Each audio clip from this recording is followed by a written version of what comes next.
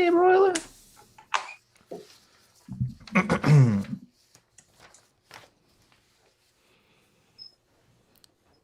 Hey now, it's your favorite Tuesday stream with your lords. That's right, your official lords of Glencoe, Lord Sitch and Lord Adam. How are you doing today, Lord Sitch? I am doing quite well, Lord Adam. I was strolling about my single square foot of lorddom, thinking about how I could tax the serfs some more, you know. Those uppity peasants, they think they deserve more food and bread, and they just keep whining, saying, Lord Sitch, you're just taking away all our money and all our resources. And I'm like, stop complaining. I have the right of kings, the right of God. You wanted this monarchy, and now you've got it. I tax all of my serfs at 99%. How much do you tax your serfs at, good sir?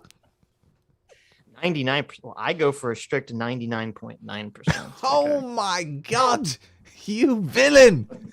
You don't even let them keep a full 1% of their wages? Listen.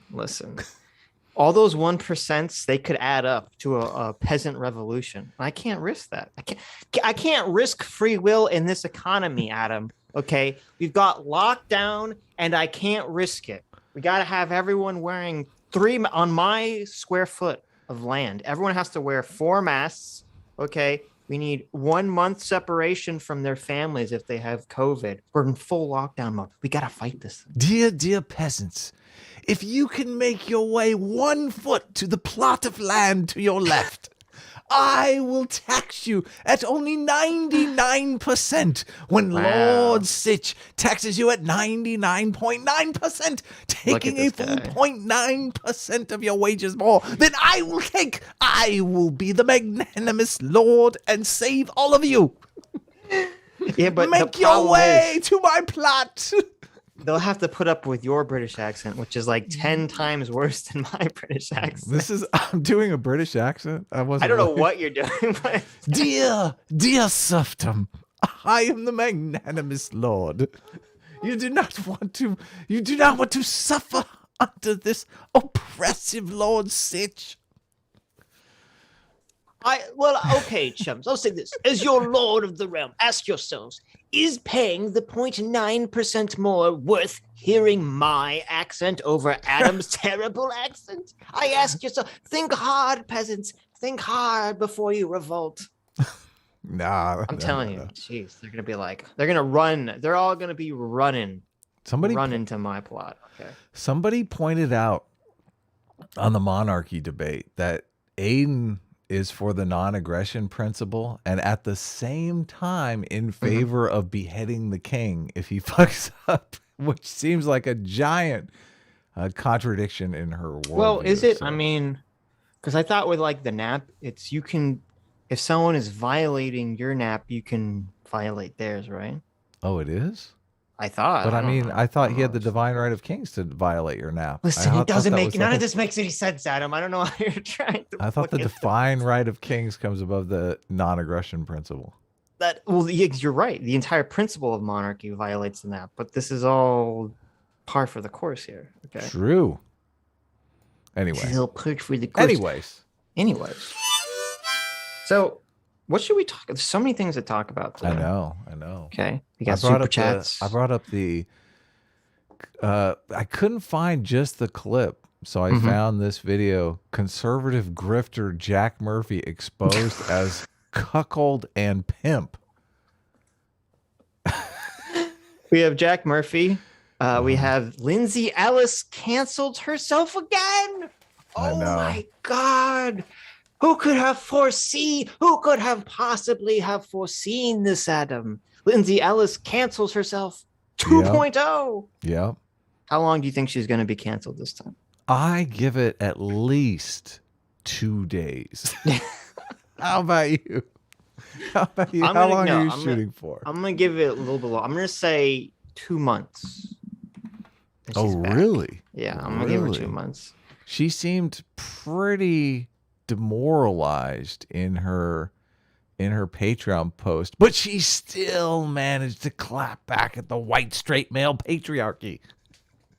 Oh, did she now? What did she say? You didn't read the Patreon post? Oh, I did, but where did did. she talk about the patriarchy? I missed that part. In the very end, yeah. Wait a minute. So I guess I will bring up. Oh my God, you're right. I forgot about that part. Yeah, yeah, yes. Of course. You know she's not gonna. Of course she's gonna come after us. So, are we gonna read that in yes, we're gonna Sitch's totally read that. in Sitch's beautiful comedic? I'm not gonna read it as a Malord voice. Okay. Am I allowed to bring? Am I allowed to bring up a picture of Lindsay that looks halfway decent, or? Sure, you're allowed to do that. Why would you not be allowed to do that? I'm just curious. Sometimes people want a picture that makes her look awful. You want to find like the one where she's like mid sneeze, hot dogs in her face. Hot dogs in her face. Well, I sent you. Oh my God, she looks so much like my ex-girlfriend in this picture. It's oh no, totally crazy. Why does everyone? Wait a minute. Okay. I think we are living in a simulation, and I think Adam. I think it's Adam's simulation. Okay, because everyone Adam meets looks like someone else he already knows. So either we do live in a simulation of Adam's design, or Adam has like face aphasia, and he just confuses everyone for everyone else.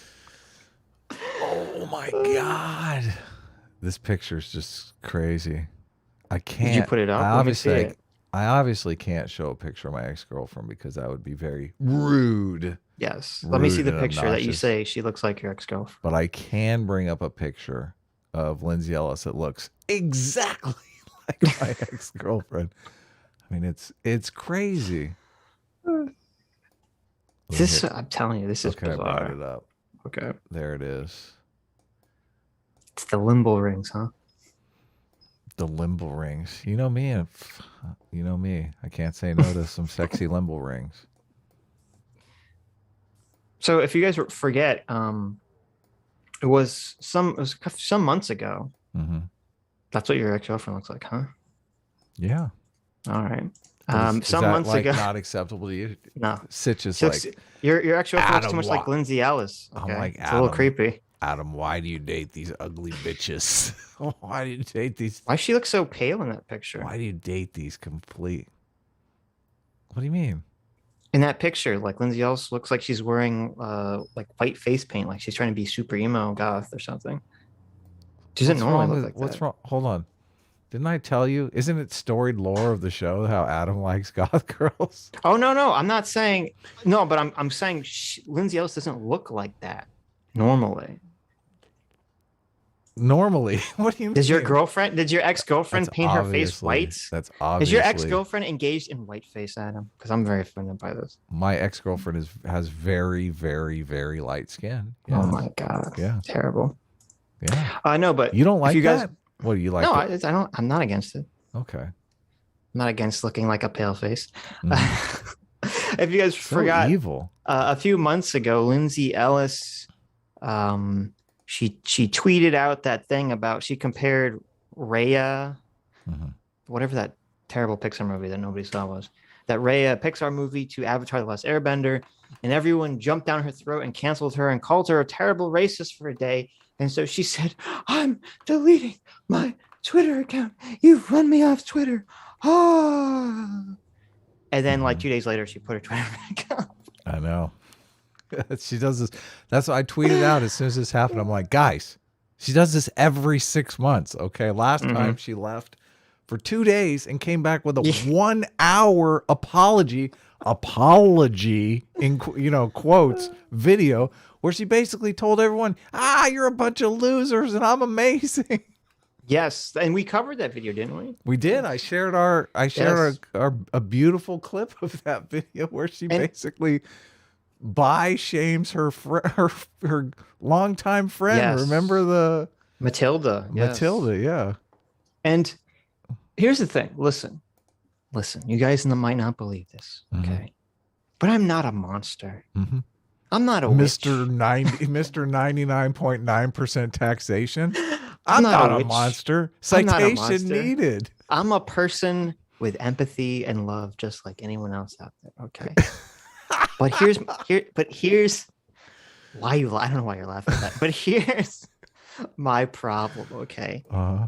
I do not feel empathy for if I see someone and they're running face first into a brick wall, Uh-huh. and I say, "Excuse me, miss, do you realize that you're running face first into a brick wall?" And she turns at me, and her nose is broken and there's blood from all trailing down her face. And she looks dead into my eyes and says, "Fuck you, you white piece of trash, you misogynist piece of shit. Don't tell me what to do." And then keeps running face first into that wall again and again. I kind of stopped feeling empathy for my own mental well-being. I'm not going to feel empathy for people who just keep creating the reality that's destroying them. It's like a drug addict. You know, you feel bad at first, but you're like, I can't. After a while, you're like, I just can't do it anymore. I just can't do it anymore. And that's Lindsay Ellis. She's so... I've never seen someone who lacks so much self-awareness as Lindsay Ellis does in my entire life, because she before she got canceled by her own people, okay, by her own team, she had her XOXO speech, which we covered, where all she did was go on stage at a conference and talk about how the terrible political climate of cancel culture we currently reside in is the fault of all the centrist and liberals and right wingers, and the bread tubers and leftists did nothing wrong. Okay. Yep. Which is insane. Totally. Which is totally batshit fucking insane. Totally. That crazy. is like, that is projection on a, like, you could, she's projecting so hard that she could project her own YouTube videos onto the fucking moon. She's projecting the universe. Okay. She's fucking totally projecting the world. The simulation could run through, the Matrix could run through Lindsay Ellis's power of projection. Exactly. Yes. She projected it to the minds of everyone else. And so after that, after her XOXO speech, and we covered it, and we're like, this person's insane. She then tweets her innocuous criticism of Raya or whatever. And she gets canceled by her own side, as one would expect. And even after that, she still can't see it. She still doesn't understand, or she refuses to believe that it's her side that's the toxic side, that it's her side that's cultivating this atmosphere of, you must adhere to our beliefs, and if you slip up on a million of these invisible landmines we've now thrown up, we will destroy you. We will cancel you. Yeah. And that's what's so weird, because usually when even with like the leftists get into that, where they step on the landmine that's not a landmine, they kind of seem to like wake up a little bit. Like they get attacked and they go, oh, maybe I should throw off the shackles of leftist wokeism. But no, Lindsay's like, she keeps on trucking. She keeps running into that wall face first. And now, and now 8 months or so after her Raya tweet, apparently her 1 week canceling from Twitter, okay, it still plagues her. She still tosses and turns in the night, the Raya tweet hovering over her bed. You're going to read the thing, right? Like a ghost from the Charles Dickens story. Bring up the thing, and I want real emotion here, Sitch. I need real I'm Lindsay in pain emotion, okay? Because I read this thing. It is like, cry me a fucking ocean. Right. It's so much cope. I actually liked it. I liked that part quite a bit, but I have to say one more thing before we move on to reading it, though. So in her last video, her 1 hour apology video, where she basically just threw everyone under the bus, she threw Sargon under the bus. And Sargon made a response, because obviously she brought him up in the video and kind of blamed Sargon for sicking his audience on her, which, you know, I think, which is insane. I know. It was the woke people that were attacking her. And in the same video, she's talking about how I can't control my audience, yet she's talking about how Sargon needs to control his audience. So it's a little bit disingenuous, to say the least.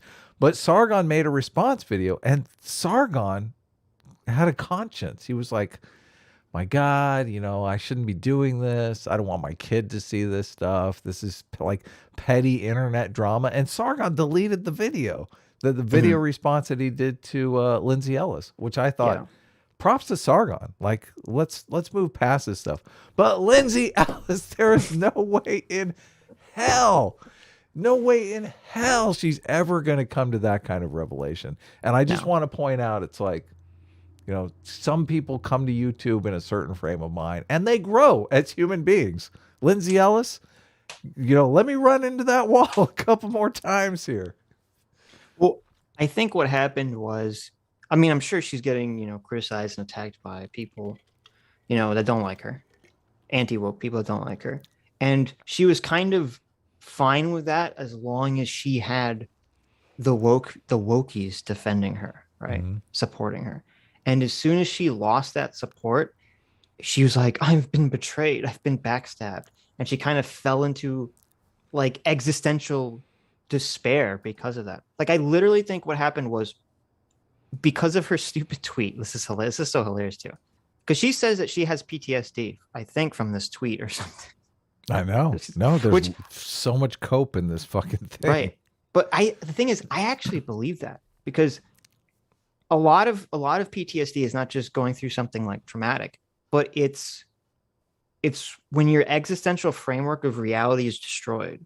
When you think that you like walk on a safe ground or you live in a safe world and you realize that the world isn't safe and that anything terrible could happen to you at any moment. Basically, she got mugged is what you're saying. She got internet mugged. And so she was I think she was operating under this delusion. She was operating under the woke delusion that all the people against the woke people are just horrible Nazis, or diet Nazis, as she calls them. Mm-hmm. And her side was the side of truth, justice, and the American way. Right.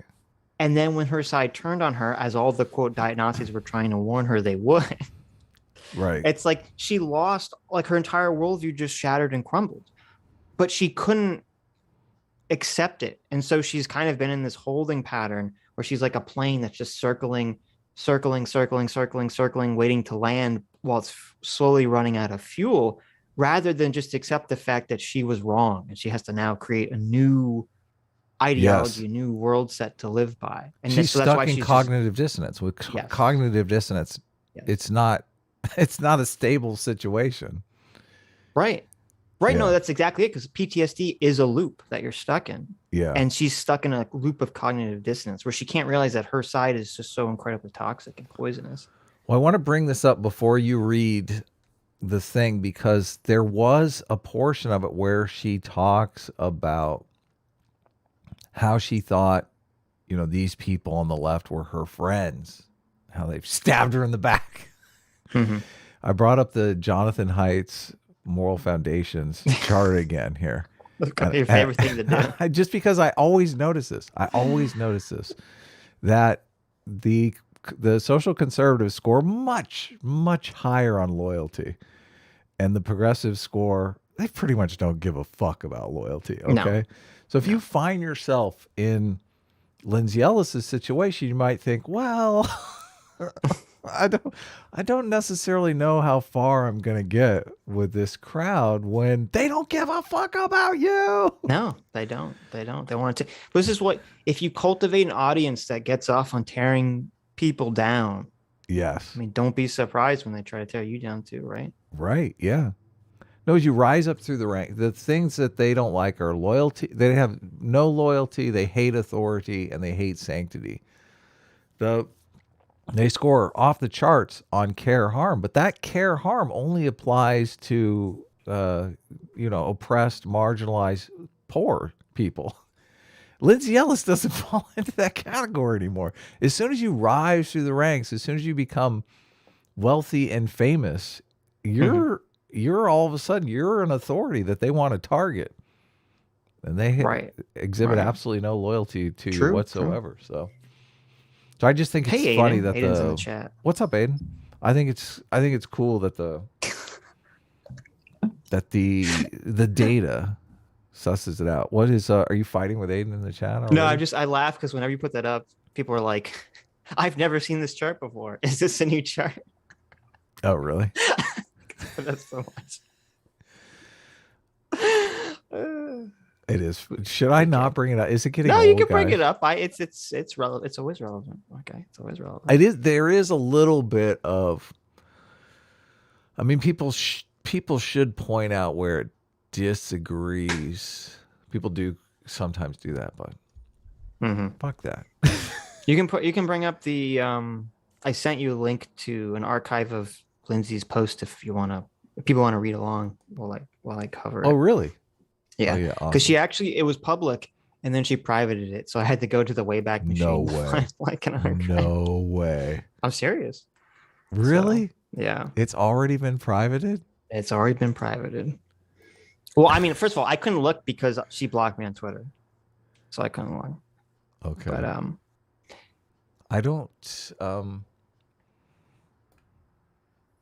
I DM'd it to you. I know. It's in the Wayback Machine. Another reason I don't feel any empathy for Lindsay, besides the fact that she's like a moron, is that literally a couple hours before she posted that she was quitting, she tried to cancel someone else. No way. Yes.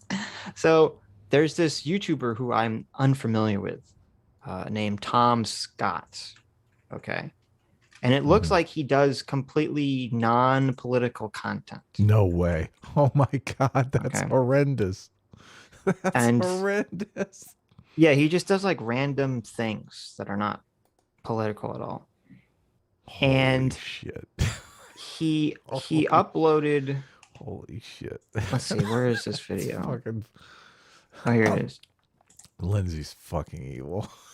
So he's doing some video with this lady named Jill Barup, who's like a fight coordinator for movies or something, right?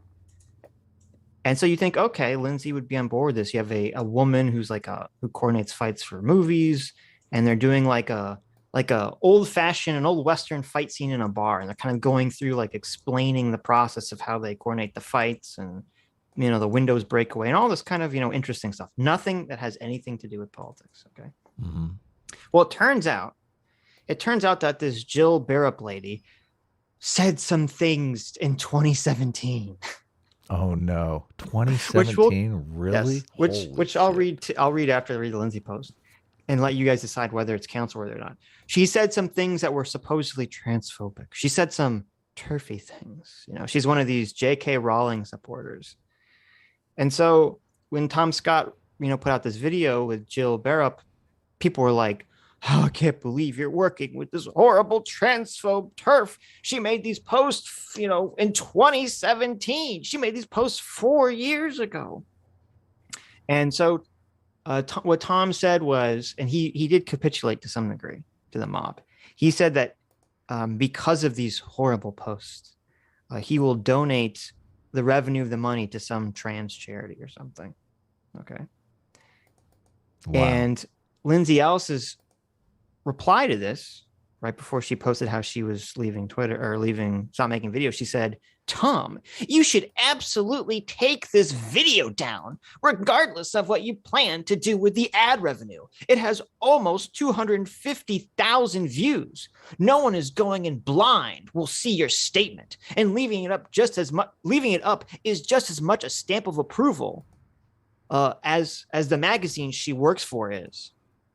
Holy so there cow. You go. Lindsay Ellis is not only trying to get this guy to take down this video with her, but she's also trying to get this magazine that this lady works for to fire her too on top of that. So for disgusting. Shame. So that's why I don't feel bad. This happened bad at all. So I would think that this is probably part of why she feels like shit about herself. It's because she's doing this. Like why would you do stuff like this? I don't know. This is why it's like, what the fuck, Lindsay? Why are you like this? Why are you like this, Lindsay? Why are you like this? I just can't quit you, Lindsay. But it's just if you're not gonna have an ounce of self-awareness, I'm not gonna feel bad for you. If you're gonna keep projecting your problems onto everyone else while you still do them, I'm not gonna feel bad for you. So anyway, here's the post. This was going to be a YouTube video, but I just don't have it in me. to invite that kind of scrutiny, to be the last in the sick, sad line of YouTubers who get all weep behind camera and cry about how they just can't do this anymore. Boo hoo hoo. No, I'm not doing a I Patreon need post real instead. tears, Sitch. Better. You're getting there. I had planned to move video content to Nebula, but I realize now that doing that is just keeping the wounds wide open. I can't escape it. My life. Oh my God. No, read real tears. I want real emotion. My life ended 9 months ago.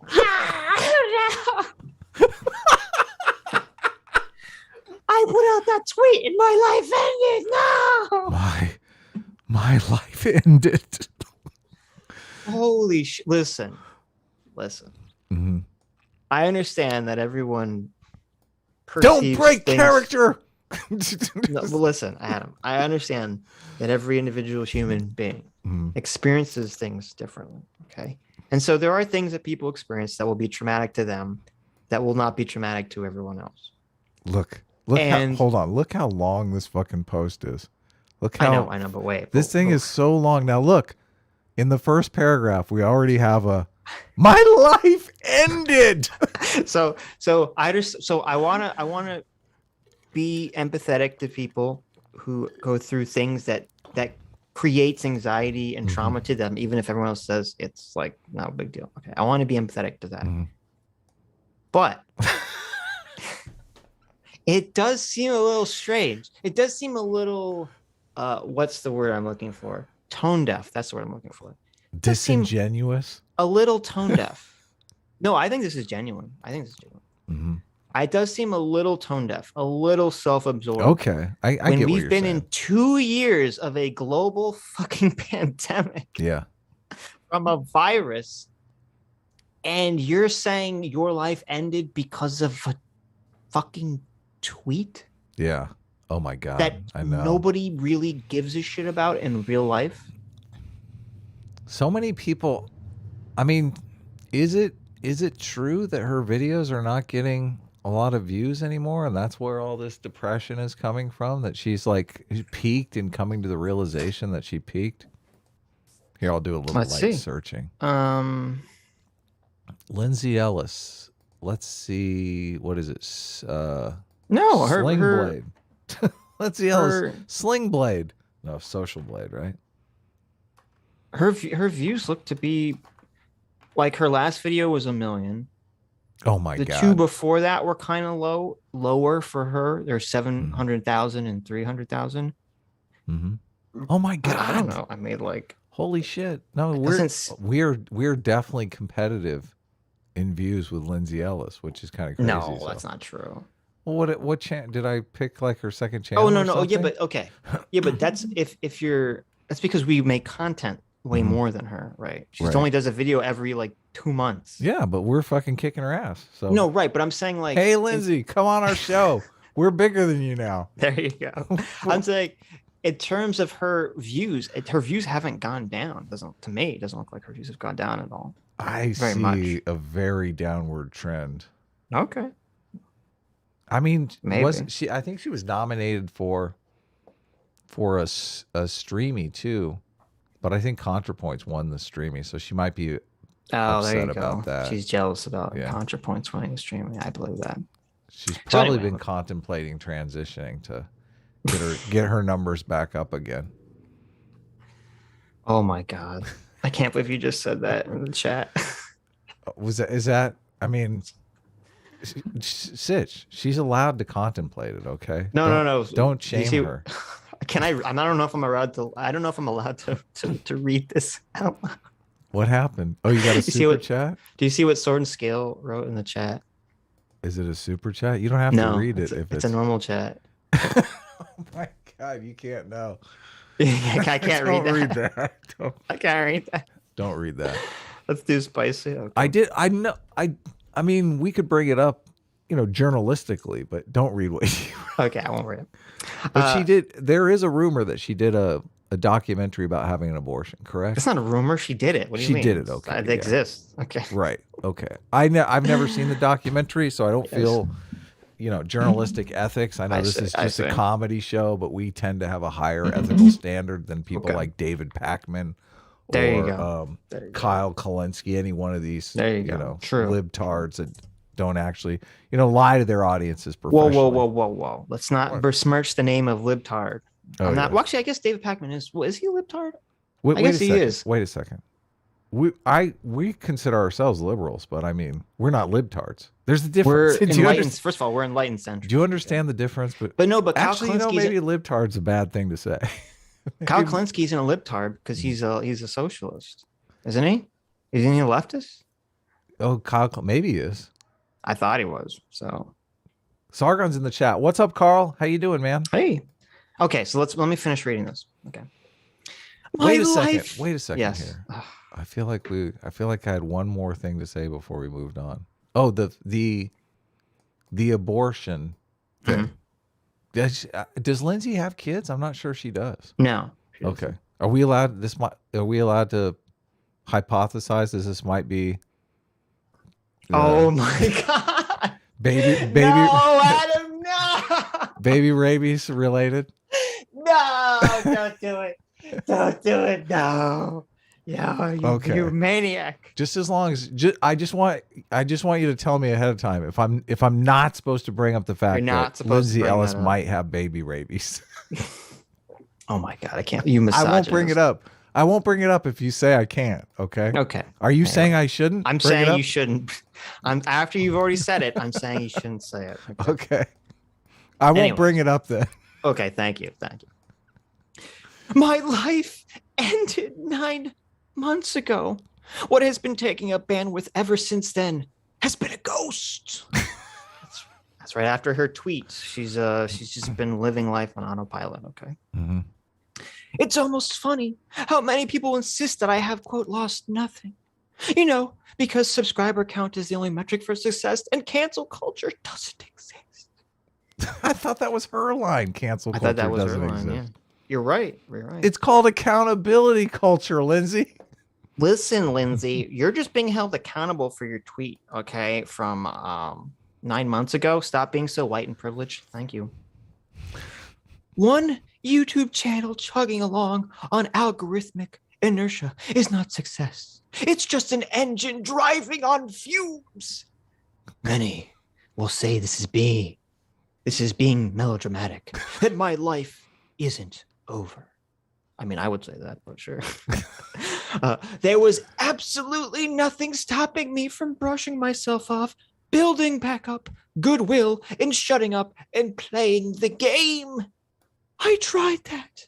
In a way, I suppose it's good that I did, because I needed to learn the hard way that was never going to work. Oh my God.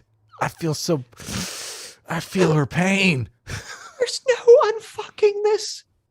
You can't find the energy if there's nothing left to convert it. You can't be a better person if you're nothing but the hollow shell of one. Oh my God. I'm really starting to empathize with her, Sitch.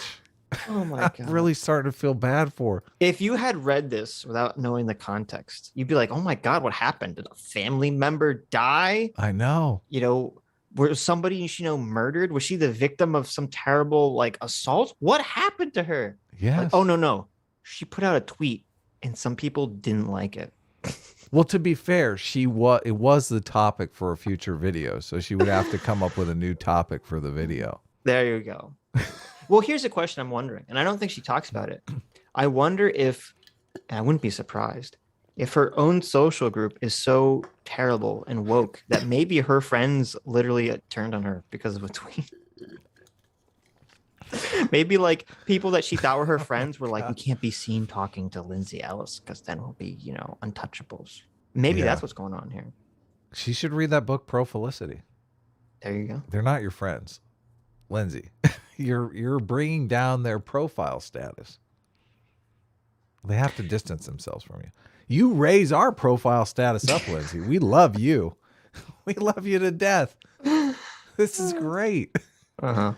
Now, Sitch, Yes. as your director, Yes. we have to be able to understand the words. Oh, that I'm you're so saying. sorry. Now you're emoting great. Listen, I But was so emotional, Adam, that I just couldn't help it. I know. Okay. You're sounding a little bit unrecognizable. Okay. I see. I see. Okay. You have to I'll pull it back. enunciate through those tears. I'll pull it back. No, I Okay. want all the emotion. I know what I'm asking for is difficult. Okay. Just imagine me as the director of the new. Look at this. Look, this is, you guys think being a director is so hard and being an actor is so easy, but look at what I have to put up with. I know. I have to put up with this plebe saying, "Oh, can you cry on command? Can you emote through your tears? I can't understand you. Make up your mind, Adam. Make up your mind." Just imagine that I am the director of the amazing new Matrix 4 movie, okay? And I'm coming to you. I'm saying, listen. Listen, Trinity, you dumb bitch. I need real emotion. Listen, if I'm imagining you as the director of Matrix 4, then I'm already in tears because I know my career is going to be over. Okay. I know you've been living in a cardboard box in the alley, Trinity. I know that I've dug you up. I know that we went to the cemetery and dug you up so that you could reimagine this role. Okay, let me continue. Okay. 2021 has been the worst year of my life. Oh, I'm traumatized by it. Not by COVID, but by a tweet. To this day, I still have people scolding me by how I handled it. That I should have handled it differently. That I should have controlled my stance, as if I had the capacity to know what any of these people were even saying to strangers on Twitter while I was shitting blood for weeks on end. Wow. Very Was good. she actually shitting blood? What is she? I don't even know what she's referring to there. I know that is never really expounded upon. I was like, girl, make a doctor's appointment. There you go. The worst thing about this whole year is that I can't even admit this trauma because of all the rhetorical devices people already have come up with to dismiss it. That centering my own pain is evidence of me, quote, not listening. Who's saying that? Who's saying that, Lindsay? Could it be the politics, the ideology that you've cultivated? All these people are the ones saying this, Lindsay. Maybe if all the people in your political team are using your politics to attack you, maybe that's a good indication that your politics are bad. Terrible, right? Just something to think about. Does it occur to these people that you can listen and disagree with other people's conclusions? Well, Lindsay, it did occur to me. You know why? Because I believe in this thing called liberalism, okay? Where you can disagree with people that have different ideas. Yes. But you don't believe in liberalism. You believe in neo-Marxian social identity politics, where you're either with us or against us. And those are the people that are attacking you, okay? Terrible. That I'm weaponizing my fragile white womanhood or whatever to point out that having thousands upon thousands of people who you've never met hate you and say whatever will get them the most updoots about it is in fact traumatizing. That people I used to know would fragrantly lie about me on twitter.com to the tunes of thousands of retweets and tens of thousands of likes, and I just had to sit there and take it. Ouch. Well, there you go. See, her friends did turn on her. Ouch. Painful. But this is what's weird, is because most people in this situation just say, oh, I guess these politics are toxic and poisonous. But she's like too bought into it. She's too far down the well to pull out, I guess. My favorite are the people who dismiss any potential harm I might have incurred as justified because I'm a wealthy white woman. I'm not wealthy. Proof. We need proof. Let's show us the tax returns.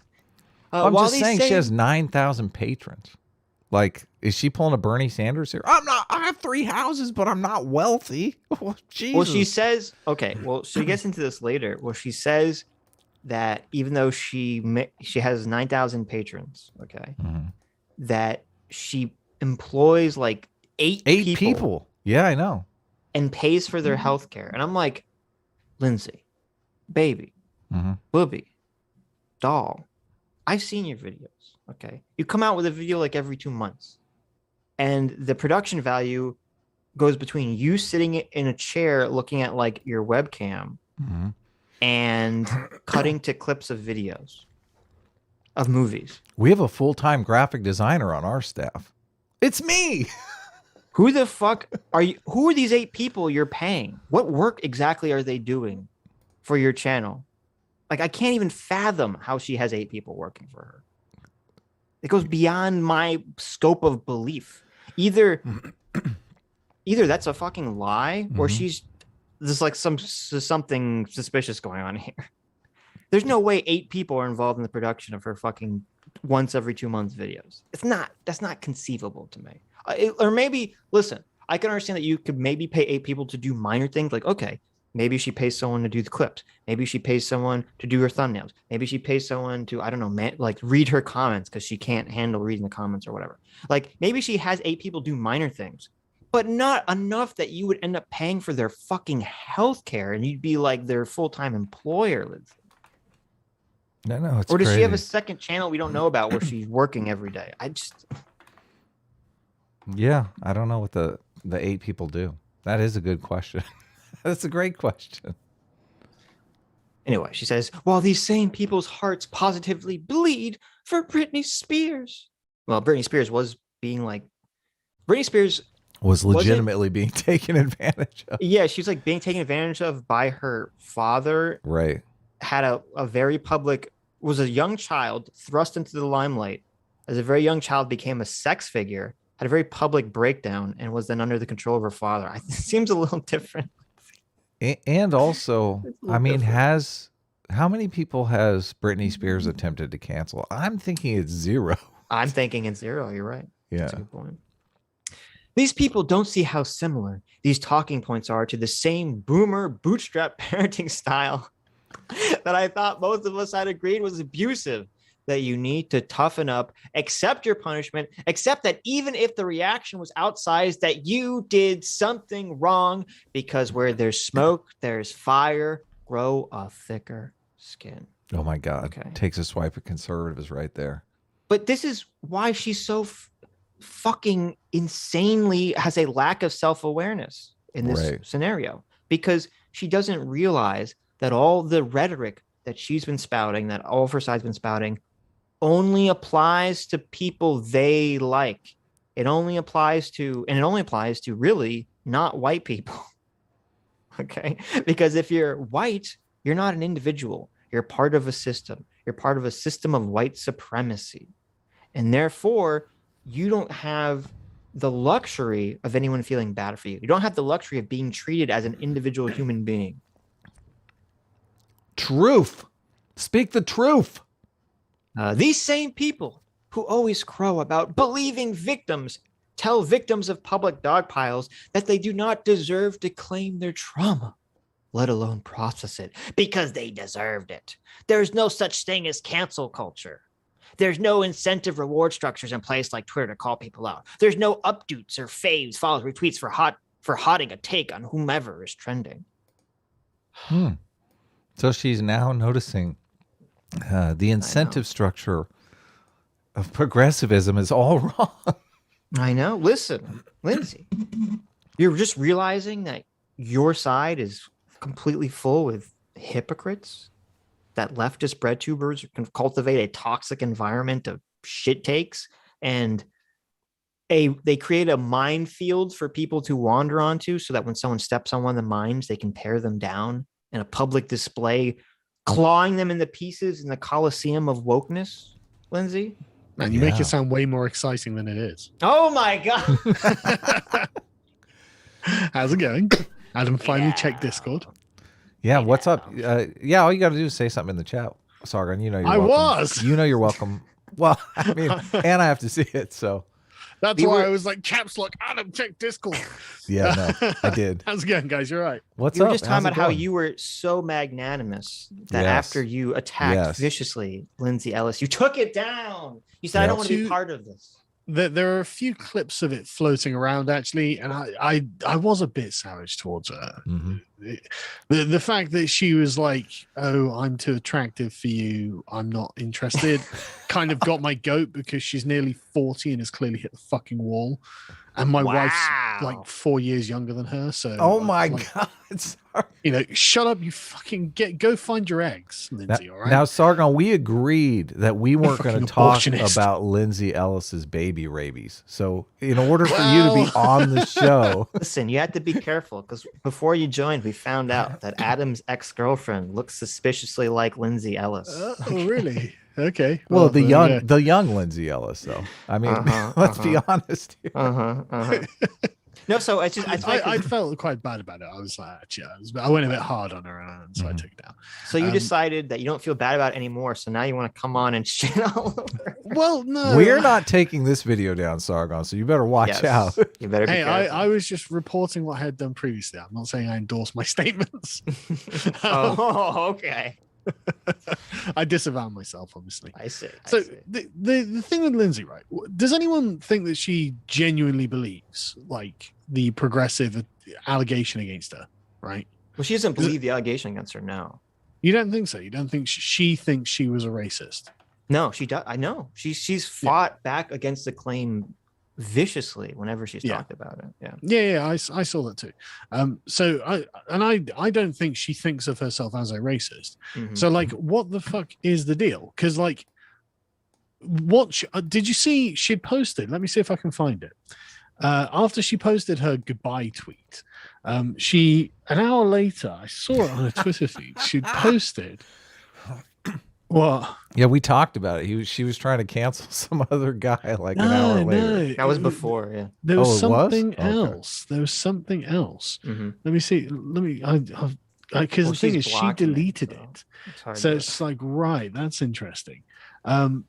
She had posted a person who had mentioned her. Mhm. Let me see if I can quickly scroll through my Discord. See if I Read can- some more of the article while Okay. he looks for it, Sitch. Yeah. I reread the 2015 essay, Hot Alstatic Load, for the first time in years last night, and I could not stop crying. Even reading some of these passages now, I can't stop crying. This was written from the perspective of a trans femme, like that trans femme, not trans woman, and discusses some rhetorical devices used to demonize trans women specifically, which obviously does not apply to me, but I'm going to say that it does. But some of it is spot on. Yes, this is from the thing. Right, I found it. So she let me see if there's an archive of it because she deleted this. She had retweeted. She'd obviously name searched herself, Mhm. and someone was basically, and it was just literally some random Twitter thought with 1,000 followers or something, who was like, well, to be honest with you, I kind of hate Lindsay Ellis. She's trash, blah, blah, blah.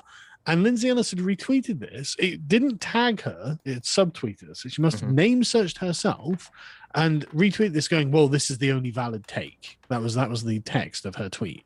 And it's like, why are you still fucking on Twitter? Right? They're like, look, I'm walking away from YouTube because of what randos have said on Twitter. I don't think the problem is actually YouTube, because as you went over earlier, her YouTube channel is fantastic. Every YouTuber would be envious of Lindsay Ellis. Oh, hell yeah. They are So- envious of her. That's why this comes off as so fucking sanctimonious. Exactly. And if you go through the comments on her channel, there's nothing bad. Like, all of her fans love her, as you'd expect. Why shouldn't they? That's why Sargon, you subscribe to these Sargon. people, right? One of the 8 people she employs goes through all the comments and removes all the bad ones. Okay. Well, maybe, but like, there are thousands and thousands of comments. So, like, it doesn't seem, maybe she does have a full-time comment moderator. Who I'm knows? telling you.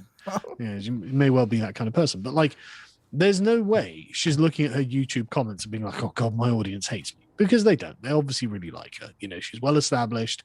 She's got a good reputation as a content creator. So that's not the problem.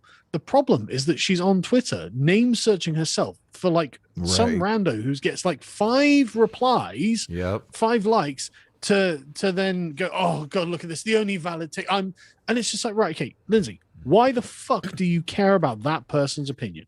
You know, you literally are famous. You have 2 books, you have millions of subscribers, you've got millions of fans, loads of people watch your videos and they all like them.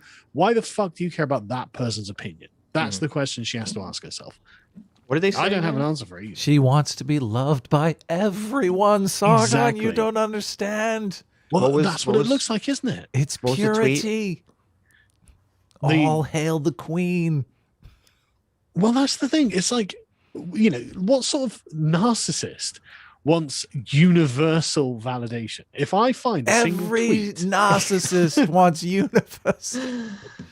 Oh, come on. Wait. Let's be a little fair. As much as I hate Every Lindsay Ellis. single Let's be a little fair. narcissist.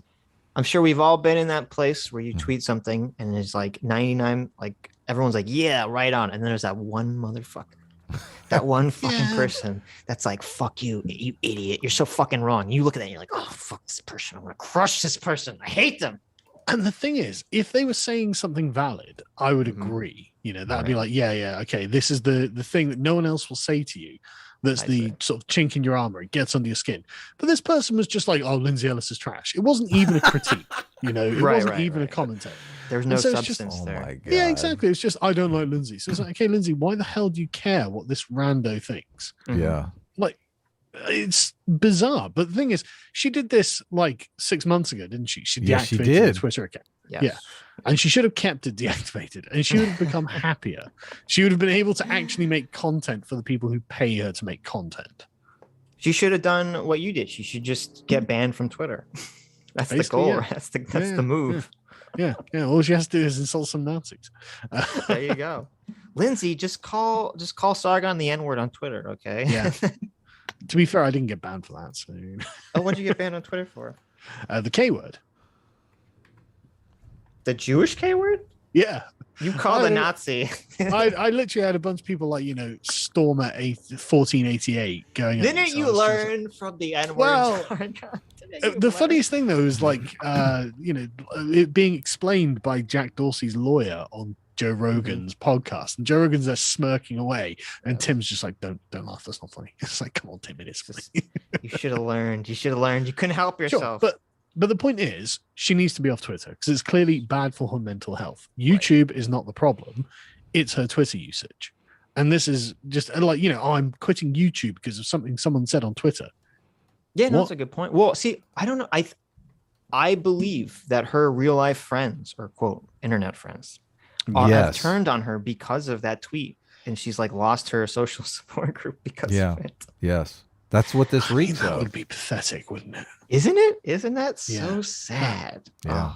It's just, I mean, well, what like internet friends does anyone in BreadTube have left, right? Because I mean, isn't there a rumor going around that like PhilosophyTube molested ContraPoints or something, and that's why they What?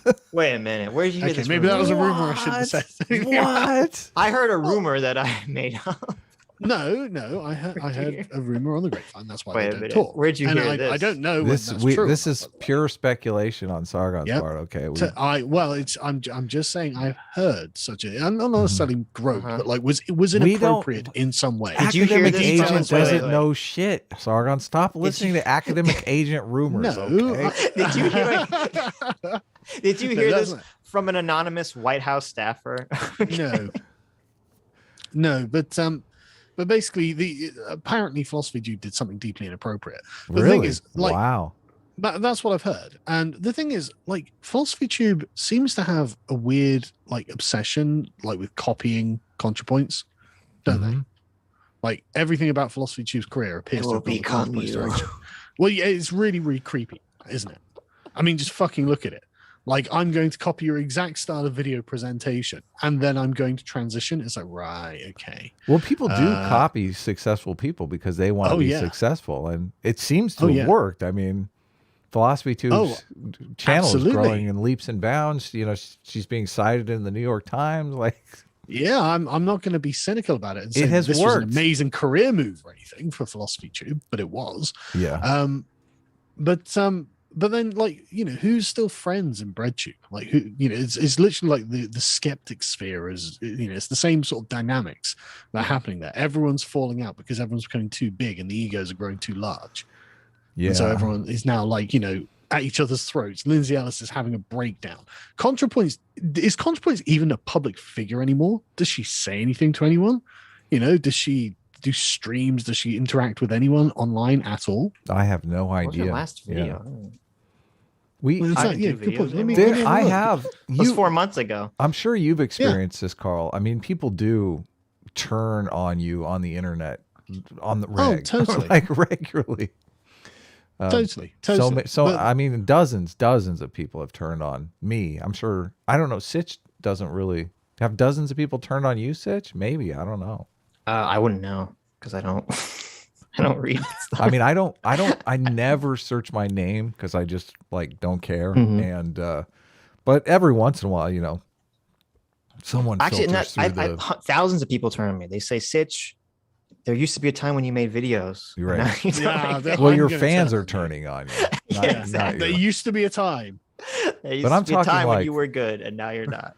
Like Jeff Holiday was cool with me. Jeff Holiday turned on me. Academic Agent was cool with me, and Academic Agent turned on me. Honestly, What, watching you and Academic Agent having a spat, it's just the most annoying thing in Who the else? world.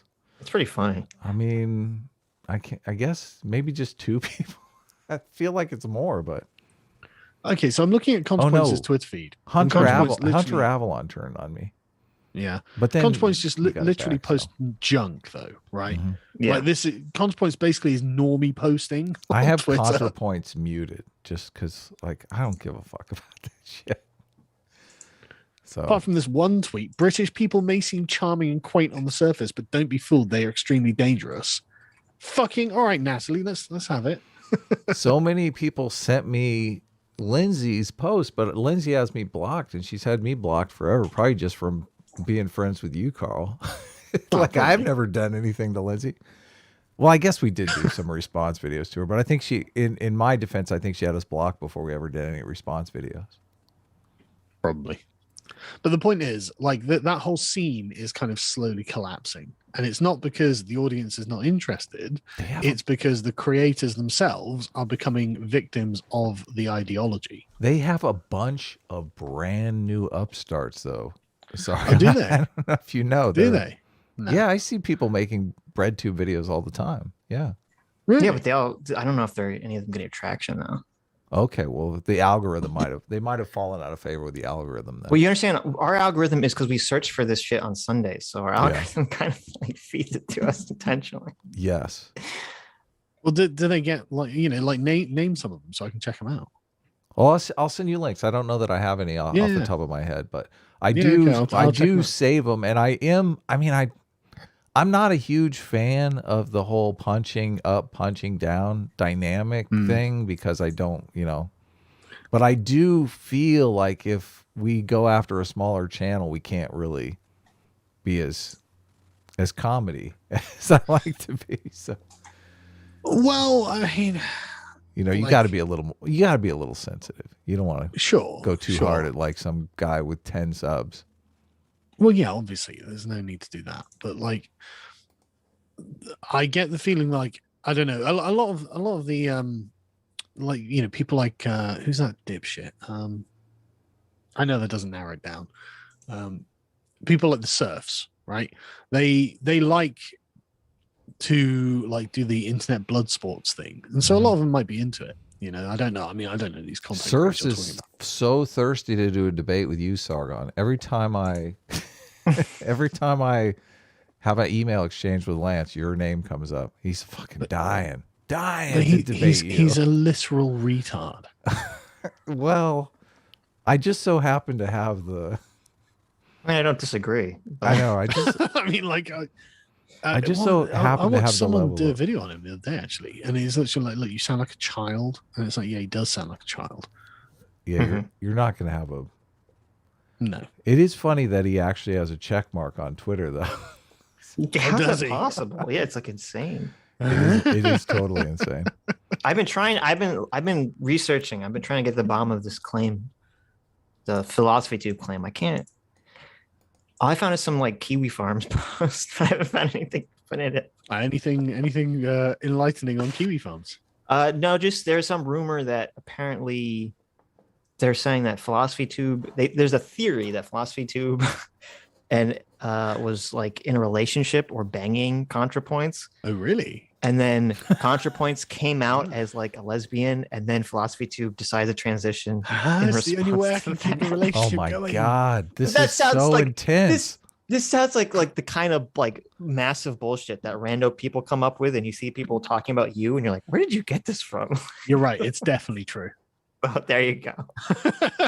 So it's this sounds pretty silly, but whatever. Well, Lance, It's fun. it would Lance- explain things though, because would, like there you in go. 20, I've got a clip from a stream of Philosophy Tube that I watched, where Ollie was, or at the time was Ollie, was just like, yeah, I've never had gender dysphoria, don't know any. Oh, problems no. with it." And then he just carries on with the stream. That you can tell this is just completely natural, off Right. the cuff. He's Oh, not, you no. know, hiding anything. And so this whole transition thing, frankly, I'm like cynical about it. It like strikes me see. as just being like, okay, Ollie. Oh, sorry, what's the name now? I was going to say Natalie, but that's not. I'm the name. not sure. Oh, Abigail. Abigail. There you yes. go. That's right. You were fucking dead naming her, and I didn't even realize it. You bigot. was. You transphobe. Dun, dun, Oh dun. my god. But yeah, I'm deeply cynical about it. Yeah. But anyway, what should we carry on with Lindsay Ellis's Yes. screed?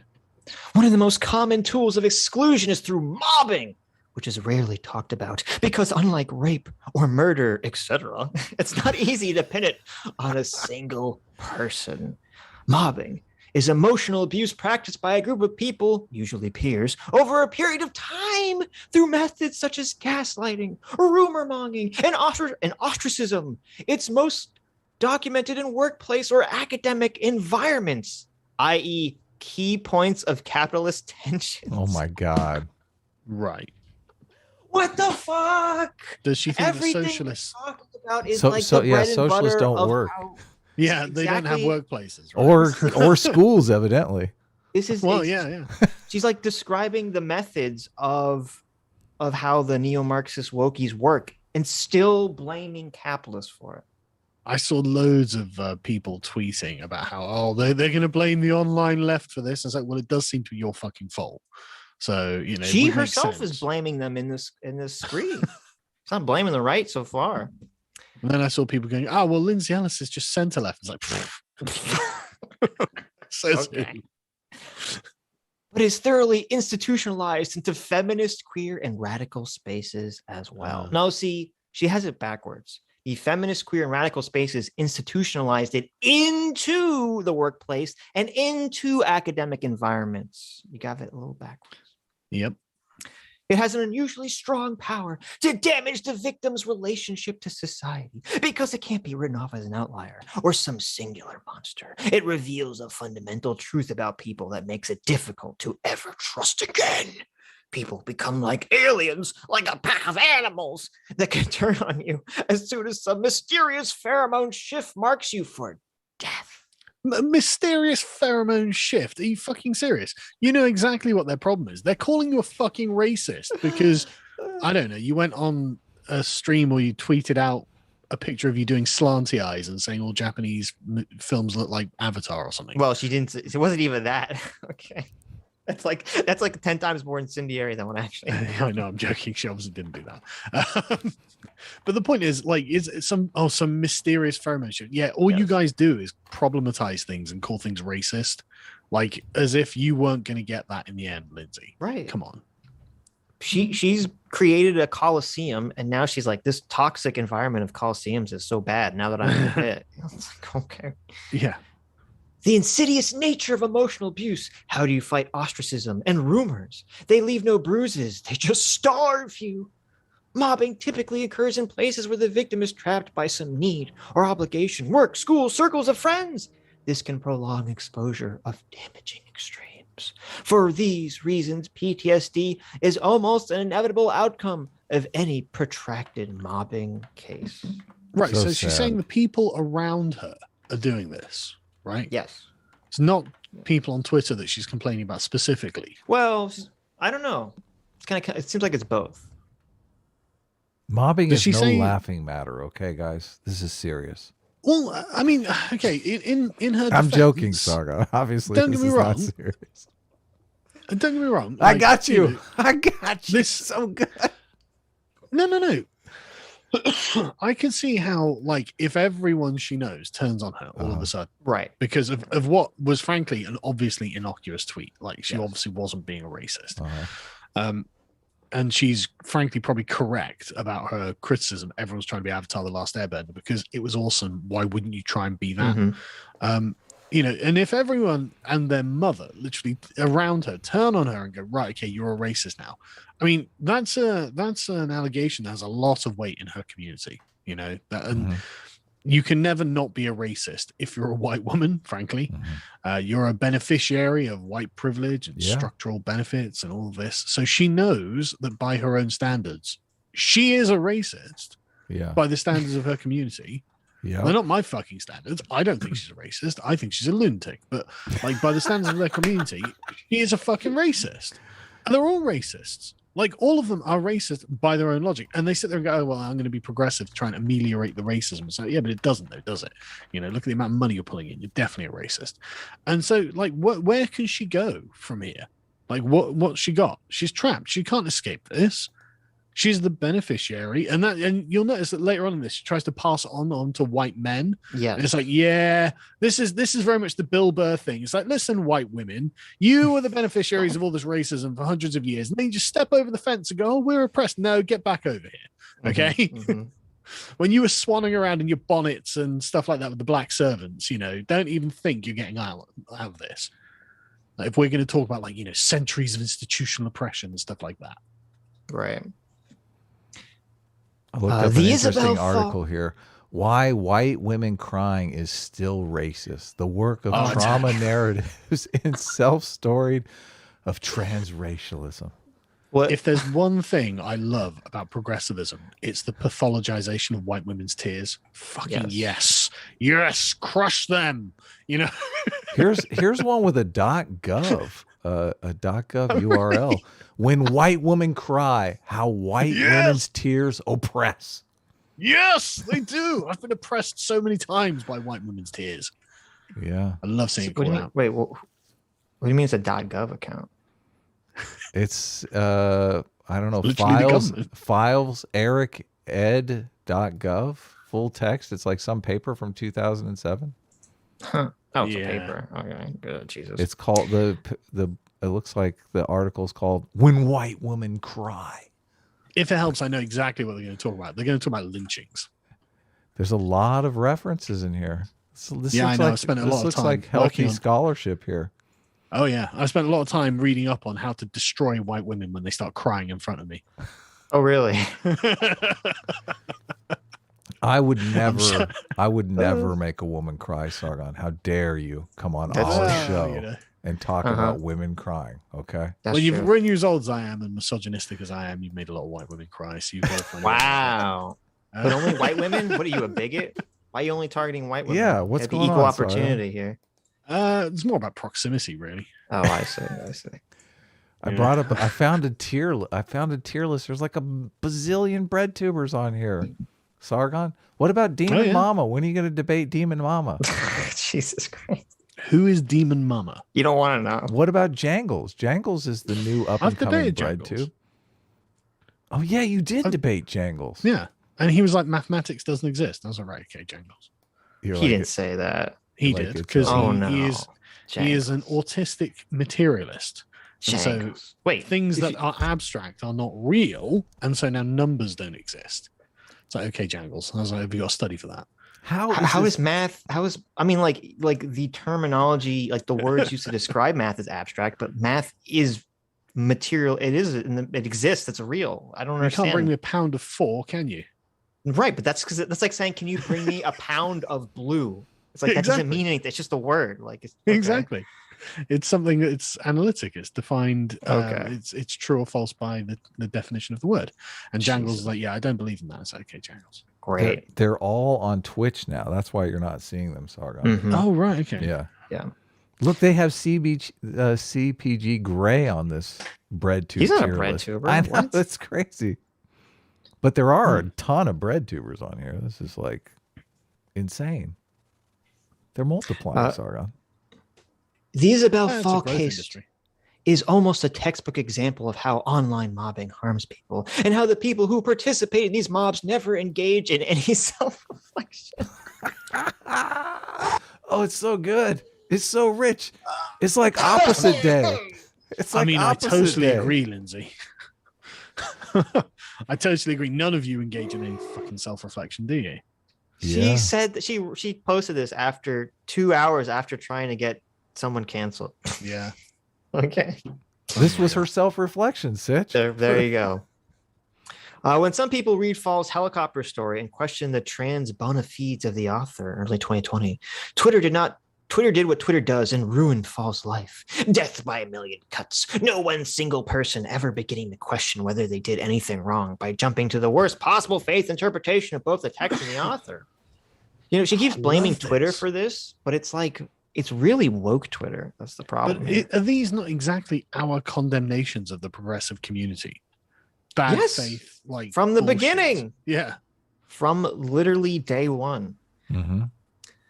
After a profile written by Emily Van Der Werf was published in late in 2021, were lessons learned about the way we use internet mobs to tear down people who don't because of the situations we don't understand? No. One of Fall's detractors, Neon. Right. Is that a good thing? Let's go back to the lynching and white women's tears to talk about mobs. And what was justice. the name of the woman that was canceled while she was flying because she made the joke about going to Africa? Justine Sacco. Justine Sacco, yes, the very first big victim of cancel culture. With a name like Sacco, I think she kind of had it coming. She had it coming. I wonder if Lindsay has any sympathy for Justine Sacco. One of Fall's detractors, Neon Yang, became the new scapegoat du jour, using some of the exact same tactics used the prior year to attack Fall. Who's Neon Yang? Who the fuck Never heard of it. I'm not going to touch on Yang's original comments about Fall or the pushback to them, but what was downright charming in its lack of self-awareness about the whole situation was the way people used Fall's trauma to hurt Yang. The way they invoked Fall being checked into the hospital while Yang said whatever about Fall and the helicopter story, all while having absolutely no idea what was going on in Yang's private life. What's particularly galling is how many people accused Yang of sending a trans person to the hospital with PTSD, while apparently being completely oblivious to the fact that they could very well be doing the same thing to Yang, a non-binary trans person. There was no lesson learned on the nature of mindless dogpiling, just Twitter doing what Twitter does. I agree. Like, Twitter's shit. The progressive community shit. Yeah. Carry on, Lindsay. I'm totally with you. Failing to examine systems of abuse while continuing to perpetuate them by laying into a new scapegoat. But the very beginning of this article, she takes the exact same strategy. She's like, you guys put me in the hospital. Yes. She's doing the same thing. Well, because Height said, was it 2009 was when Twitter had the retweet? Yeah. I mean, it didn't seem like Twitter was known for being this toxic cesspool of bad engagement until like 2016, 2015. Like once all the woke stuff started, it seemed like Twitter was fine before then. Right. Sure. So Twitter's still fine. I don't think Twitter's that big a deal. I think if you like, this is kind of like, you know, if you're lactose intolerant, don't drink milk. Just don't fucking drink milk, okay? The world doesn't have to do without milk. So good. But I want ice cream. But the world doesn't have to bend because you can't drink fucking milk, okay? If you can't handle Twitter, get the fuck off Twitter, okay? Listen, listen, when I'm in the grocery store and I see that creamy, white, delicious milk, okay, I can't resist Adam, so therefore it should be illegal. I'm the one that told you to get over it, bitch. I said just drink it. Look, I'm allergic to soy milk. Okay. I'm allergic to shellfish. I eat it fucking 6 times a year. Okay. I'm getting over it. Guys, when Adam dies, we'll know why. We I got mean, it. We got an argument is EpiPen. that Twitter is addictive, right? Yes. Yeah. Yes. So Yes. they probably can't Listen. use Look. Twitter. Did you not listen to what Sitch is saying? Milk is addictive too. Ice cream is delicious. That's true. That is true. Feminist queer spaces are more willing to criticize people than abusive systems because they want to reserve the right to use those systems for their own purposes. At least attacking people can be politically viable, especially in a token system where you benefit directly by their absence, or where your status as a good feminist is dependent on constantly rooting out evil. When the bounty system calls for the ears of evil people, well, most people have a fucking ear. That's I not love that her. they're She didn't rooting out write evil. this, right? No, that's a quote from that thing she was referencing. Okay. Rooting out evil. What is Fucking this? heroes. What is the thing that she reread? Hot allostatic load. Yeah. What's that all about? I don't know. Who the fuck knows? She's like, this is me. I see me in this. It's some trans person complaining about how trans circles are terrible, basically. She's I playing. think. The problem is Lindsay is playing both sides of the game here. Yes. She's canceling people and, boo-hoo-hooing about people trying to cancel But her. that's why, see, I would have sympathy for Lindsay if she Yeah, was it's great, like, isn't it? oh, this is happening to me. I need to re-examine my values, my life. Mhm. And she wasn't attacking other people, trying to get other people canceled. Okay, then I'd be sympathetic to her. But she's not. She's like so fucking pig-facedly stubborn about this. Mhm. She's like, no, I'm not going to change my mind. No, I'm not going to admit that anything I ever did was wrong. No, I'm not going to admit that my opinions were bad or that they led to the exact thing I'm complaining about right now. It's Mhm. everyone else's fault. Yeah. Okay, I've got a question. What does a progressive re-examining their values look like? Good question. It can look like they could actually become a liberal. It looks like or an them enlightened sleeping, centrist, or taking even a a nap. Dave Rubin conservative. Okay, so let me play the devil's advocate here for a minute. Okay. How do you rebut academic agents' criticism that liberalism just led us to this point of progressivism? Because liberal, what do you mean? Well, wait a minute. Okay, I would rebut it by saying, of course, because if liberalism allows people freedom to talk or have any conversation or to not have a boot stamped on the back of their neck, then obviously anyone can talk about anything, and that can lead to a bad outcome theoretically. Sure. Well, Because the alternative that he's advocating for would be, oh, well, we need to have the king come in and decree what is right or wrong, and no one has any choice or free thought or free speech. Well, yeah, I think God would do that through the medium of the God priests. does God whisper? Does God's voice So the appear in priest the he does, sky? Does apparently. the God face come down from the heavens and tell you what to do? Or does God magically, in the back room somewhere, choose a king who interprets God's will? The king doesn't interpret God's will. That's what the priest did. God chooses the king, therefore, I guess the king is just whatever the king does. Well, that is just makes the king in legitimate. accordance with God's will. Okay. Yeah, is in accordance with God's will. I mean, technically anything the king does is kind of sanctified by God. The in this Pope view. interprets God's will or whatever. Yeah, but There you go. but the point is, like, this progressivism is a consequence of the Enlightenment desire to use reason to fix the world. I'm not sure about that. Yeah. I am sure about that. Well, I don't. First of all, I That don't know seems why more like you're- liberalism than progressivism. That seems far more like liberalism. Well, that's why Yeah. I'm asking you how you prevent liberalism from sliding into progressivism. Well, also, I don't know why you're framing this on progressivism. I don't know enough about progressivism to comment because this is really neo-Marxism that we're talking Sure, about. but like so if you go through the Communist Manifesto, right, Mhm. you can see Marx essentially, like, it sounds weird and lamenting about the destruction of feudalism, right? Because feudalism is essentially aesthetic. It's about bonds of relationship and sentiment. And when these bonds are sundered, Marx, he's weird. He sounds like he's saying, oh, the liberal capitalism or bourgeoisie or whatever burst asunder these bonds of sentiment and loyalty and love and things like that. And so and then communism takes on this kind of vengeful aspect where it's like, right, okay, if you're going to get rid of this, we're going to have full on fucking rationalism. And it's like, okay, but did we want full on rationalism? And this is the thing, it comes across as being very aggressively, you get what you fucking deserve, right? And it's hard to, and you can't deny the force that communism has had in Enlightenment countries, and it's because it's using the internal logic of the Enlightenment to get to where it wants to go. And this is why essentially, like, the end point of the Enlightenment is communism. Like this, there's a reason it keeps coming up.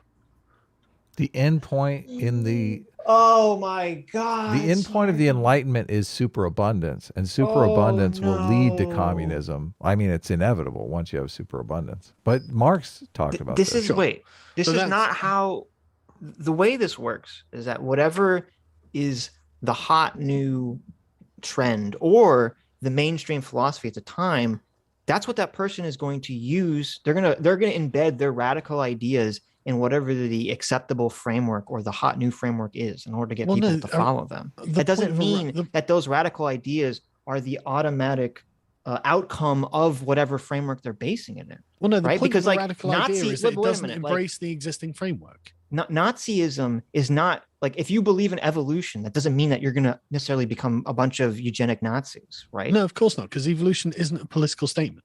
I understand it, but that's what I'm. But it's kind of like the same argument. You're like, well, anyone can take any concept and build upon it in a direction and make it go somewhere terrible. Yeah, but it's about what you're trying to achieve, right? And the Enlightenment is about achieving the total liberation of the will from the flesh. Is it? I don't know. Absolutely. What you mean. That's why we see all of these things going as they are. Like, why should I be constrained by my obligations to the king? I really don't disagree with that. But that's weird because like Evola was so anti-enlightenment, but that's literally his entire life goal is to liberate the will from the flesh. So I'm confused by this. Well, I've never read Evola, and I I'm not going to say that he's right on anything, so I don't know what his opinions are. Yeah, but it seems like his idea is echoed in a lot of the and like some of the stuff Hope was talking about, and some of the other like neo-reactionary philosopher guys. Well, you're not dipping into that neo-reactionary philosophy stuff, are you? It sounds like we gonna when you say that stumble onto you sitting in the middle of a pentagram one day? Well, okay. Well, what else does it lead to? Like, there's no other endpoint to it than the total atomization of the human species and the liberation of the will from the body. This is why you get transhumanism. They're all talking about transhumanism. What's wrong with transhumanism? It's bollocks, obviously. Wait, what is transhumanism? How do you describe? Again, like uploading your consciousness into a computer, right? Mm-hmm. Sure. You don't think that's going to happen at some point? Could be part of it. I mean, you're going to do it, but it's not going to be your consciousness. How do you know that? Because your consciousness is generated by the neurons in your brain. Yeah, but if they can transfer, well, first of all, we don't even know what consciousnность is. So this is it'll be like a photograph of your brain. Not necessarily. But the point is, it doesn't matter, right? Like the point, like look at everything that progressivism is doing now, right? It's all about a denial of the flesh in order to set the will free, right? And this is nonsense, and it's deeply anti-human because but wait a minute, that's literally like social conservatism, denying what the flesh desires in order to set your spirit free in accordance with God's will. I don't understand why you're framing it this way. No, that's not social conservatism, right? The social conservatism is the opposite of that. Is that the demands of the body take precedence over the desires of the mind, right?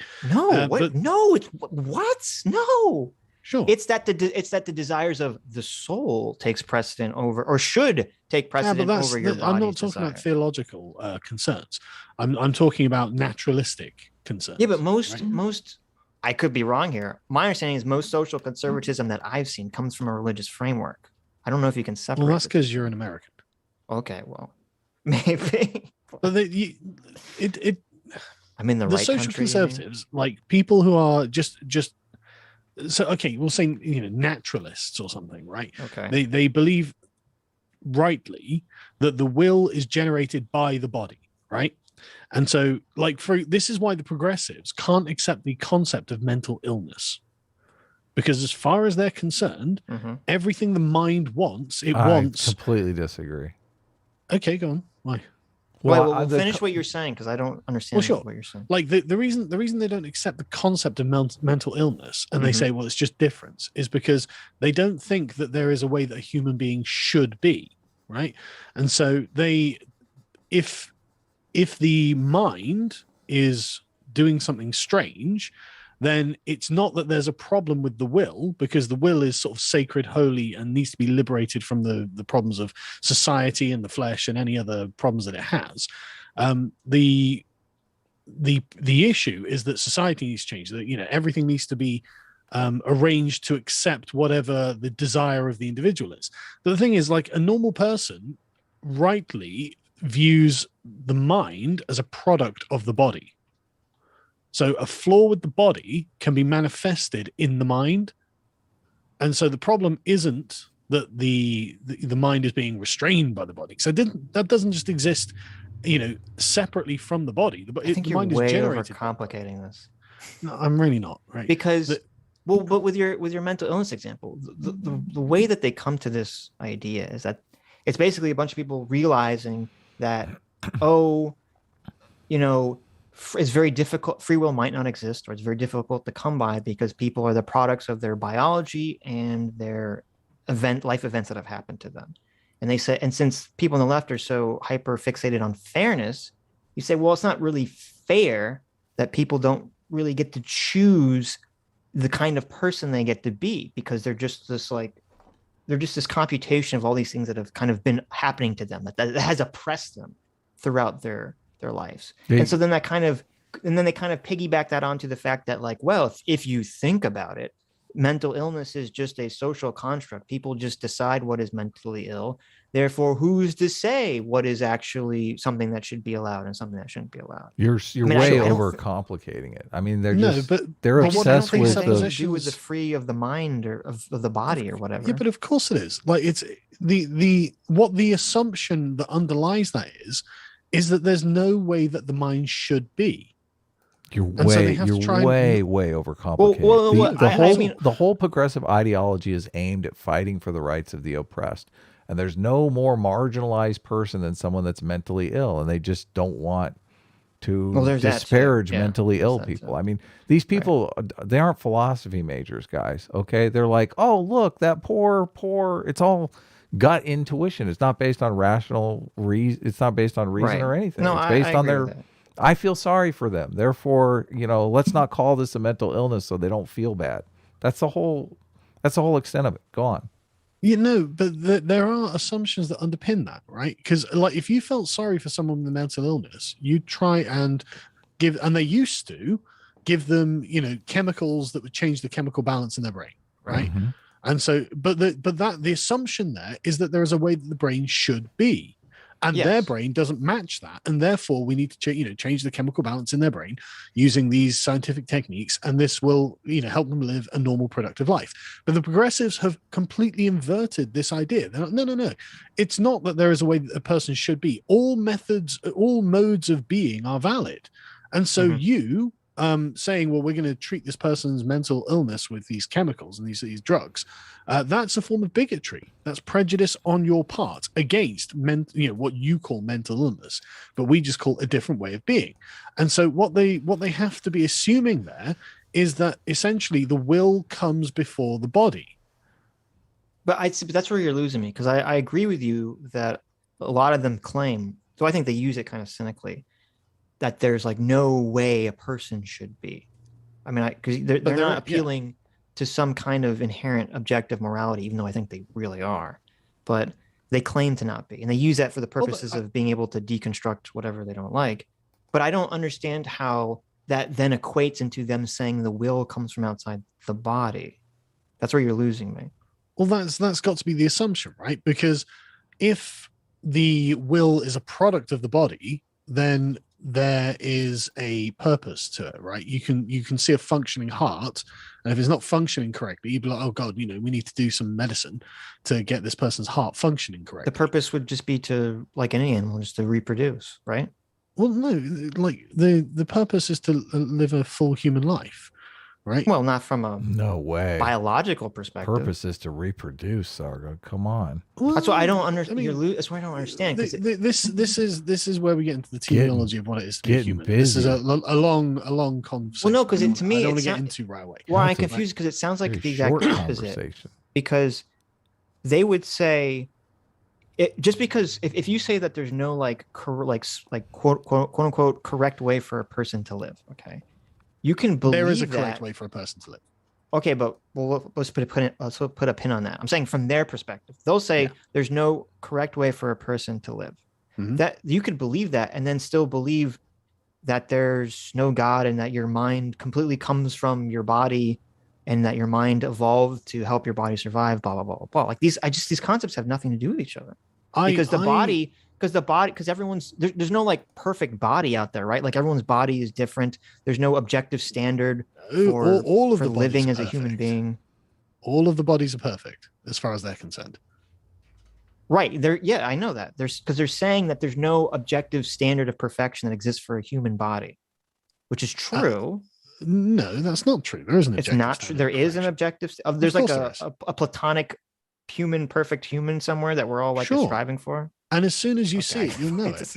Like, of course not. This is what beauty contests are. You know, we do have ideals of human perfection, and you'd have to be a progressive to claim we don't. Yeah, of course we do. But what change and why do we have those? You agree views, with me? though? You completely just no. I disagree where they come from.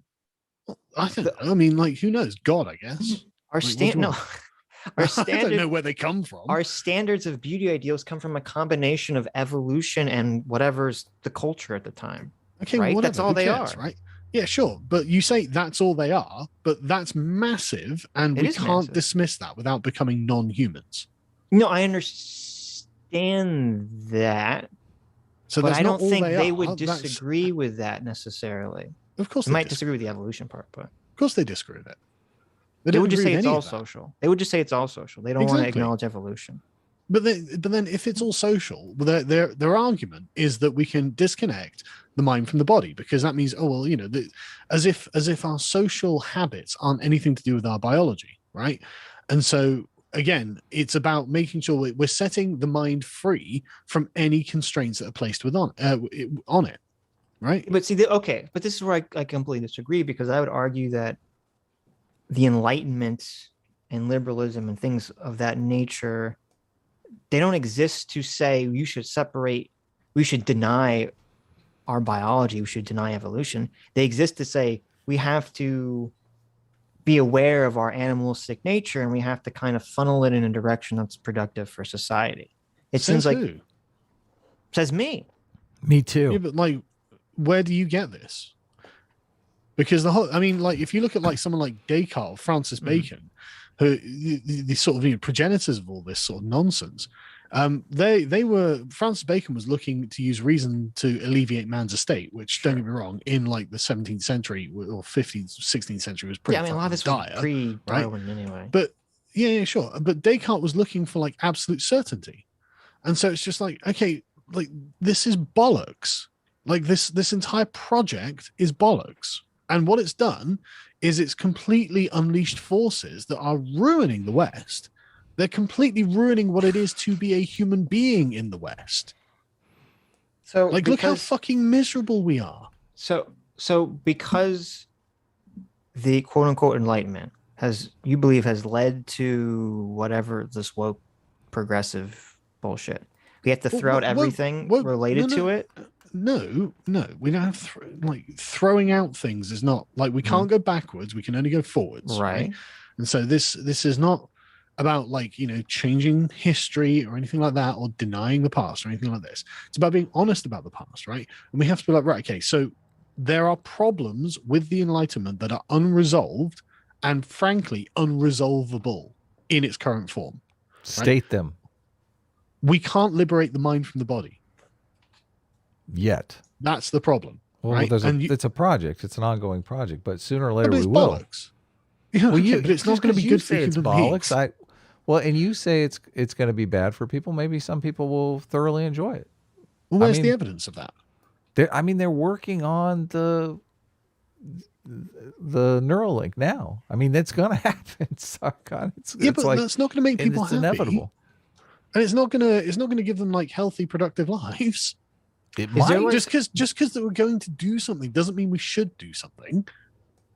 Is there like a paper or a philosopher that I should like? I just don't that I should be reading that kind of equates I'd this recommend a guy separation called, from. I'll send you something across on Discord. No. That's like an Enlightenment thinker who talks about this separating the mind from the body and how this relates to like the underlying principles of the Enlightenment. Because that's what this all is. Like you can't escape the fact that essentially what the Enlightenment is. I mean, Bacon's the first part in Novum Organum, where he wants to use the mind to essentially defeat nature, right?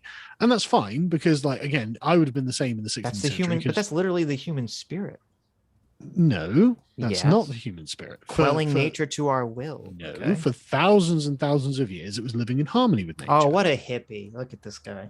Well, it's Aristotle. What a treat! You're like the blue cat people. from Aristotle's a Avatar. hippie now, is he? Okay, listen. We're gonna chop up all the trees and we're gonna make nuclear power plants and we're gonna power amazing cities. I'm not gonna live in no fucking treehouse and shit. I'm not saying we have to live in tree houses. I'm saying that we You have to come hug a terms of tree being every human. day when you walk by.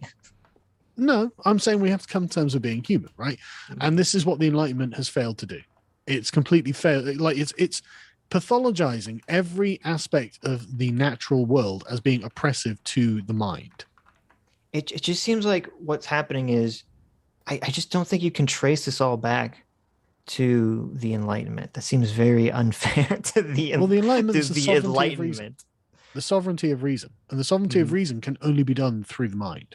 Right, but what I mean is that these things and these ways of looking at the world are just tools. And you have a bunch of people say, okay, Sure.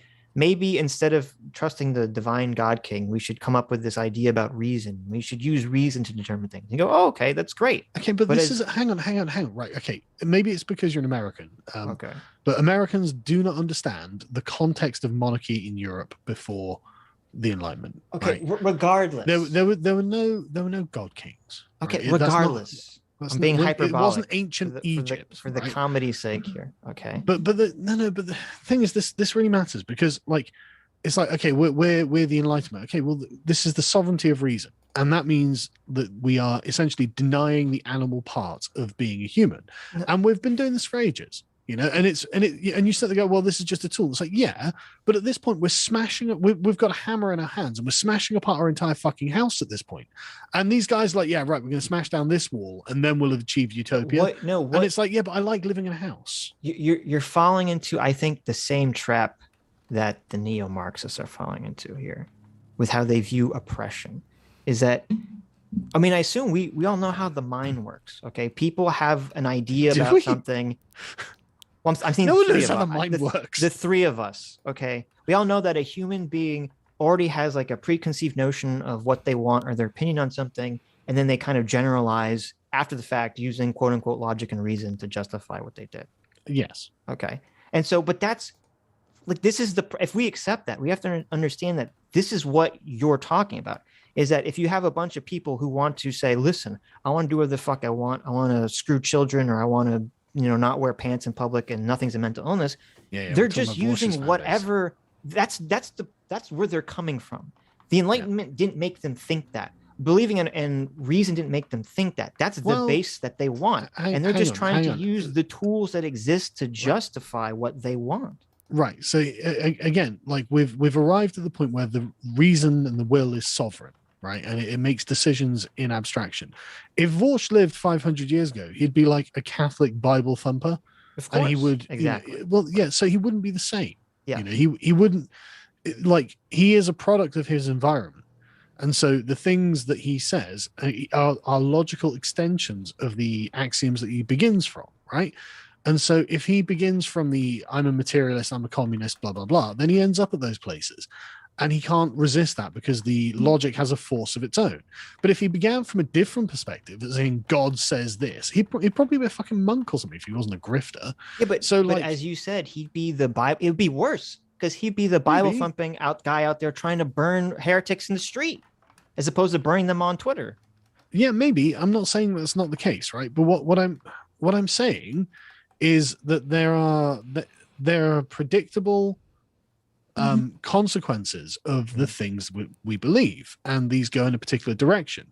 And at the moment, we look like going back to the tool, we're using reason to smash apart the things in nature that are hurting us, right? It's like, okay, good. But now we have extended that so far that merely being a human is considered to be a form of oppression. So, I understand what you're saying, but all I'm saying is that people have like it sounds it's kind of like saying like, oh, we should stop science because someone created the nuclear bomb. Okay, it's like people use things and tools in bad ways. Yes. So you stop the people from using the tool in that way. Like this is right. Now maybe this is me as an American, okay, and believing in the right to bear arms. But that's why I've always been like this. I don't think guns should be illegal just because bad people use guns to do bad things. Sure, I don't think we can make thinking illegal, and I don't think that would be desirable. But you're saying we should abandon the ideas that led us here because they also led crazy people to do crazy shit elsewhere. I didn't say we should abandon anything. I said what we've got to do is recognize the trajectory that we're on. And the trajectory that we're on is essentially the obliteration of what it is to be a human being. And I don't think that's actually making anyone happier. I don't really think it's possible. I think this is a massive amount of hubris, like we see a lot of in science, frankly, where they think they can solve problems that, frankly, they don't understand well enough to be able to solve. And so we end up at a position where we're desperately trying to pretend and patch over the things that we're failing to actually do, right? And we need to start coming to a conclusion that there are other ways to stop being unhappy than using science, using reason. Are you against like if Sargon, they have you're fucking with us, Sargon? You're totally fucking with us. Why would I be fucking? It seems very anti who like you were like us. Some years ago, but I have. Are you coming out against science here? Oh, absolutely, 100%. Really? Anti-science position. Well, look at where science has got us. I mean, who elected a single scientist to shut down our civilization? So, but I mean, no. Seriously, tell me who the fuck? Like currently in Wales, in one of the constituent nations of the United Kingdom, it's illegal to go to work, and you get fined to going to work, but you get to go to the pub. A scientist came up with that decision. Well, a politician came up with that decision. No, a scientist came up with it. I mean, you can trace it back to the scientists. They absolutely did. Again, like I can name them if you want. I can name them. We have something called the Sage Advisory Group. Okay, so scientists, aren't you saying kind of killed the messenger? Wait, pause for just whoa. Okay. Hey, that was good. You almost did Destiny perfect. Do it again. I know. Whoa. No. Last year, during this or pre the Black Lives Matter, and we talked about this on Sunday. You had anti-quarantine, anti-lockdown people would come out and they would protest against it. And all the people on the left would say, oh my God, all these assholes are going to spread COVID. They're all, protesting together in this crowd and they're not wearing masks or whatever.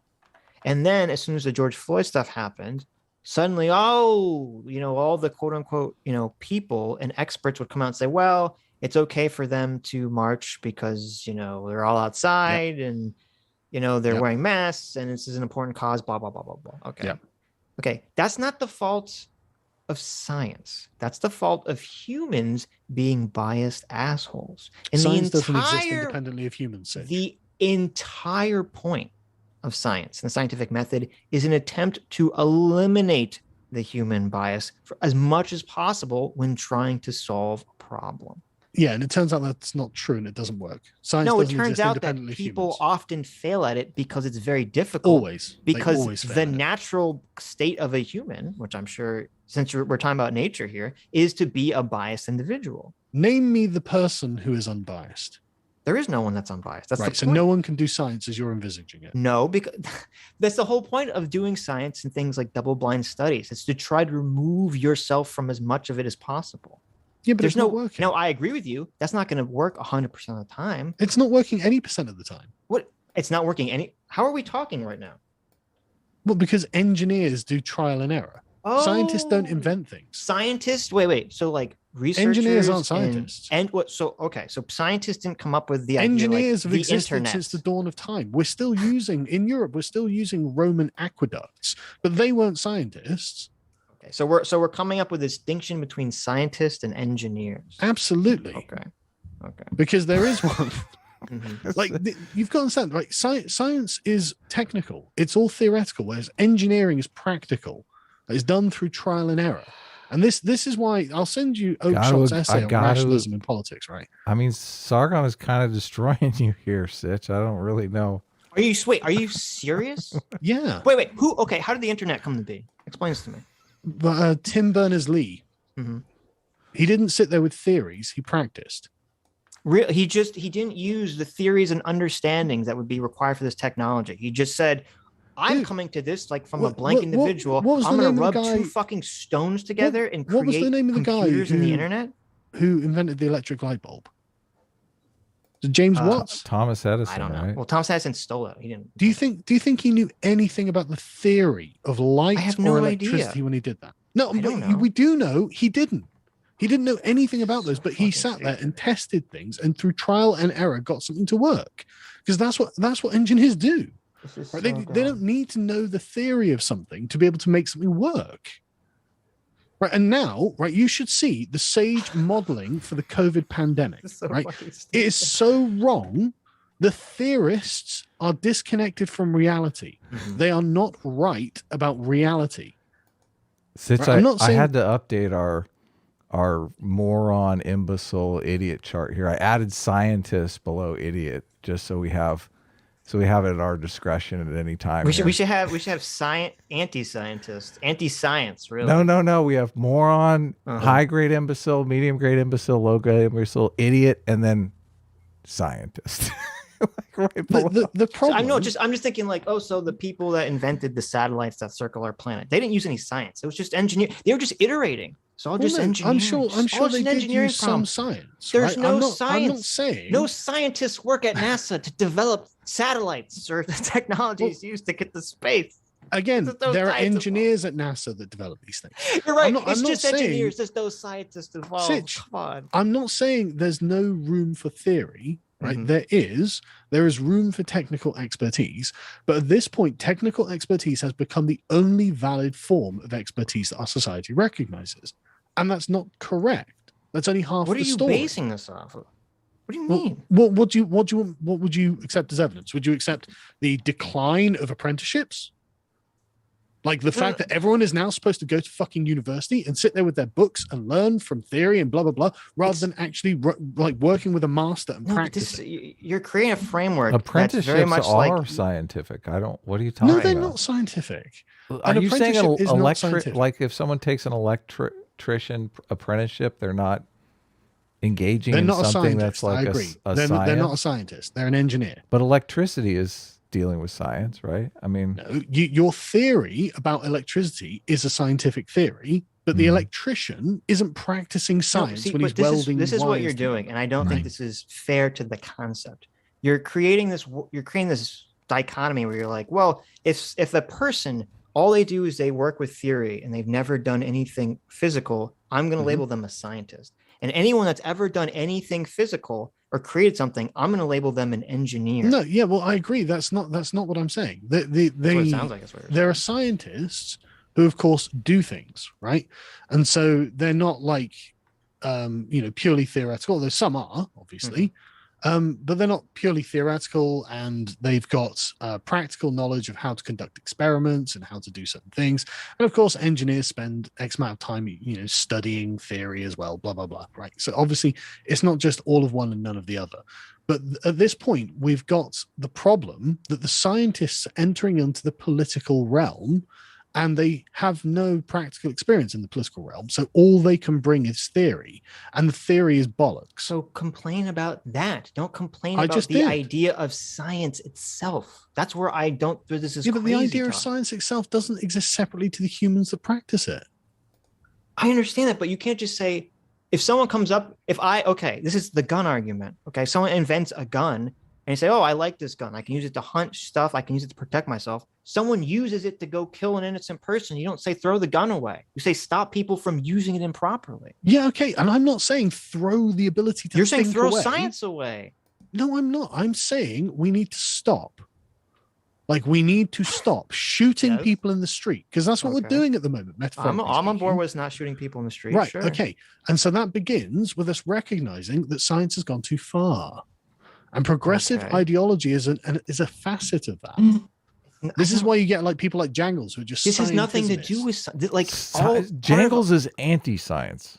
The problem with Jangles is Jangles is like a fucking religion. He pretends he does. Yeah, that's why. You said I don't think exactly. it's a pretense. I mean, you can see him like he gets so like itchy when you start talking about science in a way that he's not comfortable. He's like, I've got to study. It's like, yeah, I know you do. You've literally got, loads of biblical texts. Again, science is not even remotely responsible for this. Science is the framework that people want to accept ideas in currently. So they're just trying to force whatever they want through that framework of science. And when that framework becomes unsuitable to the task, what then? But here's the great thing, is that if you actually look at the science, what they're saying doesn't follow the science. It's all bullshit. It's pseudoscience. Right. So science can never be wrong. That science can never be wrong, is what we're saying. No, but that's why it shows you that the framework, the tool of science works, is because it shows that the things that they're saying are bullshit. Okay, but can you not see how you've created a paradigm here where science is never wrong? Science is never not the answer. It's one of the, I don't know there's no better answer so far for human beings in terms of trying to discover these science is not making people happy. Science isn't designed to make science people happy. is making people happy. Well, then it's the wrong tool for the job, isn't it? Because the question of the modern era is happiness. People should not be using quote unquote science to try to make people happy, because that's not what it was used. I think science I shouldn't is use a making hammer people to cut down a tree. I should use a fucking saw. I'm not going to complain about the hammer and say this hammer sucks. I can't cut this tree down with it. No, dude. Right. Okay, great. We're finally on the same page. I agree completely. Right. Science is good for solving problems, except for human problems. Right. That, like, what do you mean? The sort of emotional problems. Death is a human problem, and science is pretty good at solving that. No, it's not. Well, I mean, people still die. Yeah, but people live a lot longer, and they don't. Okay, no. There are a lot of things that people died of 100 years ago that they no longer die of. That's true. So I mean, sure, but people still die. Right? Yeah, they do. Like, but sometimes science saves them. Modern medicine saves them. So I'm just saying, science how can you prolongs not say, a person's life? Like video games are a product of scientific research. You don't think that makes people happy? Why? What scientist invented video games? Well, who did invent video games? An engineer. Okay, so engineers. Someone who was trial and erroring it. He didn't sit there with a theory. Science is trial and error. What do you think? Why do you think they call it? Why do you think Sargon? Why do you think they call it drug trials? Why do you think they call it that? What is that's such a strange thing to call testing a drug out, a drug trial, a double-blind trial. What do you think they're doing? It's trial and error. It's the same thing you're saying. Yeah, okay. That's what science is. Science is trial and error. Yeah, but what you're implying that theory comes first. Falsification. Right? Falsification is actually setting up an experiment to look for the error. Sure, but like the theory doesn't come first, right? Yes, it's experience in the world. No, of course not. It's experience in the world that comes first, and then theory is derived from that. No, you understand? Engineers use science, right? Like an engineer goes to engineering school, and they learn about all this stuff. You have to learn the underlying science, and that's how they know what to do to iterate on things in the directions they're iterating. They're not just throwing darks in the dart here. They often are, though, right? And this is sometimes they are. Sure. No. You are assuming the only legitimate method of knowledge gathering is technical knowledge. No, I'm not. Right? No, the Romans didn't do this. You're assuming. Right? No, listen. The Romans didn't do this, and we're still using their aqueducts. We're still using their bridges. Let me have a second here, because this was a chief conflict between academic agent and his audience and me, because I said, what academic agent was bringing up was from some tired old book, and they were like books can't have knowledge. I think you can look for knowledge anywhere.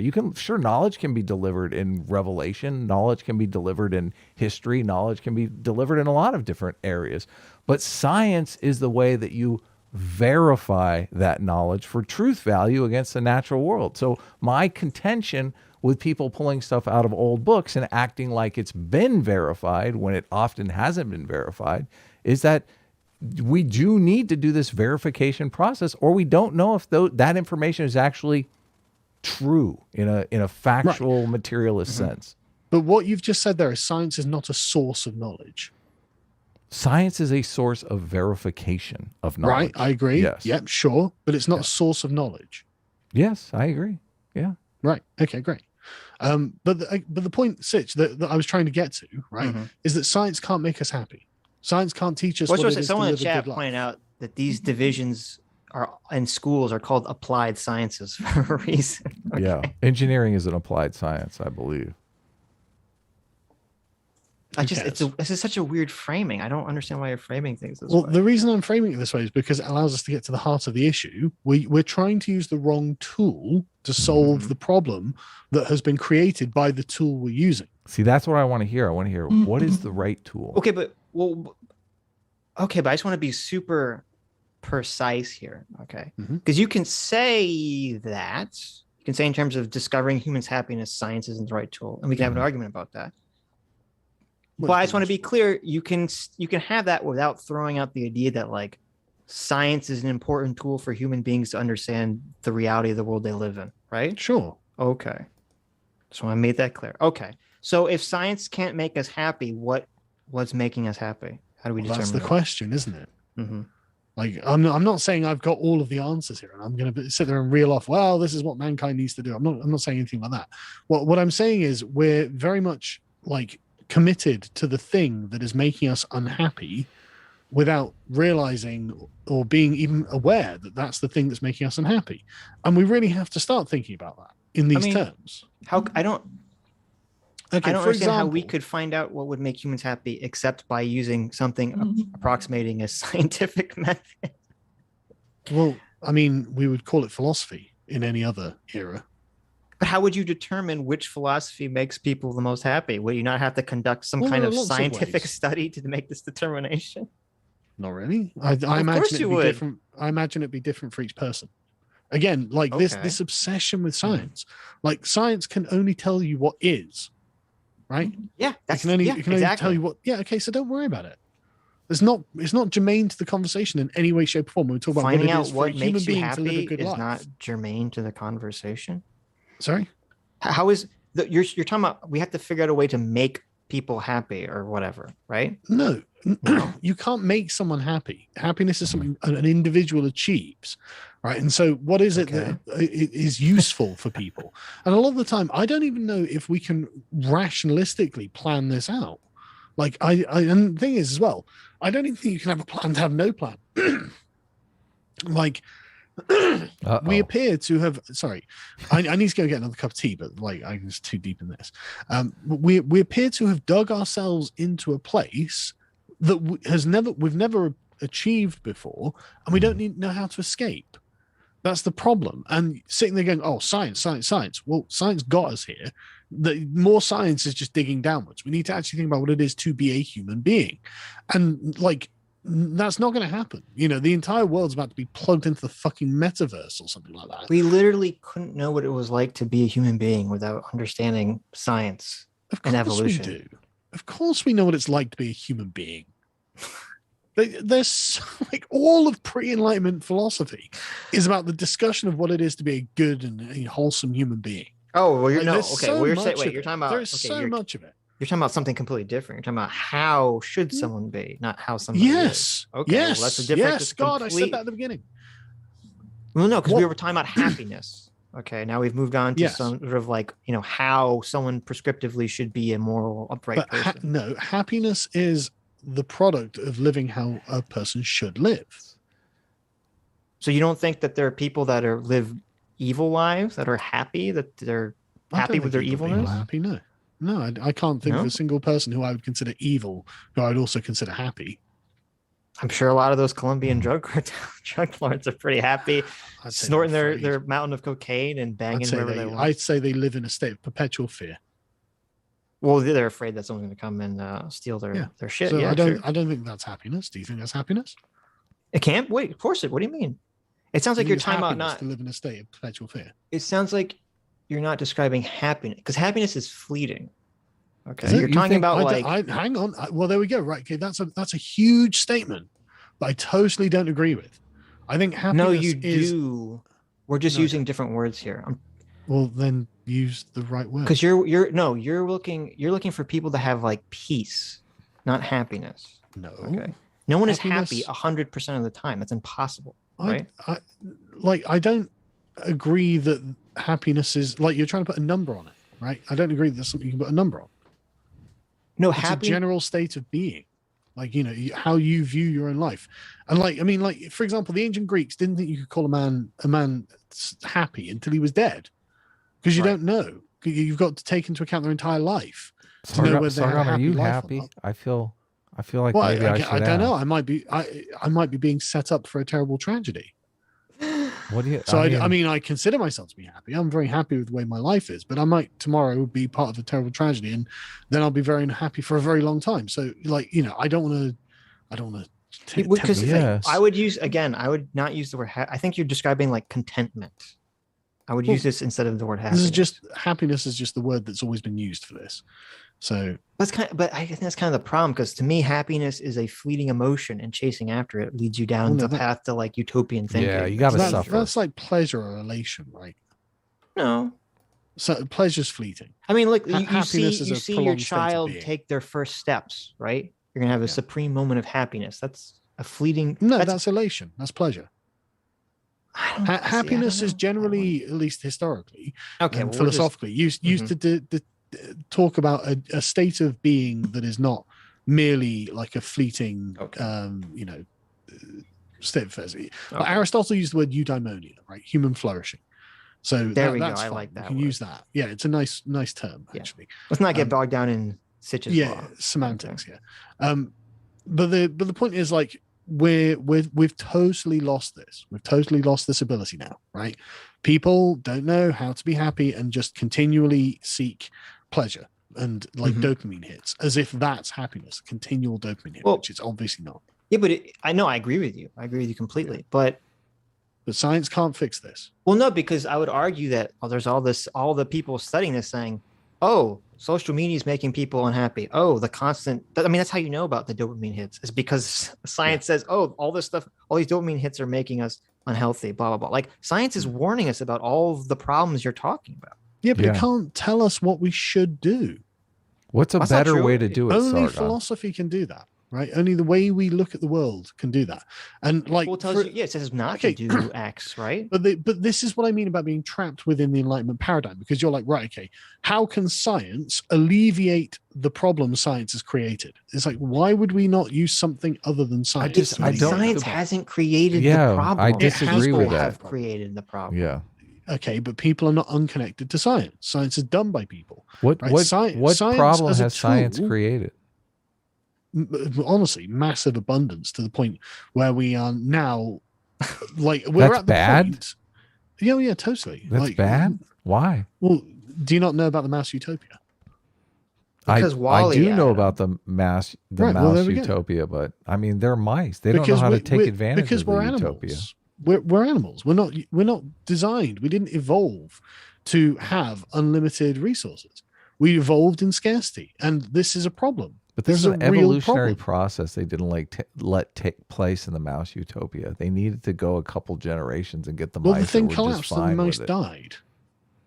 I don't think there would have been a couple of generations. And think of the suffering you're endorsing there. I thought life the is mothers suffering. would be though. eating the babies. And Wait, stuff you're like on the this. side of suffering. You were on the Not side of unnecessary and unjust suffering. Well, I think science Good is God. designed to eliminate unnecessary and unjust suffering. Well, there's a question and a debate to be had there, isn't there? Yeah, we're having that debate. It's great. Yeah. I love it. Me too. I But, can't believe you're on the side of anti-science. Though. Side of anti-science. It's I so know. weird. it's because you are like scientismists that you think I'm talking in an anti-science way. No, it's because if you came on and said, I believe that people need strong philosophies to get through life or to be better that's people. That's exactly what I'm saying. I don't disagree. There's literally no disagreement. Okay, then stop talking about science, because science isn't philosophy. You're the one that brought it up. Yeah, but Sargon? You keep bringing everything back to science. Like you keep saying, okay, we well, can't get over this idea that it appears that you have this horrible. You're projecting a disdain onto science that neither me nor Adam see I'm as totally deserving. disdainful of science when it comes to how a human should live. Absolutely, and you should be too. And the fact that you're not is the problem, frankly. Like, how is it that you can look at like what science has done to human beings and be like, well, maybe a little bit more science? But this is why I say you're like, I don't hate science, but you keep framing this like, look at what science has wrought. Look at what science has done to human beings. Science has done shit to human beings. Human beings do a bunch of shit to themselves. Okay. Yeah. Okay. Using science, like as we said, what? What do you mean? So what? We need to change tools. We need to change tools. The tool is not appropriate. We're smashing our own house down now. When the Egyptians were enslaving Jews or whoever it was to build fucking pyramids or whatever the fuck they were doing. What happened? But yeah. Okay. Whatever. When the ancient kingdoms were at war, pillaging and raping each other, they were committing the fucking unknown travesties that were spreading throughout human history. And it's like, oh, but they weren't doing it in the name of science. They're doing it in the name of whatever their dumb philosophy at the time was too.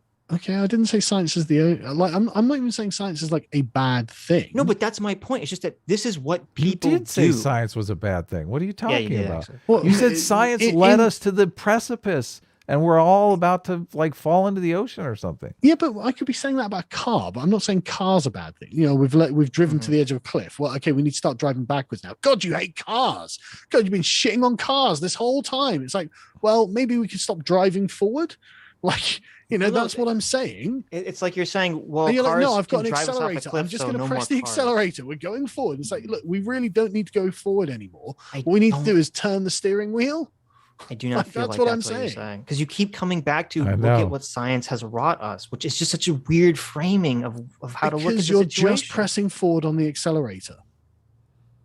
Like, I'm like, look, no, we need to stop pressing forward on the accelerator because we're going to go over this cliff. You're like, nothing that we're experiencing has fuck all to do with science or the scientific method. It absolutely is. It's literally people. Science. No, because it's literally people not listening to science or the scientific method. Science is saying, "Oh, you just need to press the accelerator."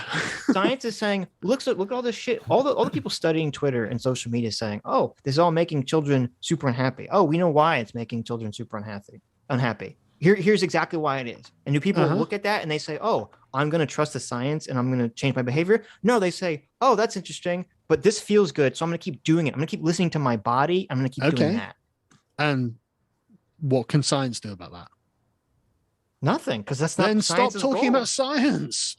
Well, actually, technically, science will gene edit everyone in the future and we'll solve all this. There we go. Anyway, right, there we go. We're going to use science to just modify humans. Yeah, now, why not? Right.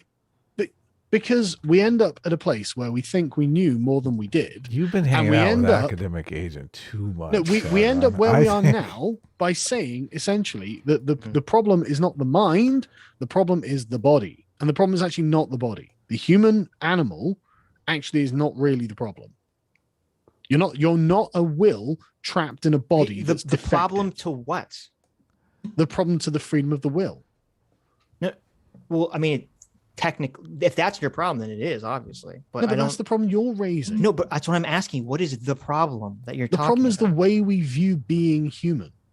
Through the lens of science, being human is the problem. You've just sat here and gone, I need to change the human will, gene edit ourselves. It's like, no. Science doesn't tell. No, again. You just said it. Being human does present certain limitations that we would like to overcome. Yes. Wait, no. Wait, pause for a second. Why not? Science is not telling us that the human is a problem. People are saying, I have this problem with being.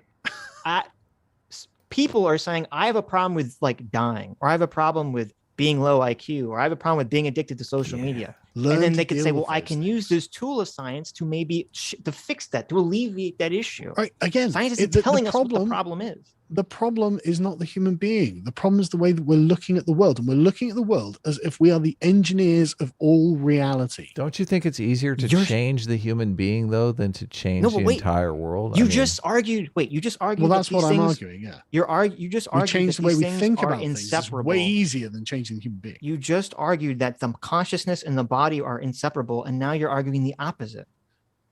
No, I mean they are inseparable. Right. Yeah, but so then that means it's a natural biological body process for people to have the perceptions that you're talking about. Sure. No, it's about the way we think about the world. That is why we've arrived at the point we're at here now, right? And so Sargon, you're not going to get the Neuralink. I'm pretty disappointed to hear that. I'm not going to get the gene therapy in order to make myself less depressed about social media either. What if you could make yourself 10 years younger? Oh, 10 years younger. Yeah. No, why would I want that? Really? Why would you want to be Sitch and I are going to be getting younger and younger and younger. We're going to be like, Sargon looks like a fucking boomer. Holy shit. Yeah, but do you think that won't come with a sacrifice? I don't know. Who the fuck knows? My sacrifice? Of course it will. Name something. It'll come with a lot of sacrifices, a lot of sleepless nights from all the sex I'm going to be having. Yeah, but do you think that, okay, but of course I'm going to be sacrificing. Have a downside? Yeah, I'll be fucking tired at work the next day, just like I was in my 20s. Okay, name some kind of body modification in some way that doesn't have a major downside. A major I can't even think of body modification off the top of my head anyway. Well, look at plastic surgery. Does that work out well? The whole idea is to some people. I think that was 100% successful. The whole idea is to do it without the downside. In 10 years' time, it looks fucking terrible. So if you different. What this is ego and arrogance and hubris. If say like, I don't know, say when you're like 70 or 80, you start going blind, you have immaculate degeneration. Yeah. Macular. Like, you mean macular? Whatever. I always say it wrong. Immaculate. Thank you. Immaculate spontaneous degeneration. Yes. And they're like, listen, Carl, we can inject you with this gene editing thing. Mm-hmm. And it'll make you be able to see again, and we don't have any long-term side effects or short-term side effects. Yeah. Well, there will be some sort of side effects. There's always like 0.1% or whatever. This is a hypothetical. Because the world is really fucking. Well, let's say Sargon is feeling like a glass. We'll do a thought experiment. Okay? No, we don't like science here, but let's do a thought experiment. So there's no side effects. Thought experiments, not science, for fuck's sake. There's no side effects. They say this everything's will cure science your blindness. To Sitch. They say this will cure your blindness. Are you going to take it, or are you not going to take it? Well, I don't know. I mean, like what is it? You know, if it's like a mechanical thing they're going to put in my eye, they'll realign the retina. No. That's going to gene edit you. It's going to gene edit you. I mean, I don't know. Like, who knows, right? I mean, like, I don't know. What if one of the side effects is like a 15% chance of a fucking heart attack? I'm just saying hypothetically, there's no side effects. 15% chance. I'd still do it. I'd totally. Or maybe for you, it would be better to say not gene editing. They're gonna scoop out your eyeballs and give you robot eyes, and you'll notice no difference, and there'll be no bad side effects. Plus laser vision. If I was literally going to go blind, then I may as well have. But that's transhumanism, isn't it? Plus laser vision. I don't know. I view transhumanism as uploading your consciousness to something. I mean, I don't think that's going to happen for many fucking years. I don't think that's your concern. I mean. Well, I'm not concerned about it. We're getting close. The Neuralink's already working out. We're not testing even it out on. It's nowhere near that. I mean, it's not going to happen. So yeah, you guys are. I don't know why you're worried about something that's not going to happen for like 2,000 years. Bunch of Debbie Downers here. I can't believe it. But like a mechanical, like a pegged leg, that's fine, right? These things are fine.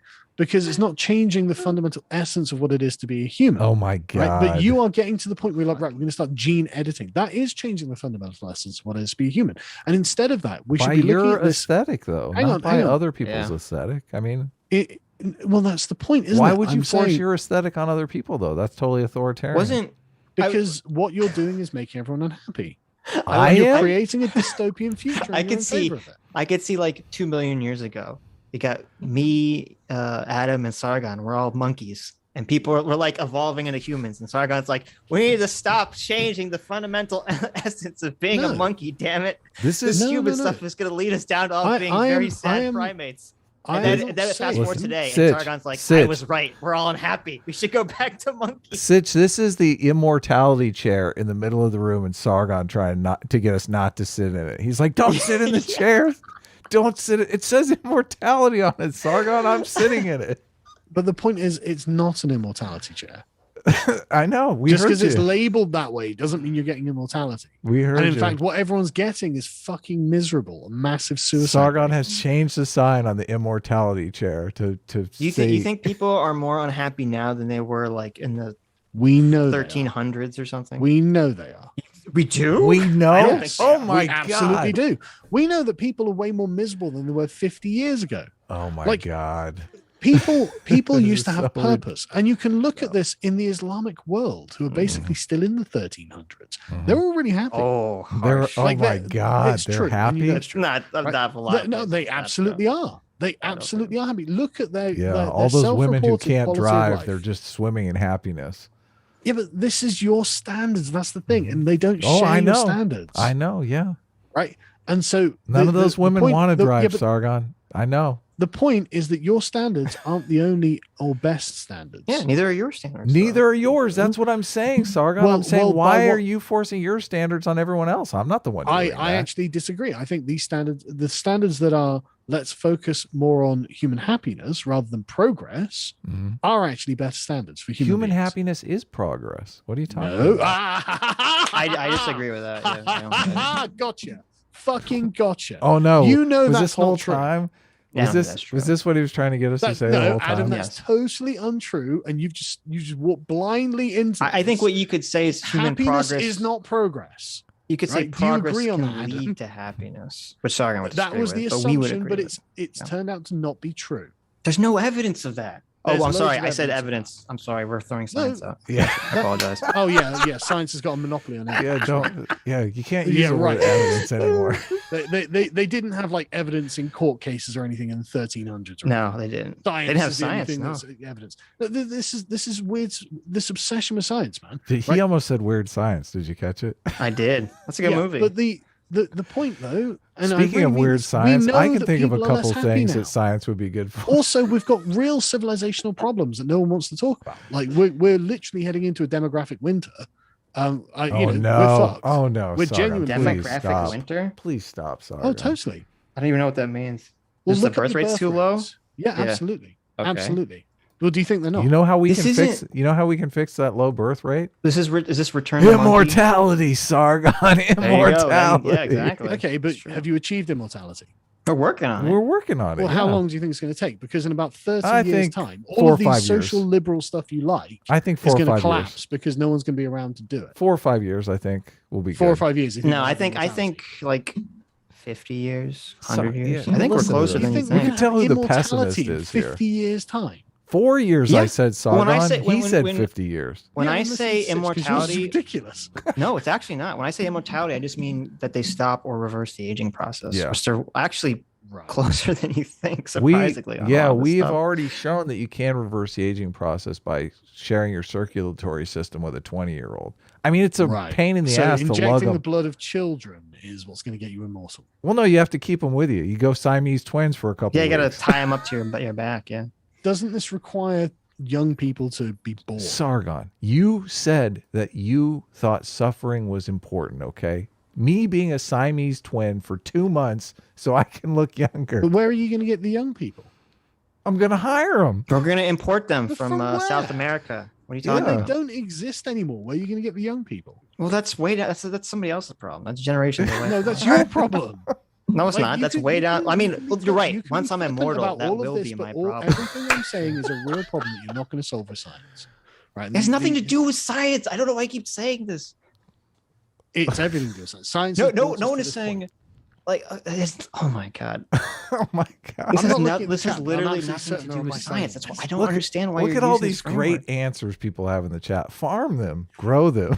There you the go. Philippines, Thailand. This you is the just- sign. There we go. No. Haven't you seen have The now Matrix, arrived Sargon? in the brave new world future? Only worse, Mhm. because now you're going to decant babies in order to take their blood. Haven't you Should seen The Matrix? people- Science isn't ethics. I think we can all at least agree. Yeah, on no one disagrees with that. Should Right. people be 'Cause I allowed think to that ethically volunteer that their sounds awful. circulatory system to Siamese twin up with me for a couple months, Sargon, or is that is that too much? So for are we you? abandoning human rights or what? I mean, where are we going with this? They're being paid. This is a job. Come on. Well, is it? Yes. But what if they all say, I actually don't want you to take my blood? Well, I'm giving it back on a regular interval. I mean, we're sharing a circulatory system. We'll just genetically engineer, babies with no brains that are just horrible monstrosities.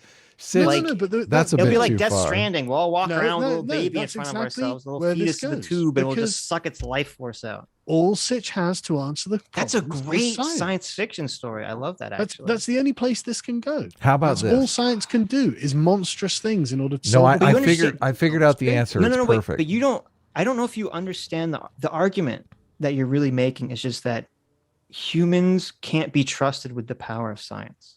I mean, you've literally just suggested creating lobotomized babies in order to live forever. That was Sitch. I did not. Right? Yeah, but I do not condone that. No, but so you have this. Do you think that someone won't do that? So academic agent would probably do that. I don't think we would never think of it. Academic agent would burn down every lab. He wouldn't. Before he would be against that. I don't think in our environment that would be allowed to happen under our cultural standpoints. Yeah. Sitch, I figured out. Things become people are enough, they certainly will. People are like tooth and nail about abortion. You don't think they're going to be even crazier about people carrying fetuses that they steal their life force from? When there are literally like 5% young people in civilization, do you not think that Sargon Sitch, different? Sargon Sitch, I figured out the answer here. Okay, we set it up like a timeshare. Okay, we start off with a few originally young people, but then after you do your 2-month stint, you have to go and do it for another old person. So like once I knock about 20 years off, why would I have to? Based on what? Based on what?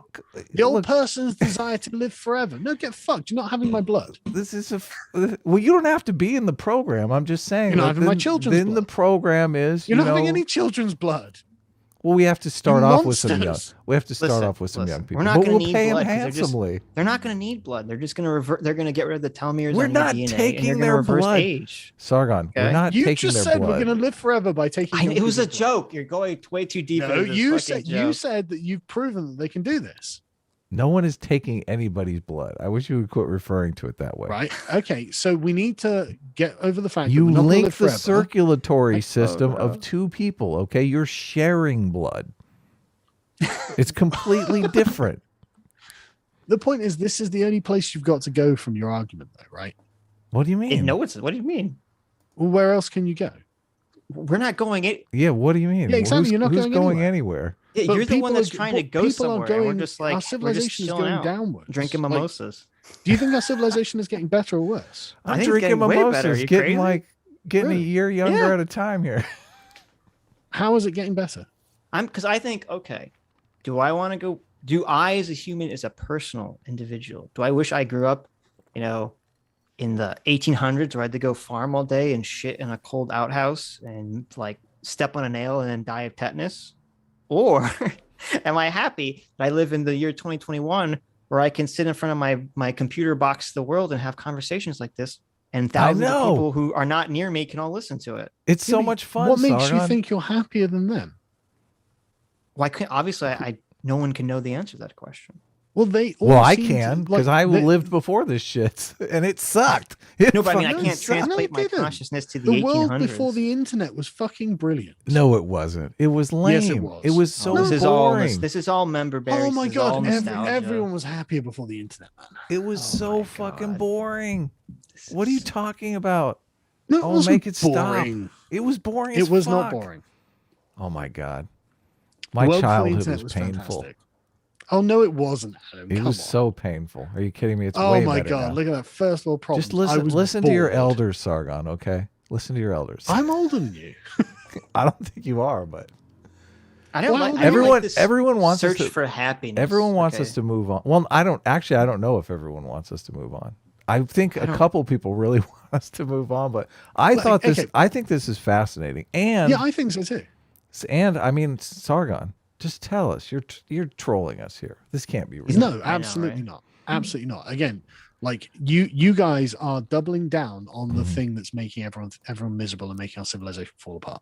Well, like citation needed. I think civilization is doing just fine, but Yeah, but it's not.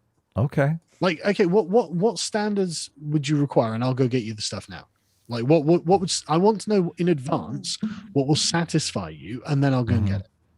That I want to see. Yeah, I want to. Okay. I want to well, see. in what way? Well, like, what would count as bad to you? No. It's not about what is. This is the problem. It's not about what is bad. Is that Like, you have don't to think that we're a compare. civilization in decline. You'd have to compare people's happiness versus their sadness to like a an agricultural, agrarian. Well, yeah. Okay. society. Go back 100 years. Like, self-reported happiness is way higher than it is now. So wait, if people want to do that, they can go do that. Nothing's stopping. No, but they can't though, can they?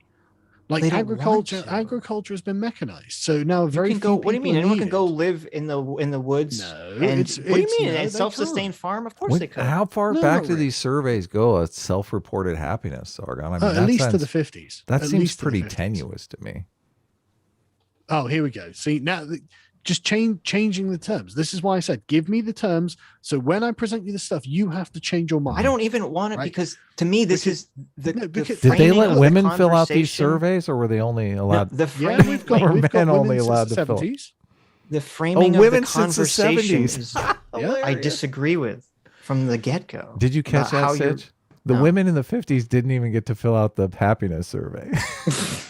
Well, I mean, maybe there are. I'll have to go and look. But Like, like, the men were I know happier that to they. be exist How do you in the like that? 70s How do you onwards. like that, Sitch? There you go. The But don't- surveys were See, only yeah, but filled don't out you by. think that's a concern? Don't you think Yeah. that's a concern that modern human rights If- has made women miserable? Well, let me ask you a question because you're basing this on happiness, which I think is somewhat of a strange metric. Because, Really? well, yeah, because we could easily construct a hypothetical society where 80% of the population is happy Right. and they enslave the other 20% of the population to do all the Right. things that would make them unhappy. Yeah. Okay, but I'm talking about a real society that we actually live in where happiness is on the decline. I'm talking about the real society we actually live in that's facing a demographic No, crisis. I'm saying, yeah, because what Like, I'm saying is you that, can make up hypotheticals if you want, but I'm talking about reality. no, what, But this is measurable, scientifically nothing measurable. to do with Now what you're I said using at science, Sargon. You can't Yeah, I do know. It's that. all Come you seem on. to recognize. Come on, it has nothing to do with Sargon. what I'm saying. I'm saying that I don't think it's necessarily a good idea for people to say, "Oh, my end goal is to chase happiness," because to me, that's what leads you down just being strewn out on drugs all the time. Oh, I'm happy That's as long as I'm pleasure happy while I'm high, right? That's all that I don't matters. agree that that's happiness, though. Yeah, but that's I don't know how Your you're defining the interpretation, term though. happiness. Then that's my Yeah. problem. Human You keep saying flourishing. happiness. You can't make happiness your standard and then force everyone into it, because by definition, happiness is subjective. They're not going to be happy tell under me- your tell standard. me who's I'm not not going to be pursuing happy under your happiness. standard. Tell me who's not pursuing happiness, and I'll persuade them that they should. Pursuing Yeah. happiness? Who's not? I'm Yeah. under the assumption everyone is pursuing happiness. Well, there we go. So happiness is a perfectly I valid disagree. standard. Lots of But people are in not different ways, Sargon. In different ways. No, I'm no, not wait, saying I that know. there's only one way to I pursue happiness. 1000% completely disagree with you. There's tons of people out there not pursuing happiness. Mhm. Okay, Well, who? when Who? people are Name one. slaving away to provide for their family in some shitty job somewhere, they're Mhm. not That's they're not not their pursuing pursuit of happiness. happiness. The pursuit of happiness leads you to being addicted to drugs and video games and fucking No, and that's the masturbating all pursuit day. of pleasure. Sitch's law. That's just Sitch's law. That's- Well, that's the why I'm pursuit of saying I don't know pleasure. what you mean when you say happiness. Right. Happiness is a life that that you're proud of, that you like to live, that you want to continue in on Mhm. for as long as possible. So that you feel Oh, as that you long have as possible. deep- Gotcha, Sargon. deep meaning, not forever. Deep meaning that you Oh, have. okay. So Gotcha. okay. So what you're Gotcha. saying is Not there's a just taking meaning drugs. 'cause crisis. Otherwise, you'd have to plug yourself into Nozick's pleasure. Okay, but wait a minute. You're not talking about a happiness crisis. You're talking about a meaningness crisis. People have lost but meaning in their lives. happiness is the term for a person who is flourishing and pleased with their life. Right? They need a drug that And it always sobers has, you up. it has That's been the for thousands problem. of years. Okay. We just use the word So happiness. you to think summarize it. people are not finding meaning in their life, which I agree with. I don't. Now, I Okay, think this that has means less they're to not do. happy, doesn't it? Yes, but I think this has less to do so, with. okay, so happiness This doesn't really have anything is to do with low, science, right? though. This has to do with deconstructing all of our narratives away. It is absolutely to do with the sovereignty of reason, which is exemplified in science. You're No, it's just anti-reason decon- now? Are you an emotivist now, Sargon? I don't know what. What is your relativist- what is your philosophy? What is your I'm saying that we need to realign our priorities. No, but what philosophy do you subscribe to? I mean, I would have to invite don't know. Doomer on to Because Doomer knows the definition of my philosophy, and I don't know it. So it's some non-fictionalist. I don't think I subscribe to any ideology. Doomer, anymore. what is my philosophy, real quick? Can you tell me in the chat? Just so I know. Doomer has it down. Yeah, I don't. It was an anti-real fictionalist or something. Yeah, something like that. Yeah, but these are all just aesthetics. Really, I mean, you're an Like, empiricist, Those are bad right? philosophies. Then. well, It sounds like I mean, maybe you're not an empiricist. I mean, I guess you No. are because you're for experimentation. I don't think we should be committing to a single thing. You're Right? not a rationalist, though. Well, no, I not. Yeah. Well, it depends how you're defining it, I suppose. Well, The- when you I say think- how you can garner knowledge, we're talking about an epistemology, and I'm just curious what your epistemology is, since you're saying. I mean, we're talking about revelation. Well, there are lots of ways of garnering knowledge, but that's not really the problem, right? It's the fact that we've lost sight of the fact that the pursuit of knowledge can actually be destructive, and this is the place that we've arrived in now. The pursuit of knowledge has become destructive to our civilization, and we need to recognize that. Doomer says Pursuit I'm a of moral knowledge has- fictionalist. Moral fictionalist. Yeah. The pursuit I of agree, knowledge I has think- become destructive to our civilization. Yes. Where, And and, when how you- did you and come what to that you- knowledge? Was it and what personal you mean by revelation? that- Was it scientific surveys? Study, personal experience. Scientific survey, yeah. What you mean by that is that people have lost a sense of meaningfulness and meaning and purpose in their life, right? But Not there's like you're not also- afraid no, people no. are going to like nuke the world or anything. Well, no. As I said, our civilizations are currently in collapse. Like in no, you laugh. Where's my Tim Pool But beanie? seriously, I in need the 20 Tim Pool years' beanie for this time- one. No, but in 20 years' time, we are going to see a real problem with just the number of human beings. Mhm. It's going to be You a don't- real problem. you don't China's think- having you this don't- problem right now You think, well, first of all, I'm not sure because I they buy went it. through their one-child policy. To I me- don't know why you guys are laughing about this. The numbers are in. Like To they're me, in. We know China's the a birth rate. genocidal- It's a Numbers problem. are in. China's a bunch of genocidal maniacs. I don't care about them. They can fuck Yeah, off. they're an instructive example as to what's already Well, I don't know about happened. you, but in America, we're going to keep. We have enough immigration that doesn't matter what the birth rate is. Right, so you're currently. just going to become a black hole for demographics. Sure. What do you mean a black hole? I don't know what Yeah. you mean by that. Well, as in, people will go to America and stop reproducing. We'll let them leave. Okay, there's no event horizon to Yeah. America. You want to visit your Well, folks? no, and- but that's the point, because eventually word's going to get back that basically America is like a dead end for bloodlines. Like grandparents won't get grandchildren if their children move to America. If that's what they'll people's, end up if that's thinking. people's choice, that's what makes them happy. Then okay. Oh, you use the word, Sitch. How Okay. dare you? I know. I'm so sorry. But then, do you not think that if people stop moving to America because the quality of life there declines because they've allowed their civilization to fall into rapid ruin? Well, you're that you've making a not bunch got of a jumps problem. here. You're making a bunch No, of I jumps don't here. think so. I think these are Why totally is inevitable. America in decline? Because the birth rate's down, but then Well, that's people are one immigrating, reason. so the there birth are rate lots of other isn't reasons. Look going at your down. currency. Holy fuck, man! Our currency. Like you're on the edge of hyperinflation. You're honestly. Oh, I'm looking at it. I'm thinking I'm terrified of your future. I can't believe you're not. Frankly, like this all feels like the laughter of the damned to me. Like it's mad. It's mad that you find what Biden has done. How to many the years country have to finally. go by for us to have this conversation again? And it's no longer the laughter of the damned, but maybe you were I don't- overreacting a little bit. Well, God, I hope I was. But like the numbers are incontrovertible. Like you're not denying the numbers. You're just denying the No, consequence. I don't even have to get into any of this stuff because that's not our argument is about you saying, oh, I think our society is in a bad place, so I want to get rid of this very broad framework that led this one place in Yeah. this one society in this one place at this one time. Yeah, the Okay, complete right. focus on liberating the will from the flesh needs to go. There are other ways that you can be happy. It doesn't have to be changing the body of the human being. Changing the way that you think about being a human can also make you happy. But it sounds like it's weird because I've literally never conceptualized any of this the way you're conceptualizing. But you every time you've come up with a counter argument, it's well, we'll just genetically engineer the human. No. That's Well, my because argument, but it's not really. you're acting like it's that we're coming up with these counter arguments because we're playing along with your premise. Yeah. Okay. But it's We're because- granting you these premises and we're playing along with them to see where it goes. It's not like, oh, our only counter arguments, because we don't Sure, even sure, agree. We don't agree with the entire framework what you're laying down here, because But you it are sounds trapped within this view. well, I'm thinking about this because you're saying, because it sounds like you're just taking the opposite position where you think that the will should be the slave to the body, which I don't No, I see don't- why that's well, any better. When did I say that? You didn't. I'm saying it's what it sounds like. This is the road you're going down. But this is the all or nothing, right? Where it's like, he disagreed with me, he must believe the opposite of me. It's like, Well, no, because if your argument is, oh, people aren't being happy, and then we say, well, it doesn't matter because people are going to genetically engineer themselves to be happy. Okay, whatever. And you say, no, people should instead figure out what their body naturally does to make them happy and do those things.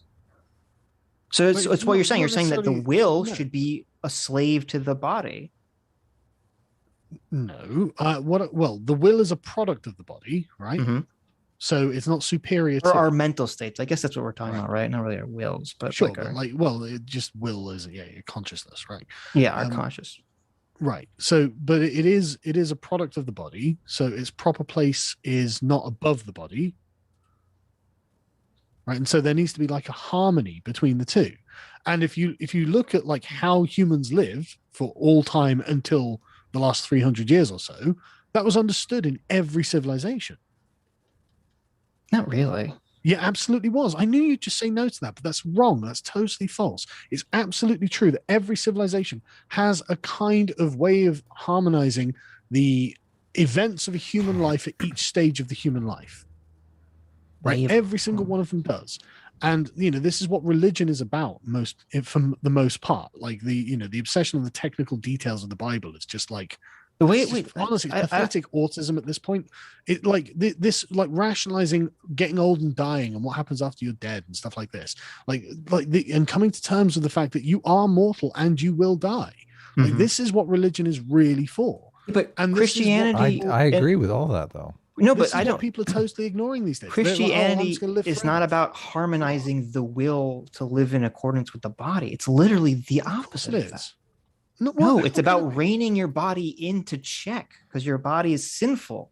Yeah. No, it's about reining your desires in check. And those come from the body. Sure, but they're also they don't come from the divine soul that God has given you. No, but this depends who you talk to. But they're also a part of your will, as in you. And this is where the progressives are. They're like, oh no, actually, all of this vice is good, and I'm going to indulge in it to the maximum extent. And oh god, now I'm really fucking fat. Right? Society needs to stop demonizing fatness. We need fat positivity. No, you need to stop being such a fucking lard ass. Okay, right? Because you indulged your will and because of the desires of your flesh, you didn't have any self-control. And these were the sorts of things, discipline and virtue, that religions were used to instill. This is why it's just so weird to me, because your fat example is a perfect example. Your will is being led around by the nose by your body, not the other way around. Your body's not protesting as you shove another piece of cake in your mouth. Your body's going, feed me more. No, it's not. That's not true at all. Like it's your body is totally groaning under the fucking weight. This is literally the entire point of the elephant and the rider. Your body is the elephant. Your will, your consciousness is the rider. That's the part that has no control. The body isn't the elephant. The elephant is your ego or some sort of emotional state in your mind. No, it is not. Your elephant is your emotional and quick reactions. Unconscious. Yeah. Yes, it's your body. That's not your body. Like your heart is. No, listen, your heart is laboring like fuck under the strain of all the fat that you've got in you. That's not like the body being like, oh, give me more. If I'm at a restaurant and the waiter puts down a big slice of chocolate fudge cake, okay, and my body's like, put that in your mouth right now. But is your body saying that or is your mind saying that? But in my mind, well, no, there's some part of me, there's some little part of me that's like, that's bad for you, okay? Yeah. Which one of those is the elephant and which one of those is the rider? Well, they're both in your mind. Yeah, but this goes all the way back to height. Your consciousness, your mind, your will evolved to suit the needs of your body, not the inverse. If we could ask your heart or your arteries what they thought, they don't have consciousness. Yeah, I know, but if they had, if we could get their opinion, I don't think they're going to be pro eating cake. That why do people eat things? Wait, why do people eat things that are bad for them? Lots of reasons, right? But like, why are things that are bad for us taste good? Like the physical ability for it to function, probably not very in favor of chocolate cake. No. Why do unhealthy things taste good to human beings? I don't care. I don't know. You have to care because this is the heart of your argument. Right? No, it's not. It's not in any way. Yes, it is. They taste good because your body. When you put the chocolate cake in your mouth, your body sends little signals according to taste from your tongue into your brain that makes you feel good. Because thousands of years ago, we so rarely had something sweet or calorific, and we needed it to survive. But we're not in that position now, so we need discipline. I agree, but discipline is not listening to the body. It's literally the opposite. No. It is about listening to your body, just there are different parts of it. You can't just simplify this all out to body says good. Like there are different aspects of this. And, the immediate sensory desire to get this thing because monkey brain says, oh, eat the honey or something, is not the same as your heart going, please don't eat any more fucking sweets. Our heart doesn't say anything. Our heart doesn't have a voice. Well, when your chest starts hurting, I think it does. My heart has a voice. When something starts hurting because of the things you're doing, I think we can fairly describe that as it's saying to your brain, please stop. It's weird. Yeah, but again, that is you using the discipline to override your body's desire. Because even if your heart hurts, even if your body leg has hurts, contradicting desires. You're acting like the body just acts in concert. And the thing is, it doesn't even matter because all I'm saying is we need to start thinking about how we are as human beings, right? Again, like trying to break down, the body says, I don't give a fuck what the body says, right? We need to start thinking about what is good in general as a whole, holistically for a human being. And filling your face with cake and then trying to engineer society to be not fat phobic ain't it. But this is why I disagree with your framing, because in my conception of the world, the mind has to tame the body. And you're saying that's a bad thing. No, I'm saying the mind has to tame itself. How about that? Your question mark? It doesn't matter where your desires come from, right? It doesn't really matter. It kind of does. If you're advocating a way to fight them, you have to know where they come from. No. No? Literally thousands of years, people didn't know where they came from, and yet they still did a perfectly adequate job of teaching themselves virtue. Sargon, what would convince you that the world is not on the verge of utter catastrophe? A replacement birth rate, money that wasn't being inflated out of control, desire for people to actually be patriotic, fight for their countries. Why is a replacement birth rate important to you? Well, it's important because we have systems. If we have society is built on systems, and these systems are breaking down. I mean, you should see the state of the NHS at the moment. The absolute fucking state of it. Like listening to American leftists going, "Oh, we need something like a European healthcare system." We ain't gonna have a healthcare system. I don't know. Things keep going on as well. I don't know what you mean by systems. I would say that you need the birth rate to keep going up because a lot of our, I guess, maybe that's what you're saying. A lot of our systems rely on continually people buying into it because most economies are essentially like a giant pyramid scam to some extent. You don't want things to just continually go up, but you want them to be at a sustainable rate, right? That's sort of the way it works, though. Population is going to level out at 10 billion. This has already been pretty well researched. Yeah, but then it's going to collapse. No, it's going to stay steady. As people get richer, they have less kids. As the world gets richer, you're going to have less people having kids. We're going to level out at a population of 10 billion. Automation is going to be more than enough to take over for the employment process. I mean, we're going to have more humans than we need. We're going to be down to a 3-day work week within our lifetime. How many humans do we need, Adam? Sargon, how do you feel about a 3-day work week? We're going to have robots. We don't need any humans. How many humans do we need? Why do we pick a 5-day work week, Sargon? Why not a 3-day work week? I can tell you how many humans we need from my perspective and how I came to this number. Is life better with a 3-day work week or a 5-day work week? No. I'm curious. Probably not. But I don't know. Probably Either not. way, That's not an answer. Why can't be certain? Which is better? I can't be certain. I can't give you a firm can't be answer. certain? Sargon, this is the easy question. It's first of all, Well, it's how can I give multiple you a firm answer choice. to this? It's like just pick one. Don't you think it's concerning that Mhm. we're in a position that needs to be changed, right? We need people to start forming relationships. Mhm. Like, have you looked at the marriage rates, the birth rates, right? I mean, it's kind of a dodge, but you're not really answering the question. No, I but think you're not a answering my superabundance of question. That's the leisure thing. time most people would enjoy. Who cares? Yeah, but it turns out they don't. Think how much philosophy They've they got a could read. superabundance of fucking leisure time. You've got loads of people who are depressed and on benefits who kill themselves. Like, it's not I good, just man. looked up People the need- suicide people need rate, and meaning. I just looked up the suicide rate, and it's not as bad as you're making out to. It's the worst it's More- ever been. More. Listen, if We have never had as many people as now if killing 5 themselves. people a year kill themselves, It's and way then more than next year 5. 10 people a year kill themselves, you're going to say, "Oh my God, the suicide rate doubled." But really, it's not even. Look, accidents In America, it's 13 per 100,000 people will commit suicide. and look, accidents And that's is going up. 50. That's going up. Unintentional accidents Yes, is so what? 50. But this is people who are literally like, I can't live in this fucking materialistic paradise anymore. I'm going to fucking blow my brains out. Yeah, but You don't think that's I'm a problem? saying And that's going up. people accidentally walking off the side of a building. Who that's, like, cares? higher. But that's unintentional. People intentionally killing themselves because they can't live in your utopia is higher than it's ever been before. And that's not a problem. You're still dodging on the 3-day work Yeah, week. but you're not answering my point. If you had a Like, 3-day you work can't week, you'd have pretend more our time. civilizations are in good shape, man.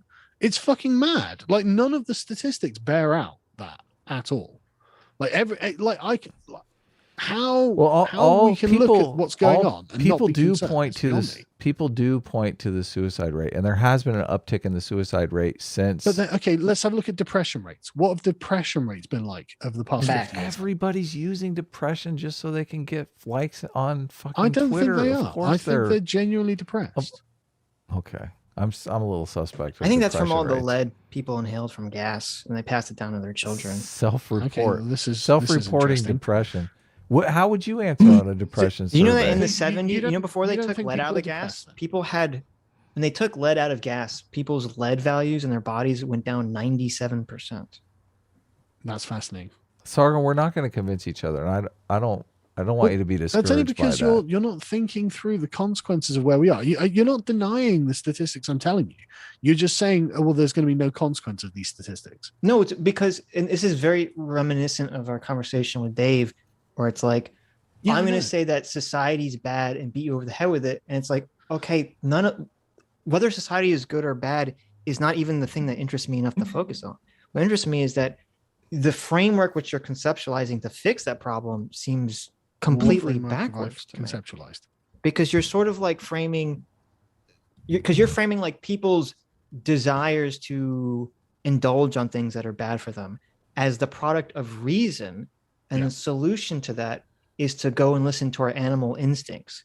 Where in No, my framework, it's I've literally never the at any point opposite. said we need to listen to our animal instincts. Well, you're saying we need about to any of listen this. to like the harmony of our bodies or whatever. No, we need to change the way we think about being human. Mhm. Okay, Like, 'cause but your that's a view really is that we can just broad change- statement. Okay, but you understand me perfectly well. Like, because you, Well, I don't know what that. I don't know what that. I understand what that entails. because Okay, yeah, we've but been talking listen. for 3 Every hours, but- time I've said, right, okay, here's a problem. We need Mhm. to do something about it. You're like, great, we can just genetically engineer humans or something like that, right? I don't think Sitch ever That's said how that. you think of being a human. To you, a human is a fungible, changeable thing that we can just use science to fix I view because we're on this rail that That's we're not how not I view allowed to being human. change in your worldview. That's not Right. how I view being human. But that's Is what you that said. fundamentally we are animals that were designed We by weren't designed. evolution, by the process weren't of designed. evolution. We weren't Okay. designed by evolution. I'm just using the term design. We Yeah, but that's became wrong. we became these humans because of the process of evolution that were Mhm. suited to live as hunter-gatherers in these small tribes, and that we don't live in those societies, and we're never going to live in those societies again. And so we're Yeah. going to not be very happy about it because our bodies and our minds were not developed through evolution to live the so kind of lifestyles we are we're living. unhappy with the current state of affairs is now. So we But only have, some in my people mind, are going to we be only have two happy and options. some people aren't, though. We only have two options. We either go back to monkey, which I don't want to do, or we science our way out of it. And I'm on the side of sciencing we actually our way out have of it. more options than that. No, we don't. I'm afraid we don't. Of course we do. Because there's something that you're not thinking about, which is that Oh, God. evolution designed us to not be happy 100% of the time on purpose. Okay. No, happiness isn't something you time. Again, like I keep saying, we've changed the way we think about things because you equate happiness with pleasure. And so you can measure the amount of time eating. You're, No, it's not you're even what I totally mean. assigning That's not even what I positions mean, to us right? that we don't have, Sargon. I I'm don't not- think people could be No, but that's what you just did. content 100%. What? Okay. You, Let's back up for a second. Yeah, you, I you didn't. were I didn't- content over a period of years, right? And there will What be is- times in your life where you're not content. Where What you're is not the happy, point? Right? Wait. What is the point of the feeling of contentment? Why does it exist? Of well-being and No. meaning. Why do humans have this feeling in the first place? Content means I don't know relax. why. It means sit down and put your feet up. It means Not stop necessarily. working. Why can human beings feel this feeling of contentment? I have no idea why. What do you mean you don't know why? Of course you know why. Why? Human beings evolved to have this feeling of contentment. That's Right? how though. That's not a Right. why. That's a how. That is a why. What do you mean? That's exactly why. Well, what was the intent behind evolution to give? There us was no this? intent. Right. no. So it's a how. It's a How it process arrived, because human beings that felt this sense were better at surviving. Okay. Or animals. Because Maybe. it's probably Yeah, they way didn't commit beyond suicide. humans, okay? They didn't It's just probably- kill themselves. You're right. Right.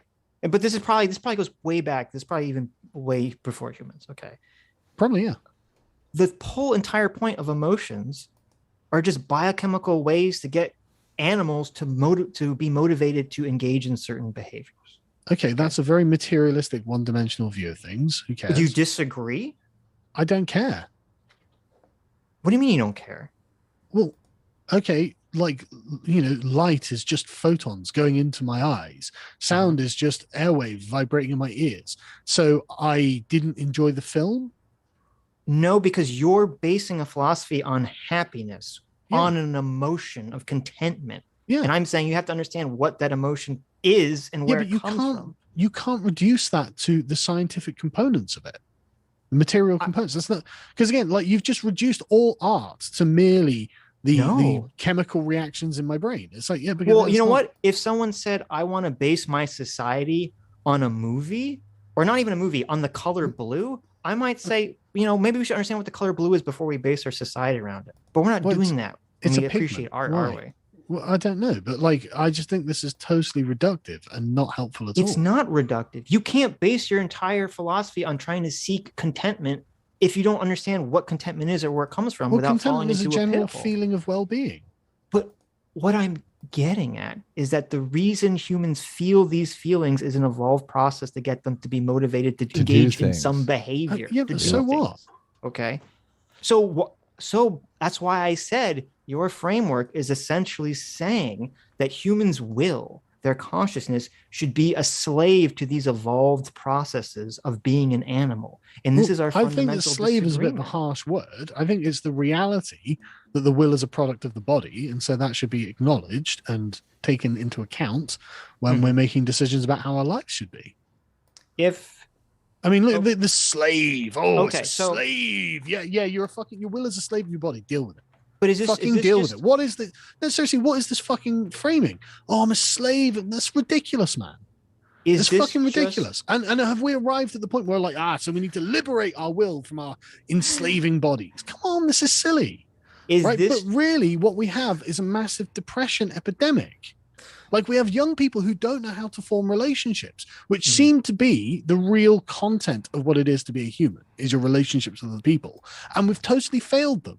And so now they're sat isolated on their fucking phones, miserable as shit, as suicide skyrocket. And you're like, yeah, this civilization's going great. Is Come this on, this just isn't going great. This is is this not just going a- great. a product of you not believing that humans' will ever be quote unquote liberated from the slaves of their body's instincts? So basically they have to like learn to get along with it. I don't believe that the human mind is a slave of the body.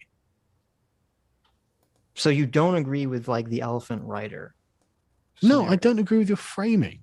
The But that's use of the word basically what the slave elephant has a moral okay, dimension. what that I word don't should agree we with. use instead of slave? It's a property of the body. It's beyond that. How? Because so much of people's consciousness, so much of what people are is a product of things that are chemical processes that are going on in their bodies that they don't realize. So what? No, but what do you mean so what? That's what I'm talking about. But who cares though? That's the elephant. That's the elephant that drives you along the path 99% of the time.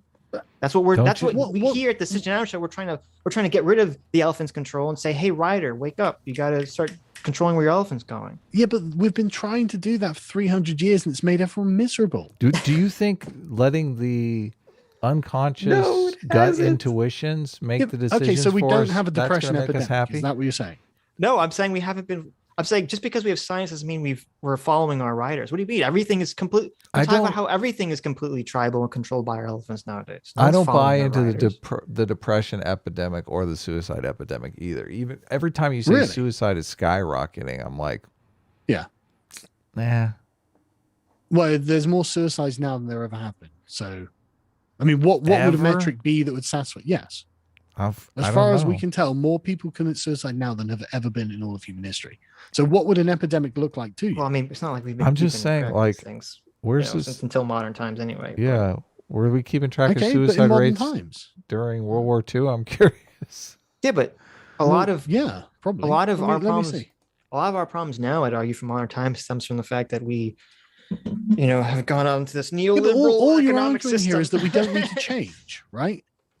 You're saying that nothing needs to change, and I'm saying something does need to change. When did I say that? I think Sargon because everything you're saying is against the idea of changing the way. No, you're saying you want to change what you believe is a fundamental property, and I'm saying I don't want to change that. I don't want to change out people wanting to follow and believe in the idea of the scientific approach and scientific method. No, I don't want to throw that out. Well, I don't think that's a culprit here. Right. So I'm not saying that we need to burn the books that teach us about the scientific method, right? I'm saying that we've arrived at a place where science can't solve the problem. And what is going to solve the problem? Let's just humor you for a second. Ethics is going to solve the problem. So what is ethics? Explain that to us. Ethics is what we should be doing with our lives.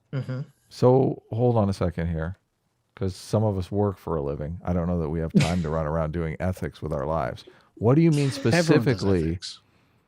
What do you mean by ethics? Is how you decide what you should and shouldn't do. Everyone does it on a daily basis. But in my estimation, people have different ideas of ethics. So how do we orient everyone on the same page ethically? Well, generally, that's what our conversations are about, like what we should and shouldn't do. And I think we've arrived at a place where we should start making considerations about things like teaching young people that maybe their futures matter. And they don't actually. I mean, for example, right? I posted something on my Getter account the other day, earlier, right? So it's this 4chan post from some girl. She's like, "Be me, be 24-year-old feminine. Invite guy over from Tinder. He's super cute. Possible boyfriend. Have sex. Don't really enjoy the sex, but pretend that he comes. He grabs a bottle of wine, then leaves. And then she's like, why do all my Tinder dates end like this? I just want to be held. I just want companionship." Right? That's not a happy woman, and she's no idea why all of her dates end badly for her. Right? If she had a scientific approach. I know an antidote is really not the way to say society is falling apart is not to look at some random antidote on the internet. If she tracked her this is just one example, right? And this is just one example of decisions that millions of young women have to go through. On an emotional level, I bet she could find out real quick what's causing her problems in life. Well, okay. Well, how would science establish it? You say, oh, look at this. Well, look at who are the people that are happy, and what is the philosophy that they're living by, and who are the people that are all seem to be totally miserable, like Lindsay Ellis, bring it back to topic, and totally anxious prone. And what kind of philosophies are they living by? Okay, that would be a scientific approach. Scientific ones. People who believe in science. No, I mean, if you look at the Muslim world, Muslim women don't have this problem. To do with this, you're conflating like this neo-Marxian deconstructing of all narratives to the scientific approach. I don't know why you're doing this. Because the scientific approach is the sovereignty of reason, the sovereignty of technical knowledge, right? And so it's the idea that we can. Is not the sovereign of reason, though. It's just deconstructing everything. No, the sovereignty of reason is the idea that essentially, like, science can solve everything. Which is your position. That's not the issue that. Okay, so in America in the 1950s, when we all lived in the magical world that everyone was happy. Who said America in the 1950s? I'm saying it. Okay, but I don't. When there was low suicides and there was a positive birth rate. I don't actually know what there was suicides were like. There was a woman in every kitchen and a chicken in every pot. You could smoke on the bus, Sitch. Don't forget about that. You could smoke on the bus. Okay. And we had our nice little light picket fences. Okay. Mm-hmm. Was there less science in the 1950s than there is now? Absolutely. There's an idea. Do you think we've always had this level of university attendance? It was actually the opposite. People in those days were way more trusting of science and everything. Yeah, but that's because there were way fewer people doing it. Like, I mean, they signed people up for lobotomies on the reg. Yeah. Scientists used to lobotomize people. I agree. Yeah, I know. Scientists are fucking awful. Crazy. People took those vaccines in the 1950s like they were candy. We've already been over how you guys would decant lobotomized babies to suck their blood. Yes. Right? Scientists that was Sitch. standards whatsoever. That was Sitch. I'm innocent. I'm going to pay the baby. Right.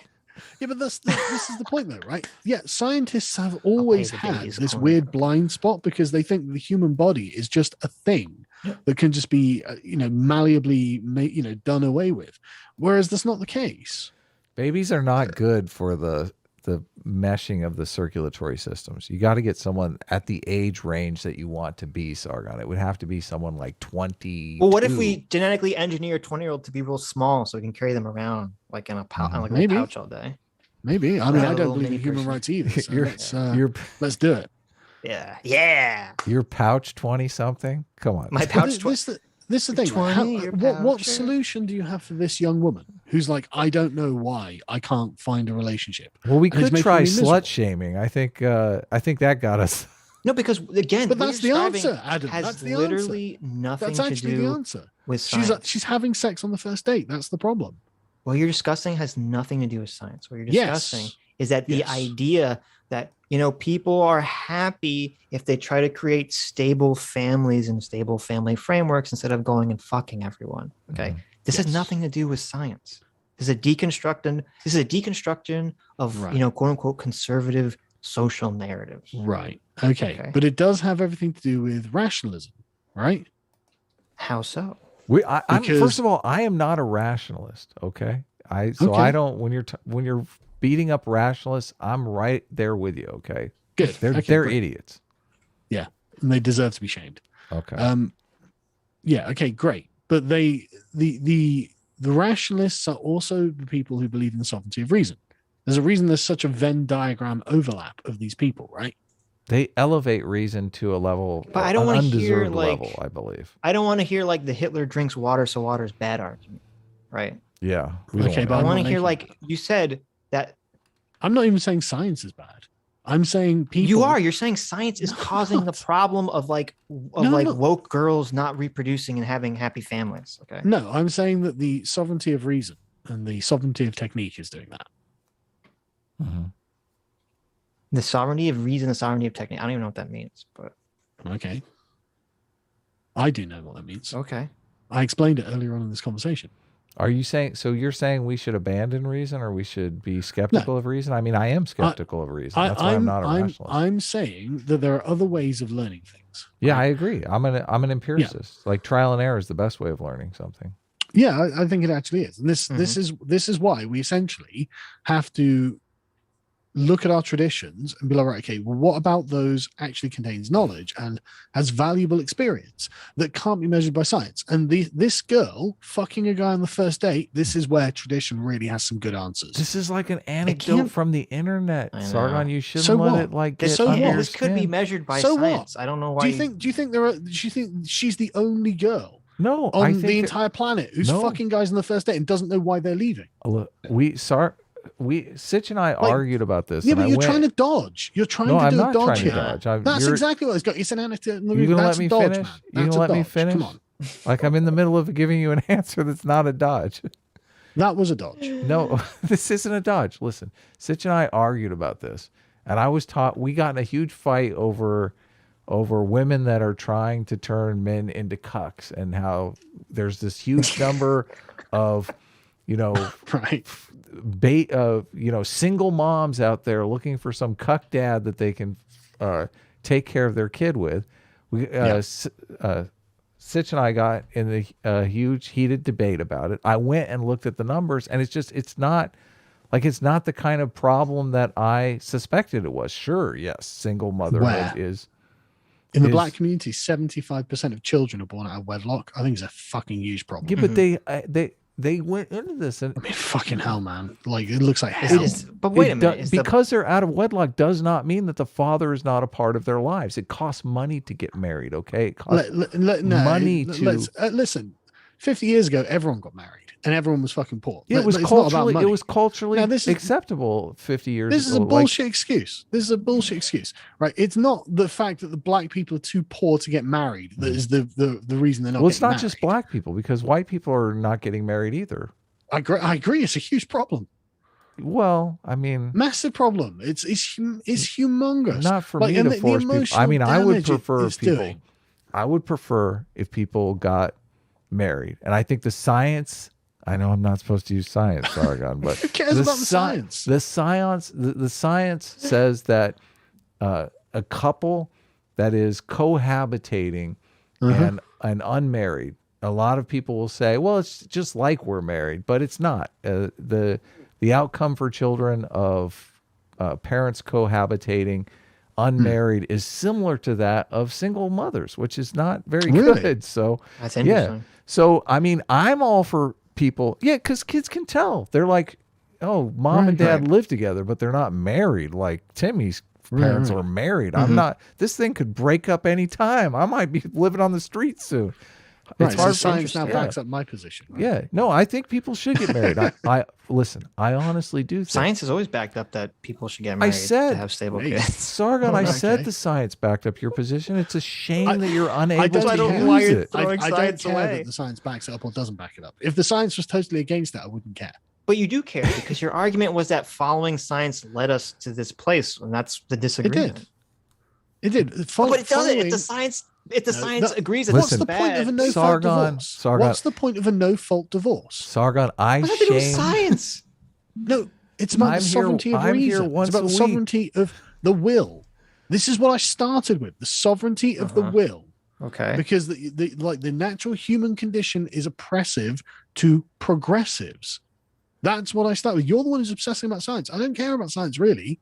Science just needs to be in its proper place. You brought it up. I'm just saying. I doubt it. But you did. That's why Adam stopped the conversation. Sargon, can I use? Am I allowed to use science to shame people into getting married? Because I kind of would like to. So, this is about the sovereignty. I say go for it. Yeah. So again, you're saying that anything that shames them into being less progressive, like You're saying that when you say sovereignty of the will, basically you mean that we're like a bunch of hedonists, right? The decisions, the desires of a person's will at any fleeting moment take precedence over everything. Right. Yeah. That's what we've arrived at now. Sure. Science is an aspect of that. This totally aligns with scientific thinking. I think it's literally the opposite, but we can move on from that this is why every solution as well will just change the body then to accommodate the will instead of changing the will to accommodate the body. No, that's not and you that's not to slavery. No, that's not to using quote unquote using science to change your body to match your will. Is not saying, oh, we have the fleeting desire. It's saying we don't want to have to necessarily be led around the nose by our evolved processes. We want to be able to make our own. We want the choice. Yeah, we don't want to be cucked by evolution. We want choice to make our own decisions. And you're saying people can't be trusted to make choices. No, people make choices all day, every day. Right? But you're saying that the decision of the will needs to override the reality of the body. Why shouldn't it?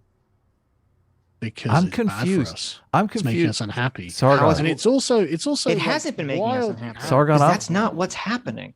What's happening is what's happening is that we've literally existed in a world of superabundance that we didn't have before, and we're becoming slaves to the body's desires. That's No, why I we're don't becoming slaves to understand our the way will. you're It's- framing this. Yes, Sitch, hold on one second here. Everyone, Running around just in circles. take a deep breath, okay? I'm curious. Sitch, tell me, is Sargon making a case for the rider or the elephant? Is he making a case that we should strengthen our will or give in to our carnal Well, this is desires? what I'm confused because it's like me and Sargon are conceptualizing the rider and the elephant as Differently. completely reversed. Okay. So that makes I'm sense. not talking about the rider and the elephant at all. So Well, you sort of are though. no. What I Okay. mean, he brought up an example of some, I'm sure, I'm very saying nice that we young have to lady accept who that there had are some sex with decisions we somebody can't on the make. first date. And I'm curious where that fits in, because isn't she giving into her, isn't like Well, no, she's she's not well, exercising will, right?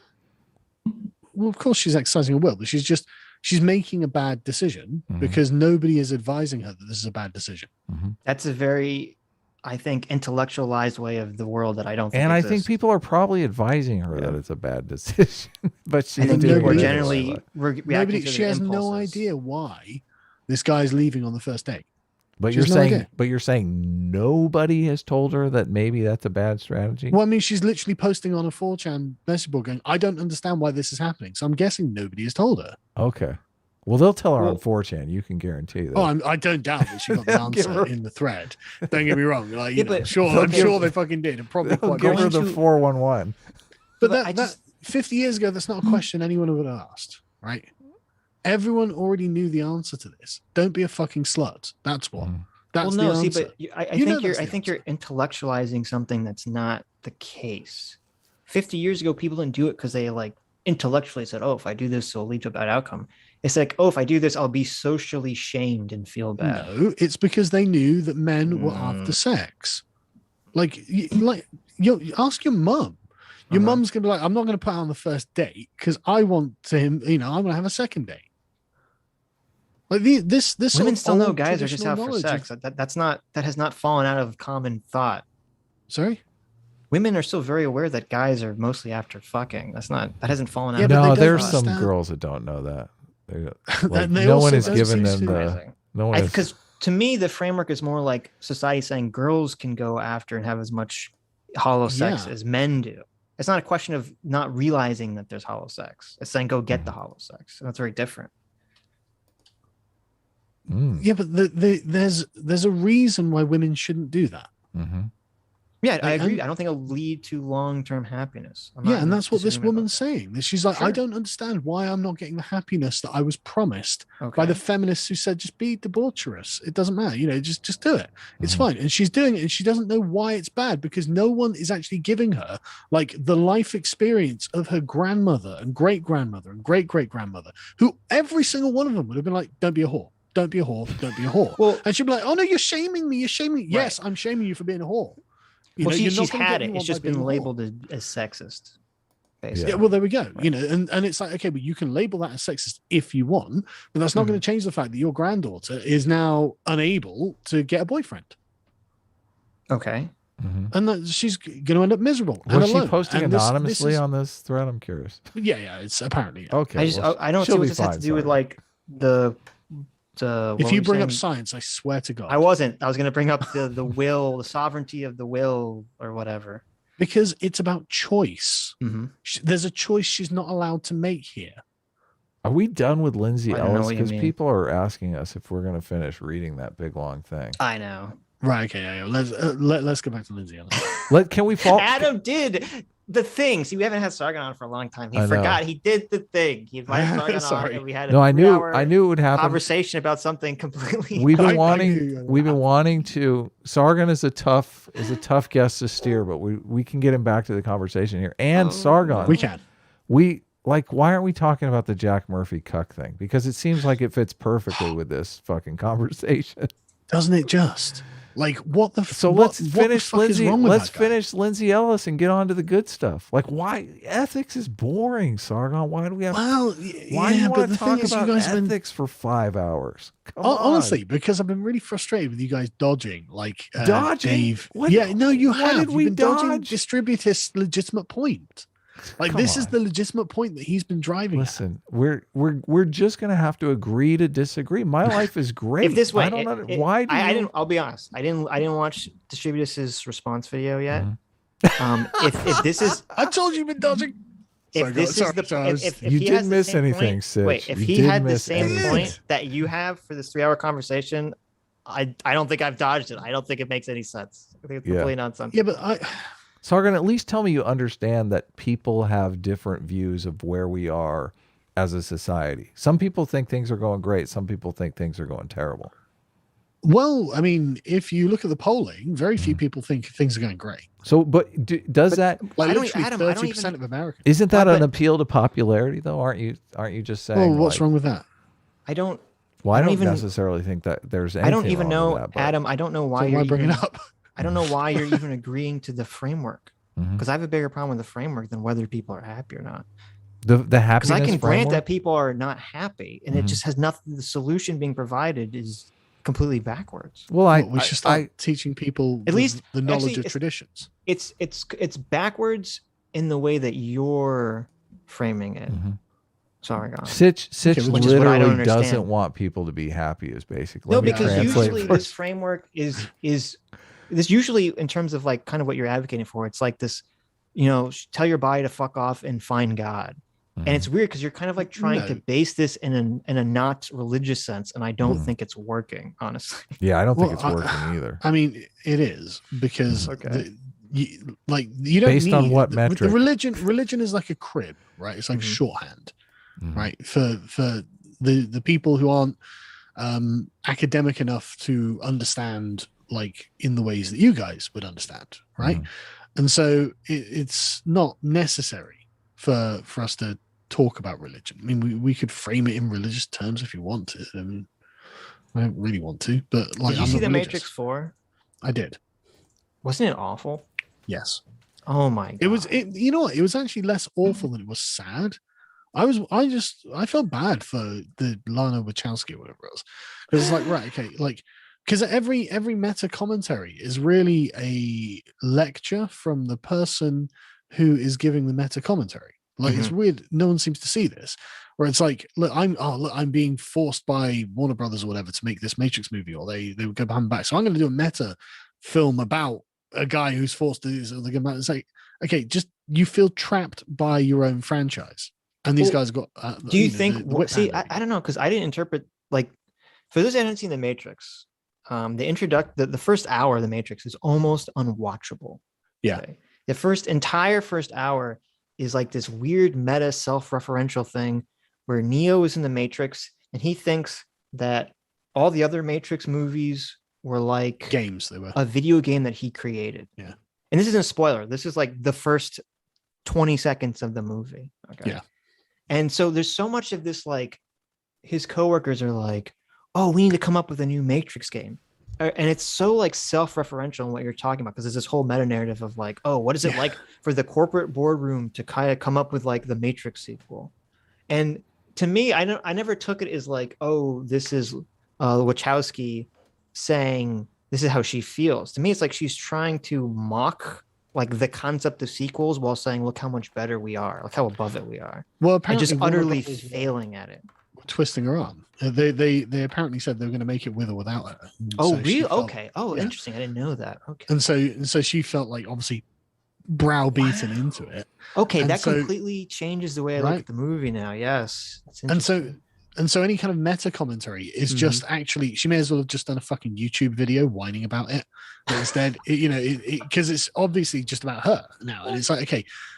And another thing I found really amusing as well is that there are several mentions. Oh, I'm going beyond a binary. I'm breaking the binary. There are a couple of mentions of binary in there, but look how it ends with like Trinity becoming like a parallel one to Neo, and then Herman Nero, Perfect her and Neo binary, getting yeah. back together. Yeah, it's total binary. It's like, okay, and then it's like, okay, we're going to remake the world. Okay, how? No answer. Nothing.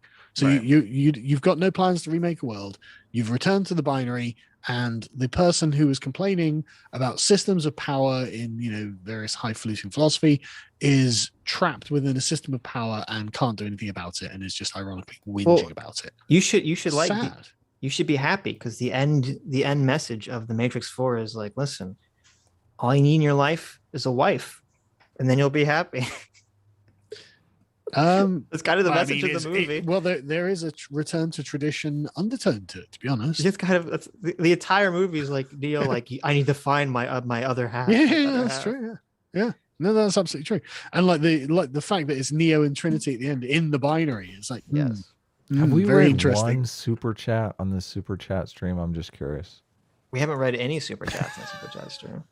Can I get a cup of tea and then we can go through some if you want?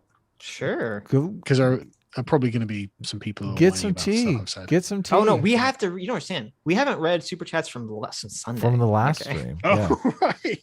Yeah, Sargon. Well, I apologize for hijacking your stream and getting angry as well. I feel like I was angry. Were you angry? You weren't angry. Nah, it's because you guys are dodging. We're not dodging shit. We're not dodging. No, I think you're projecting your dodge onto us. Yeah, I don't see. What's happening. Right, I'll be back. See how we're dodging. Take your time. Where are we at in this beautiful article, Sitch? I'll even finish this. My initial plan was to leave YouTube for Nebula, but I realize now that this is only entrenching myself in more intimate wait, form you of. Skip something. Oh, I did. Skip the paragraph. Okay. Something else that was also inevitable. I was going to quit YouTube. I knew I couldn't do it forever, that I was running out of steam, that I was sick of the increasing dehumanization inherent, that I just didn't have anything to say about movies anymore. The plan was always to end with Love Never Dies, since it seemed like the best place to end, with some semblance of energy, rather than keeping on until I've withered away into nothing. What happened to me in March and April hastened it, but this was always inevitable. All right. So it sounds like she's saying she basically lost motivation in critiquing movies. Yeah, this is the best part. She was like, listen, I realized nobody watched my videos anymore. I'm ready to give up. Not even because she's still getting shit tons of views. Just more like, I just don't have anything interesting to say about movies anymore. She's definitely on the downswing. Uh-huh. Well, no, see, but this is a problem. I think with YouTube, people will have like periods of explosive growth. You know, she'll have like one video that gets 6 million views.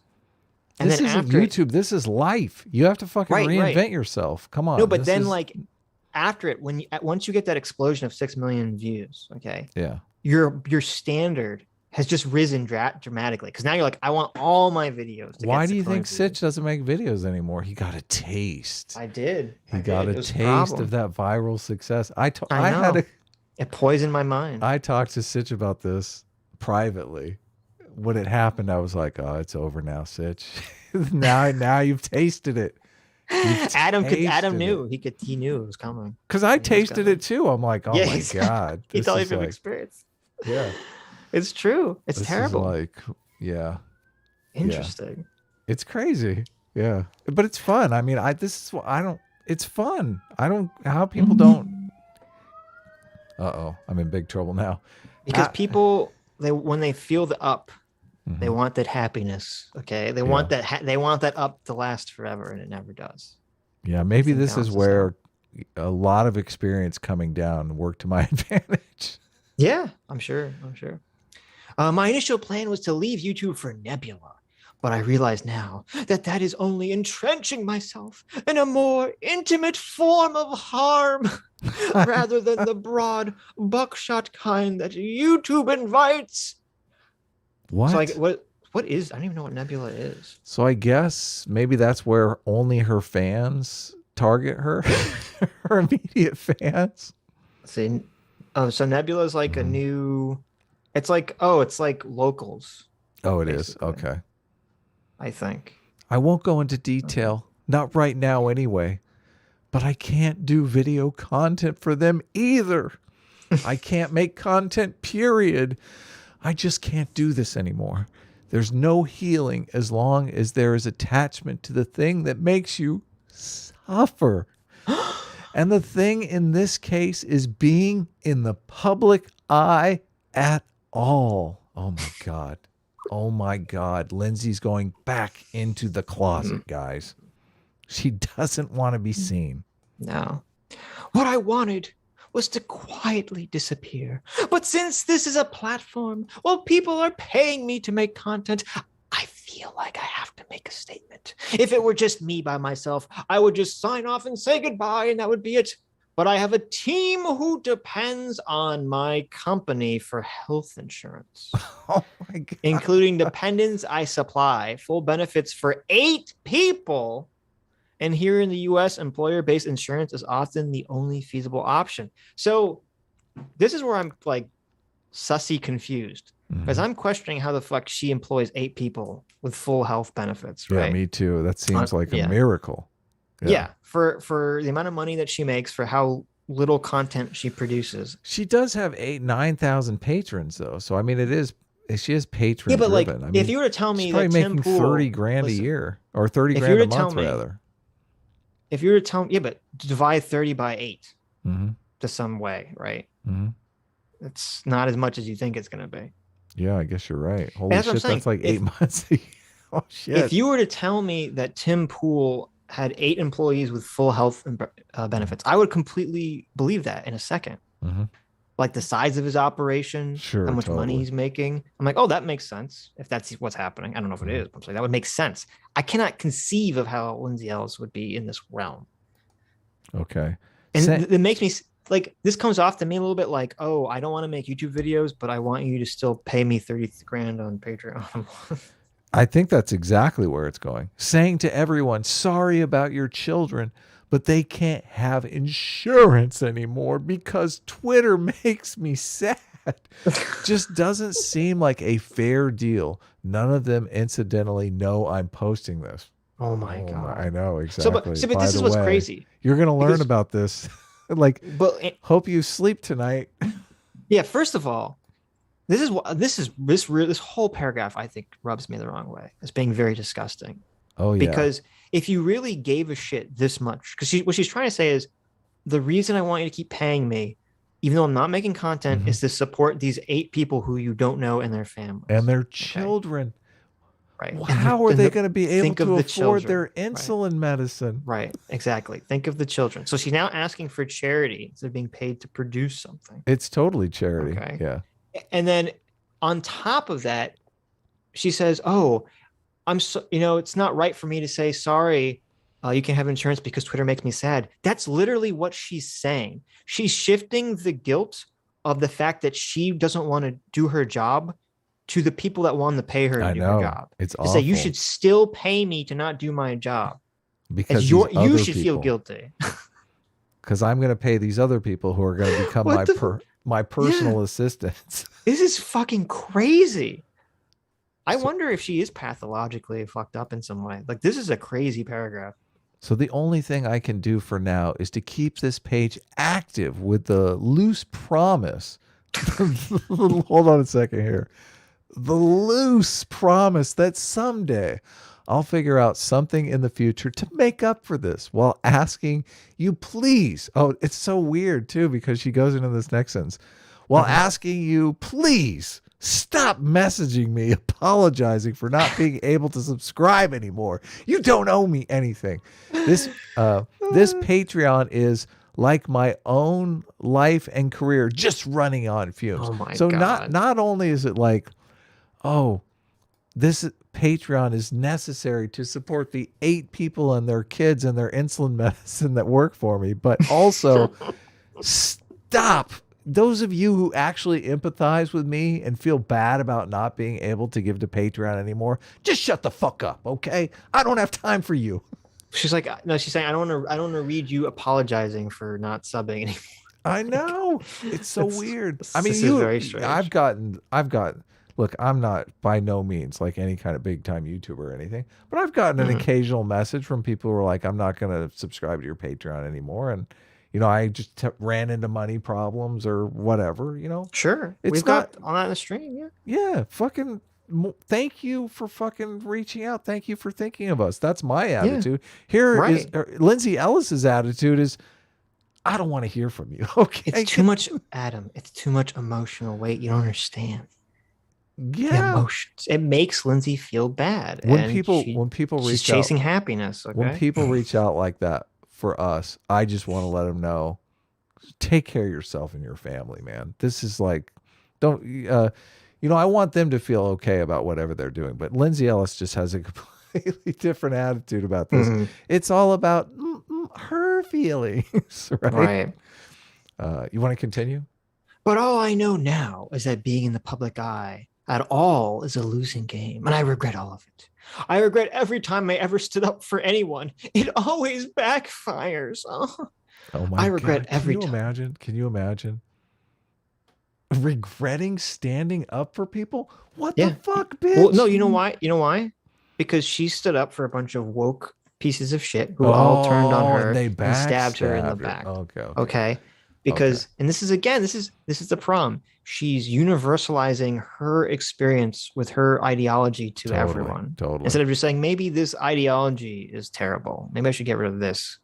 This groupthink neo-Marxist nonsense doesn't care about individuals. You got to treat people like individuals. You really do. I mean, I've stood up for people too that have turned out to be total fucking pieces of shit. But at the same time, I've stood up for a lot of people who haven't. Doesn't mean you give up on standing up for people. Yeah, exactly. One person backstabs you doesn't mean you. Doesn't mean everyone's going to backstab you. Yeah, it doesn't mean you become like a rugged, cinematic film character. You're like, I was once betrayed by the woman I love, so I'll never love again. Yeah. Come on. This is what makes life meaningful, is the people who don't stab you in the back. Like, don't give up. I mean, I'm playing the long game with Adam before I stab in the back. Okay. Oh my God. I every once in a while I think about that, and not that either one of us are even close to that, but I just think how, like, oh my God, it would be just insane. I know. It would be insane for everyone who's been a member of the show, because they'd be like, oh my God, everything would feel like a lie. Yes. Well, I feel like we're both too high on our own morals to ever do something. It would never happen. Like, it would have happened already. And jump cut 10 years from now. I regret every time I pushed back against something unjust. It was always just used to hurt me. Poor me. I know. I regret every time I ever stood up for myself. I never did it correctly. I regret every time I showed any vulnerability. Just more ammunition to be used against me later. I regret every time I ever tried to play the game with peers and colleagues. They will drop you the second you aren't popular on Twitter anymore. Oh my God. She has some terrible friends. Fucking fair-weathered friends. Yeah. Fuck them. Fuck. It's all hollow and brittle. And if there is one thing I have learned this year, it's how eminently expendable I am. Well, that's true, Lindsay. There you go. Yeah. There's one thing I've fucking learned, is that Lindsay Ellis can't write for shit. That's true too. You don't like this? Oh, this is such melodramatic prose, isn't it? Well, it's appealing to her melodramatic fan base. So. I mean, it is, yeah. I'm fixing to do a find search on the time she says I have a feeling it's like, oh no, a lot of I statements here. Yeah. The good, progressive, cis, straight, wealthy white men keep on trucking and coming out on top because deep down they know that the system they profess to stand against ultimately exists to benefit them. Fuck you, Lindsay Ellis, you piece of shit. This is why I have no empathy for you. After her whole fucking slacking of self-aware tirade about how all her shitty woke friends throw her under the bus, she still ends it with, oh, fucking white men. By the way, slap in the face. Oh my God. I agree. This is all Adam's fault. You get Adam's a white man. I actually like that line. I actually like the line. I'm like, Sargon's an octoroon and I'm a Jew, so Adam's obviously at fault here. If that's what if that's the world she wants to live in, okay. Look, I'm happy just for you, Lindsay. I'm having a great time. And to all the people telling me to grow a thicker skin or remove myself from the conversation altogether, you are right. I don't have it in me to do the former, so I shall do the latter. Hope your new year is better than this. Oh, really? Wow. Lindsay Ellis. Rough. Womp, womp. She'll be back.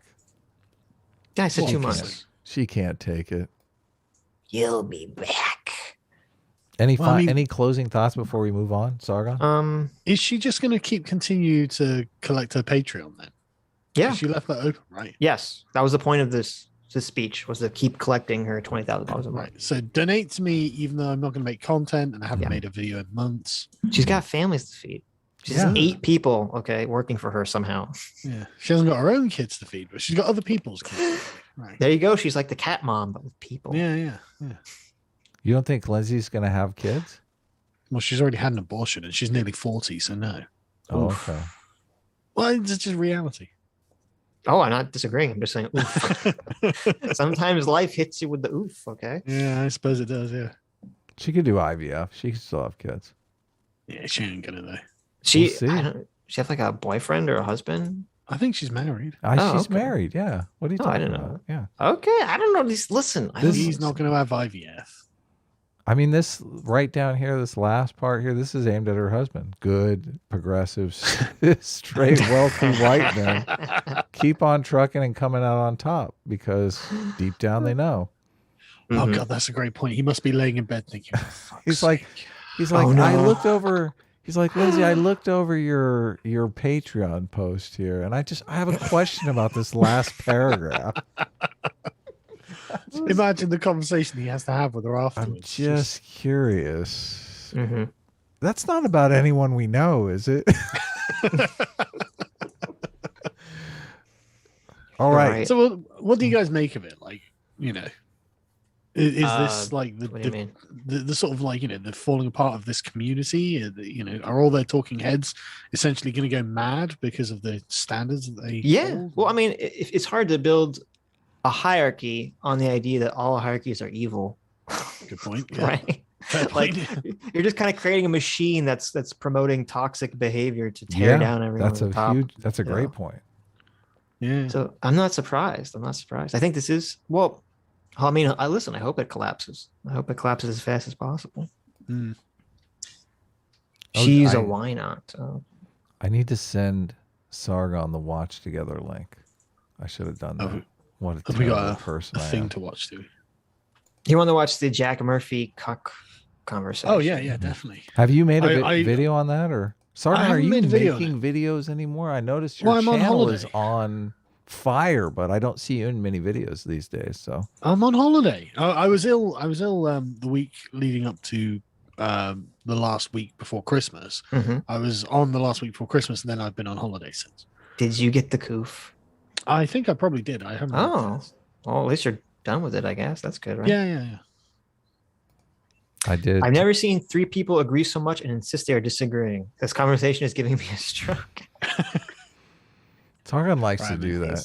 He does. Sargon's go-to move is "You're wrong." No, but You're wrong. I didn't mean for this to re-spark the conversation.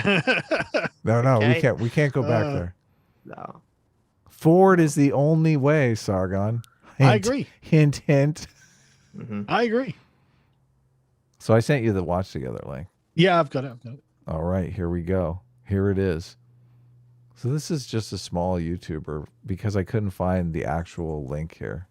So Jack Murphy is a pretend conservative, pickup artist, and men's rights activist.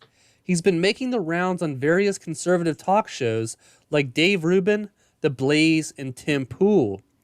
Who he really is John Goldman, the cuckold, pimp, steroid addict, and conservative grifter cult leader who charges almost $4,000 to join his cult. I thought he was going to say He to have sex freaked with his out on wife. Sydney Watson when she read a super chat asking him about his cuckold article.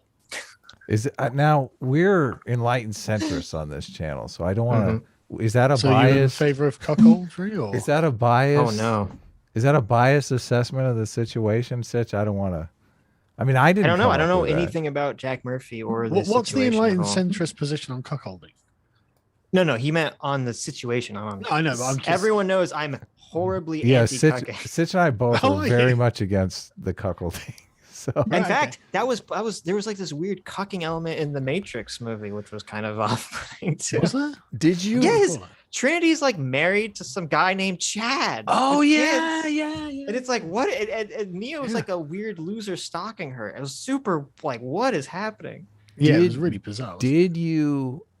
Did any of you read the article in question here that Jack Murphy No. is upset about?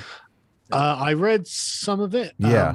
Where he's literally like, I'm sitting here with an erection as my girlfriend's getting railed somewhere. It's like, right, Oh okay, my Jack. god, it It's doesn't say that. It's- proud It cuck. kind of hat does. on. Sitch, I couldn't finish it. I was like, oh my Oh. god. Yeah, I this couldn't is finish it. It was horrible. really gross. It was This just like, is right, okay, Jack. horrible. I mean, he sounded like an SJW. He sounded like, when there's SJW betas who is like, yeah, my girlfriend, I'm a proud cuck. My girlfriend's getting railed. And it's like, okay, gross. Jesus. I mean, Why did he write this article? 2015. No, So it's it's not why like he did he wrote- write this article? Well, who knows? Man. It seemed like it felt like a lot of kind of cope. I felt like there was a lot of cope in the article. Like, Mhm. Big cuck energy is actually cope. well, no, I felt like there was a lot I of. mean, yeah, isn't it? Yeah, I would say so. Yeah. I don't know the situation. He brags about how this girl is so much younger than him. And there's Yeah. two ways that you can look at the article. You can look at it like, okay, this is an older guy who's willing to tolerate his young, hot girlfriend sleeping around because that's the only way he's going to have a young, hot girlfriend. And so therefore, in order he'd rather have a young, hot girlfriend than date someone his own age. So he's going to put up with this and go to the point of spinning it like it's actually a positive thing. When I don't have those intuitions in me. Like if my girlfriend is going off to screw somebody else, I'm gonna be pretty upset about it. So Well, yeah. But I mean, the thing Yeah. is that the way he was framing it as if this was his will. yeah, I He was know. like, yeah, it's Yeah, my exactly. will exercising. It's like, you're getting cucked, mate. What are you talking about? Yeah. So it's just he has a hot girlfriend who's younger than him that says, "Listen, if you want to be in a relationship, you gotta let me fuck other people." Well, Right. he made it He's sound like, like it was "Oh, his I'm idea. embracing this." He made it sound like it was his idea, though. Yeah, exactly. Of course, he's Like, gonna make it seem like- like that, right? Yeah, but I didn't. I mean, admittedly, I didn't finish it, so Mhm. it was pretty tough read. Oh, it was terrible. It was terrible. yeah, I know. I was like, I felt so sorry for him. Like halfway through, I was like, I can't go on with this. I mean, like it was it- the biggest cope, wasn't it? Yeah, none of it actually seemed sincere to me. But the thing about it is you're going to it with your own moral intuitions, and it's like somebody could, I mean, maybe he honestly does feel that way, but yeah, the Well, less given his I know reaction about this, the now- better. Okay, what is it? Yeah, the reaction now. Well, he freaked out at Sydney Watson, who didn't seem to have done anything wrong. Like, she's read a super chat. He went off the handler, didn't he? Right. Well, is he saying he doesn't agree with that now and he's embarrassed by it, or what? Like, I don't know what his position is. Well, that's the thing. He didn't really answer, did he? Yeah, he And- just freaked out on her. And he did a follow-up segment on Tim Pool. And Mhm. Sydney Watson has made a response video to that follow-up segment because Sydney Watson felt like that follow-up segment kind of threw her under the bus. Well, he didn't take responsibility for writing the article, did he? And this is Well, the thing. he, It's he like, did, but he's like saying, I've changed. My attitudes have changed. That was me back Okay. then, and this isn't Right. me now. Sure. Yeah. right, okay. Yeah, but then the- just own I- it. I Just saw- say, listen, I was in a dark place. I don't believe that anymore. Yeah, so I saw a bit of it, and he didn't seem to be doing that when I was watching it. Like Right. the bit I saw, he seemed to be basically like, I don't know, making excuses. Well, I mean, it says in his article, he says he's friends with like Roosh V, Rational Male, and Mike Cernovich. So is he in like this weird political situation where he can't like just come clean because he feels like he'll lose too much of his audience? I mean, it does seem to be pretty antithetical to what he's promoting, right? Yeah, I think that's Yeah, the exactly. problem. I think that's why he gets, Yeah. I think that's why he gets so upset here because it completely undermines his brand.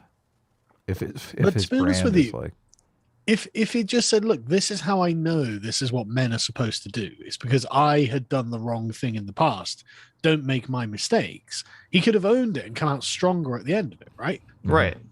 So yeah, I did do that, but this is why that was wrong, and blah blah blah blah blah. Mhm. Learn from my mistakes. I'm an older guy. Don't make these mistakes. Blah blah blah. This he could have come out stronger for it. yeah, no, I agree. So much of the internet is like how you respond when shit happens. Totally. All right, let's go. Because I started, I'm going to finish what I started. Anamorphosis says, Elijah, and I apologize for this in advance, Jack, asked Murphy about the article he wrote about literally cuckolding his wife. See, she literally apologized in advance. I didn't catch that Yeah. the first time through. So this is the first time he brought it up. I wish I was joking. True alpha. Wow. Wow, you went there with Wait, I don't. He's not cuckolding his wife. He's being cuckolded, right? Yeah. Is that the issue? Yeah. with that. I have absolutely no comment on that other than to say that whatever people's perception is about that, it's 180 degrees wrong. And it has nothing to do with people think what they're thinking it to be today. Are we talking about sex right now? Do you know what cuckolding is? I totally thought It's they were where you reading... get a chicken and you hold it and you No, love it. I just And blanked out then for a second. You make more chickens.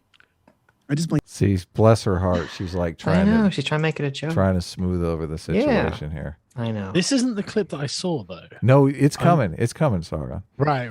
So there was a contention because Jack Murphy went on Tim Cast IRL and he said that he got mad because she'd brought it up once and then he said don't bring it up again and then she brought it up again. Right. So this is the first time. That's why I picked this clip because he's got both the clips in here. So this is the first one. Okay. She did apologize in advance and I mean, did he really tell her not to bring it up again? I mean, I feel like it was implied, but he didn't really come out and say, "Oh, please don't read those anymore." But even then, come on, let's just be a man and take responsibility for the things we have to read our super chats too. Yes. Yeah. And Sitch always makes me show the artwork that I'm like completely insane artwork. So Just as a quick tangent, did you watch? Have you seen Sydney Watson talking to Nick Fuentes? No, I haven't. Yes. I saw that clip. I saw that one clip. That It's was hilarious. so funny, isn't it? Yes. What I don't happens? even dislike Nick Fuentes, but basically, it was like a teenage boy being scolded by his mother. Really? Yes. Oh, I gotta see Yeah, it. it was gold because It's she was basically hilarious. like, "Have you ever met a woman? Are you a virgin?" He's just like, "No, I haven't met a woman. Yes, I am a virgin." And he's just got his like Did hands he in his lap. really? Yeah, getting complete, and she's got like she's holding herself very upright, and she's just scolding him. And he's just Full, like he's kind of sinking and skulking. Yeah. His body She- posture. yeah. Is She's this like full news? matronly Nick mode. Fuentes? Nick Fuentes a virgin? Is that? I mean, he seems Yeah, pretty apparently. old. So he admits in this interview. Well, that's where why he's I mean, there's always the speculation that he's gay. So Well, What is yeah, how old is he though? I mean, a 24, something like that. 24 and a virgin? I thought he was older than that. Well, maybe he looks fairly young, but he's not. Yeah, he looks like a that little young. boy. But the point is, it's so funny the matronly way she was basically dressing him down, and he had no response whatsoever. know. Wow. And like I said, I don't even dislike Nick Fuentes. I actually think he's quite funny sometimes. But like, it was hilarious watching this go, and it was like fucking hell, man. Well, as someone who ripped does apart by dislike this Nick Fuentes, I enjoyed it even more. girl. Why do you dislike Nick Fuentes? Just I mean, he's a white nationalist. I don't is he generally right? like white nationalists. So I've only ever seen clips of him just talking about current events, so I didn't know that. I think he's pretty open about it, but Oh, well, I don't watch him on a regular basis. But like you see the clips going around, where he's saying something funny about something. It's like, he's very good at being funny. I'll go, man. yeah. I didn't And- realize he's like a white nationalist. Oh yeah. Okay. You haven't seen his 100%. famous interview with JF and Richard Spencer? I have not. Oh no. Okay, well maybe you shouldn't if you like. Well, yeah, maybe I like- shouldn't. Yeah. I support you having chickens. We I don't have kink chickens. shame. I like chickens. If you have a hen house, that's great. You should have your own eggs. Great. We don't supply, kink shame. Great for protein. You are here does not king shame. I want to bring that out that we do not king shame. We should king shame. I feel like Elijah's really the one egging this on. A using little the bit. metaphor. A little bit, yeah. Jack Murphy, Yes. they're not going over to Jack Murphy because he's like seething right now. If I you're like, know, if you I don't, know. Happy for 5 minutes later, look. it's true. Brett Ain't Dad said, unfortunately, the proliferation of technology leads to authoritarian collectivism. Future looks gay. Merry Christmas, Sid and Jack and Elijah. Mr. Dick and Balls says, "Hey Jack, Mr. Dick and Balls. Great name. You guys, Sargon, you're saying the world isn't happy? Come on. 20 years ago, you couldn't log onto the internet and start an account called Mr. Dick and Balls. Sure, but 20 years ago, well, I mean, admittedly, I find it funny watching virgins getting dressed down by matronly women on the internet, but like, That's you true. know, that's true. not good for society. You got to admit, I feel like it is good for my soul though. 20 years ago, I'm not the, saying it's not funny. 20 years ago, the graffiti in the bathrooms was off the chain. The bathrooms are getting clean now. The internet has cleaned it up. That's right. I know, it's terrible. Now we have the graffiti in our She pocket. does. I know. She does this.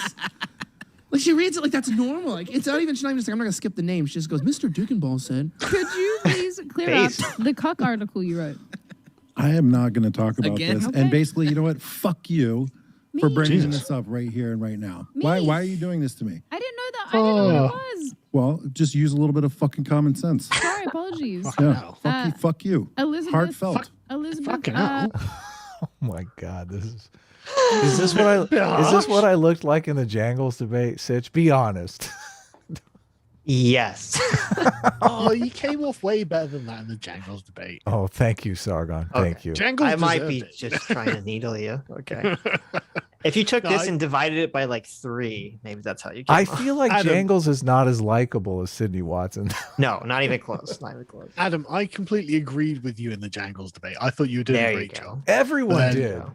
Everyone did. I like it. You said every ... one day. Everyone did. They did. No.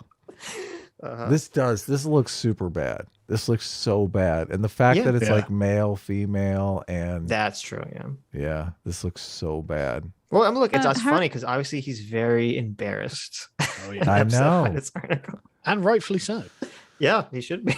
I mean, don't write an article about getting turned on by being cucked by your girlfriend. Yeah. Person says, gonna miss the show, but have a good break. IHTAC, what's that?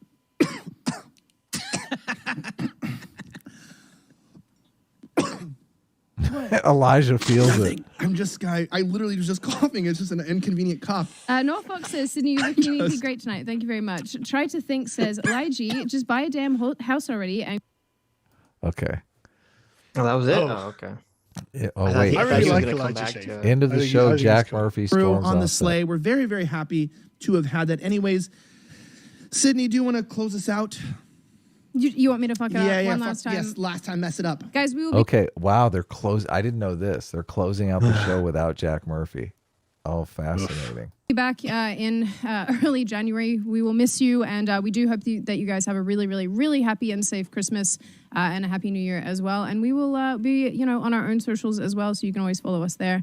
As we like to say here, life is in fact a lot of bullshit, and unfortunately, you are here, and so are we. And we will see you in a few weeks. Like I said, stay safe and well. Have a great rest of your evening. Have a great weekend, and a merry, merry Christmas.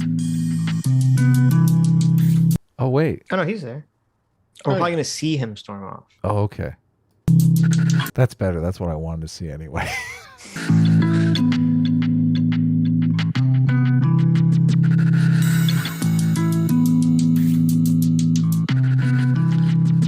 He looks a bit angry, doesn't he? So let's read. Wasn't that exciting? I thought he was gonna throw the headphones down, and kick the chair over, and He Yeah. looks a bit stressed, though. yeah. We should remake that. I think where he like tears up the whole studio. Fuck you! Tearing things and throwing things. Well, he did tell her to fuck herself, didn't he? It's He like, come on, did, dude. yes. And he said it was That's not her fault. heartfelt. Yeah. Yeah. Yeah, The she's heart just can reading the never super be chat. wrong. Yeah. You see her surprise as well. It's like, what, me? Yeah. Right. So Oh, yeah, was that it? Was that it? that's it. I mean, there's other clips. I mean, she did a response video. I can pretty much get you up to speed. So after Adam, this, I want you to read the first 2 paragraphs of the Cuck article. I'm not going to do it. I can't. I want you to do it. I want those can't sound do it. Come on, clips. Adam. I I can't. want do those it. sound People clips. sent their super chats, Adam. You got to do it. Yes. No, we want you to read it, Sargon, in that beautiful Yes! British accent. That's right. No. Your job. Yeah. Your job. Cultivating erotic energy from a surprising source. Sargon, what do you think? I think cuckoldry is a sin. Totally. Mortal Well, I- sin I against wanna- God.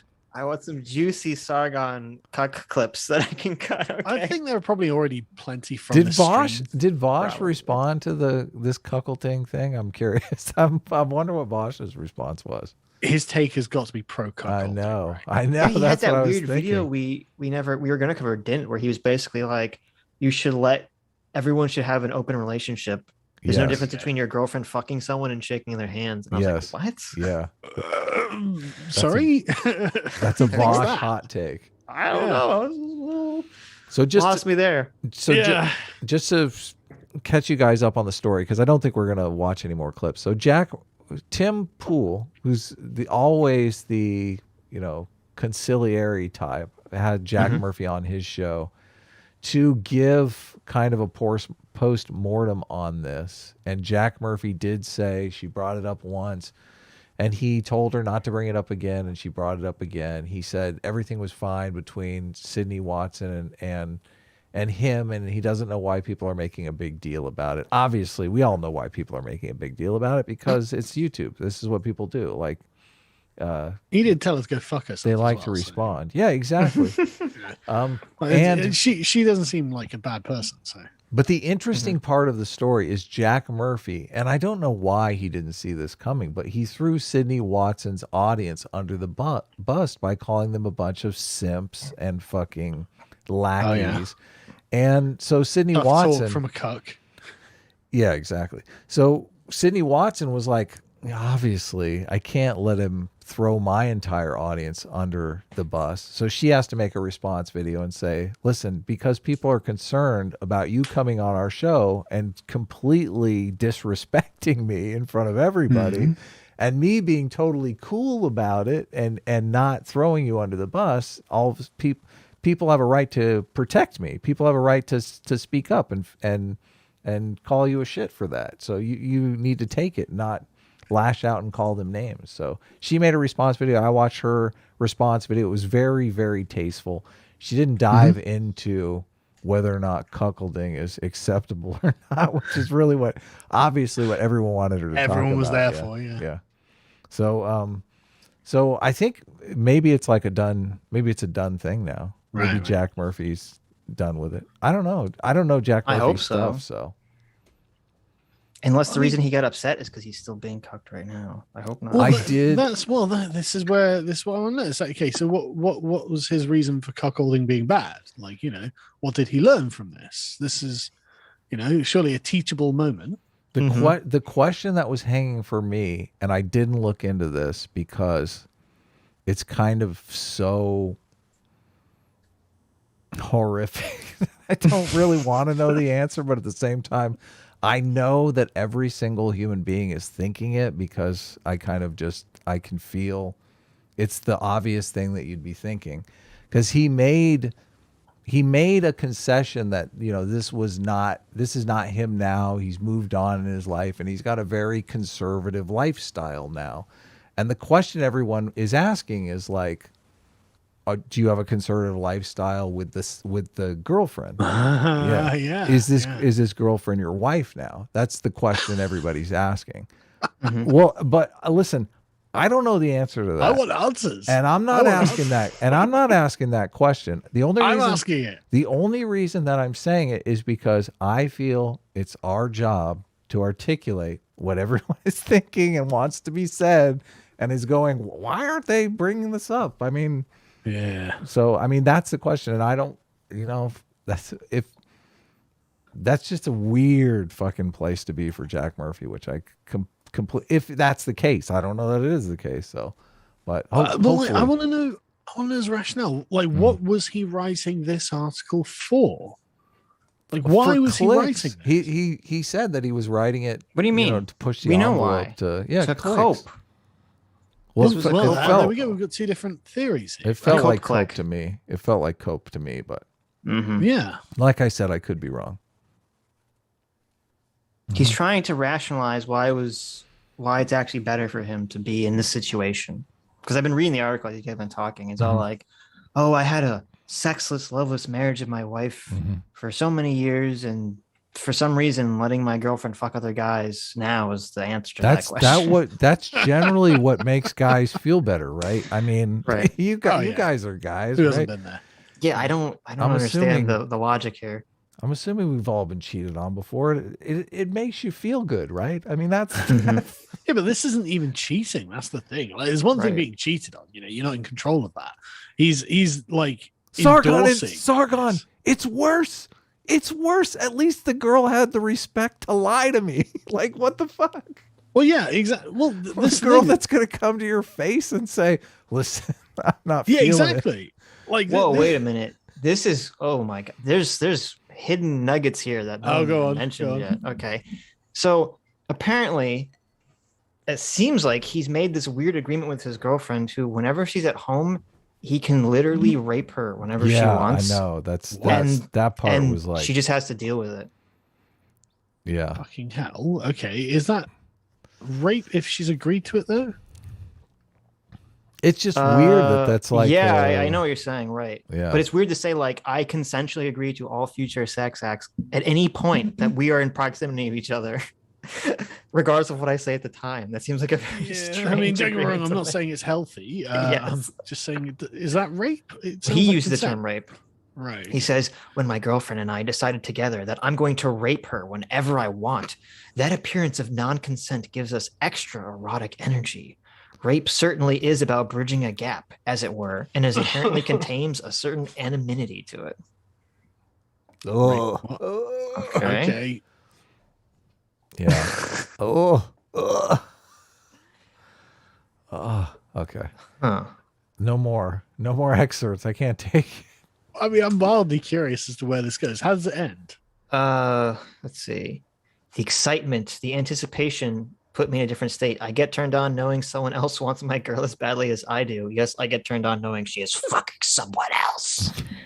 We've done it together. Or he picked up a guy at a bar, took him home, and I watched them have sex. What? He literally did it. Yes. He literally watched it. We've bought a guy from Craigslist over, and I Oh took my pictures as he God. banged her. No!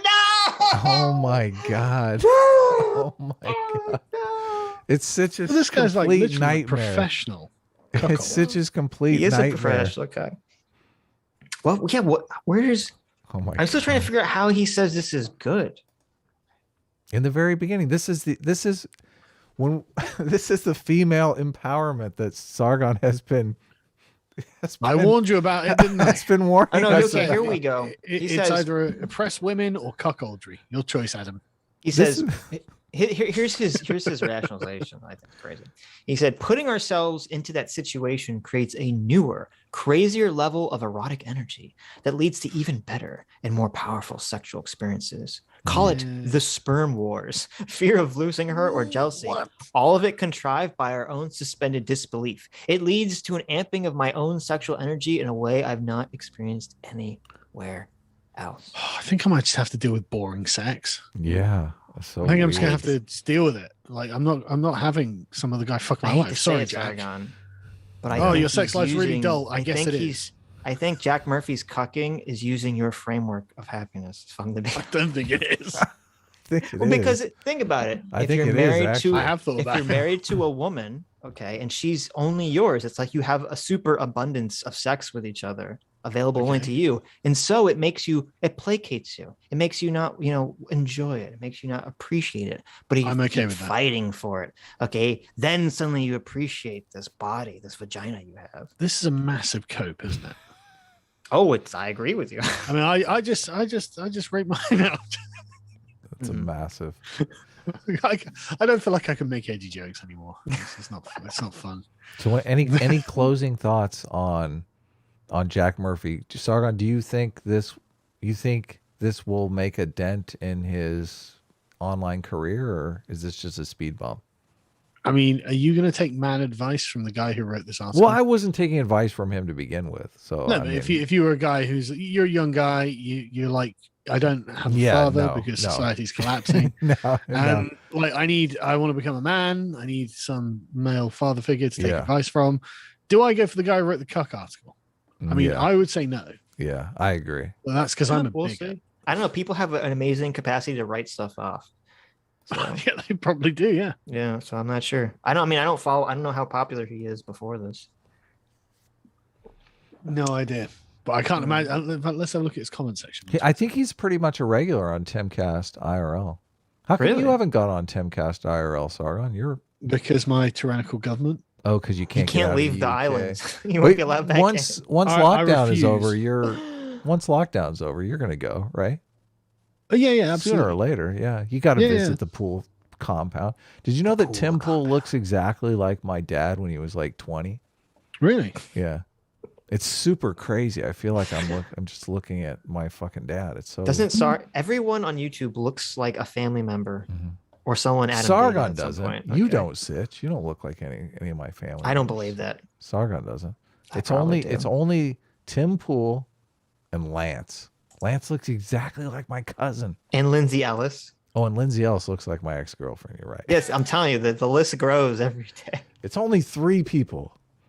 That's more than I have 0 people look like someone in my life. So dip down to this. Look, Sargon's on vacation. I don't want to. You stay as long as you want, Sargon. But let's read any super chats for Sargon while he's here. You want me to so we can have another hour-long conversation? Yes. Okay. Well, we have Let me to. see if there's I any don't. I feel Sargon bad. super Short Fat chats. Tarka messaged me on Discord being like, oh, God, you guys are talking past each other. It's like, no, I'm talking and they're wrong. I don't think we are talking past each other. I think we just have a fundamental disagreement about things. It's pretty funny Yeah, that see, we you're wrong. feel exactly the same way, Sargon. So I mean, ditto. Yeah. Lucifer the Doberman for 20 Canadian says, what kind of bribe should I donate for us, Aiden, Sargon, and Sitch to all play a game of Magic on stream? Oh, I'd love a game of Magic. Magic. Do you guys play Magic together? I've never played do. Magic. No. Ab's never played it. Adam, I don't how play it could on you like not? Steam or anything. I have the physical cards, but Yeah, same. Yeah. I'm surprised you haven't played Magic, Adam. Jesus. why is Yeah. that surprising to you? Adam's like an He's old a- man who's not a nerd. I don't There know. wasn't- Strapping Well, jock. I played. Bully the nerds. I played Dungeons and Dragons. Okay, I was a late You played bloomer. Dungeons and Dragons I in like the fucking love most Dungeons and unengaged way Dragons. possible. That I one was time a you complete played. dork when I was a kid. Okay. I don't believe it. I don't believe Yeah, Magic's a game for probably would nerds too. like us. Okay, Adam's too cool for us. No, it's not Yeah. true. I would love to play a game of Magic sometime. Okay. You and your cards. You and your crazy card game. Why do I gotta spend mana to shoot a fireball? Why can't I just shoot you? I don't understand. Let Where's me, the part where I, let me where I do a ask you. 360 no scope? Let me ask you. Are there Mhm. hobos in this game? Because I got a thing about hobos. I don't know. I'm sure there's some hobo creature somewhere in some set. We need to clean up this hobo mess. There you go. Satoshi was a Reploid for 50 knock knock says, Adam, Sargon says you need to check Discord. I did. Oh, were yeah. you like, Thank Adam, you. bring me on? Yeah, I have. We've to- been wanting to write have my- you on for a long time, Sargon, but I know like you're working your ass off on your Yeah, on I'm your always thing, busy doing so stuff. Yeah. it's tough. Uh, You always show up in Let's the see. chat and people are like, "Go on, Sargon." I'm like, "He's in bed." Yeah, a lot of the time I am, and it's like, no. He's having fun in the chat with his phone. So That's leave- right, I leave him forgot, alone. we Let him can't- sleep. okay, wait a minute. I have to ask. This is a really important question, Sargon. Mhm. Okay. How do you feel about mill decks? Oh no. Generally, I feel they're more hassle than they're worth. I think there Mhm. are better ways of winning. See, I feel like they're- Anti-mill deck. I feel like mill decks are degenerate. Yeah. Oh wow, that's Yeah. a strong stance on Milton. Yeah, Yeah. I think only dirty degenerates like Aiden Paladin Only- would only- stoop Oh. to using a mill deck. There's only one thing worse than cucking, and that's fucking mill deck users. It's true. It's true. We have Jack cucking Murphy and then going to mill tweet out. decks. Well, at least right I've never above it. used a mill deck. That's right. And I bet Jack Murphy was milling someone while he was getting cucked at the same time. Oh my I god. could see it. I believe Oh it. the my thing about God. mill decks is it's not really playing the same game, right? You know, it's Exactly. Yeah. Like, you know, I'm playing my own game without you. Fuck off. Yeah, exactly. It's like, yeah, but I'm not trying to get rid of all your cards or save Yeah. my cards. I'm trying to kill you. Right. Hmm. Aiden says mill is for the superior minds. Yeah, that sounds like what Jack Murphy would say about cucking. Okay. Cucking is for the superior minds. Aiden Yeah. Paladin is the Jack Murphy of magic. Oh my god. I'm so sorry, Aiden. I was just joking. Watch Oh, out. Harsh. J Mac for $50. Thank you so much, Jay.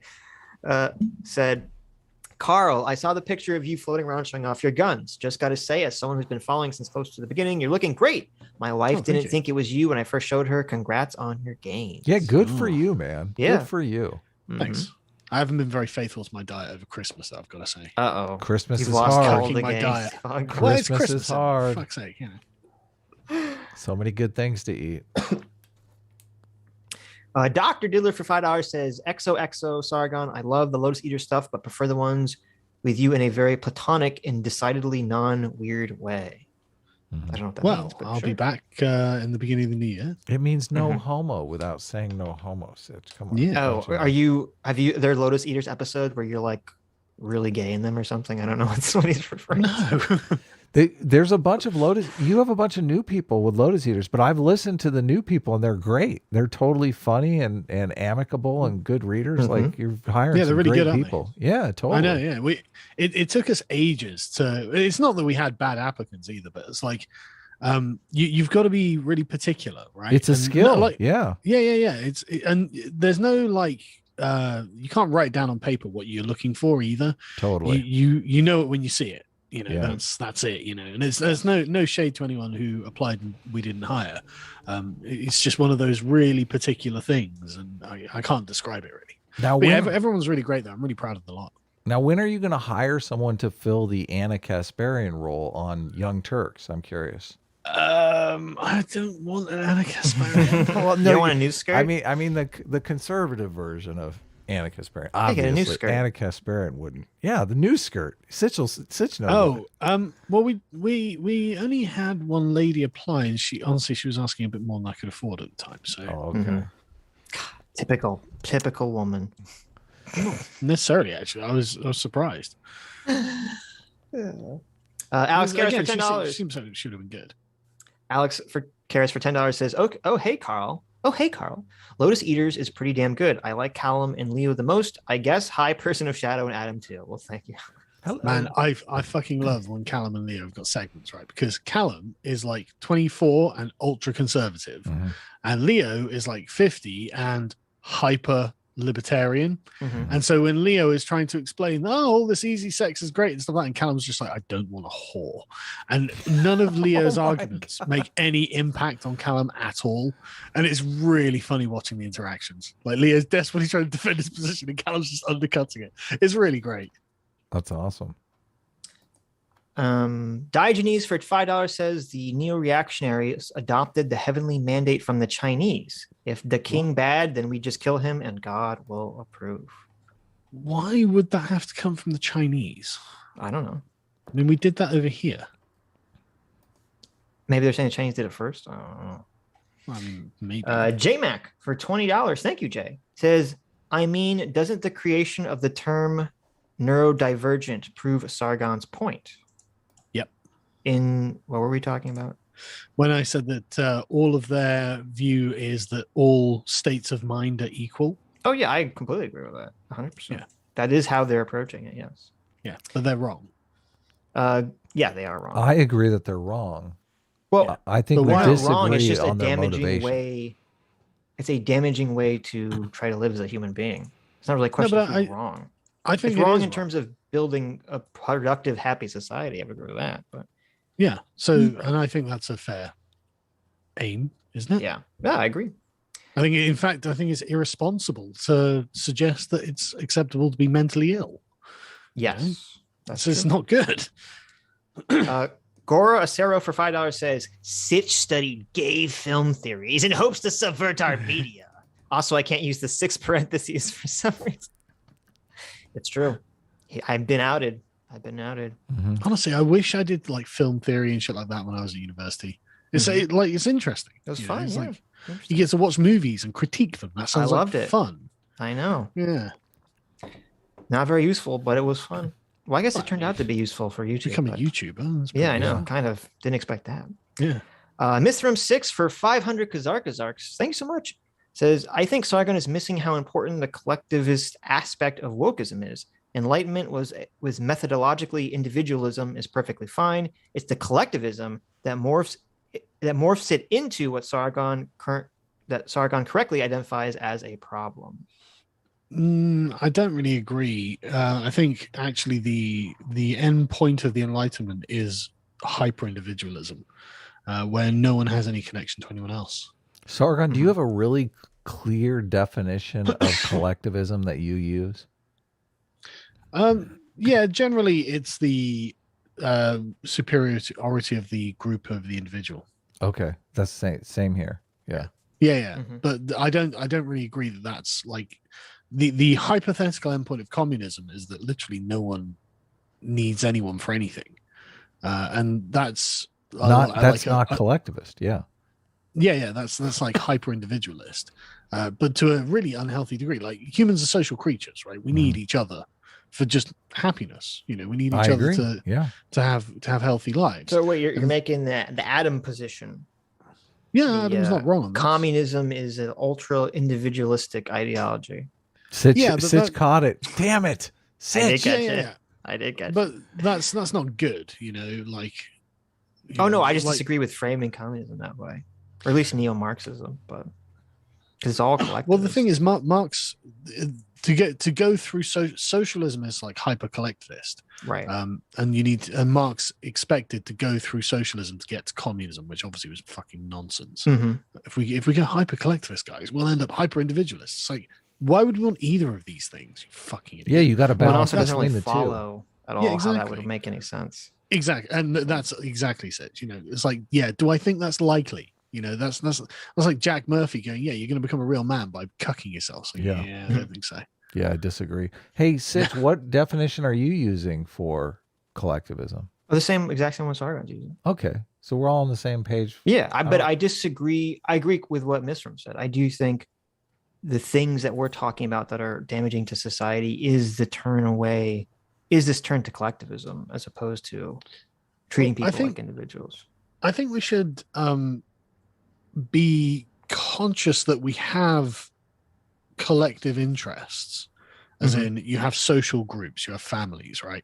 Sure. And so you're going to make sacrifices for your families. But the question is should it be in the political arena, as in should the state have this opinion? And the state should not have this opinion, obviously. We want liberal individualism from the state, but then most of our lives aren't controlled by the state, right? Know? I mean, like, I have as little interaction with the state as it's humanly possible to have on a daily basis, and so like, I have to think often in collective terms of what my kids want, what's my wife want, and blah blah blah. And so I don't think it's really a question of collectivism or individualism. I think we've all agreed that we want a generally individualistic government that that treats us as if we have individual human rights, and now we need to talk about other problems that we have, right? Yep.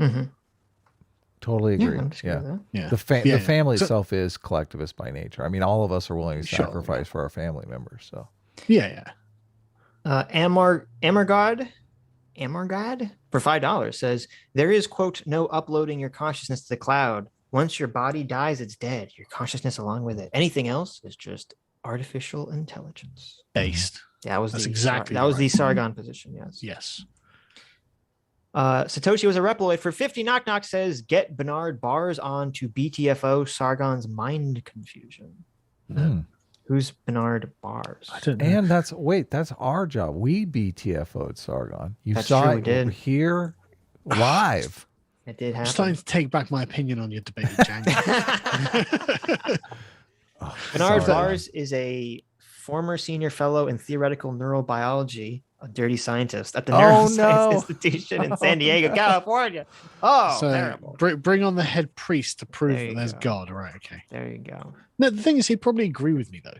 Because all I'm saying is, like, science is useful in its proper place, but, like, it can't tell us how to live a good life and be happy. His topic or his area was all on human cognition. I assume that's what they were Sure, but he's not going to say, okay, but this gives us an ethical agenda. I'm sure. I would imagine not. Yes. Yeah. So he'd probably end up agreeing with me. I don't think he would end up agreeing with you. Well, I think he probably would. I don't think he's going to be at the point of draining babies for their blood or anything. Oh, of course he doing that. What are you talking about? I'm doing that. I know what you're talking about. I'm doing that. I'm already doing that right now. That's why I'm not on camera. You can't see the baby I'm currently sucking the life force out of. That explains a lot. It does. Max Utabi for 10 Sardoses says convex tinkering moment. I don't know what that means. Does anyone know what that means? Yeah, I'm not sure. Convex tinkering moment. Convex tinkering is a trial and error process with an additional property, convexity. I don't even know what convexity means. Well, I know what convex and concave mean, but I know what convexity means. I don't understand them in this context, to be honest. Convexity refers to the shape of the graph of the payoff function. There's an asymmetry between the potential gains and losses. Losses are bounded, gains are potentially infinite. And the thing is, though, you can't deny that we have a real problem with the assumed authority of science in our civilizations at the moment, right? Like, why? You can make that argument of any assumed authority of anything, right? Sure, but I'm making it of our civilization right now. Right, because right now it's like this is the framework we use. Yes. yeah, but we really do have a problem with like scientists running the countries when they're not elected and not accountable. And you can't get rid of them. Do not see that at all. That's totally happening in Europe. So maybe, well, I mean, maybe in Europe, not in America. yes. Okay, maybe but not. it's- And freedom lands. Okay. Yeah, okay, good for you guys, but like over here we have a real problem with this. Mhm. And I think that if Fauci had his way, you guys would have a real problem with it too. Yeah, but he doesn't because scientists Yeah. don't run. But that's Our because you've country. got a codified constitution and states' rights. Yeah, But we're we awesome. don't have that. So Yeah. well, yeah, you're lucky. But like We have the- liberty and freedom There, yeah. and So enlightenment basically- principles. Basically, you agree with me then. No, because we have all those juicy enlightenment liberty principles ingrained in our government That prevent the tyranny of the scientists. to prevent this tyranny of anything, really. Supposedly. Yeah. Tyranny of Yeah. the masses, which is the problem Yeah. that we're looking out for. If only we still held those ideas over here. I know. God, you guys suck. Dr. Diddler for $5 says, we didn't engineer the space shuttle because we know how to throw rocks up into the air, Sargon. You made a weird and arbitrary distinction there. Well, I don't think it's a hard distinction. I don't think it's like, no engineer has ever done science and no scientist has ever done engineering or anything like that. But there is a distinction to be made. Norb Delta for £5 says, Sargon would be better replacing scientist with the term intellectual. Then it would make more sense to Sitch. Thomas Yep. Oh, Sowell yeah. has made this argument. I would agree. I'm yeah. happy to do that. Yeah. Okay. Well, it's entirely different classification of totally. person. So Well, it's really about knowledge collection, right? It's the intellectual believes that all knowledge that is worthwhile is gained from reflection and study. Whereas I guess, I'm using engineer as someone who gains knowledge through trial and error and through doing, Mhm. like apprenticeship. I mean, you would hope that science is they're both valid. based though. on trial and error. It should be like it's good science, right? Well, yeah, but the thing is, both are valid. Like reading Mhm. books to get technical knowledge and then doing the thing to get practical knowledge. So they're both valid forms of knowledge, and you need to do both to become an expert on something, right? Sure. But the problem is we have at the moment is we've got like internet communists are the best example of this. None of them have ever done anything practical in their entire fucking lives, and yet Right. they've got these massive plans for all of civilization. It's like Mhm. I know you don't know how to do any of this, so shut the fuck up. Sure. Yeah. But I agree with you completely. To me, part of science is doing the trial and error completely. But the problem is though we've arrived at a point where technical knowledge is kind of like the paradigm in which all valid knowledge is considered to be true, and practical knowledge is generally quite scorned. Man, look at the way people look at like people who work with their hands. It is really condescending, middle class fucking shit lib attitude, and I really hate it. Yeah, but I'm assuming that's not based on like a philosophical Of course, it's philosophy. arrangement. It's more like, where this is the perception of where the good jobs are. Yeah, but all of this stems from the rationalistic philosophy that's taken hold of the West. Like all Well, of it I does. mean, I think where the good jobs are stems from where our economy is, which maybe you could say stems back to what you're saying, but Yeah, but what I mean is like there's a reason that in the 90s, for example, in this country, and probably in your country too, there was a huge drive to get young people to go to university. It's like, why? It's because that was viewed as the only legitimate form of knowledge. Like, there's no reason we shouldn't have had like, 2/3 of people going into technical, practical vocations, and like the third of people going to university like it had been in prior years. There's no particular reason other than the fetishization of the sort of technical knowledge. I don't think I wouldn't use the word legitimate because I think it was more like, oh, if you want to make money, you have to get a college degree. Like that's the thought process. That's never been, exactly. But that's never been true. And so no, that's I a understand that product that's not necessarily true, but I'm saying that was the motivation, whether it's true or not. Not like, oh, it's illegitimate. It's only legitimate to be, a white collar worker in an office somewhere. But that comes from that doesn't come from reality. Like everyone knows that plumbers and electricians and other technical, handy, practical guys make loads of money. Everyone knows they make. I don't loads know of if they money. know that. Actually, I'd be really curious to see like if you polled high school students what they thought now, blue collar workers sure. made. Yeah, I'd be very curious. Yeah, now, but the reason that this was denigrated, I think, by the middle classes is because of a fetishization of university knowledge, technical knowledge. And I think it's just the fetishization of this thing that is taking us off the rails, to be honest. I think it was a fear. I think it was when we had the economy completely flip after inflation and globalization in the 70s God. into like being from the worker base to like this, you need to be a lawyer or doctor base, that all the parents were afraid that their kids wouldn't find financial success the way they did. So they said, you have to go to college now. That's probably. Yeah, And but I think a who put lot of that this idea in was their head? pushed dishonestly by colleges themselves because they Yeah. were receiving so much money, from government grants. Blah, I think blah, it was blah. a cultural zeitgeist. It's there's no one person or institution you can point to and say it's their fault. Like, but the question is, the issue is, where do these zeitgeists come from? And they come from the general governing philosophy of the civilization. And our general governing philosophy is essentially science can solve all our problems, and I don't think it can. Yeah, I know that's your position. I just disagree with that. That's the philosophy guiding what you're talking about. But Why? I just said philosophy why. do you think was guiding it? Science I just is a said why. I powerful thought it was the tool that a lot of practical people. material realities that people were facing. People do sometimes put too much faith in science. I will give you that. Yeah. Like I Jangles, don't the think- science guy, is the perfect example. I don't think I most fucking people. love science, and the meme of the fucking Wojaks and stuff. It's all fucking, But I you, think you the- can't accuse us of that, though, Sargon. You No, realize I'm not that, saying- right? well, I can you accuse you Sitch- did say scientism, but like we're pragmatists. We don't worship science in any way, shape, or form. No, I just think that when I think of like humans' behavior and collective groups' behavior, I don't think high-minded philosophy has fuck all to do with anything. Yeah, totally. It's, the problem is viewing philosophy as high-minded. Philosophy is just why we do things and how we look at the world. No, but I'm saying, And like, everyone has one. Like, I don't everyone- think these are, because when you talk about like these like philosophical principles that are guiding people, like guiding a group's decisions, to me this is all the writer. I don't think that's controlling anything. I think it's all just these people reacting to material conditions in their lives in the ways that they do, and then we're kind of mapping onto it a philosophy after That's the fact. literally Marxism. Okay, well, I think that part is true. I think people are reacting to Really? material conditions primarily. I don't You think don't they think- should.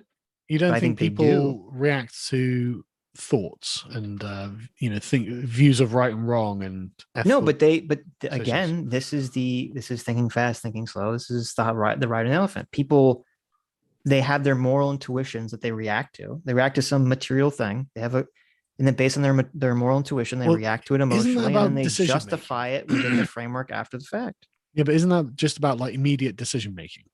No, I think that's long-term decision making too. Is that correct, Adam? Because I don't think that's correct. Sitch is always correct. I'm Yes. contractually obligated to agree with Sitch in any Well- conversation. Sargon. That's true. It just doesn't make sense, does it? Well, I mean, what do you? I thought. I mean, you know the research from Kahneman. Yeah, and I've read High. Thinking Fast I mean, and Slow. And here's High how you and, know it makes sense. How often do people change their minds? Never. Never. There you go. No, but that's not true. It depends what it is, right? Like if it's I'm going to study to get a job doing X, and so Mhm. this is a 10-year plan. Can you? After 3 years, you might change and swap. Sure, yeah. university If it's not producing So the people- results you want, yeah. But yeah, there we go. And so people do change their minds, Yeah, that's- and so it's not about like the elephant and rider. It's more about sort of like a person maturing and developing different long-term goals, right? And Well, people having change over experience of the time, thing. Yeah, exactly. right? Having experience Sure. of the thing and realizing this wasn't what you expected or what you wanted. And so I don't think this is elephant and rider. Well, and it depends on, like, using your example, it depends what the person's actual goal is. Because if their goal is like, I want to do this to make money, and after 3 years I'm not making money, well, sure. they're not really sure. changing. They're changing their mind on their approach didn't work. They're not changing their mind about whether they were wrong in their end game. their goal Yeah, here, but I mean, right. they could change their mind for any different number of reasons. But Right. I'm just like, saying, like, that's why I don't know when it comes to like people justifying a lot of their life decisions or the decisions they're making, both short and long term. I don't think a lot of this is based on philosophy. I brought up the social intuitionist model from Height, where he talks about the triggering event and people changing. The social intuitionist when model. I say, oh, okay, go ahead. sorry, just very quickly to Sitch's point. When I say philosophy, I don't mean rational, reflective thought, Mhm.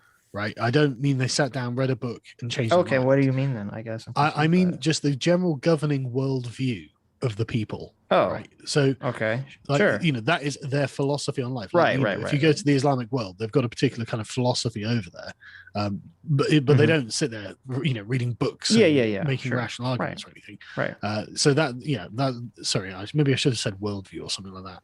Yeah, I would. Yeah, worldview makes a little more sense to me. Yeah, Height's big contribution, though, is that the social aspect is what's really driving the ship when it comes to moral reasoning. Like, and a lot of people think only individualistically. They don't think in terms of, but the subconscious is really concerned with how does this affect my status? How does this affect my relationships? Yeah. That kind of thing. Right. So that's the biggest component. Yeah. Yeah, I think that's why a lot of the collectivist moral frameworks are so appealing, because I think it does naturally map onto human beings. See, Lindsay is actually in a position to change her mind now because all of her friends have abandoned her. She's not going to change her mind. If she hasn't changed her mind yet, I don't think she's going to change her mind. So good she's news, basically- Lindsay. You Yeah, can finally so change she's your fucking basically- mind. Yeah. I mean, but that's in a dark way. It's true. A lot of times you have to be It at is rock true. bottom before you Yeah. change. Oh, it's So- dark. it's- It's super yeah. dark. Yeah. Yeah. And But such is life.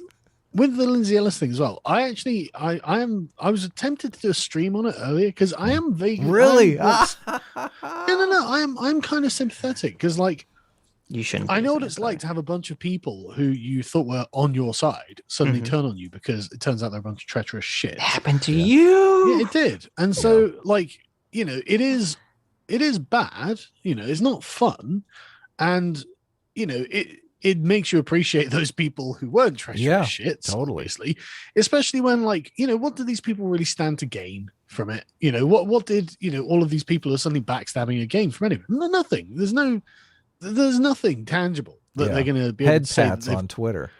Yeah, exactly. Oh, I got some likes, or I didn't get people sending me mean comments or something. It's like, okay, but, like, you know, you also broke a relationship and broke other people's perspective of you as an honorable person. Yeah. You know, whereas a lot of, you know, those people who don't turn out to be treacherous shits maintain this reputation and honor that people underestimate. I think honor is an important social good, and, like, breaking it on Twitter, like, you know, what good has it been for them? You know, I don't think it's been very good at all. I think it just leads down a worse path, because then you just keep attracting dishonorable rogues. You know, everyone else knows the quality of you as a person.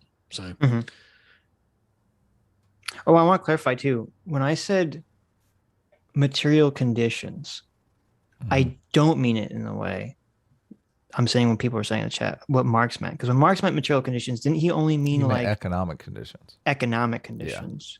When I say material conditions, I mean literally the physical material things that are happening to people. Because I would include in that like everyone around you trying to pressure you to behave in a social way. I would consider that to be a material condition. So maybe I'm just using the word like in a You're very totally not correct misusing way. it. Yeah. Yeah, I'm totally using it in a very Why? incorrect That's way. philosophy. Social pressure is Right. part of philosophy.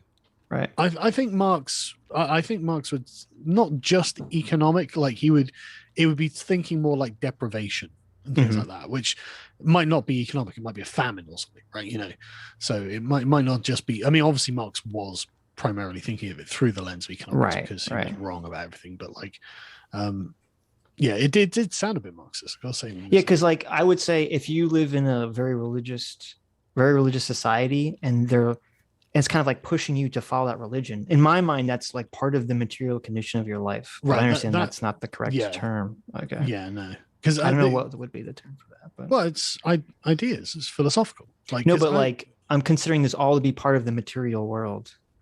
I don't think you could consider religious effect as material. Like, I Mhm. don't think it's a fair characterization. I mean, it's down to ideas. It's down to beliefs, and people's beliefs, I think, really do inform like most of the things they do.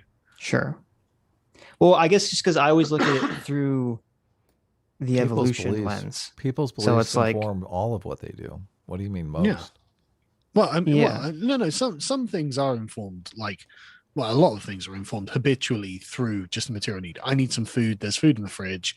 You know, it wasn't Right, any right, of my sure. beliefs that Right. really had much to I play see. when I got some breakfast. You know. See, I guess because I conceptualize everything as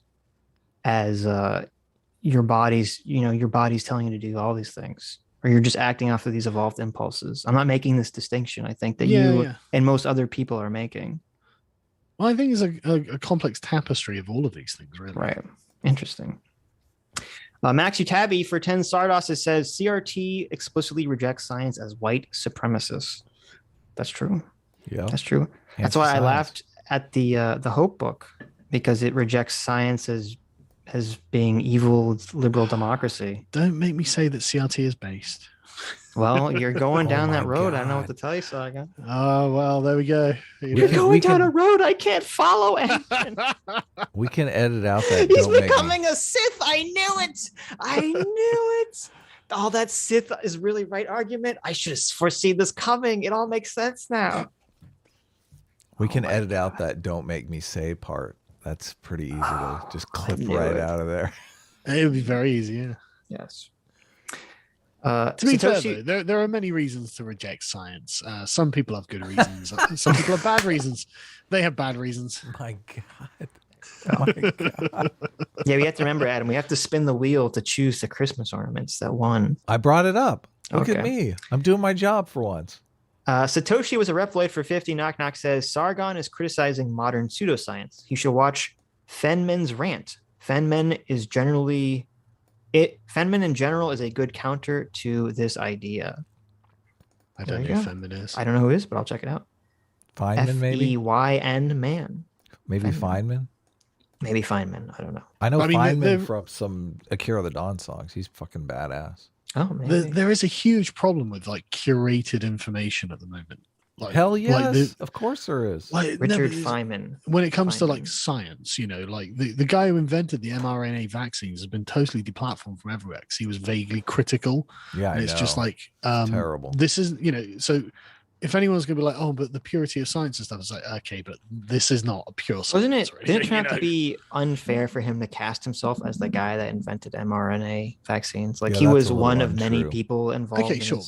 Sure, but like he seems to be a valid voice in the conversation. And yeah, maybe. I mean, I didn't read what his critique was, but I didn't either. Actually, I think part of the problem is that we live in this information age, like with the vaccine stuff, like all this information about trying to understand this very technical stuff is like above 99.9% of all our heads, and we're kind of grasping at straws here, trying to understand what's being argued.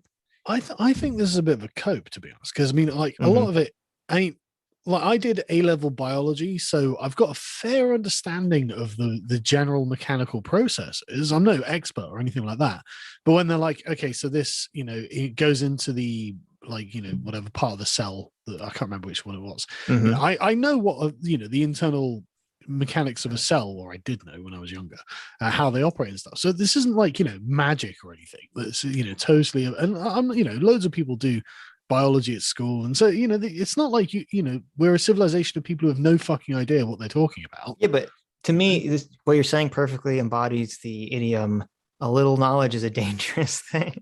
Well, I'm not saying that we need to. It's like we kind of understand like the basics, mechanics of some process, so we think we can understand like a very complex thing, which I'm not sure we can. Yeah, but the thing is, like, for example, like, okay, well, just to be clear, I'm not giving a trust to science argument. I'm saying that like when people say you should go do research for yourself, I agree with Scott Adams, and that like that's almost impossible. I don't think that's really a feasible thing for most people to engage in that behavior, to do the research themselves. I did my research on white woman tears. What did you guys do your research on? The same. Jack Murphy being a doctor, apparently.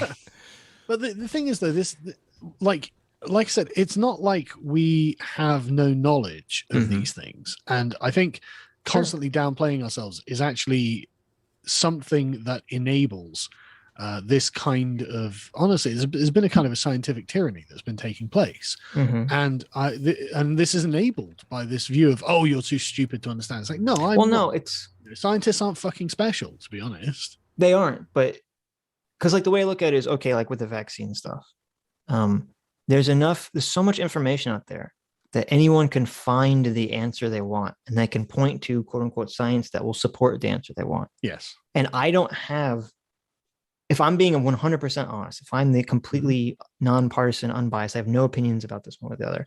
I don't have the ability to cipher through all that shit and find out what is actually true or not. No, me either. But then And it was the same thing with climate change. And that's what I'm saying. It's like there's so much information. Everyone could just cherry pick whatever they want from the quote studies. When they change the definition of what an anti-vaxxer is on the fly to mean not someone who is against the concept of vaccines, but to be someone who's against the concept of mandatory vaccines from the government, I can see the tyranny happening. Sure, but that's not science. That's social pressure from the government or the mass of people or whoever. I don't know. I mean, the definition of vaccine seems to have changed, because what it used to be is inert versions or dead cells of the virus or whatever that gets put into your body. So your white blood cells recognize the protein shell on the virus and then learn. But there's no science of dictionary words, right? There's no scientists that are determining how society uses words. This was a common definition of what a vaccine was, right? Because this is inert dead version of the thing, it's not dangerous. That's not dangerous. And so this is why vaccines have such a good reputation. It's like, okay, this is actually obviously good, and it except for all the anti-vaxxers before COVID. Well, were there though? I mean, the vaccines it seemed like they were more on the left, surprisingly. But yeah, I got that too. And honestly, it felt like a lot of normie mums who were like that, and it seemed like I wouldn't say normie moms, it seemed like the Gwyneth Paltrow moms. Yeah. But most rational people, I think, weren't anti-vaxxers or anything like that. But then we were right, okay, so what we're going to do is we're going to insert this mRNA thing that's going to change the DNA in your cell. I'm like, okay, is that actually a vaccine as traditionally defined, or is this something else that will produce an effect similar to a vaccine? And I mean, I'm all for the traditional style vaccine. Obviously, that works. There's a long, storied history of them. Blah blah blah. It's very well played out. These mRNA things are not they're not well tested and stuff. So I've got I think it's genuinely sensible to be skeptical of this, and I think pathologizing a healthy skepticism of that is actually really dangerous and leads us into this kind of tyranny. Right. No, I mean, and I think that's a fair concern. I'm just skeptical that that's really the basis of people's thoughts and feelings here. I think it might be more than you expect. Let me ask you, if we had a hypothetical world where all the COVID vaccines were like Johnson & Johnson, they're all just your old-fashioned vaccines. Yeah. I mean, do you think there would be less pushback? Because I don't. Oh, I totally do. Interesting. Yeah, I don't. I mean, if it was, it's because it's new and scary sounding technology, right? Because we're going to change your DNA. No, I completely disagree, Sargon. Really? I think that's a great rationalization, but I don't think, I don't think the reason is what's driving the ship. I think they're like, Democrats bad. Must find I think two things are driving the ship. I think it's Democrats bad and lockdowns are infringing on my liberty. Totally. Sure, but that's a political issue. The uptake of the vaccine, if it's look, this is just basically this whatever smallpox or whatever it was, where we're going to inject a bit of the dead thing in, everyone's had vaccines when they're at school, and these were just the normal vaccines. And so if there was no weird, funny business about the science around it, then I don't think anyone would really cared that much. I completely disagree. Rationally, the vaccine that they put together is safer because you're not actually being exposed to the genetic material. You're just being exposed to the protein spike, which is inert. So I don't know rationally, this vaccine should be much safer. Well, it should be. No, I don't agree, because it's not very well tested, as I understand it. And it's pretty well tested now. I mean, millions of people have taken it. And I did. Yeah, but loads of sportsmen are just dying on the pitch, man. I did have it's those. It's really weird. I did have those numbers wrong on the Sunday show. British diet.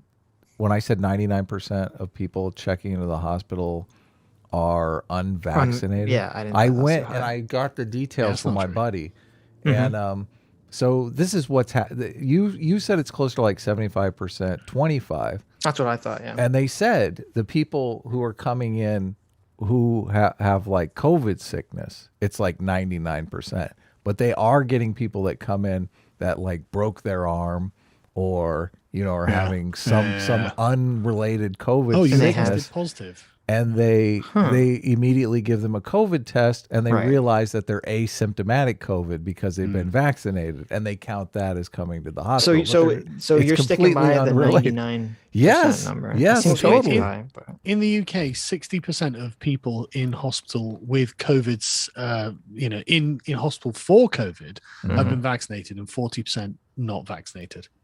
So What? most, what? 60. So you're saying 60% of the people who are in the hospital for COVID sickness have been vaccinated? Yeah. Really? What's the? I mean, something like How many 90% of this country have had one vaccine already. Well, that's what I was going to say. So When you they're have half so many people that have vaccinated. vaccinated, Okay. it has to be a number like that, right? Well, yeah, maybe. But Like and just so, mathematically, yeah. yeah. So most people who are sick with COVID in the UK have been vaccinated. Yeah, but see, that kind of that Yes, actually, there is a proportionality point here, Right. obviously. but that proportion kind of strengthens the vaccine, doesn't weaken it, because you'd say Well- if 90% of people have had one vax, and yet they still only make 60% of people in the hospital with COVID. Yeah, but it's like 7,000 people in the entire country. So I mean, technically yes, but Well, like, you who have a gives tiny fuck? country. I mean, I don't know. We're We've got still 70 just million people.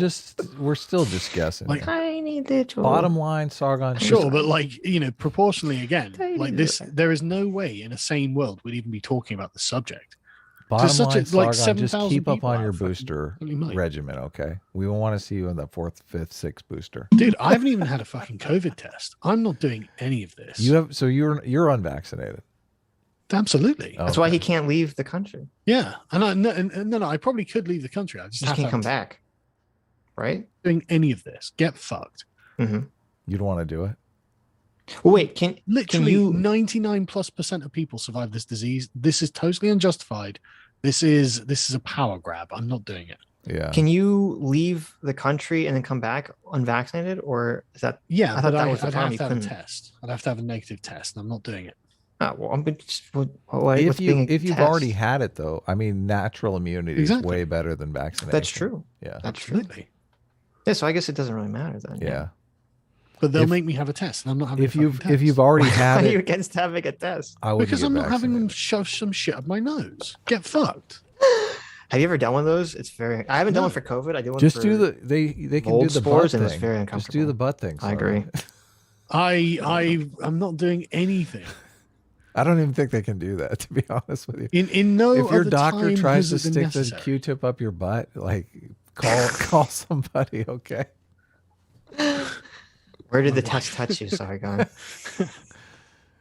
But I just think this is about power grab. I don't think this is about public safety. Okay. Yeah. Bradley Roberts for £2 says questioning science is science until we meet again.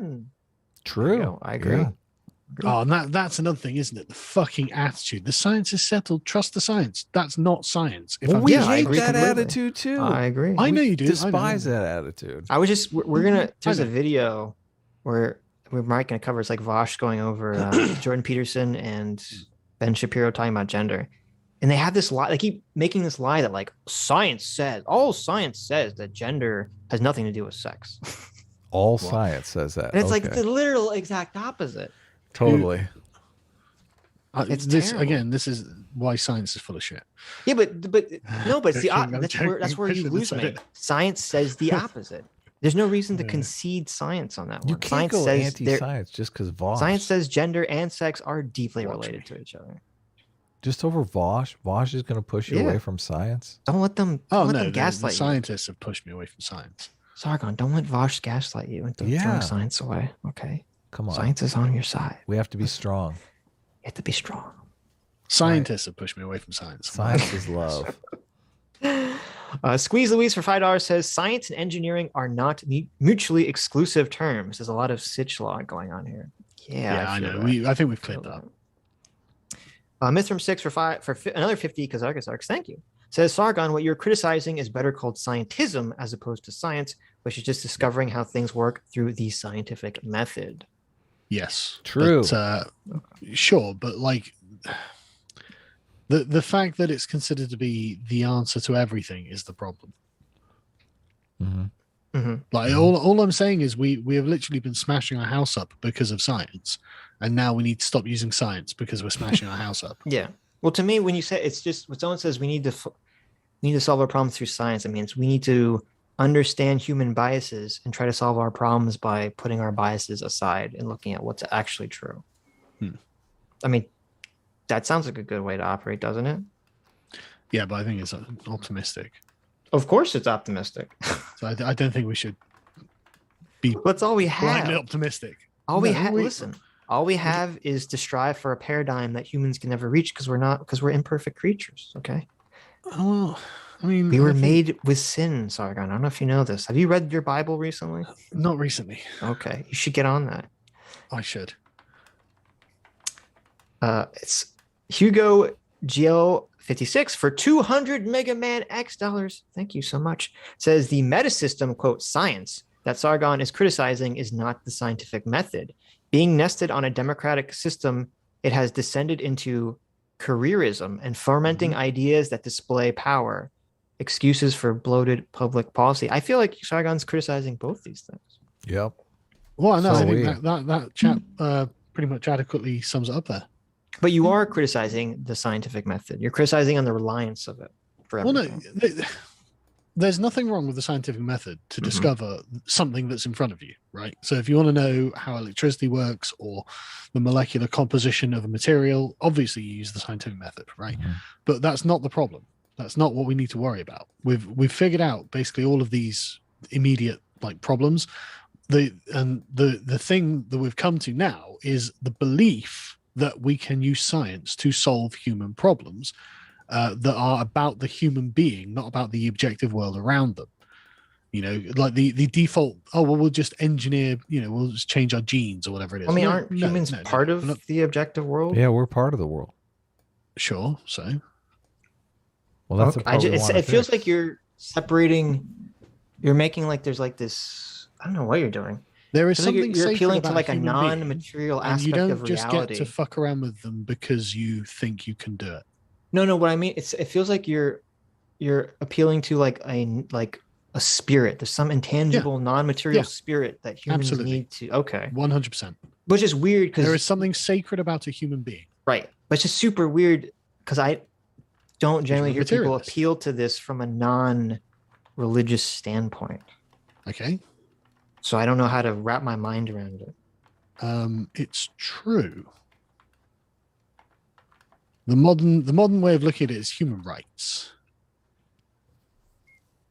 Mm-hmm. That's the kind of secular way of venerating the sacredness of a human being. I agree. Human rights are great. Are they? The right to do Yeah, that's part of the ecstasy problem. with The your- Depends how you neo-Marxists define them, want to really, do doesn't away it? with rights. Well, it depends how you define them. If it's a human right to have food and housing, human rights are actually terrible. That's why they don't The frame right to- anything in terms of the rights conversation. the anymore. right to Now it's- free healthcare. It's moved on to as equity. nature Well, they provided it. do. No, they don't. They absolutely do over here in Europe.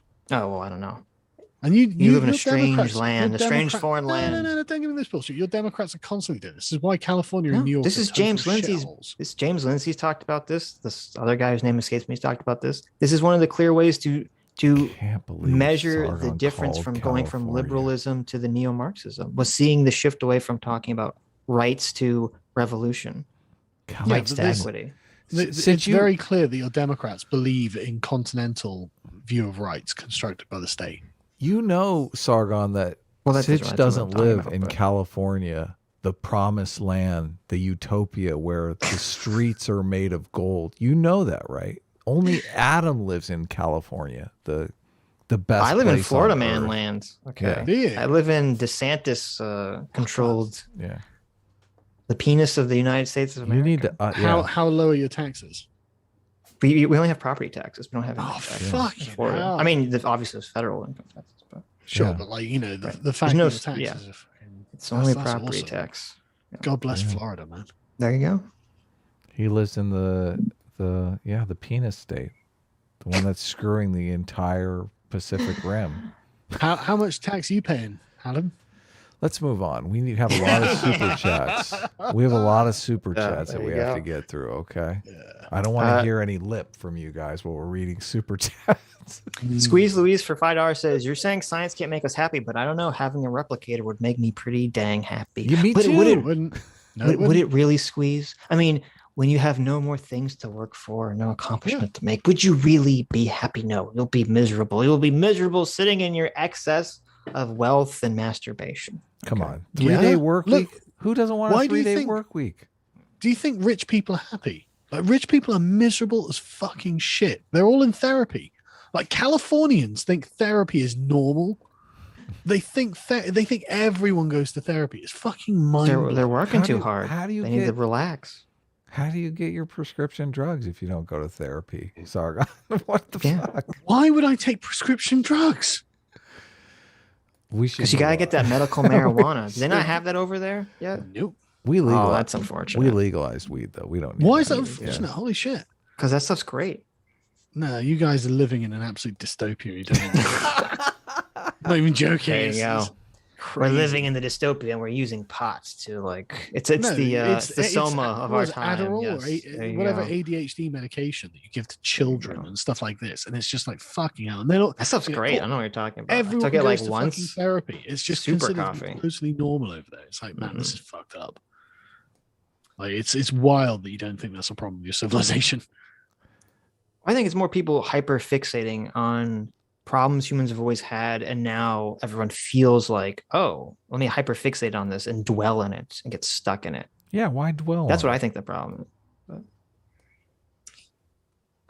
Let's see. Pseudo Psy for $20 says, "Great show. Just FYI, science is a method. Scientists and engineers are distinct. R&D and engineers are different departments in industry. Engineers aren't science in a colloquial sense, but they do use the method."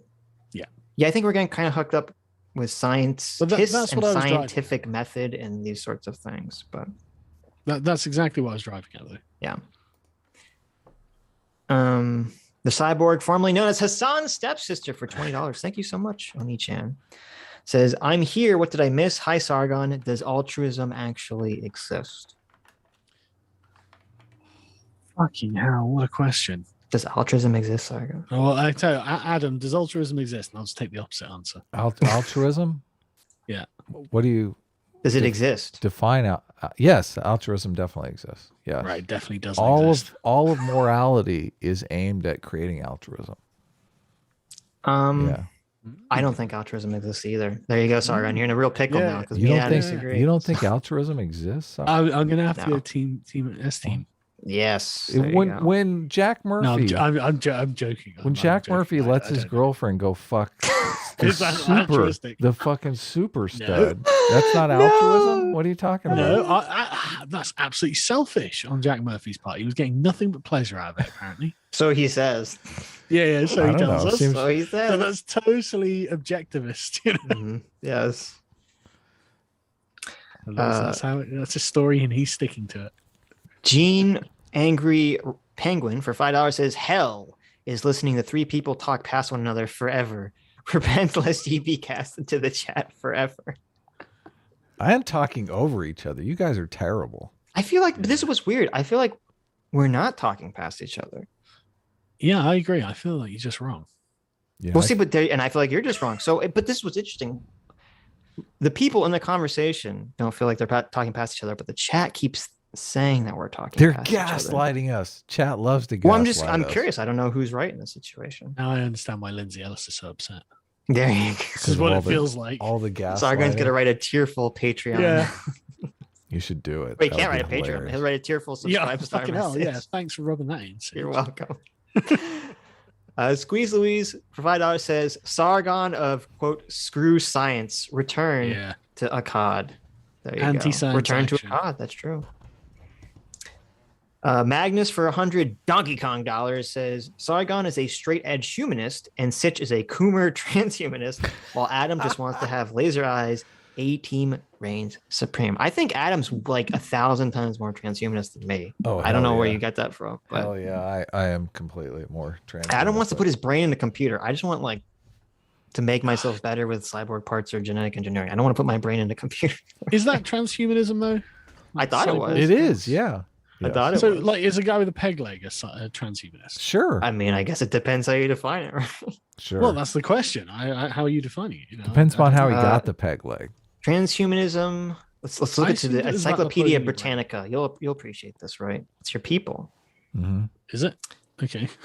isn't it? Britannica? Britannia? Isn't this your Well, people? I mean, sure, but like, seems a bit stretching it a bit. The term transhuman was coined by the English biologist and philosopher Julian Huxley in his 1957 essay of the same name.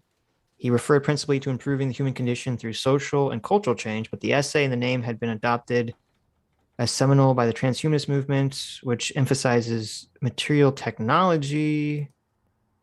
This doesn't really help us. Transhumanism is a social and philosophical movement devoted to promoting research and development of robust human enhancement technologies. Such technologies augment or increase human sensory perception, emotive ability, or cognitive capacity, as well as radically improve human health and extend human lifespans. Well, okay. I mean, that's a bit of a broader definition. Yes. Because, like, you know, Yes. a bionic arm is now transhumanism, but obviously That's if you what I lose your thought. arm- Yeah. If you lose your arm in an accident, there's nothing wrong with getting a fucking robot arm. Okay. That's good. That's a good thing. But like uploading your brain to a computer, the cloud or something, that's Yeah. not your brain. That's pretty sus. I'm no Sargon. That's a pretty sus thing to do. It's just obvious bollocks. Ray isn't it? Kurzweil has a pretty compelling thought experiment about how they walk you through it to make it Oh, yeah, go on. accessible for you. Mm-hmm. Where you, I mean, think about it. You go to sleep every single night, and you know Yeah. you abandon your consciousness and come back, right? So No. if you engage in that process, Abandon over my time- consciousness. That's a bad comparison. Yeah. Well, I mean, when you go to sleep, you become unconscious, right? Yeah, but that. How yeah, do you but know that you being wake up? unconscious How do you doesn't know that you mean- wake up in the same body that you went to sleep? That's in? true. Listen, Why would every I have time you any go to reason sleep- think that I don't. every time you go to sleep, you die, and someone else wakes up thinking they are you. Well, what's a dream then? Well, the way that he That's the walks process you, of you dying, Sargon. the way that he walks you through it is that you go through this process where you go to sleep and then you wake up in the computer, right?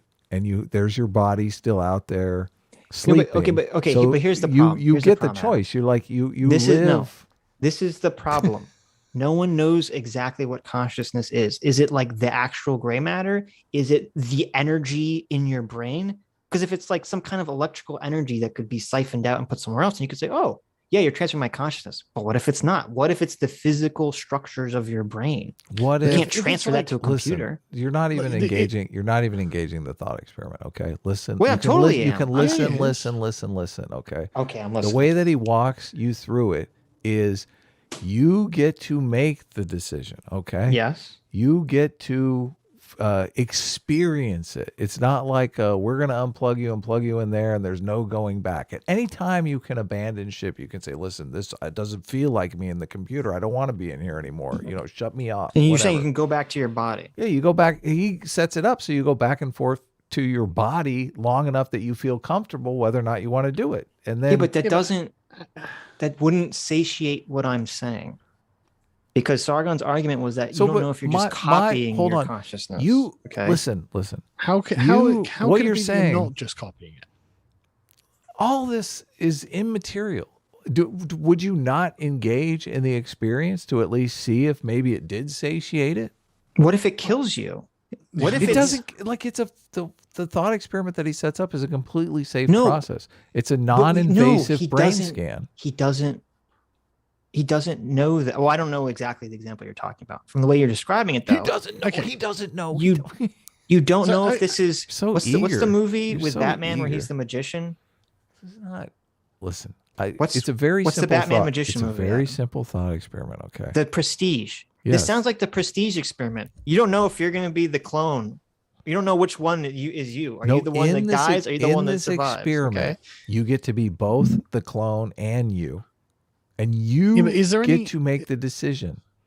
Hang on. Is there any reason to think that my brain is not operative during this experiment? No, your brain is fully operative during this experiment. So You said, my Adam? brain will produce my consciousness as normal. Correct. So my consciousness has not left my body. No, it hasn't. So this is nothing. It's been duplicated in a machine. Oh, wait a Well, minute. That's not me then. Wait a minute. So you're saying his hypothetical is like it's just copying your consciousness to a machine. You're still in your body, consciously aware. Yes, obviously. My they're not- consciousness is What do still you mean, in my body. It hasn't obviously? left. How can that be you? I can't. So Do you, it's okay, just let a me ask you a copy. question, Adam. Do you think if someone did it to you, do you think you would experience both things at the same time? No, obviously Okay, not. right. Yes. So obviously one of those things is not you. Yeah. Unless you're creating a religious framework that there's some kind of weird soul controlling everything. That thing over there is not you. It's a completely different entity. Well, Yes. it's in the thought experiment. It's a perfect copy of you. So Yeah, but a copy. But it's not you. Have you seen the Arnold Schwarzenegger movie with the philosophically- clowns? Philosophically, it's not you. Okay, I don't give a fuck. I get the But in whole reality- philosophy of but in it's reality, not it's you. not But you. it's not you. Is your identical twin you, or is it a different person? It is a different person for all Okay, intents so and how is this purposes. any It's different? a clone. How is it a clone Sure. of you is not you? It's a clone Like, of you. I don't get to have thoughts in the clone's mind. Okay. Exactly. Yeah. This is. I don't know. This is weird. I don't agree with this at all. It's weird that you'd view this as just being like as if you're connected to the thing. You're not connected to the thing, are you? Well, I don't let me know. ask Are you. you? So, like Adam, if you make the copy of your brain right in the computer, Mm-hmm. and then you die, Mm-hmm. I mean, your consciousness, the thing that makes you you, is not going to continue on the computer. Right. Okay, No, so then who it cares? is. No, it is going to continue on the computer. No, it's You not. don't understand But how it's it a works. copy.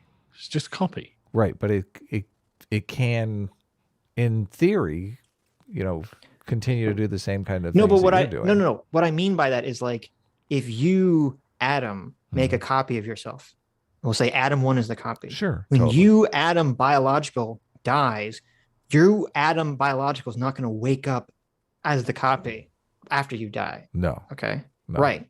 Of So course not. therefore, I don't care. Then what's the point? Yeah. Because I thought the whole point is to cheat death here or to experience something. Yeah, I don't.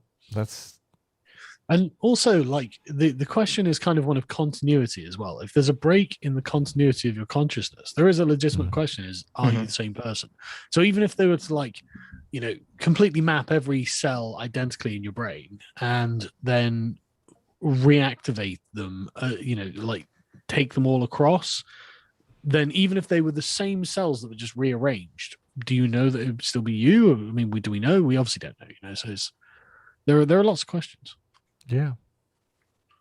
But I mean, Put Sargon still, why in the- wouldn't you want to do that? Because I don't trust that they'd put Well- it back together correctly. Oh, No, okay. I don't see why would that benefit me at all. If I had a robot copy of Sitch running around, like how does that help me at all? Well, like, actually, I I want could think to of a be- few good reasons to have a robot copy of myself. Actually, Well, there you go. Yeah, I don't know. I've changed Sargon's mind. I don't I'm know not how saying- they get you. I'm not saying I think it's me, but a robot copy of me Right. that could do stuff while I should be doing stuff. That'd be useful. I Well, don't then they're know going to how revolt though you- because it's you, and you're going to say, "Why am I doing all this work for this lazy fuck?" Well, yeah, I probably would. Exactly. See. Yeah, okay, fair. couldn't.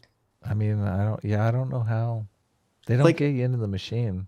I mean, that's not Yeah. a possibility. They just If you're copy talking about you. like 2001, the aliens put their brains in the spaceships and their body is the spaceship, then I understand what you're talking about. If you're talking about making copies, I doesn't. Mhm. I don't get it. You're not thrilled by that because you're like, Well, I just- I want to be in there. Yeah. Well, I don't know what the point is then. Otherwise, Well, one way is a destructive brain scan, and the other way is a non-destructive. well, okay, brain sure, I scan. guess that's true. Prince Charming for $10 says memories are the only thing that makes you you. Everything else, the body, consciousness, is transient. I don't know if I agree with that. I don't think I agree with that. I mean, if let's do it this way, and obviously this Mhm. is going to be nefarious, so you're immediately going to rebel. But please, just at least let me finish, okay? Okay. Imagine you go to sleep like you're going Yes. into surgery, right? And we copy your brain and transfer you to the Matrix, okay?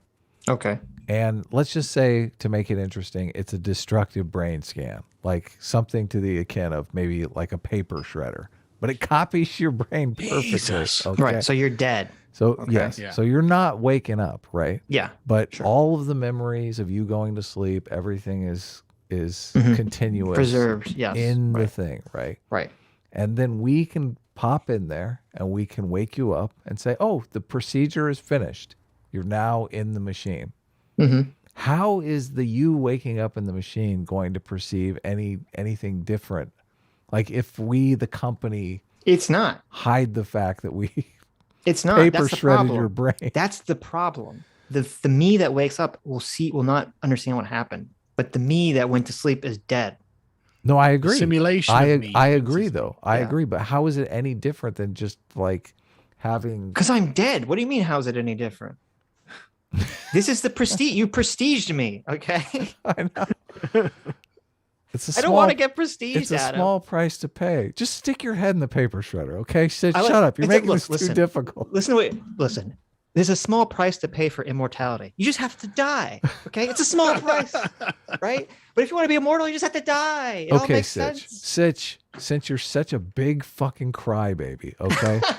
You don't want to die. We're gonna give you the non-destructive brain scan, Thank you. where you get Thank to you. continue to wake up and know Mhm. how the you in the computer is doing with their 20 waifus and their I would hate 20 that. anime It's terrible. waifus.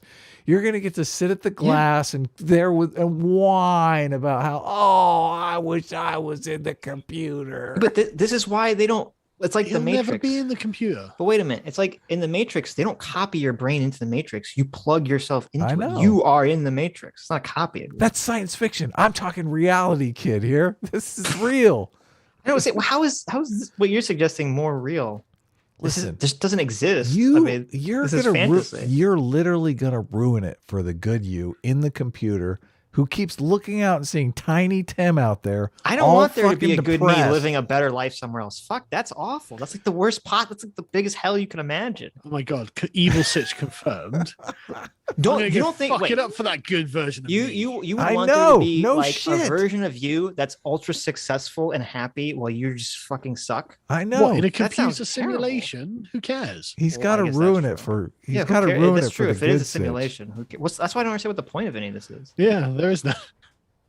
I just want the scene where the computer Sitch goes to the living Sitch and says, "Can you stop coming back? You're kind of bumming me out a bit. I don't like talking to you anymore. Okay, my life is going great. That's fine. I don't want to talk to. I don't want to talk to Sim Sitch either. Okay. My life is. Can't you find like a kid to share Listen, a circulatory Me and system with? Sargon will be on our farm farming Yeah. potatoes while Adam is dead and only Sim Adam is wandering around with his Yeah, laser we'll- eyes thinking he's We'll so be out there cool. cultivating virtue on our farm. There you go. Farming all the virtue. Virtue, virgins, and potatoes. You guys don't know how to live. You guys don't know how to live. Why would you want? I don't know why you'd want this. It sounds Mm. terrible. I don't see what I gain from any of this. You gain nothing from it. No Yeah, one exactly. gains anything from this. Yeah. Immortality. It's Immortality. not you, kids. but you're dead. It's not you. And moreover, like any experiences that the copy of you has are going to bifurcate the instant it's turned on. And like the very second that it's created, you start getting different experiences. Yeah, you're going to And- diverge. Yeah, definitely. Yeah. But then you're different from the word go. And so it's Yeah. not really you. And so like in 10 years time, it's going to have totally different life experiences. It's not going to resemble you really. Yeah, is it? totally.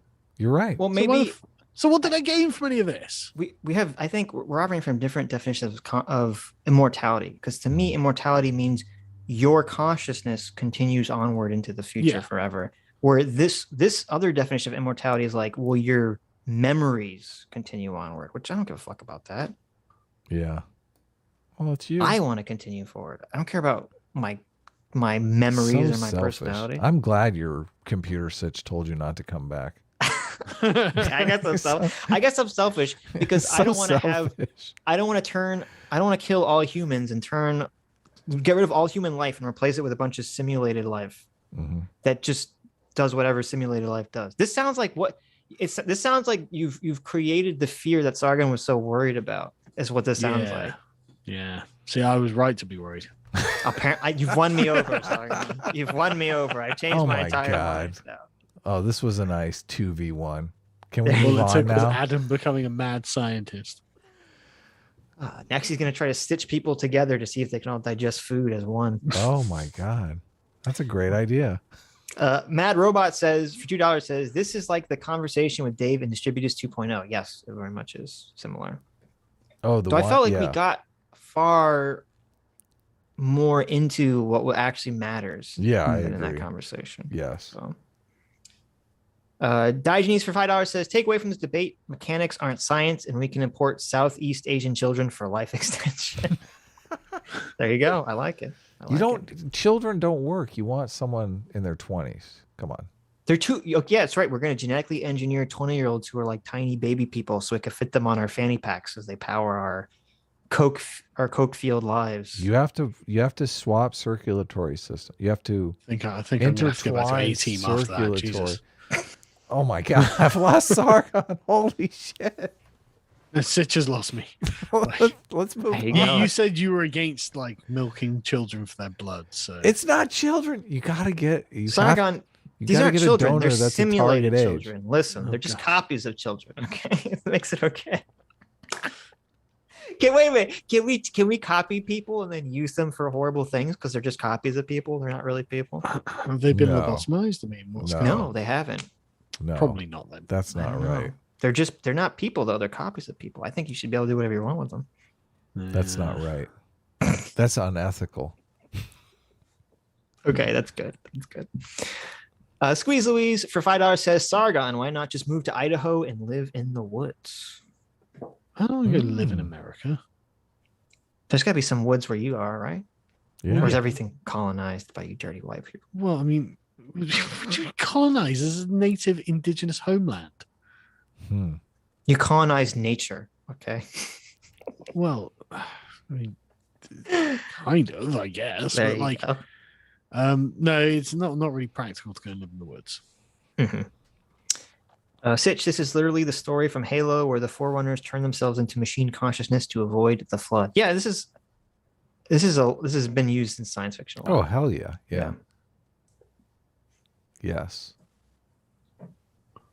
Okay, sorry. Well, I assume that's a little different question. Like, if there's some catastrophe and all humans are going to die, it's like, okay, would you put your consciousness in the machine, even if it maybe will kill you? It's like, okay, but you don't have a choice in that situation. Well, I mean, like depending how bad it gets, I guess. But even then, what difference does it make if it's not me? It's just going to be a computer simulation of me. Then none of this matters, Right. You may as well simulate. What, like, if you can simulate a brain, why simulate any individual's brain, and why not just make up a brain that's like hyper intelligent that can solve all the problems?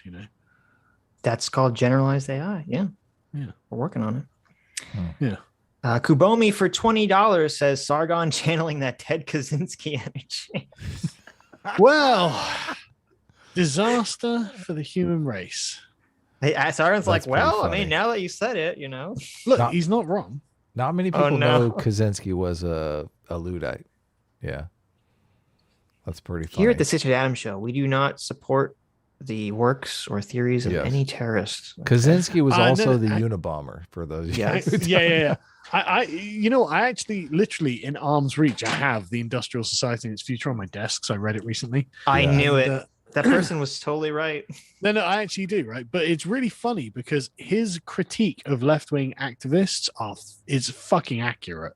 Yeah. Like, they're over-socialized. Psychologists use the term socialization to designate blah, blah, blah, blah, blah. I've got it here. Like, sure.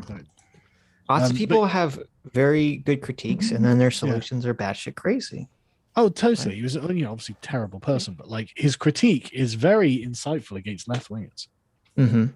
I don't know. I haven't read it, so it's not a bad read, to be honest. Okay, it's just weird how like he felt that he needed to go to terrorism to get people to listen to it. Because not really. I mean, if he believes that literally we're going to destroy the human society based on his principles, of course that makes sense that he's going to go to where he's going. Well, no, like he's making a rational argument, right? And so he could have I mean, wasn't he a professor or something like that? I don't know anything about the Unabomber. I'll be completely. He was like some maths genius, right? I'm sure he was a professor before he basically went. I thought, was he the one that they did the Harvard drug experiments on, or was that someone else? I thought that was Ted Kaczynski. I don't know about that. But I'm sure he's like a professor or something. And like then he turned to terrorism. It's like, but why didn't you just like write a book. I mean, he did write a book, obviously, but like, why Who's not going to just listen to publish a it? book? Okay, he can blow shit up. Yeah, this is mad. I mean, obviously he was mental. Yeah, he lived in a fucking shed, like Mm. a tiny little shed. He like Let me, shit in a bucket for 10 years. I mean, the guy was not well. I think he was involved with the Harvard drug experience where they gave people LSD and they tried to like break down their yes. egos. Yeah. He was a doctor of Yes. mathematics. I remember Yeah. that. He also had a really bad LSD trip, apparently. They Ron Swanson brought that up in his book, some drug book. What was that book? Listen to this from the Wikipedia page, right? So in Michigan, Kaczynski specialized in complex analysis, specifically geometric function theory. Professor Peter Duran said of I don't know what that means. Kaczynski, he was an unusual person. He was not like the other graduate students. He was much more focused about his work. He had a drive to discover mathematical truth. Another professor said, it's not enough to say that he was smart. So like, he's like incredibly I intelligent. don't know why you're so on the Ted Kaczynski was a genius train. Well, he was, though. That's the thing. Okay, but he was a bizarre autistic genius. Okay, and he also was a horrible terrorist. He was a piece of shit. I don't know. Yeah, but the thing is, like, if you read about it, it's really detached, right? Mhm. He's not being a terrorist through hatred. He's doing it literally to force the New York Times to publish his work, to publish his. Okay, that doesn't make it any less fucking horrifyingly No, awful. I'm not saying it's not horrifying, Right. obviously. But what I'm saying is it's weird that he felt he had to resort to terrorism when he's already a doctor of mathematics. He could, if he'd just written to them, he could probably have got it published. Yeah, but who's going to read that? See, we don't live in our society of scientism, right? We live in our society of journalism. Ray Gotta make the Kurzweil news. uses a clip from the Unabomber Manifesto in his book, The Singularity is Near. And like he sets it up amazingly because you're reading it and you're like, this is pretty right on the money. And you flip the page and you're like, oh, that's Ted Kaczynski from the Unabomber. And you're like, oh my God, that made like perfect sense though. That's funny. Yeah, no, he's super intelligent. And Yeah. I think Tucker Carlson recently, I think he did an interview with the what's the guy's name? The NRX guy. Curtis Yarvin, and and he brought up the Unabomber Manifesto, and a bunch of the leftoids on Twitter were going crazy, like, "Oh my God, he's citing the Unabomber. He's Tucker Carlson wants to see society." But I mean, don't you think read the it. Unabomber was like a racist or anything. Oh, I If you don't think read so through- either. Yeah, No, exactly. he was a seems to have been- Luddite. Yeah, but like socially, he seems to have been fairly progressive. Mhm. And like, it was just like these leftoids of fucking cancer. It's like, well, that's true. I mean, and he's right about the industrial society creating its own new kind of man. I mean, you've shown a lot of it in this conversation, right? Like, it's just a natural inclination for the sort of scientism to be like, okay, we'll just change man because man is the problem. It's like, we've got to get out of this mindset, man. Oh, that's true. Someone says, man, if only Twitter was around, Ted could have posted it on Twitter. It would have blown up, and then he would have got banned, and then that would have made it blown up even further. There you go. Oh, if only Ted Kaczynski could have made a TikTok. He could have put his ideas in like a minute dance, like all those kids are doing now. Oh, that would have been very viral. I would have watched that. Machine Gun Hunt for $5 says the key to immortality is not taking blood. It's anime cat girls. I go with that. There you go. They have the best blood, honestly. Libertarian Sasquatch for $5 says, I think the medieval farmers were super happy. There you go. I think they were too. They were. Vosh fan for 10 Canadian says, elastic aging. Over 1,000 years, you go from fetus to 100-year-old. Next 1,000 years, you go from 100-year-old to fetus and vanish. No overpopulation. Life ends, so it has the value you get to relive your youth with wisdom gained. There you go. So they all get Benjamin Button disease or whatever. Should we do the wheel now, Adam? I mean, If you you had it want up this to. whole time.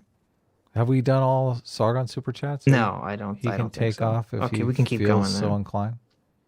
It is Lick quite late, Tasty. I promise you guys. Well, you can go whenever. I mean, Super Oh, late. these super chats will probably never end, Sargon. Okay, it's a continual process. Yeah, let's go for a couple more. I don't want to run off. Okay. Lick Tasty for $5 says science gives objective framework for how best to live life. No, science gives an objective framework for how best to live. You can show anybody a study about obesity effects while someone can just reject Aristotle. Okay. Do you have a counter to that? Well, I mean, science doesn't tell us how we should live at all. Mm-hmm. So, Okay. Fondue for $5 says, I love you guys, but this conversation is causing me actual pain. It's not our Chris, fault. It's true. It's Sargon's fault. no, it's your fault. I'm pretty sure it's Adam's fault for bringing you on. Buck past. That's all I'm saying. Chris Jones for $10 says, is Sargon doing the critical theory thing where he changes the definitions of words and use the words in conversations with new definitions and acts surprised when no one knows what he's saying? No. Oh, well, there you I have defined it. all my terms. Yeah, he did. He did. Magnus for 100 Donkey K dollars says, have you ever read Thomas Kuhn or Popper? Discussing what science is and isn't will be pure high grade Sitch's law if you haven't. I haven't. I haven't There you read go. Kuhn, but I have studied books, read books that are talking about him and his structure of scientific revolutions. This is another reason why Kuhn, I think, is dead on the money. Kuhn, he wasn't really a scientist; he was a historian, as I understand it. But Kuhn Right. is a very strong argument for science basically being bollocks, to be honest. And like the problem is when we say science, like people have got this idealistic view of what science is, whereas what it is the collective action of human beings. And that makes it just as faulty and fallible as anything else. And so basically, the current paradigm likes to not change because people are quite stuck in their ways when they think they know something. And so the anomalies that aren't explained by the current paradigm are just pushed to the margins until the margins become so populated with anomalies that essentially a kind of floodgate effect happens, and then the new paradigm that has figured out why the anomalies are happening flushes over and incorporates what already existed. You can see this in Newtonian physics to Einsteinian physics and stuff like this. But the thing is, though, it basically shows scientists to be a bunch of egotistical jackasses. Oh, we know everything. Yeah, but what about these things in the margin? Oh, they don't exist. Censor them. Okay, but you know these margins build up. And, I know. Terrible you're not covering human yourself in glory. biases routing their Yeah. ugly Yeah, heads. no, it's a real problem. Terrible. Hardcore for $2 says Sitch thinks the perfect human is a robot. False. I think the perfect human is Kamina from Gurren Lagann. I've been very consistent on this position. Squeeze Louise for $5 says Nazis did science. Checkmate, Sitch. Oh, Yes, True. Yeah. I got me there. Yeah. Magnus for 100 Donkey Kong dollars says Sargon's point seems to be we live in a field with an overabundance of bananas tempting the elephant, and the scientific solution is to nuke the elephant and the rider? Question mark. Yeah, it kind of is. Yeah, kind of. I think. Okay, there you go. Ouch. Patrick Mulligan for 2 Canadian says, Sargon, what are your thoughts on Jimmy Dore? Sitch and Adam also get Jimmy Dore on. Also, hi, CT. I don't watch much Jimmy Dore. He seems to be more level-headed than most leftists, though, so that's a compliment. There you go. We're still working on getting Jimmy Dore on. So You should, yeah. I saw his stream with Rose McGowan. She seems quite based and red-pilled, doesn't she? yeah. Oh, what is she saying now? She seems to have gone slightly mental in some ways. Oh, I really? thought she had been mental for years. But that was her brain. I didn't know he did a stream with Rose McGowan. That's crazy. Yeah. I think that Hollywood is a very abusive place. Mm-hmm. Oh, I'm sure. I think a lot of terrible things I happen in Hollywood. completely agree. Yeah. And I think she's been one of those people who's been victimized. So I don't think she's lying or she's wrong or delusional or anything. I think she's probably telling people a lot of truth, to be honest. Diogenes for $2 says the centrist take on cucks is to have a new class of eunuchs. There you go. I guess. There you go. Magnus for 100 Donkey Kong dollars says mill decks are the inbred siblings of burn decks. burn decks are at least some fun. Yeah, I agree with that. I agree with you, Sargon. I don't agree with that. Burn decks are still legitimate in my eyes. Okay. Yeah, you're doing damage, you know. Yes. Mill decks are just like Mill decks are degenerate. Okay. It's a postmodern neo-Marxist deconstruction of Magic the Gathering. That's what a mill deck is. Ooh, I like that. The science change for $5 says, Carl, you should check out the quote happiness hypothesis by Jonathan Haidt. Also, what's your definition of science? Well, I mean, Trial and error. well, I'm guessing the scientific method. I mean, like, this is one of the things that Popper was struggling with. It's like, okay, well, how do we actually define what science is? And this is why he decided that it had to be a falsifiable hypothesis that could be tested by other people, which seems fair. But there are criticisms of that I can't quite remember off the top of my head at the moment. But it's fairly safe, I think, to say that'll do. Mm-hmm. There are criticisms of that. I'm annoyed that I can't quite remember them, but it's 2:30 in the morning. So, fuck a Google for $5 says, I agree with Sargon. I'm a baby Ivy, and the push to university was a rush to status. The degree equaled social advancement. Money was consideration, but social advancement was first. There you go. there we go. And why? And that's interesting. Why are people so drawn to the social advancement? Well, it's because it can give you social advancement. Like, No, I said, why are people drawn to being a social surely class? Adam can answer this one. Because evolution, motherfuckers. That's why. Yep.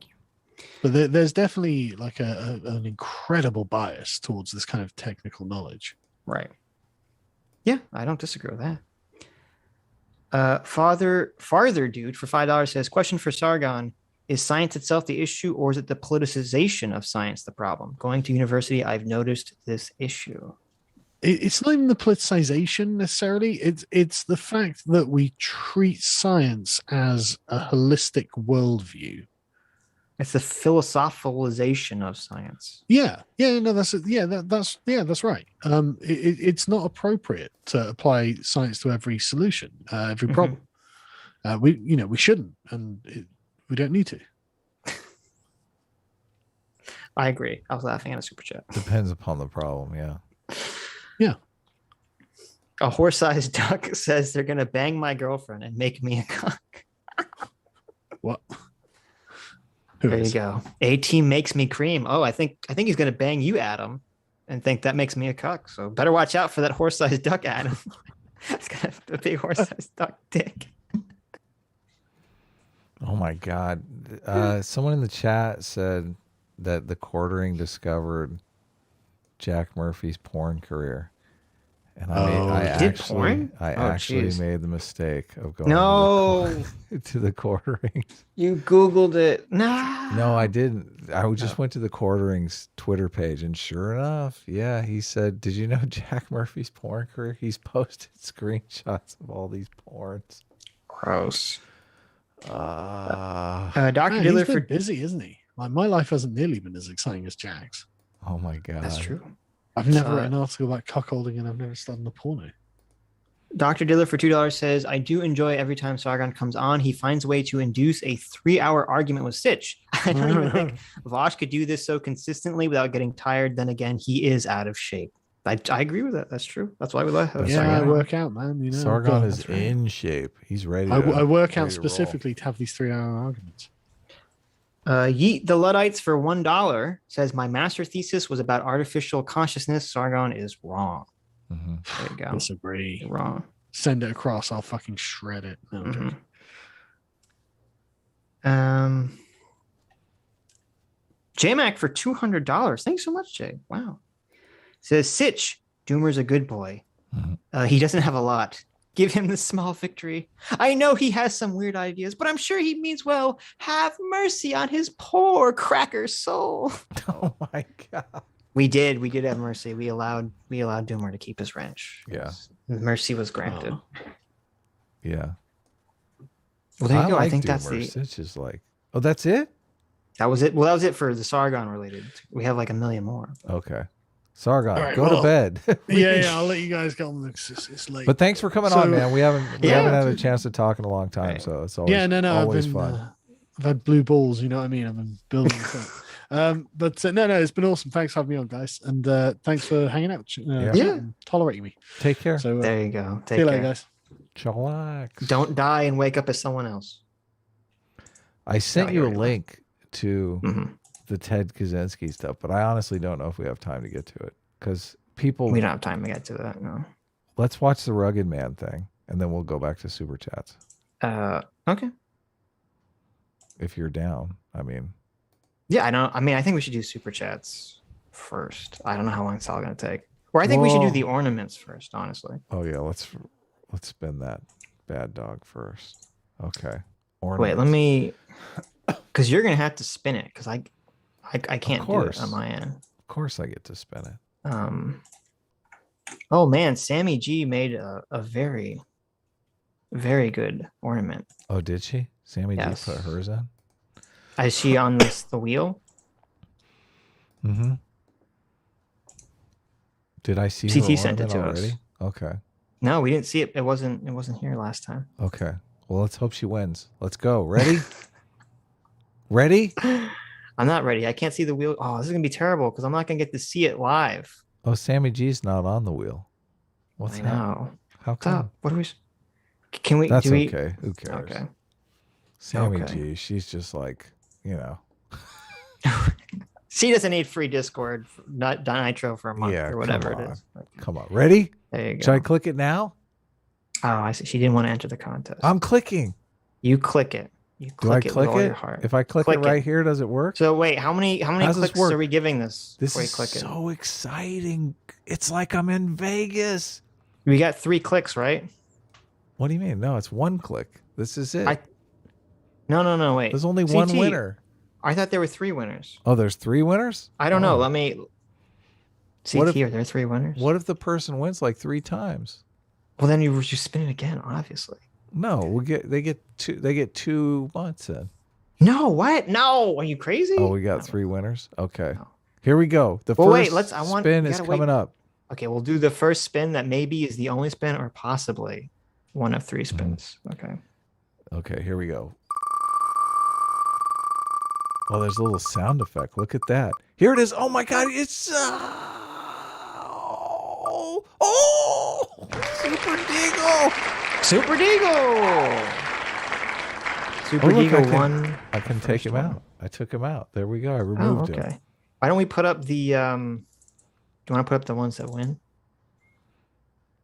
No. I'll send it to you. How about that? What do you mean? Adam just Put up the doesn't want ones to that do win? work. He's like We're Super gonna Deagle. remember. Super Deagle did the. I am doing work. I am spinning the Oh thing. my God. What are you Super talking Deagle about? did the. What's that famous artist with like the holding the metal globe? I'm blanking the name. Okay. Who makes all the trippy art? Mhm. You know what I'm talking about? No. I just sent you it on Twitter. Okay, good. It's like a very famous painting, a very famous artist. Oh, I see what you want me to do. You want me to put the thing up. Yeah, the ones that win. Okay. I think you sent them all to me. Yeah. They're in a weird spot on my computer, so I'll just save this one. Yeah. Send me the next winner. Well, I don't know how am I. I don't know who the next winner is yet. Come on, send it to me. Okay, Don't be a little okay. bitch. So there you go, Super Deagle, your first winner. The first winner for a month of Nitro on Discord. Right here it is. Congratulations. Okay. Number 2. Here's number 2 winner. Number 2 winner. Adam. Are you ready? Spin the wheel. The wheel is about to be spun. Look at this. Here it is. Here it is. It is.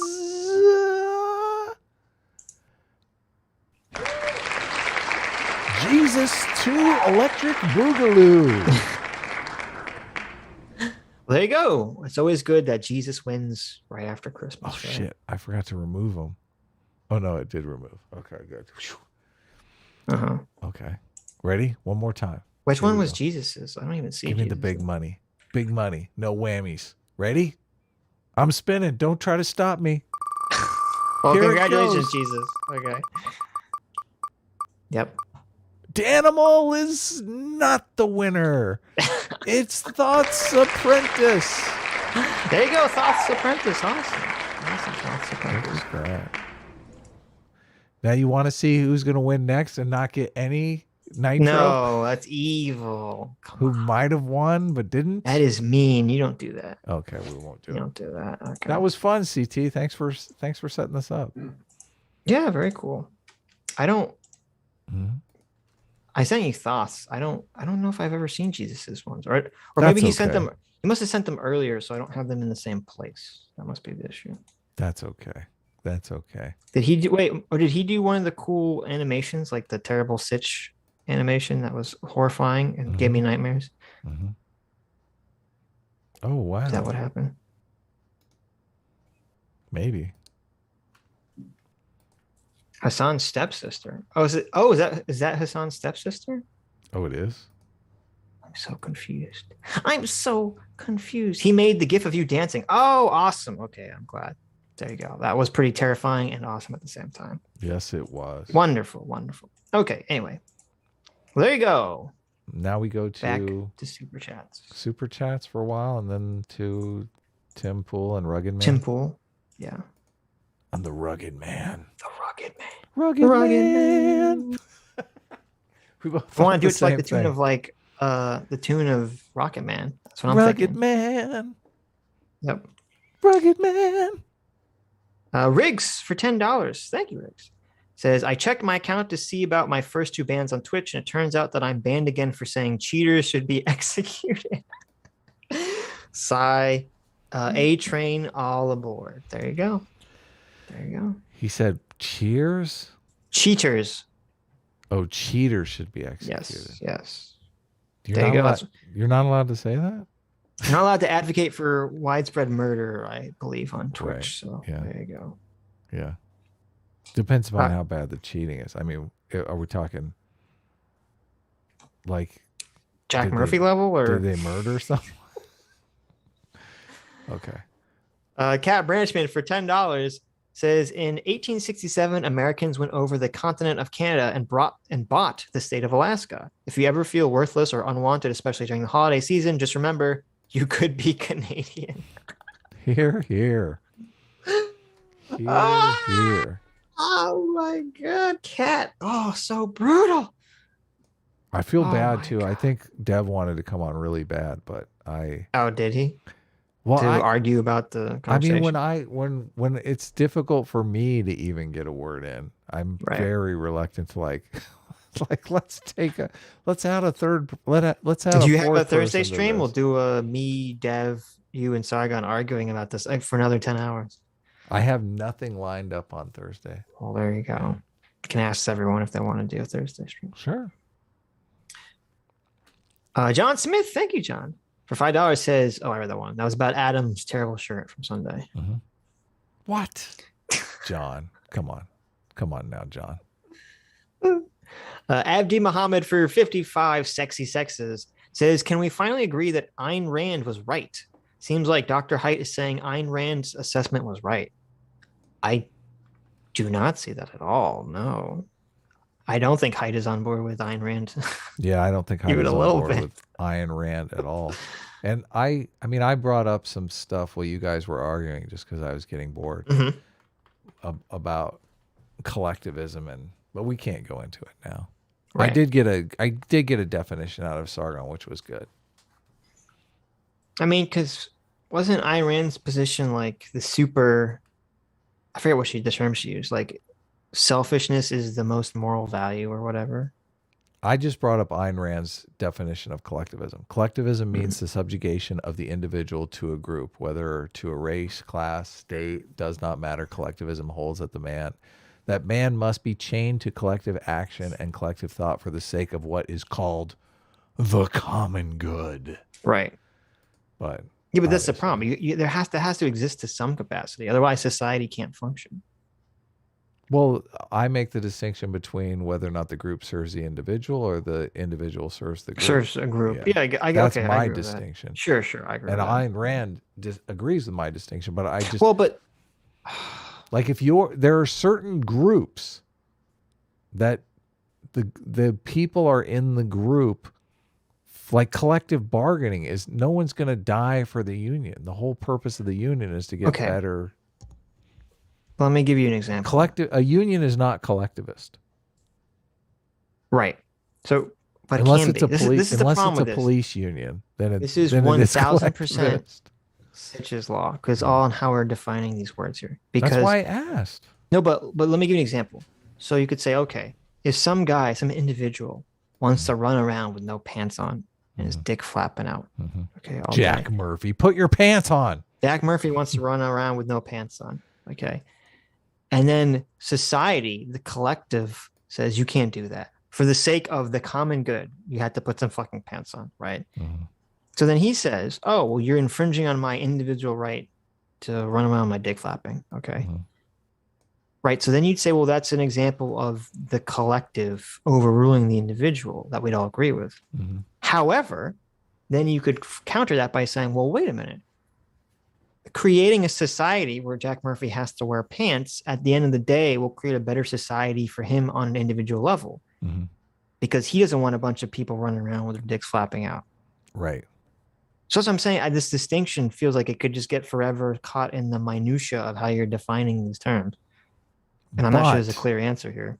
But you can break the logjam by saying that in collectivism, you're talking about if it comes down to the needs of the group over the needs of the individual is willing to die. I see. Yeah, but that's a very extreme. But it happens all the time, version. like in like military units.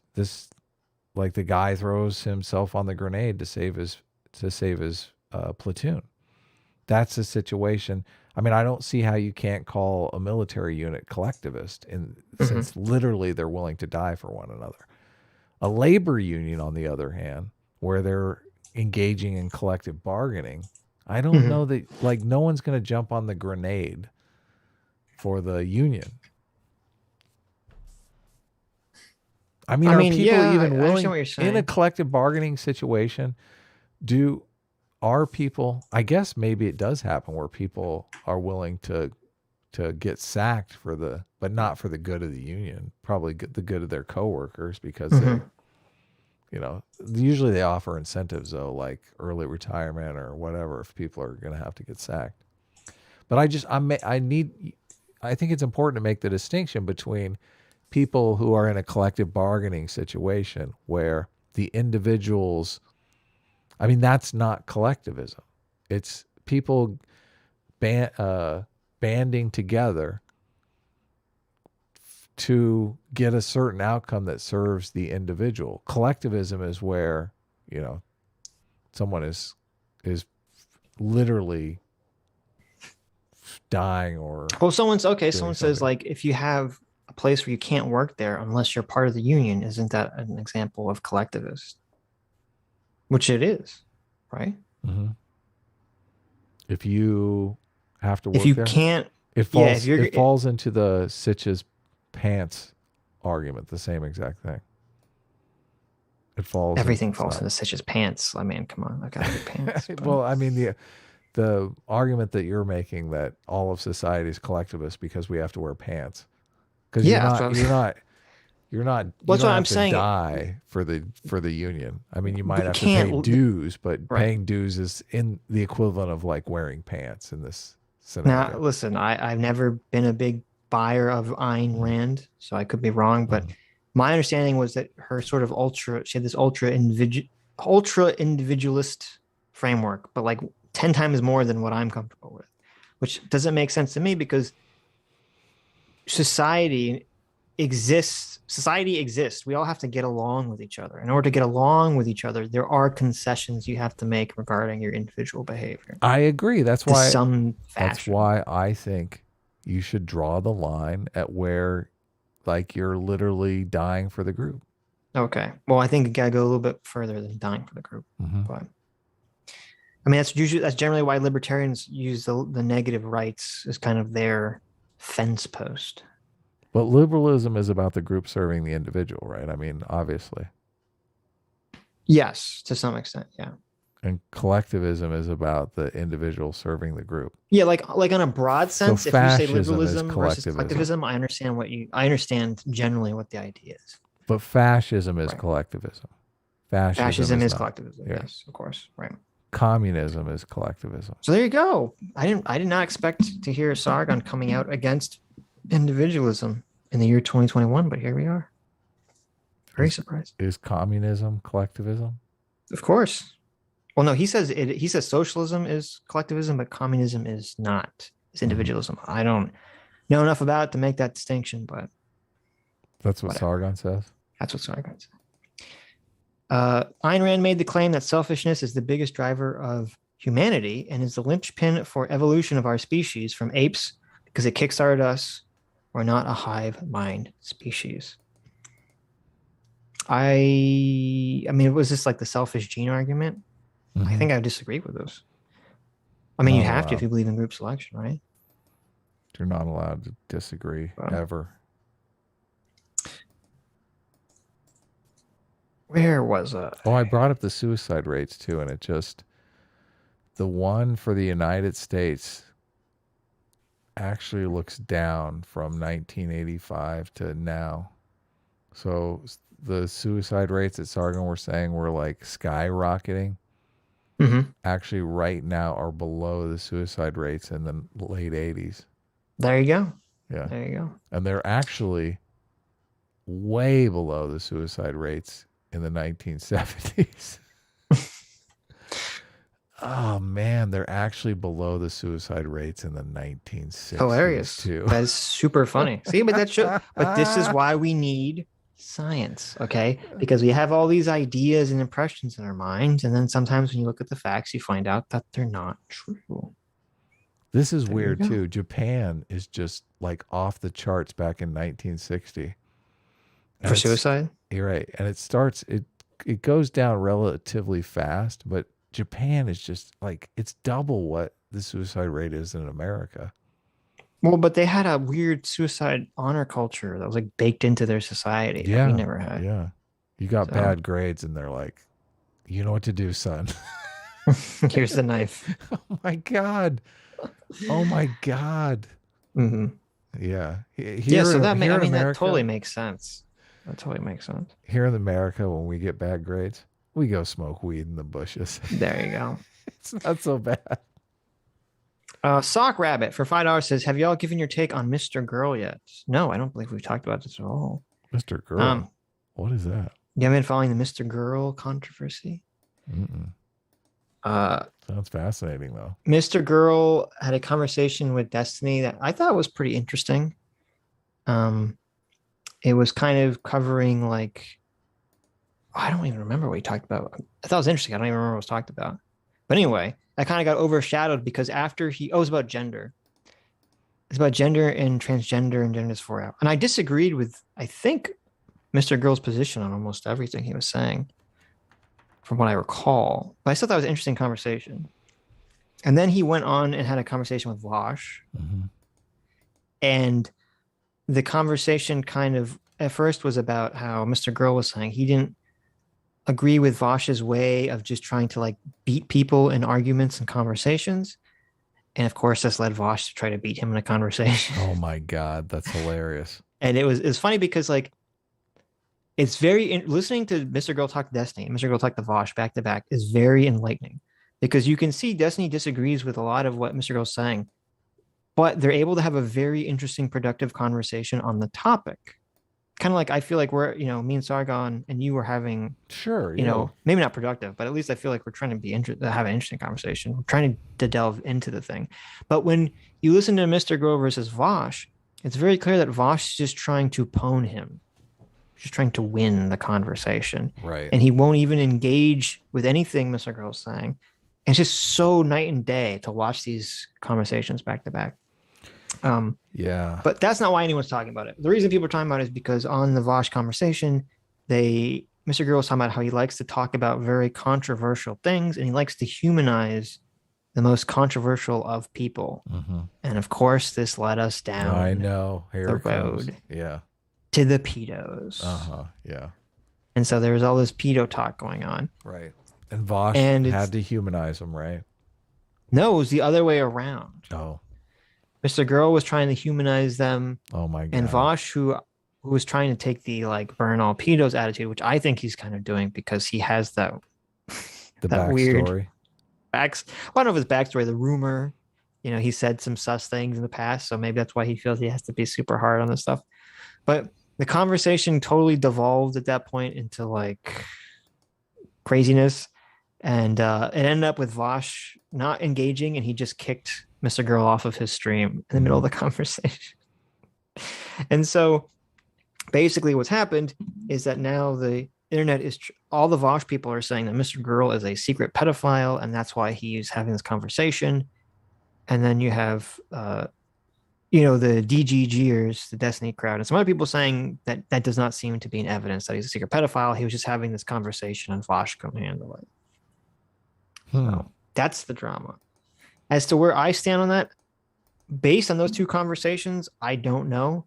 The only video I've seen by Mr. Girl was a while ago, like months and months ago. He had a very interesting video on Black Lives Matter and the narrative of whether all these unarmed Black people are being shot by the police. And I thought it was interesting at the time. I don't really remember what he said in it, but I remember watching it and being like, oh, this is very interesting. And it's presented in a very interesting way. So I know he also famously defended the movie Cuties, which is a terrible movie. So there's a sus point for a lot of people. Super sus. Though if I recall correctly, his argument was that Cuties was not pro pedophilia. I don't think he was saying it was pedophilia and that made it good or something. So yeah, there you go. Cuties apologetics. Yeah, he was apologizing for Cuties, which I will agree to some extent. I don't think Cuties was intentionally trying to be pro pedophile. I just kind of seemed like it became pro pedophile. Yeah. Well, yeah. I think it was, and I think it ended up becoming it because the director was horribly incompetent with the material that she was trying to do. Most pedophiles are men, so just the female director is probably she's just oblivious to the whole. Right. Yeah. But I think he's talking to Destiny again, so maybe we'll get some closure. We'll see. Oh, great. The cyborg, formerly known as Hassan's stepsister, for $5 says the desire to work will be satiated by virtual games of what the person desires as an occupation, endorphins released, and the person satisfied. Yes. I mean, I guess if we're living in a post-scarcity society where we're supposed to go to work, sure. Not to throw Sargon under the bus, obviously, but he did he did never really answer the 3-day work week question. 3-day work week. Fucking great, right? Let's go for it. Yeah, what the fuck? You think people aren't going to be down for a 3-day work week?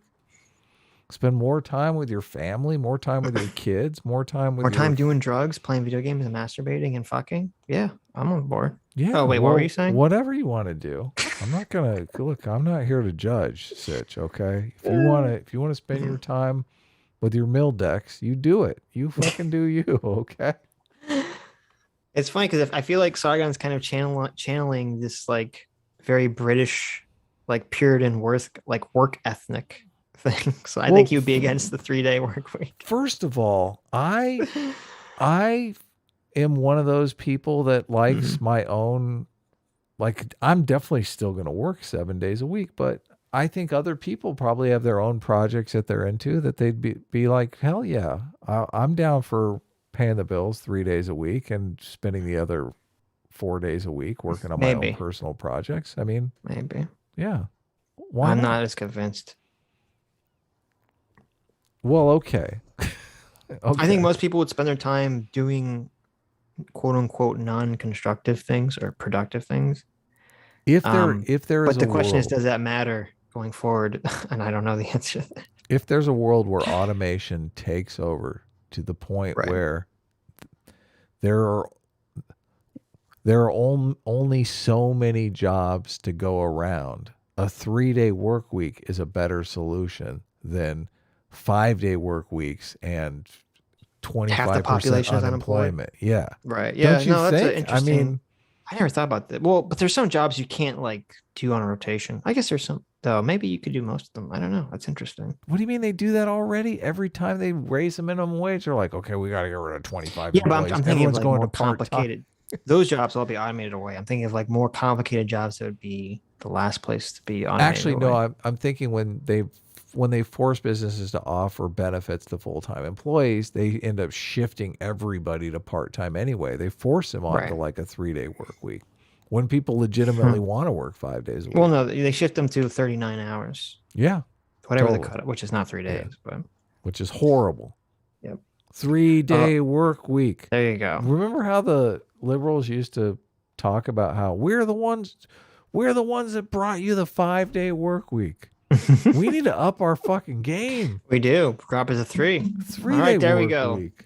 Listen, Adam's gonna run for president. He's gonna run Yeah. on the platform of the 3-day work week. The 3-day Okay. work week. Yeah, There you go. I'm on board. let's do it. See, I would start small. I'd say, why don't we just make Friday the 3rd weekend? Okay. I mean, Contrast it says, practically is already, right? Contrast says, this sounds suspiciously like UBI. He caught ya. He caught ya. Maybe a Adam's little trying bit. to sneak it in there. Yep. Nah, come on, guys. Balmita's Steel Dragon for 50 Ronins says, Happy New Year. Greetings from Romania. Greetings. Even our Gap Cis friends stopped stealing and now sell fire. Oh, gypsies. I see. Even our gypsy friends stopped stealing and now sell fireworks. Jordan Peterson will be in Bucharest in June. I will talk to him and make him come on your show. Oh, nice. Thank you. Do it up. We appreciate it. Love you both. Thank you. We love you. Yeah. Bradley Robert for £2 says, what's going on with Candace Owens and Trump? We talked about this briefly on Sunday, but I don't know if you. It's kind of funny. She interviewed Trump. Trump came out, I believe, is very pro-vaccine, and that kind of triggered a lot of people in her audience. Right. And so she's trying to do damage control now. Yeah, she made a super cringy video talking about how Trump is just a boomer and he doesn't understand vaccines and all this stuff. It was she totally undermined Trump's message, which like fuck, what the fuck? Well, not only that, she undermined Trump's authority, accomplishments, and his power, really, because she's saying, "Oh, don't listen to him; he's a boomer." Like, I thought the Candace Owens interview was totally disrespectful. Like she completely talked over him.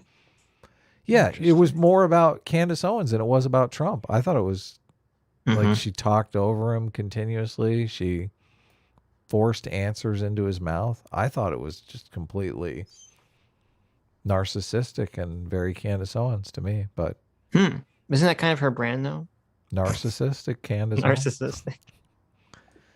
Maybe. I mean, I'm not a huge Candace Owens fan, and I mean where she is working towards things I agree with. Obviously, she's a great salesperson, but I mean I kind of see her as just a salesperson.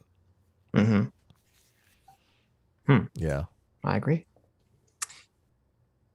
Where was I? You were reading John Superchats. Masters for $5 says Christianity conceives of salvation as something given, not something earned through human effort. Yeah, that's true. That's true. All you have to do is ask Salvation, for forgiveness and believe in Jesus, right? True. Yeah. Well, I mean, I don't know. Isn't that effort, though? Does it take effort to reach that point? Different sects view this differently, though, because I mean, That's the true. Protestant work ethic talks about how you got to work for it. I believe Jehovah's Witnesses believe you have to work for it too. Yeah. I remember, like, was it Calvinist? Who were the predestination people? I think they were Calvinists, right? They were kind of like, yeah, they definitely want you to work for they it. were like, oh, you know, everything's predestined, but the way to show that you are actually predestined for heaven is to be like a good person. It's an interesting workaround, but okay. So, yeah, I mean, I understand what you're saying, but I think it could go. Can't As a believe you're not Jew, gonna live in I the think it could go in the computer other with me. direction, too. Can't believe you're so selfish. You won't even. Why am I selfish? Because I don't want to have the robot me live on forever. Look, my avatar is going to be in the computer, and I don't see why I can't hang out with you in the computer. You got to be a fucking selfish little bitch. I see. Just come on. Listen. We'll both get depressed together about how our avatars are having so much more fun than us. It'll be perfect. Vile Van Gogh says, Sitch, please say the equation must be balanced in your best Dinobot voice. I don't have a Dinobot voice. When have I ever done a Dinobot? I'll try. But... There you go. That's good. Yeah. Say the equation must be balanced. I'm not going to say that. That sounds like... You did it way better than I could. Sounds anti-Semitic or something. I don't know about that. No. Do it. I don't have the immunity. I can't do it. Dinobot. I can't do it. Holy shit. I can't even... Wait, let me look it up. What does Dinobot sound like? I can't believe. Oh my God, this Jack Murphy thing is just fucking going to DEF CON.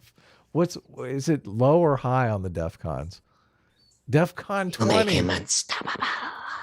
Here we go. I got it. It's my best Dinobot. The equation must be balanced. Oh, that was good. Is that good? Okay. That was good. This line is from an Outer Limits episode that deals with Adam's clone thought experiment. It's called Think Like a Dinosaur, and it was only okay. Oh, there you go. Oh, really? Interesting. They did it, huh? There you go. Yes, Calvin and Hobbes are named after Calvinists, and Hobbes. They are named after, not Calvinists, but like the philosopher Calvin and the philosopher Hobbes. Oh my God. Oh my God. I had to check. I had to take a look. Jack Murphy's tweets. Oh no. I know. Here, I'll share. I'll share it with all of you. Oh, Waspinator. I can do that one. Oh, the wasp. Oh, I like the Waspinator. Oh, damn. I'm Starscream now. I will destroy you. What's the one that does For the Colony? For the Colony! That's the one that I like. Oh, the ant guy. Yeah. Isn't it the ant guy? For the Queen! For the Colony! He keeps calling Megatron the Queen, and he's like, oh, that's hilarious. I watched that first episode of the new Beast Wars. Mm-hmm. I fucking hated it. Yeah, it was pretty bad. It's like so weird. It's like I didn't even understand it's a Beast Wars reboot where like the original Transformers somehow go into a time warp and meet up with the Beast War people in the past. And I was like, what? This is so stupid. They're rebooting Beast Wars with this convoluted shit. And on top of that, they didn't even get the original voice people. So like Megatron, Megatron's voice in Beast Wars is so awesome. Do you remember it? He has this very like posh, like dripping with asshole British accents, oh, you pitiful Maximals will all be destroyed. Like, it's just so hilarious. And then they replaced it, and he sounds like a whiny, like, I'm Megatron. Like, oh, it's terrible. Yeah. I was so offended on the voice alone. It's not great. Why does the universe hate Waspinator? Yeah, Waspinator is the ultimate whiny bitch. He's the ultimate cuck. He was the comic relief character. I liked the For the Colony ant because that was the dumb one. And I just have a soft spot in my heart for the dumb character. Well, you like that he was like Inferno. That was his name. Yeah, Inferno, that's it. He was a product of evolution. So Jack Murphy, for some reason, has his tweets protected right now. Yeah. What do you think's going on? I think he's being embarrassed and shamed. I think that's what's going on. Yeah. Contrast for 5 Aussie bucks says Heights class is now boring because no gay stuff. Adam, 2021. True. Yeah. Yes. Zachary Plays for $5 says just two new agey wackos flexing their wordplay ability. Sometimes I don't know how people take Jordan Peterson seriously. Oh, I disagree completely. Wow. I don't think either him or Hyder are new age wackos at all. Well, that's not true. I think Jordan Peterson is a secret new ager. I don't think Hyde is remotely in new age at all. So one of you guys suggested that I listen to his podcast with the anti-theist guy who's a physicist. God, I can't remember his name. It's killing me. What's his name? Oh, Lawrence Krauss. Yeah, exactly. Yeah. Listen to his. He had Lawrence Krauss on his podcast, and then Lawrence Krauss had Jordan Peterson on his podcast. And the beginning was super interesting because Lawrence Krauss basically admitted that he went on Jordan Peterson's podcast super skeptical of Jordan Peterson, basically thinking Jordan Peterson was just full of shit. And Jordan Peterson had won him over on that podcast. Krauss actually considered Jordan Peterson to be an honest actor and really changed his opinion. So he wanted to have another honest dialogue with Jordan Peterson. But in the dialogue, I felt like Krauss was asking very good questions, very reasonable questions. And I felt like Jordan Peterson was being very evasive, which was not a side of Jordan Peterson that I really liked, that I felt really comfortable with. It felt like they were playing a bit. Well, Jordan Peterson has done this before. I've only seen him do this in the Do You Believe in God? That's the only time I've ever seen him do this. Yes. That I can think of. Well, that's the example that I was going to talk about. Right. Yeah. So, someone will ask him, do you believe in God? And he tends to what does it mean to believe in God? Yes, he tends to be evasive. Yeah. But he's evasive in ways that I've never found uncomfortable because he usually falls back on the scientific explanation for things. And, there's enough wiggle room there that I think you can fall back into, we don't really know position relatively easily. But there were, like, Lawrence Krauss was asking questions that were like epistemologically related, that he was not falling back to a position that I really could get behind. So I sent it to you. To it. Yeah, you did send I'm curious if I'll listen. I'm curious what your take was. But I also and maybe it's after the ordeal that he went through, Jordan Peterson has a super interrupting problem where the person has not really finished making their argument or asking their full question, and he interrupts and completely changes the topic. And that makes the conversation really hard to listen to. And there's a lot of that going on in this conversation. And maybe that comes off, obviously I love Jordan Peterson. I want to give Jordan Peterson the benefit of the doubt. Maybe that is what makes him seem more evasive, and he's not really being evasive, but it's just, he jumps in because he's worried he's going to forget, which is, I do this all the time. I'm completely guilty of jumping in because I'm afraid I'm going to forget. So maybe that's going on.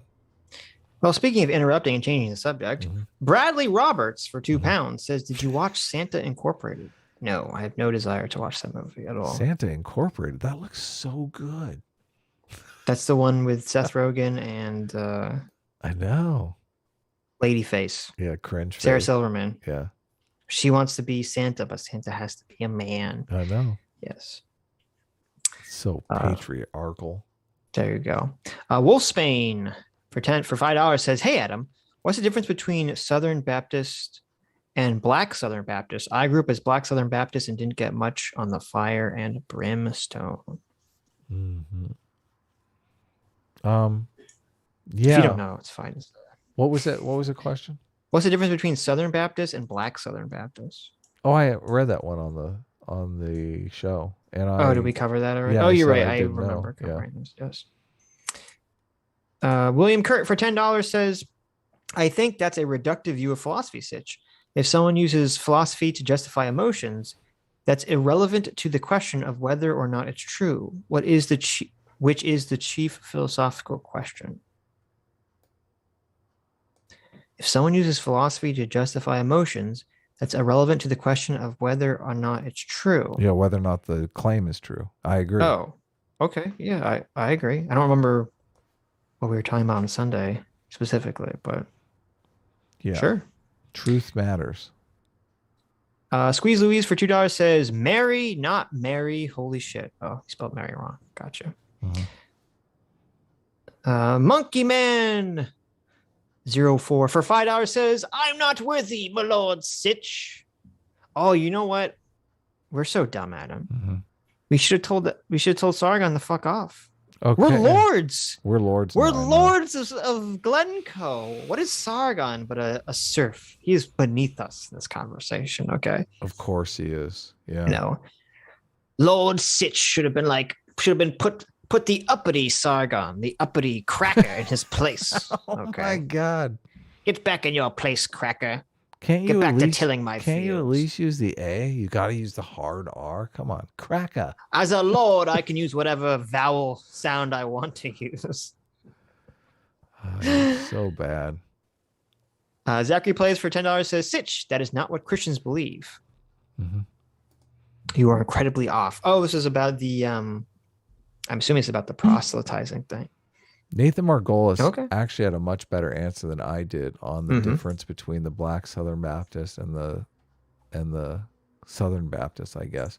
He was saying that the amount of hellfire and brimstone in the church is directly proportional to the economic conditions of the parishioners. That if the economic conditions of the parishioners are all the poors, Right. they're definitely more interested in hellfire and brimstone because they want people, they want some sense of justice is coming. Which makes it sense. made a lot of sense to me. Yeah, I was like, well, that totally makes Well, sense. also, not just that, but like if your material conditions are worse in this life, I would think you'd be more focused on, like, I don't know if I want to use the term magical, but like the more non-material aspects of your religion, because your material life sucks, right? Where if your material life is awesome, you'd be more focused on like the more material aspects of your religion. Or is that too cynical? No, I think I agree with it. I actually do. All right. It is cynical and true. It can be both. That's interesting. Yeah. I didn't think about it. I didn't conceptualize it exactly that way, but it makes sense.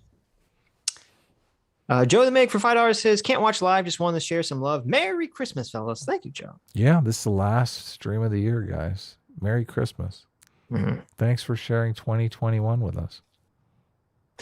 Oh no, I'm gonna cry. Eli's the Aquanaut for $5 says, Hail Atom, Duke of MMT. I like There it. you go. I'm actually a lord. I think that's above a duke, isn't it? There you go. I don't know how this stuff works.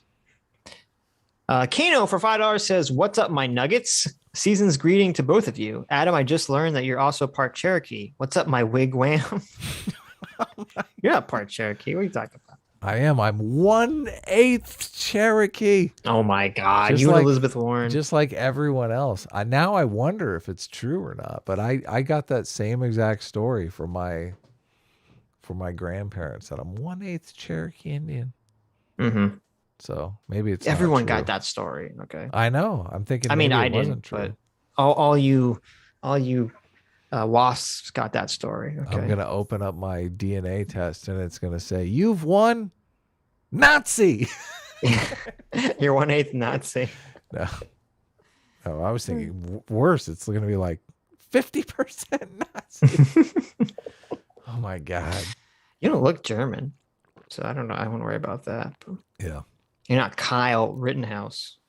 Oh my That's a God. Nazi. That's a German right Oh there. my God.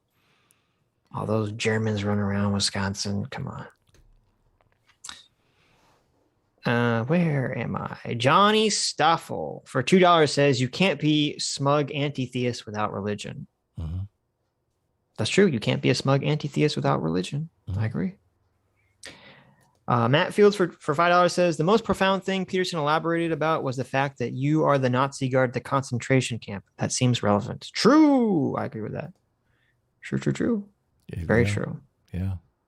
And yet somehow that's always what pissed me off so much is everyone's saying Jordan Peterson is an all-right Nazi. Like the guy over here is literally saying you have to be careful because you think you're going to not turn into the Nazi guard at the concentration camp. Well, guess what, bucko? You will. You fucking are. Okay. And somehow people warp that in their mind of being Jordan Peterson's pro-Nazis. Like, it's just insane. It's just completely insane. They warp anything because they want to get you. That's the thing. Yes. It's not rational. Right. Electric Skeleton for 10 pounds says S-Class Christian here. A-Team is the gay team. What? There you go. What?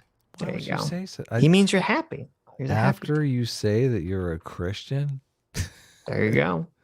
Not very Christian-like, Electric Skeleton.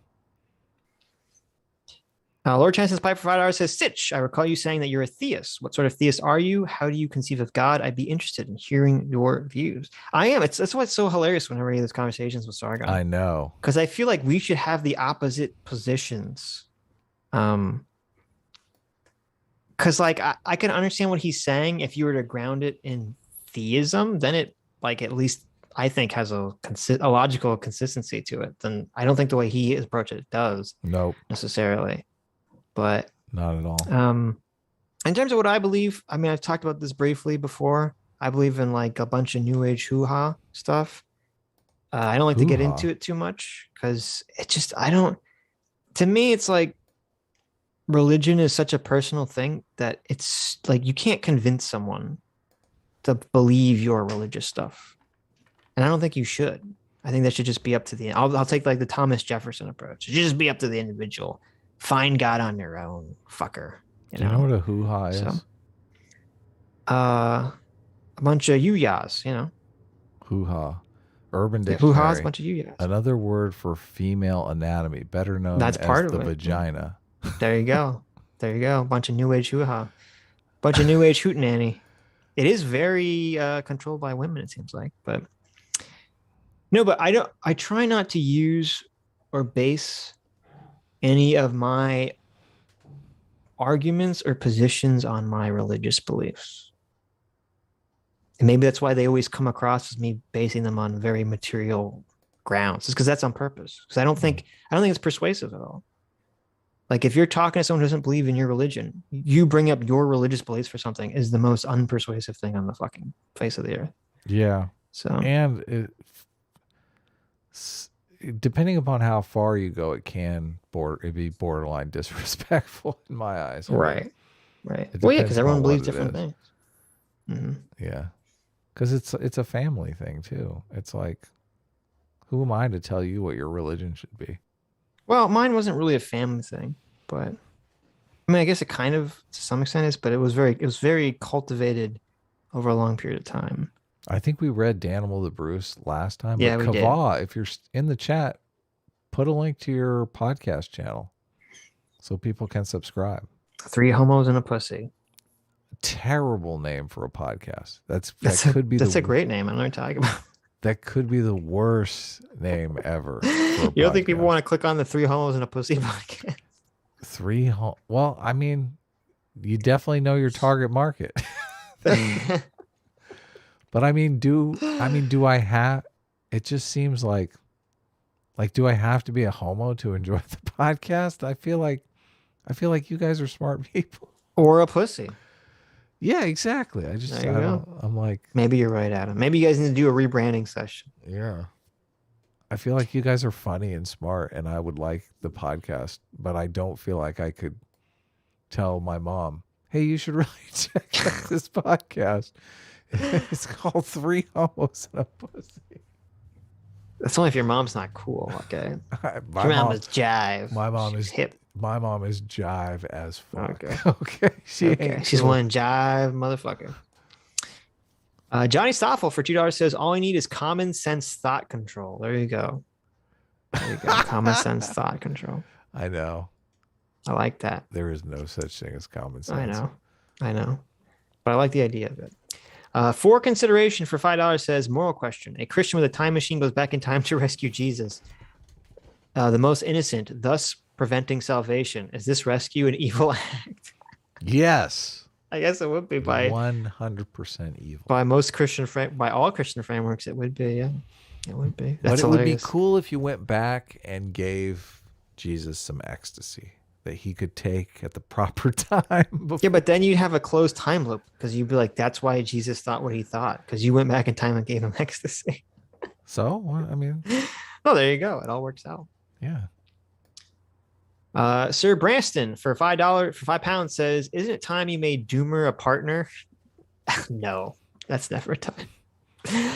S Class, A Team, and the D Force, the sad triumphant of truth and free will. I like that though. That's funny. The sad triumphant. I do like Doomer, and Doomer. We get along with Doomer. Doomer's like a great guest, great guy to have. Doomer on. isn't the D Force. He's the D Bags. I thought. The D bags. Oh, that's Yeah, that's the D Bags.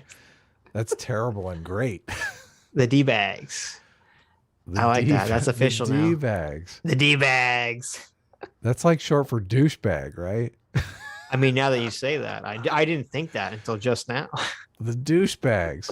Why don't we just call them the douchebags? That's a little too on the nose. We have to pretend like we Okay. don't know what we're saying. Okay. The D bags. The Yes. Doomer bags. The D Bags. Get the bag, right? John Smith for $5 says height. Oh, I read that one. Height is But I'm gonna read it just again. an Height is just an there awkward you go. nerd. Stop reading into it, Adam. Also, when are you getting on Friday Night Tights? Lord S Class is the best class. Thank you, John. Gary hasn't reached out to me. Yeah, so we talked about that on I'm Sunday. still waiting, but Adam's standing inside a window with like the stereo. I'm all out of love. I'm so lost without you. every time I listen to Gary though, just that guy, I really like Gary. I can really relate to Gary. Gary's all about keeping it real. Gemini also standing outside of Adam's window with the stereo for $5 says, secretly Adam's family is all political weirdos with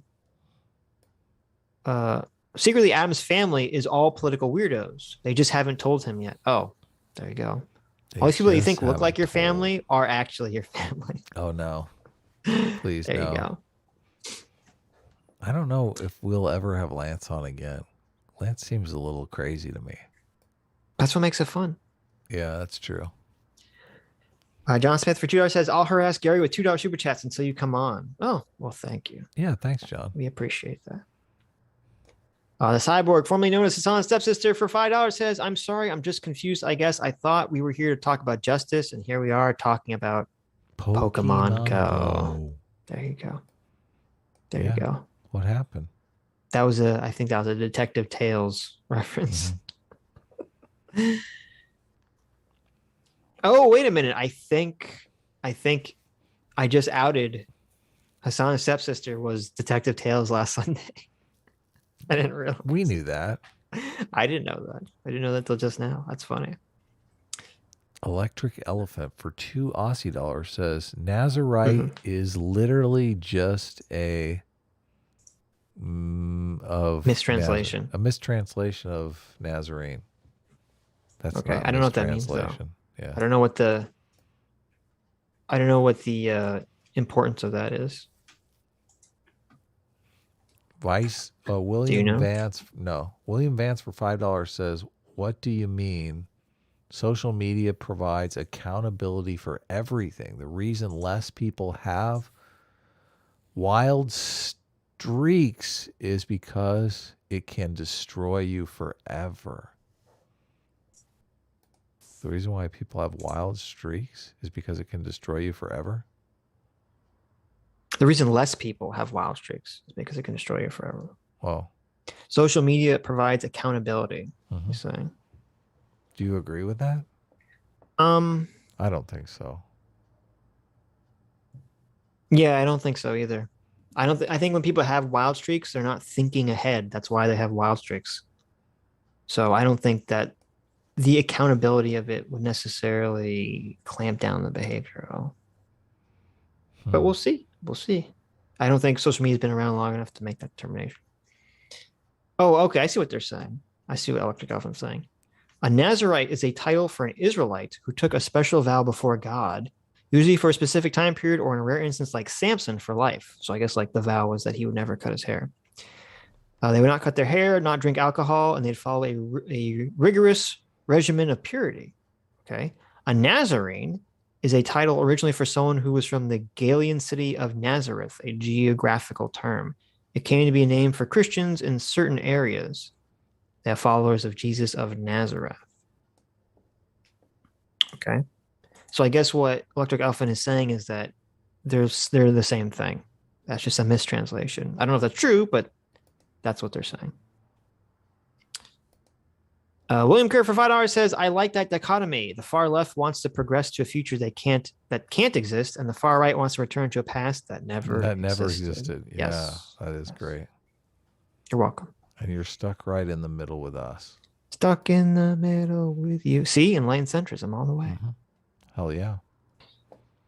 A-Team makes... Oh, Dr. Diller for $5 says, A-Team makes the wife pay for all the food and lost a fight to 3 sixth graders. I lost a fight to 3 sixth graders? What? Apparently you did.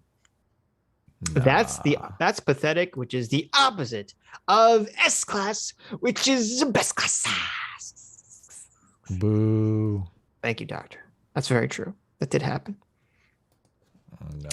Lord Tencent's Pipe for $5 says, people aren't innately rational. It has to be learned. The left also thinks that people are innately good.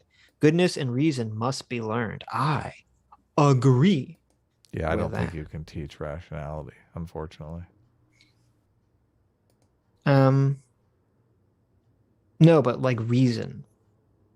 You can teach that. You can teach people, you can try to teach people. It's true you can't. You might not succeed. You can try to teach people to be reasonable and rational people. I don't think people are generally born that way. No. You need impartial third parties. That's why I have such a problem with Sargon's conceptualization, because I feel like he's reversing it. Because to me, like, all of the desires of excess he's talking about are coming from your body, not your mind. Like, it's just you reacting to the physical sensations your body wants to experience. That's what I think of when I think of excesses of desire. I agree. I don't think of it as your will triumphing over your body. I feel it's literally the opposite. So I'm very confused by. I still don't understand how he sees it. Lust is a bitch. Oh my God. Mm-hmm. Lust is such a bitch. William Kerr for $5 says, Noam Chomsky demolished the concept of the golden age of newspapers and TV media. Watch the manufacturing consent documentary. They've always been bad. I don't know if I can trust Noam as a source, though. Yeah. Crotchety old man. Yeah. Because he's so leftist. So I mean, it doesn't necessarily mean he's wrong. It's just hard for me to trust the source at that point. But I'll check it out at some point. And I know that's also what all the bread tubers always say, manufacturing consent. But I'll give it a shot. I'll give it an honest shot. Okay. No, don't do it. No, don't do it. Okay. Don't give it an honest shot. Give it a dishonest shot. I'll give it a dishonest shot. How about that?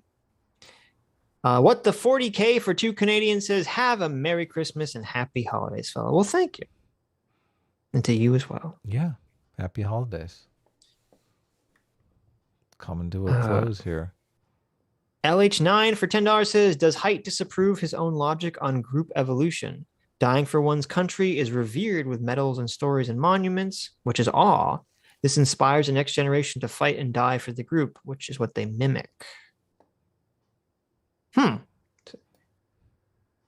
That's an interesting way to conceptualize it. I don't know. Awe is not one of the foundations, not one of the moral foundations.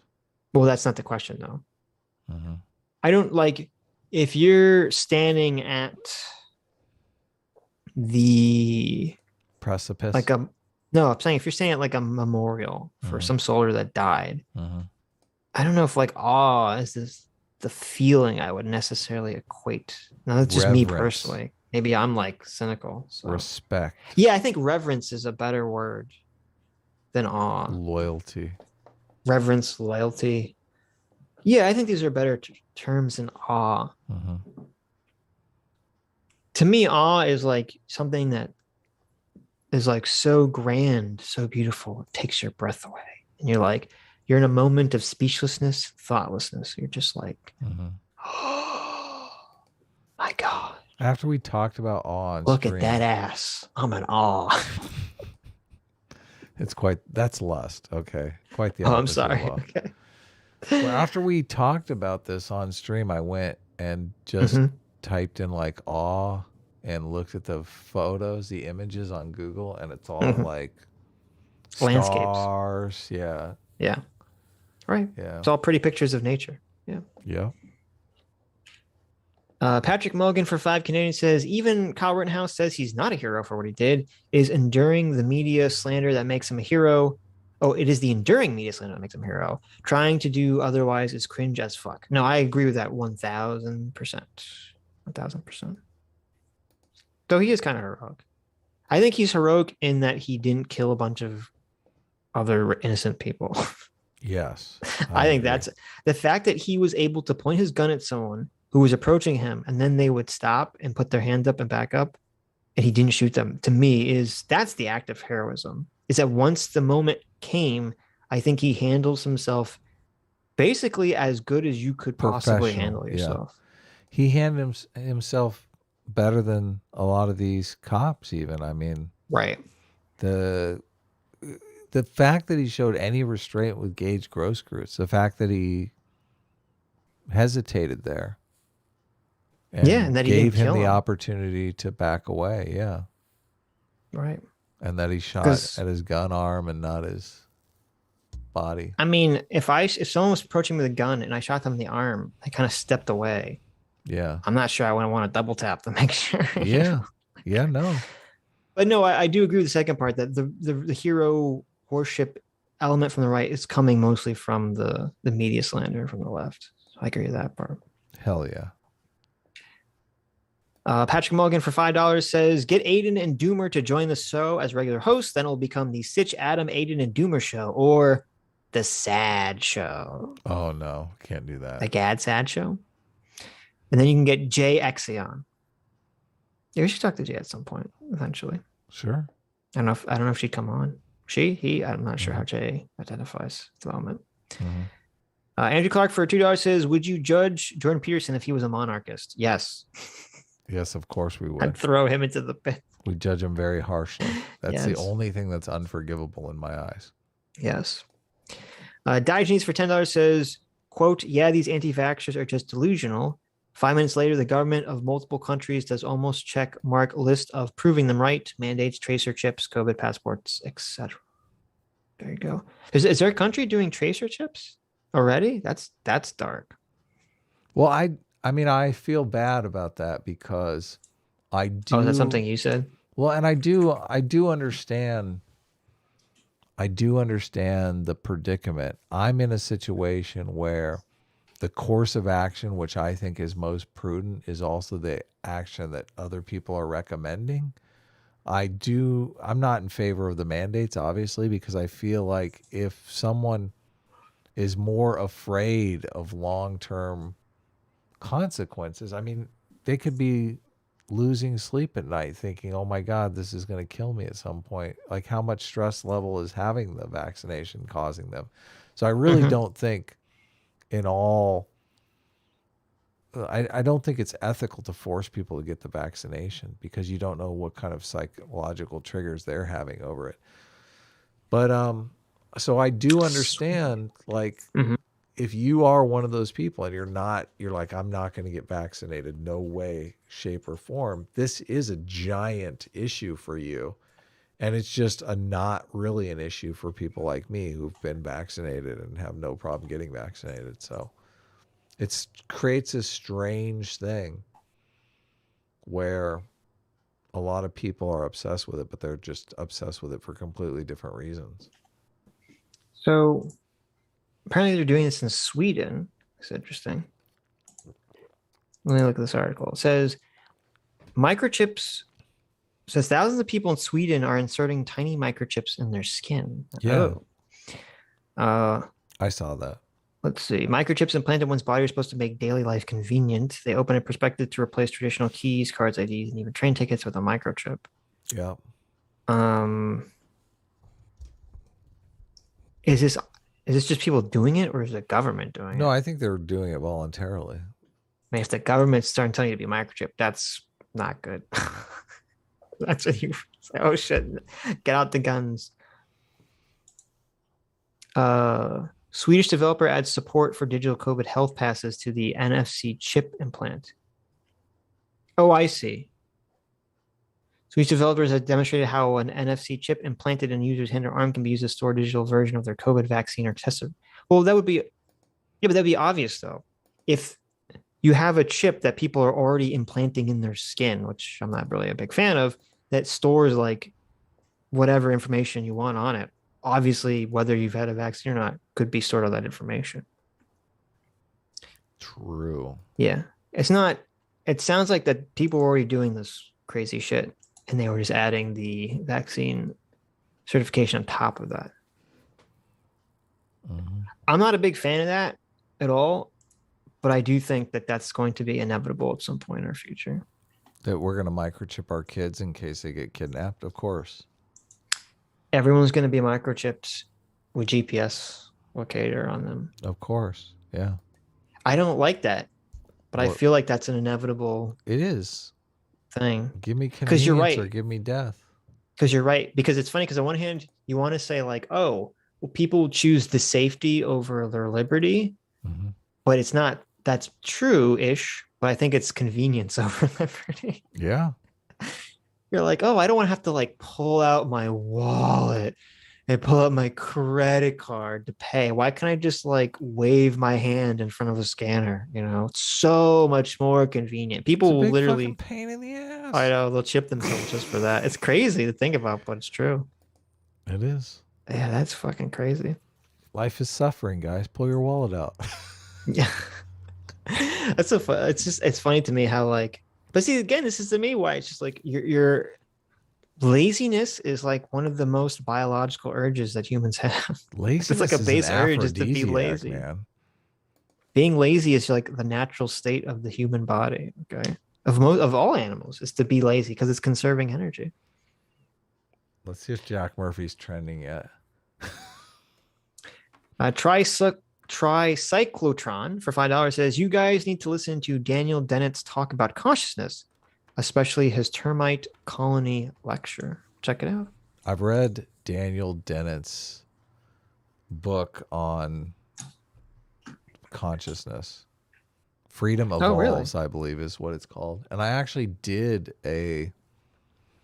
have like an interaction with Daniel Dennett on Twitter that was pretty funny. I sniped at him for being like an anti-theist. Oh, Adam, come on. And he responded, and everyone was like, yeah. Everyone was like, hey. Why your brain is like a conscious termite colony. Mhm. There you go. I can't read the article because it's behind a paywall, but Mhm. that's apparently the thing. I'll check it out. Not Gay Ben for $5 says, you know that disgust thing we talked about today? Mhm. That's basically what I feel for Doomer on an hourly basis. Oh my God. And that's why Not Gay Ben is our favorite super chatter here at the Sitch and Adam show. That's pretty funny. That's hilarious. We have a celebrity.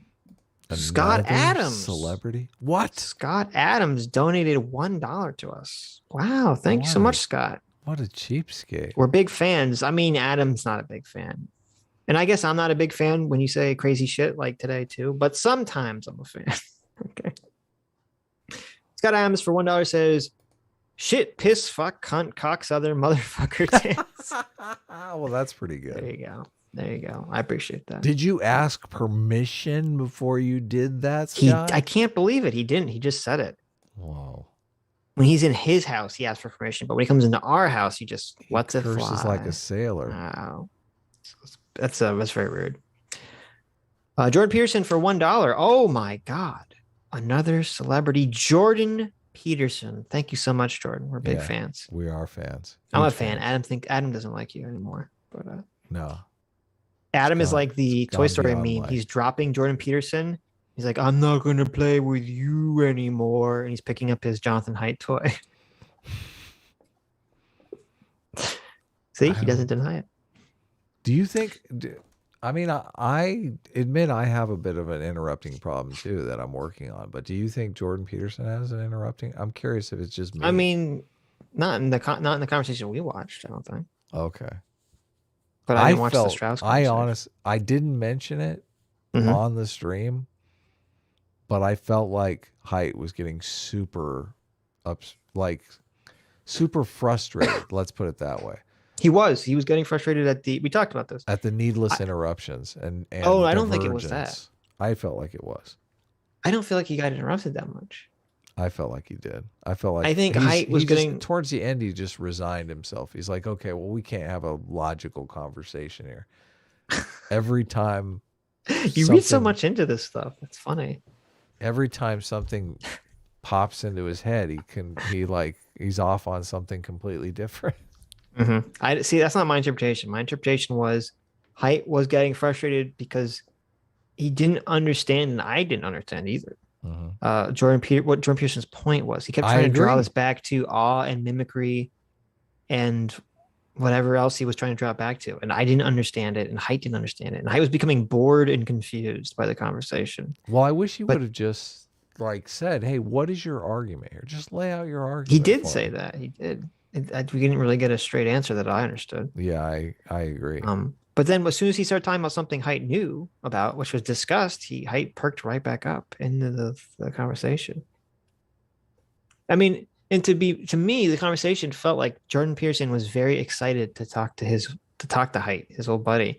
And he's like, he really wanted him to mull over this idea that Peterson had been working on.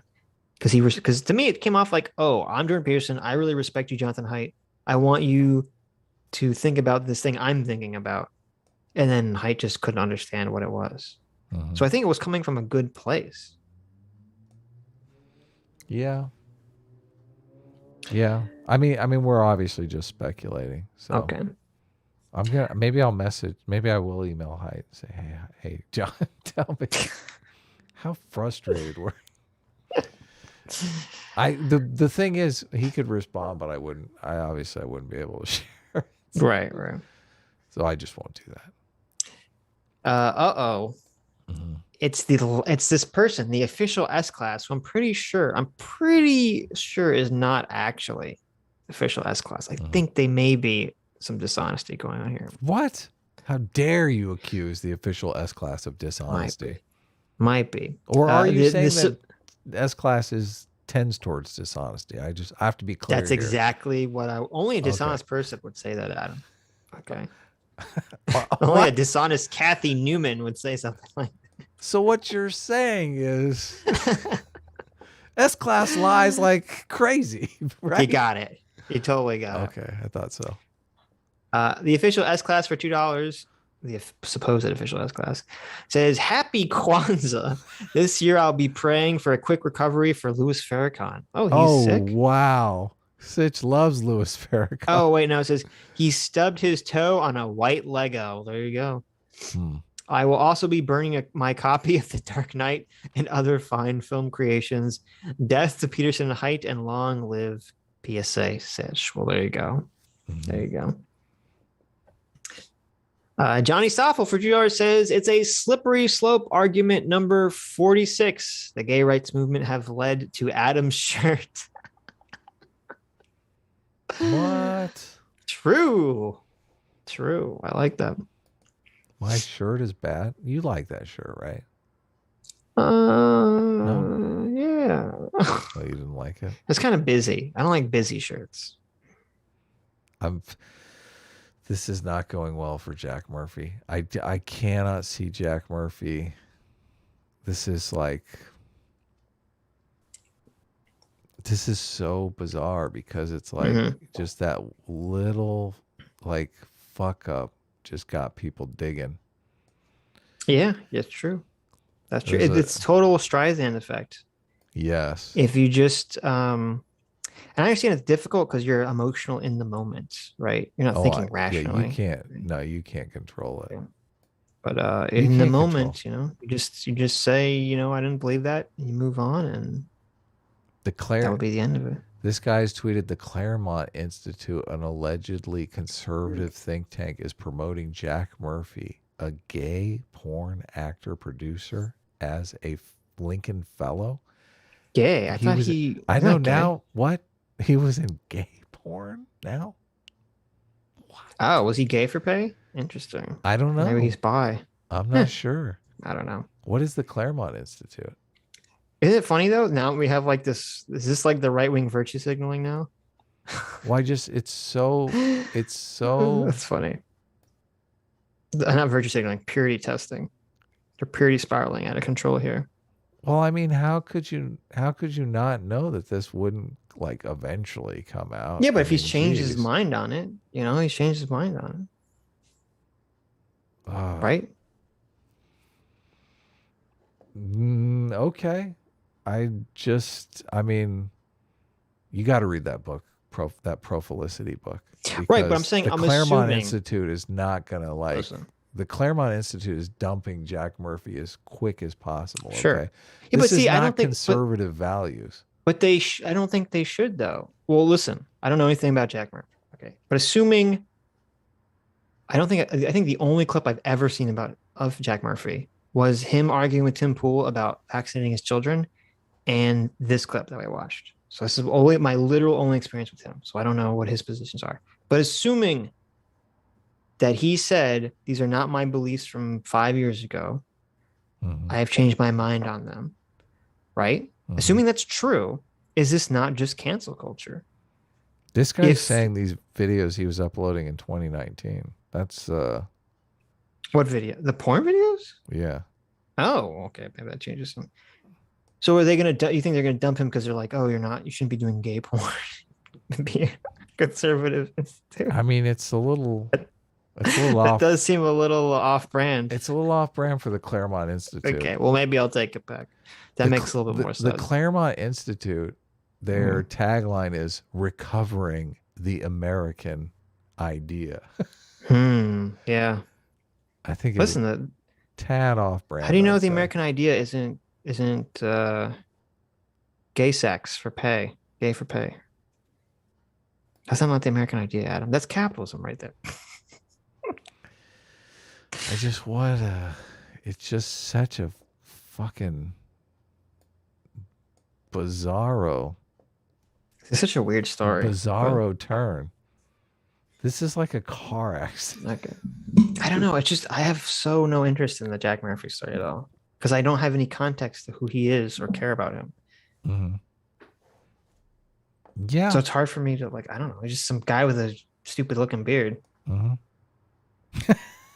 I don't know. I have no emotional attachment to the story whatsoever. The stupid looking beard. Yeah, that's my brain space of Jack Murphy. Guy with stupid beard. That's all I know about him. Who apparently liked getting cucked 5 years ago.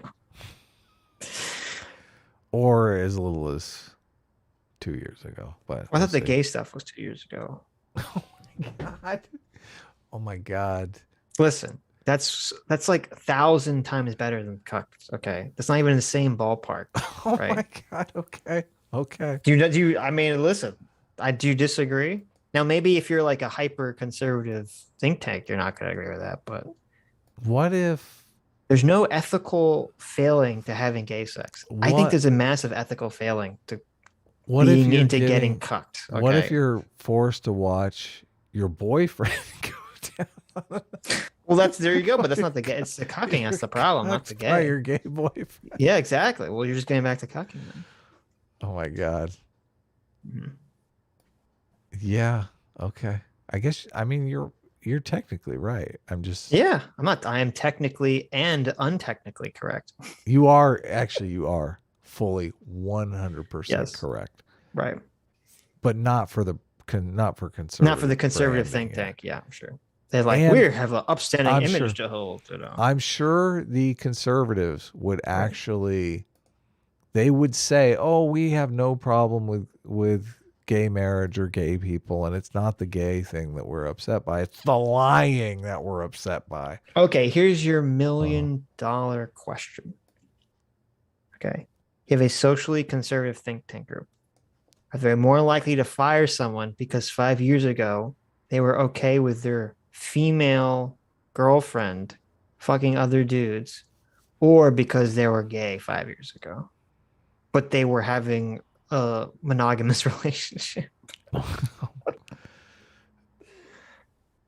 The conservative think tank is definitely going to distance themselves either way. Let's put it that way. Okay, but which one do you? I'm curious as to which one you think, and which one the chat thinks is going to be less forgiving. The hypothetical social conservative. The group gay. is going to be the more gay bothered thing by. is way more forgivable. You think the social conservative think tank has more of a problem with open relationships with a woman than a gay relationship? Maybe. Yes. You could be right. Yeah. I hope so. That's a sign of progress. That's a sign of progress if that's true. Dr. Diddler for $2 says there's something very funny about the stream cutting in and out and hearing Sitch's ravings about Gamergate in between buffering spurts. Oh, I didn't go back and listen to It's pretty funny. the cutting out. Yeah. We had a lot of really good Gamergate takes that I think got lost to the That's unfortunate. Yeah. lost to the ether. Dr. Diddler for $1 says, okay, no timestamps this week. I missed like 4 hours of stream because I was busy and the stream buffered so much and for so long they would be ruined anyway. Oh, well, thanks anyway. But yeah, that was unfortunate. OBS crashed. So. It did. We got it restarted though, thankfully. We didn't have to start another stream, which hallelujah. Yeah. Vosh your vagine. I like that. What? Vosh your vagine. For $1 says stochastic errorism game. Click random page on Wikipedia and freestyle some new truths. Rinse and repeat. That's terrible. Don't do that. Nobody do that. Disavow. Yes. That's terrible. Dr. Diddler for $3 says, does this mean Jesus was the first to achieve Super Saiyan God? How does his power compared to Gohan Blanco? Well, listen. I think you're right. I think Jesus was the first person to achieve Super Saiyan God. Definitely. I mean, we all remember those iconic images of Jesus when he was resurrected, his hair a blazing red as he ascended to the heavens. And Gohan Blanco is obviously the second coming. Okay. That's the Holy Trinity there. You got Super Saiyan God. You got Cell, Ultra Perfect Cell, and you have Gohan Blanco. Gohan Blanco is when Jesus comes back to save us. There you go. It all makes sense.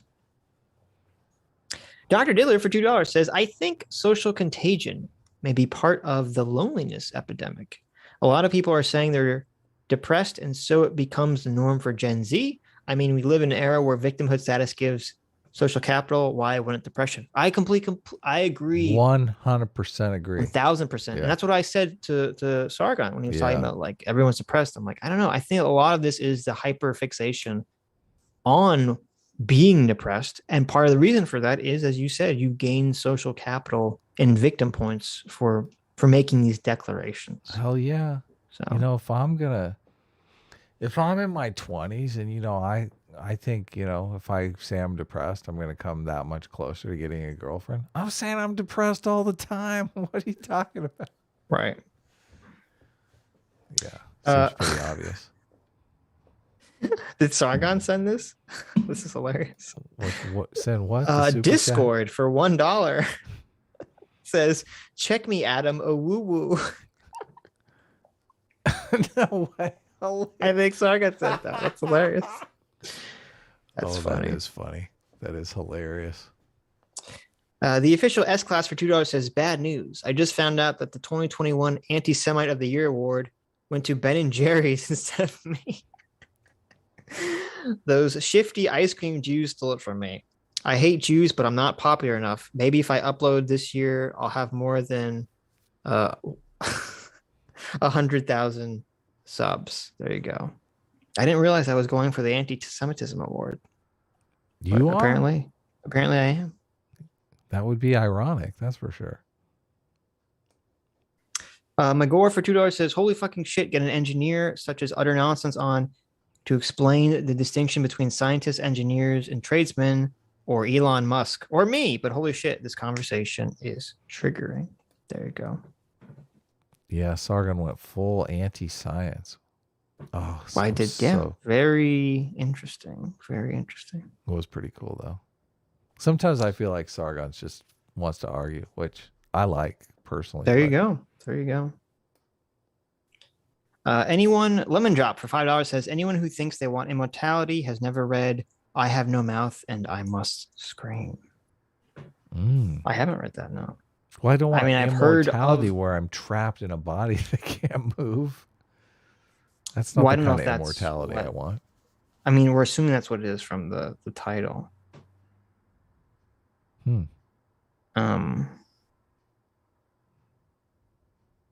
Okay. Where was I? Here I am. Lemon Drop for $5 says, "After Adam has come out as a body communist, he wants to take the blood of the young and give it to the elderly. I'm officially switching entirely to Team Doomer. Immortality is not an attainable or practical goal without man-made horrors." I disagree. We don't know.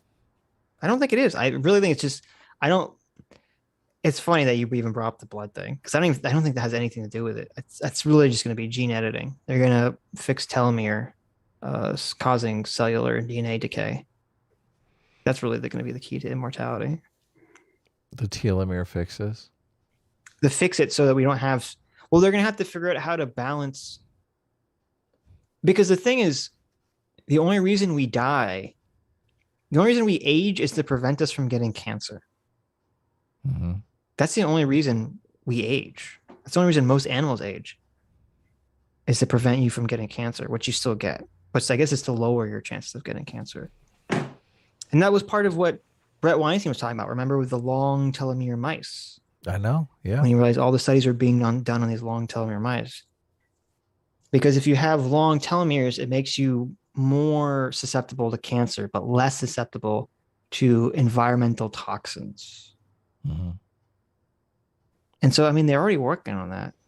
And I'm confident they're going to figure out a way to basically make people stop aging without getting cancer. I'm pretty confident that's going to happen. They did the blood experiment thing with mice, though, and that's how it doesn't make them immortal, though. It just kind of like heals them a little bit. No, it makes them... It rejuvenates them. It makes them reverse age, yeah. Yeah.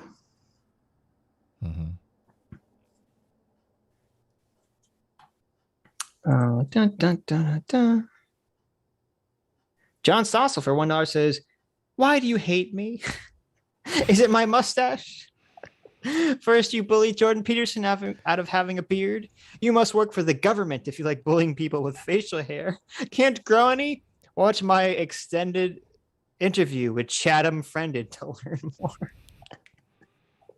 That's Sitch. That's funny. That's Sitch that has it in for Stossel.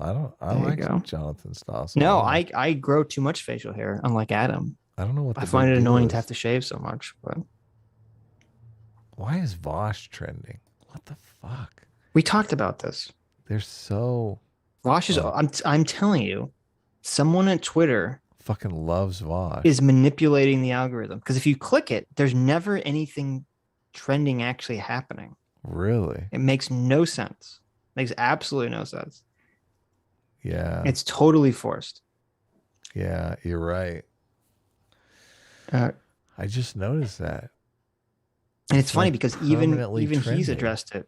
Even he's like, I don't know why this is happening. I'm telling you, it's totally, talk about your manipulation. Yeah.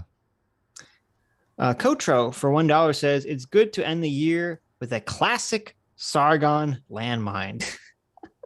As soon as he spoke out against science, I knew we were in for a 3-hour ride."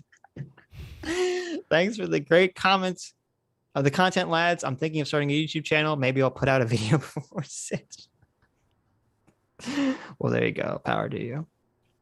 Look, I'll have you guys know, if you didn't like the conversation, you can direct all your hate at Sargon. Yeah. I was happy reading Lindsay Ellis's tearful keep paying me $20,000 a month Patreon. Okay. Sargon made the conscious decision, or his elephant made the decision. He made the unconscious Yes. decision. He made the unconscious elephant decision to bring up the talking point and somehow try to relate this to Lindsay Ellis for no reason at all. So you can blame him for that. Okay. I think it's great. People do actually blame Sargon in the comments a lot. Right. But I know they do. Come on. Sargon's our friend. I don't, how should I retitle the stream? What was that argument even about? Sargon goes full anti-science. I thought about doing that, but I knew he would get mad. Do you think so? Sargon, I don't think he cares, to be honest with you. Okay, I'll do it. Because while we were talking, I'm like, I should retitle the stream arguing with Sargon. But I'm like, I don't even know what the fuck we're arguing. Like, I don't know how to word this. Do it. What, Sargon hates science. No, do Sargon. Yeah. What is it? Colon. Sargon, colon. Yeah. Quote, science isn't real. Science is gay. Unquote. About debating Sargon's hatred of science. Science isn't real. Sargon hates science, says not real. There you go. There you go. That'll be the stream name. Oh my God. Sargon unironically hates science. Oh my God. That's so funny. CT for $1 says Space Jam 2 was a better Matrix sequel than the Matrix Resurrections, Reloaded, Revolution, whatever the fuck it's called. I'm so mad. Oh yeah. That's true. I enjoyed Space Jam 2 more than I enjoyed Matrix 4. That's true. And it was a little Matrix-y, Space Jam was. They even literally made a Matrix reference in Space Jam 2 when the old lady did the Trinity kick. Because they knew it was so similar. Timely. Yeah. Prolapsed anus burn propanus. Propanus. Wow, what a name. For $1 says, I found a great Minecraft seed. Mm-hmm.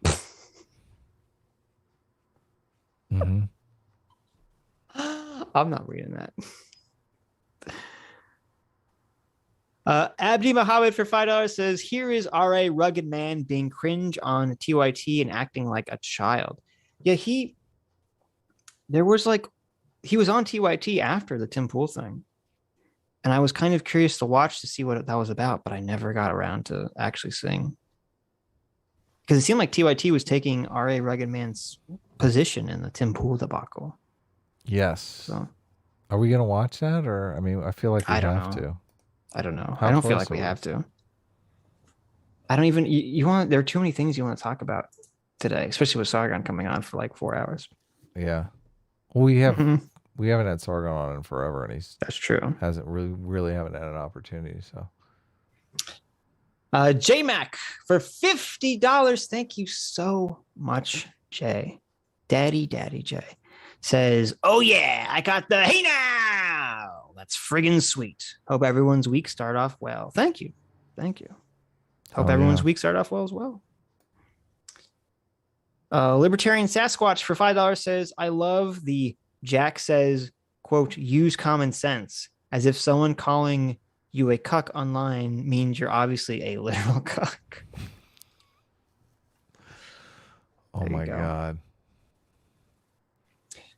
Riggs for $10. Thank you, Riggs. Says, forgot to say Merry Christmas, but to my Lord Adam Friended, the divine host.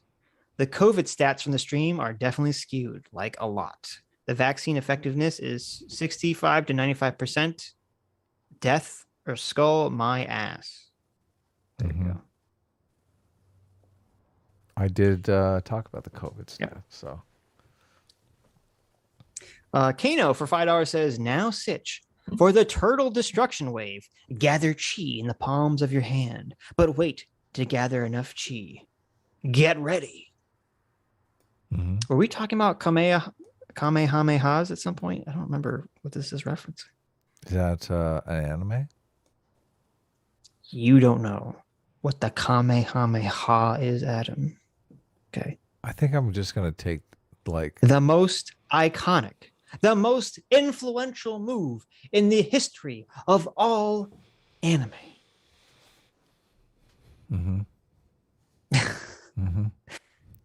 Goku's Kamehameha, the turtle destruction wave. Oh, okay. That's Ninja Turtles.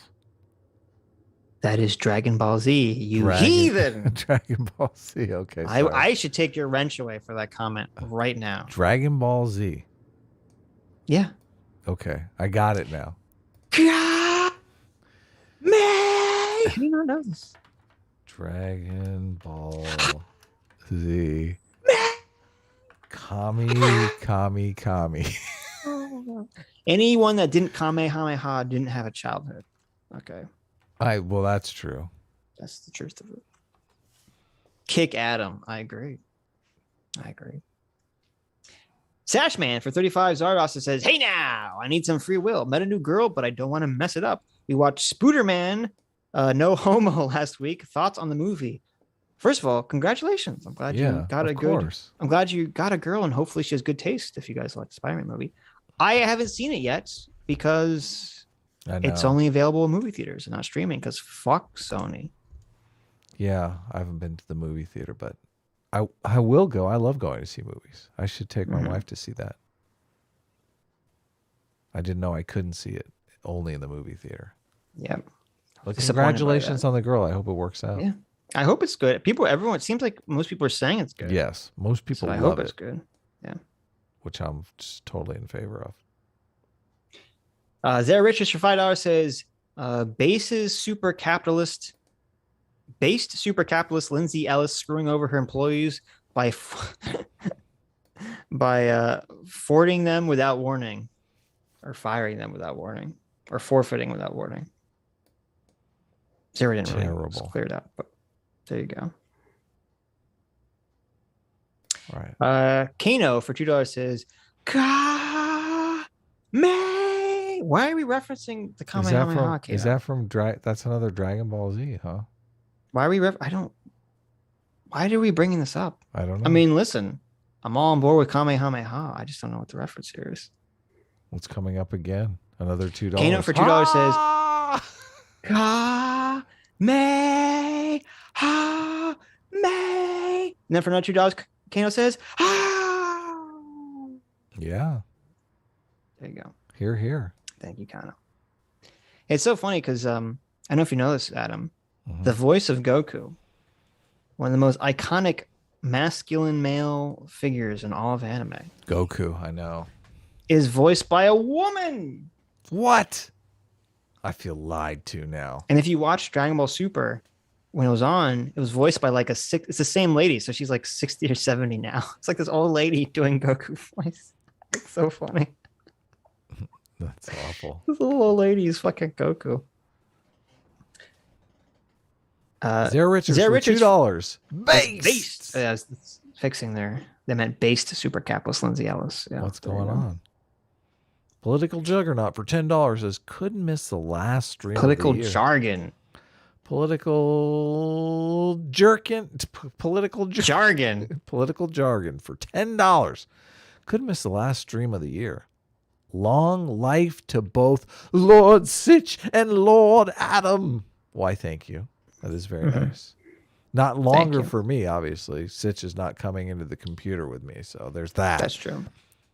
Sitch has the memory of a goldfish. That's fucking true. That's why I was very upset. Adam was like, your memory is how intelligent you are. I'm like, oh, fuck them. I guess I'm a moron. What?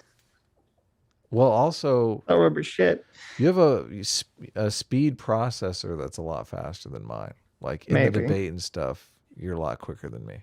I see. We got to make sacrifices, right? Sacrifice, yeah. Kano for $5 says, by his lordship's decree, let it be known that Lord Frunded affirms that peggers can't be preggers. Oh my God, that's hilarious. That's funny. Peggers can't be preggers. Yes. True. That is true, right? Oh yes, did I not say when I said the voice of Goku's female, I'm referring to the Japanese voice. I'm not referring to obviously the American voice is a guy. Yeah. Sword and Scale for $20 says, your channel is my newest obsession. Well, thank you, Sword and Scale. We have a lot of content, so I appreciate it. yeah, check it out. Zachary Plays for $20 says, Lindsay is just desperately holding on to an obscure popularity that was gained through Kick-Asia, the best movie ever. Was that a movie that she was in with the... I don't know. Kick-Asia? With the Doug crew? I got to run to the bathroom real quick. I'll be right back. This film is about Nostalgia Critics team trying to take over the 1 acre nation of Molossia and turn it into Kick-Asia. Oh. I never watched Nostalgia Critic, so all that stuff was lost on me. But I know that is where she got her start as Nostalgia Chick. Getting the hot dogs to the face. Speaking of hot dogs to the face, Sword and Clout for $5 says it would be advisable if she went back to having hot dogs propelled in the general direction of her face for clout. Agreed. Sideshow Frost for £2 says, put a poster of that chart on your wall, Adam. Oh, yeah, he could do that. He could put the height, more foundation chart on the wall and just point to it. He'll just point to it whenever he needs to. Says, look at the chart. Look at the chart. An actual American flag. I'm crying. I'm saluting. I'm in tears for $20 says, Jesus, Lindsay is self-destructing hard. I kind of want to yell at her like the mother in the Babadook. Why can't you just be normal? Anywho, have a great stream and a happy new year to everyone here. Well, thank you. Yeah. And to you too. Happy New Year. You should start putting any... Do we have art beyond Sammy's amazing ornament that we didn't put up yet? Oh, let me put it up. I thought there was a couple things, but I Remember, don't I see had them. that hard out at 8. Was that 40 minutes from now? It's 8:20. Oh. I don't. Okay. I actually don't have it today, so Okay, that's good. we got lucky. Who made the Sitch Pikachu? Holy cow, Sammy! My goodness. Look at that. Why do these have to be Sitches? It's so weird. Would you rather it be Adams? No, that's worse. I don't like it either way. Listen, you're gonna be looking at that picture. You're gonna be touching yourself. You're gonna hear, "Hey now, No, I'm not. hey now." What? I'm deleting this from my computer. Look at that. Beautiful. Did you put it up? I did. It's This great. Beautiful, sexy Sitch Chan ornament. Oof. Oof. Merry Christmas. Merry Christmas to me. Jeez. Jeez. Beautiful, Sammy. We're gonna have a lot of conflicting feelings today in the stream. I know. Thank God Sargon didn't see this. Oh, man. I know. We'd be He in would huge have trouble. melted. He would have melted. Be in giant trouble. Because Sitch Chan is kawaii. True. That's true.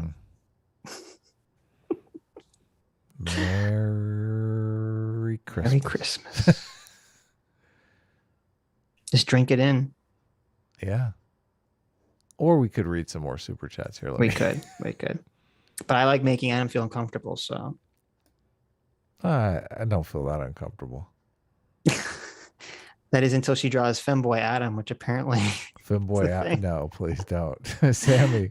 You could draw female Adam. I think we prefer female Adam over femboy Adam, honestly. Oh my God, there's like 1 million super chats still. I know. We didn't even get through. Holy crap. Yep. Somewhere, somehow, Academic Agent is getting triggered by this picture.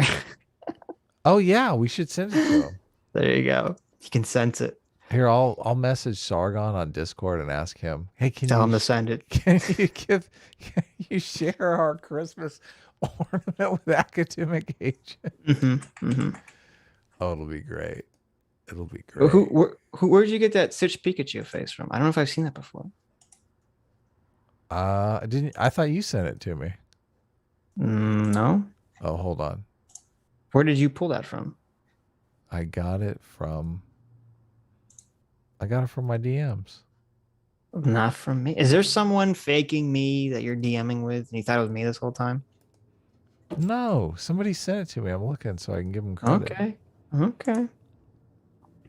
Hugo GLZ 56 for 50 Mega Man X dollars says, "What does she have left? An empty carton of eggs." Wow. That's awful. Jeez. That's awful. They can still get a couple eggs out of there. They might be cracked, but they can fix them up. Terrible. Kana X122 for $20. Thanks so much. Says Jack Murphy is a massive duck. He's the one horse-sized duck that Sitch is too afraid to fight. Oh my god. There you go. God. There you go.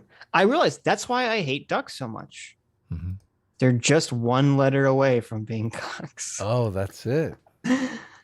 It triggers the same area of your you brain. go right from C, the next letter, D, boom, you're in Ducksville. That means something. Obviously, ducks are nature's cucks, okay?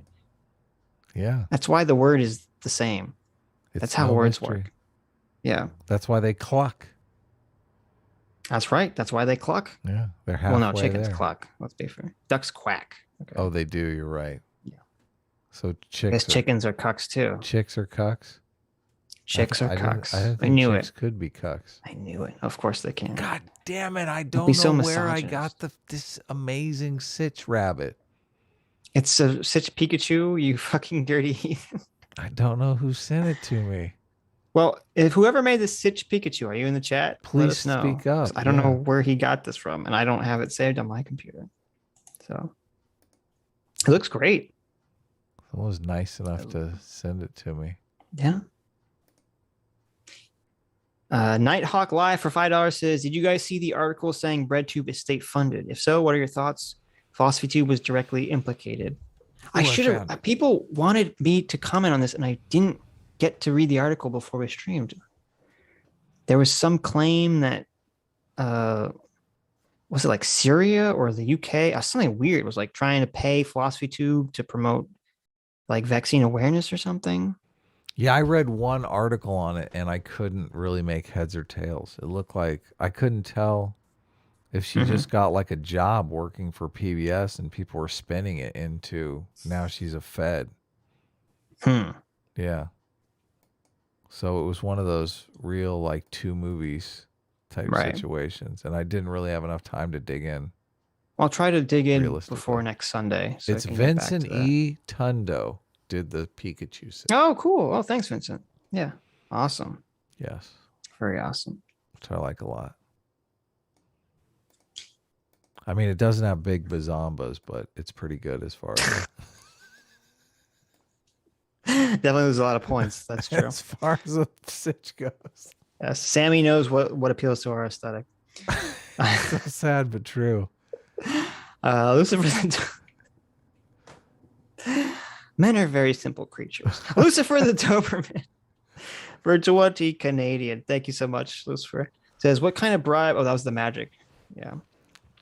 That would actually be really fun if that would actually, no, this would be the stream. Okay, this would be the stream. Me, Sargon, and Aiden try to teach Adam how to play Magic live on stream. We could do that. Oh my God, we have to do. This is a brilliant idea. I mean, the Portal game, part of the fun of the Portal game was I was just so bad. I mean, it's true. That was a lot of fun. That's though. true. Yeah. I think my Portal game got like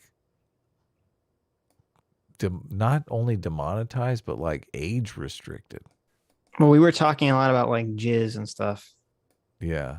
And like a lot of going through each other's holes. I was kind of ripe for sexual I think commentary. it was something like, I think I titled it something like Killing Sitch in Portal or something. Well, maybe that didn't help either. Yeah.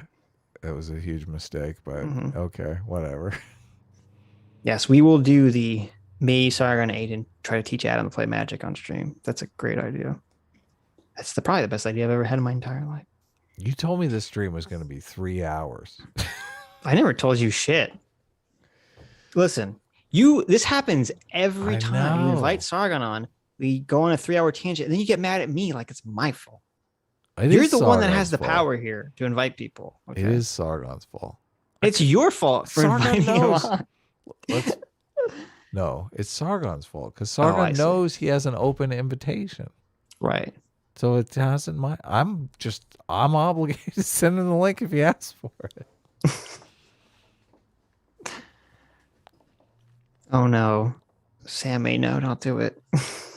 I mean, it's terrifying. not like having 1 million super chats is not really. I mean, That's a problem you want to have. This is first world problems, right? That's true. We don't want I to be mean, Lindsay Ellis, right? Yeah, totally.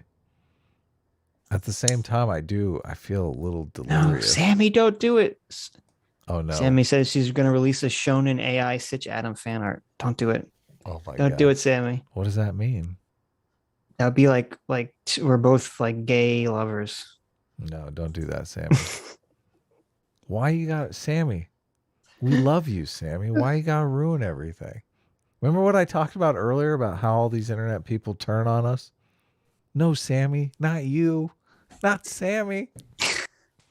Lucifer, it was my idea because your idea was not for us to teach Adam. Your idea Don't was just for do us to it. play magic. Okay. I Yeah. added the spin on it that made it the genius idea, Lucifer.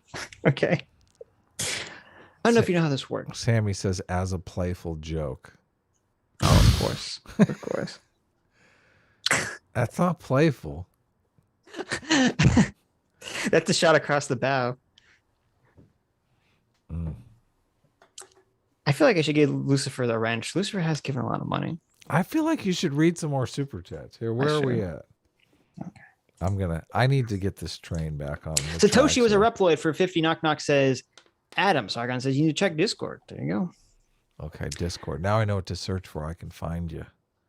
JMac for $20 says, I hope she's not using, quote, shitting blood as a turn of phrase. It's very ableist against anyone with IBS and chronic hemorrhoids. She may have well said she was blindsided, shaking my damn head. There you go. JMac. Oh, I know. Throwing the IBS community under the bus. Mr. Dolphin for $5 says, sorry, Adam, I switched to S-Class because you called the Watchmen movie based. I still love you, though. Mr. Dolphin. Okay. That's the way you want to play it. All right. Okay. John Smith for $1.99 says, I want to hear the cuck gate. I have opinions. Oh, John Smith. I bet you do have opinions. I bet you do, John. Yeah. I bet you do. I'm certain you have plenty of opinions. Most of them probably come down to That probably does. JMac for $50. Thank you so much, Jay. Oh, that was the Sargon flexing the guns one. Yes. Oh yeah, totally. Max Utabi for 50. Sardos says, I disagree that we need a grand narrative. It is too easily misused by commies and fascist demagogues. People should find heroic narratives for their individual lives. S-Class is best class. How do you? What is SCBC? Is now people are breathing S-Class? Yeah. Best class. Yeah, that's how awesome it is. It gets its own abbreviation. That's fucking funny. Okay. You jealous? Guys. You jealous? I am a little bit. I am a little bit. Okay. That's how we roll now. Hilarious. There you go. We need to have a shared, unifying tribal identity. But I agree that we should have a shared grand narrative because it's a little bit different. Yeah. Yes. If you don't trust yourself with a wrench, Lucifer, I can take it away. What? Lucifer wants to lose a wrench? No. I don't know. He said, I'm not the type of person you should trust with a wrench. So there you go. Was that a new wrench give right there? I gave Lucifer a wrench, but my God. I don't know. Lucifer doesn't want it. John Smith for $4.99 says, she has to associate mobbing with capitalism because if it's just associated as a left-wing behavior, people aren't going to understand why it's wrong. True. That's a good point. Yeah. That's a good point. Yeah. Yeah. What's wrong with left-wing behaviors? They could become collectivist assholes. Everything. Everything. Oh, except for the liberals, right? Right. Hexadanimal stand. There you go. It's a Danimal stand. Hexadanimal stand for $2 says one of the 8 employees is her home cleaning lady. There you go. There you go. What's that? Gemini Semini for $2 says What? ATGT. That's your acronym, Adam. ATGT. Mm-hmm. A team is gay team. Oh, it is. Where is that? That was a new super chat. Oh, you're skipping. I gotcha. Dr. Diddler for $5. XOXOXO Sargon. I read that one. Oh, you already read it? Yeah. Oh. Bruh moment for $5 says, hey, Adam, can you explain why you have beef with Academic Agent? And is it possible for you guys to make out a team for life? I think you guys should totally make out. God, I laughed at that super chat so hard.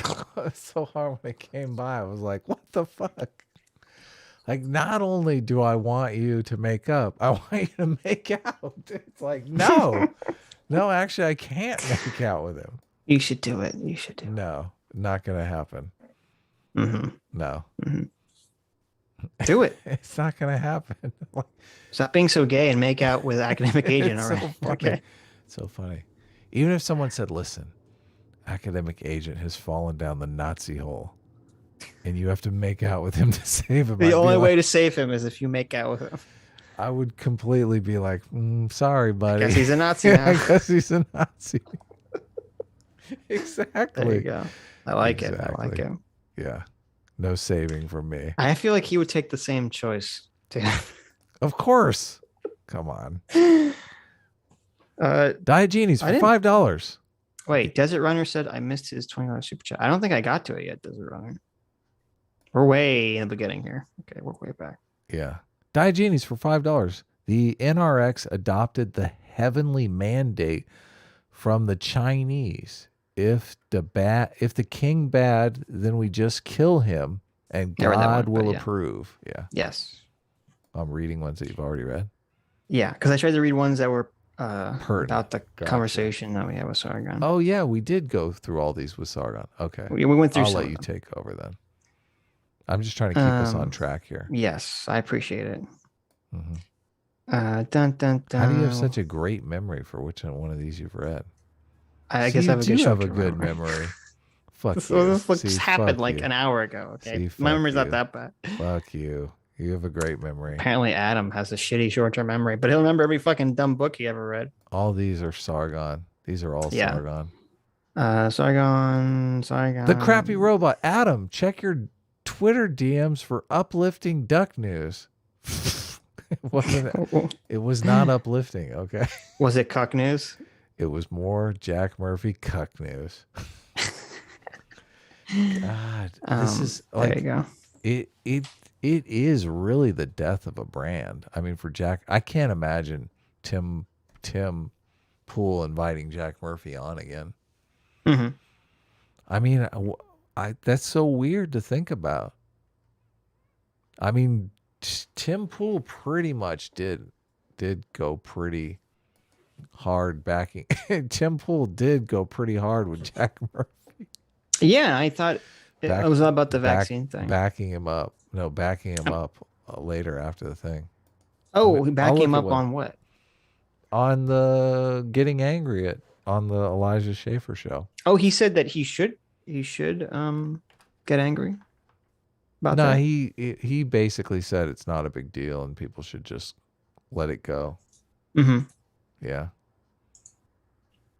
Oh, you had to put up the pictures that CT drew of sure. When she made us lords. Only if you can speed read super chats, but I will. No, they're pretty funny. I have to.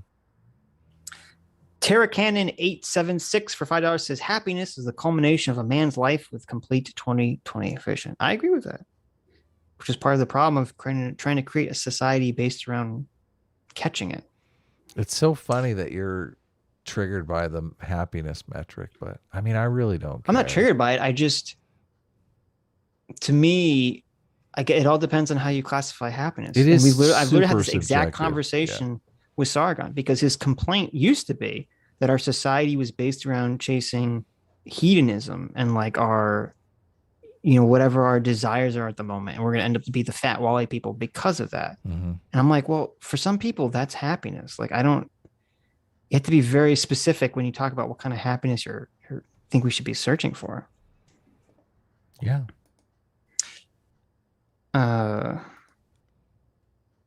It's not a big deal though. We got some more no big red already. I think we're almost done, actually. Max Utabi for 10 Stardust. It says China is heading to demagogue winter. Read Peter Zahan. Which I have read Peter Zahan. And they are going to demographic winter. Not demagogue winter, demographic winter.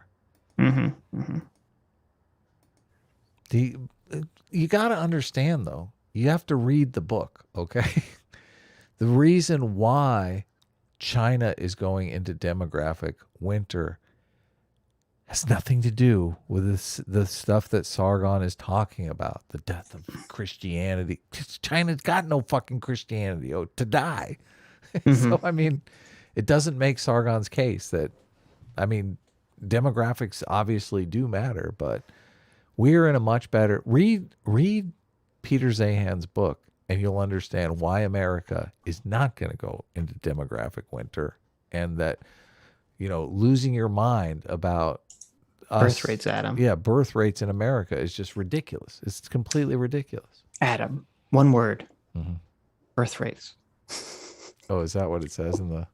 I remember it's like one word, bullet time. Oh, yeah.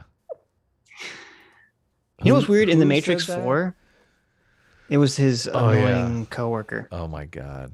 It was weird. In The Matrix 4... The Matrix, it's in the fucking thumbnail. I know, we barely talked about The Matrix. This is ridiculous. When you made a thumbnail, totally I'm like, ridiculous. I'm like, I'm changing the majority of this that conversation is right going to be now. Lindsay Ellis, and then I guess the majority of the conversation became arguing with Sargon. But I'm changing the thumbnail right now. But no, it was weird because the bullet time effect in the new Matrix looked way worse than it did in the older Matrixes, and I totally couldn't figure that out. Well, they did it on the cheap instead of doing it with people on wires and 1,000 cameras lined up in a circle. They did it with 3D models, and that's why it looks so fucking cheap. It wasn't even just that. It was like in the original Matrix, when agents would dodge the bullets or they move very quickly, the effect was like they filmed the person actually doing the movements, and then they made them transparent and they overlaid them to create this multiple after image effect. Yeah. And then that looked cool. But in the new Matrix, it looked like all they did was add a blurring wipe effect, like a cartoon blurring wipe effect to when people would move quickly. It just looked like garbage compared. Yeah. It's very strange. I agree.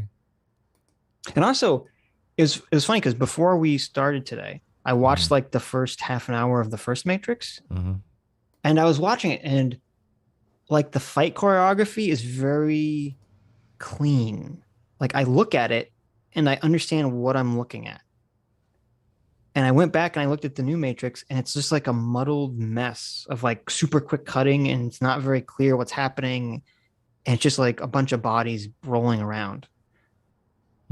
It's completely night and day in terms of direction. So CT says, I told you, Sitch, the first one had practical effects. Maybe. No, that's exactly, CT's right. Yeah. Oh, yeah, CT is exactly right. Max Tormanen for $1. Thank you, Max. Speaking of CT, you still didn't put CT's picture up. Oh, that's what I'm sitting here going, what was I supposed to be doing? I'm so delirious. I guess you're right. I guess we do know who has the bad memory. It's not... Well, we've been streaming for 7 hours. You have better long-term memory, and I guess I have better short-term memory. So together we'll combine our powers. We'll have one person's memory. I think it's just more, I've been on a long stream and I'm a little delirious. So. Yeah. Sure. Max Tormanen for another $5 says, you guys got to watch the Vosh dating advice video. It's the funniest stuff ever. I want to cover that. He tried convincing a trad Muslim girl to join his polyamorous relationship. Yes. That does seem pretty hilarious. I want to, his dating advice is so fucking ridiculous. Oh my God. Yeah. Wait a minute. Let me add this to the list because I actually do want to see this. It's so bad. Flash dating advice. And his reasoning around why you should be just fine with your woman screwing another guy is fucking ridiculous.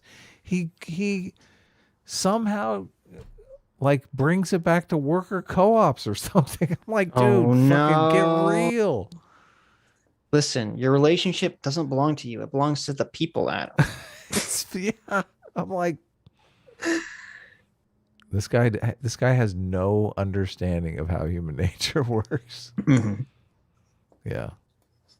And also, I think one of my two biggest problems with the new Matrix 2 could have been solved by just not having Lawrence Fishburne and not having Hugo Weaving was disastrous for the movie. Like the new Morpheus character is so bad. All of those things were so infinitely cringy. overcomable if they had a fucking decent script. The fucking script is dog shit. It's I know that, dog but I'm saying shit. yeah, but the way the new Morpheus's character is written is dog shit. I would have gone all new actors. All of these actors are so fucking over the hill. It's ridiculous. Well, I mean, Keanu Reeves still does John Wick films, so it's not like he can't do action. I don't give a fuck. I don't give a fuck. They shaved all his the head young, and he wait looked a like minute. a fucking potato. All the young new actors were like the worst part of the movie. Yeah, but I would say more because of the more because of the writing than the sure, but the way they're all, it's super weird. Like, I don't think the main girl, I don't think her acting was bad. I think the fucking script was terrible. I think they forced her to say really shitty things, really stupid things. I don't think the actors, I don't even think oh my God, the Morpheus scene in the bathroom is so cringe. But I don't think think it's because of the actor. I think it's because, oh my God, it's just so fucking ridiculous what he says. And then his first meeting with Neo is going to be in a fucking bathroom. Well, you know what else is weird too is Get the that fuck out of here. Neo's fight with not Agent Smith also takes place in a bathroom. The epic end fight of the movie. No, I know. Or not end fight. It's like horrendous. It takes place in a bathroom. I halfway think it's because they're wrapped up in fucking the bathroom issue. Well, no, see, I'm wondering now, like based on what Sargon said. Bathrooms are like a political thing now. We have to do half the movie in a fucking bathroom. Based on what Sargon said, do you think there was some like unconscious desire to make this movie awful? Like if Lana Wachowski felt like she was forced to do this movie and didn't want to do it, and she's going to make it awful for that. Maybe, I don't know. I'm wondering if there's some resentment baked in here. Sure, perhaps. I just, as an artist, that is so revolting. That idea is so revolting. You have this huge opportunity. Yes, it is a creative challenge, but as an artist, I fucking love creative challenges. The movie didn't have to suck, okay? And if it sucks because Lana's a little soy bitch, then fucking that's even worse. Right. That's even worse. Right. Like, but I'm going to fuck over all the fans because, like, I'm upset. Well, maybe it wasn't a conscious decision. Maybe it was an unconscious. She just has this unconscious resentment. I don't know. It's just a theory. Well, it would have to be deliberate for you to make the argument that you're making. It's weird because to me, especially looking at the original Matrix again, it's very clear that Morpheus is the framework that holds the movie together. He is the shepherd that's shepherding Neo and the audience through this movie. And I feel like way more than Keanu Reeves, in my mind, Lawrence Fishburne is the Matrix. Him and Hugo Weaving are the Matrix to me. I don't really care about Keanu Reeves, honestly. He's not the best actor in the world. Okay, I like him. Nice guy, not the best actor in the world. He's horrible. And yes. And not only to not have these characters, if you're not going to have the actors in reprise roles, then don't have the characters in the movie. And it was even weirder. I could be fine with like the Matrix is rebooted and they're all new characters. Yeah, just completely new. Just have new characters, new actors. Yeah, whatever. But it was weird because like the not Morpheus character, who's supposed to be Morpheus, doesn't act at all like Morpheus at all. No, He's nothing like completely Morpheus. different character. Yes, He's I just know. a black guy who's bald and wears similar clothing. Yeah. Is the Talk way he about- the way talk he about acts is so tokenism. annoying. He acts like an annoying Josh Whedon Marvel Marvel smug superhero character, and it's so out of place. They're like, And if you watch the original Matrix, it's so weird because like Morpheus is so like has so much gravitas and seriousness. Like when he's like talking, you're like, oh, this guy is like an important prophet, you know. And the new Morpheus loses all of that by being a jokester or something. I'm trying to even think if there is a joke in the original Matrix. The original Matrix is a very serious movie. There are some movie jokes, is but a they're like romantic subtle. comedy. They're subtle jokes. Like the scene when they're saving Morpheus and they blow up the building and like all the sprinklers come on and the agents just kind of like look like dour that they're all getting wet.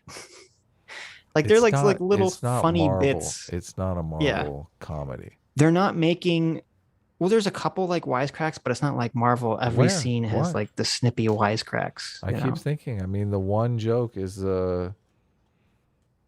he gives Agent Smith the finger. It's Agent Smith saying, "You help." How about I give you the finger and then you give me my? That's not really a joke. He's just you give me my phone call. You help your landlady with the garbage. Maybe I don't know. I'm reaching here.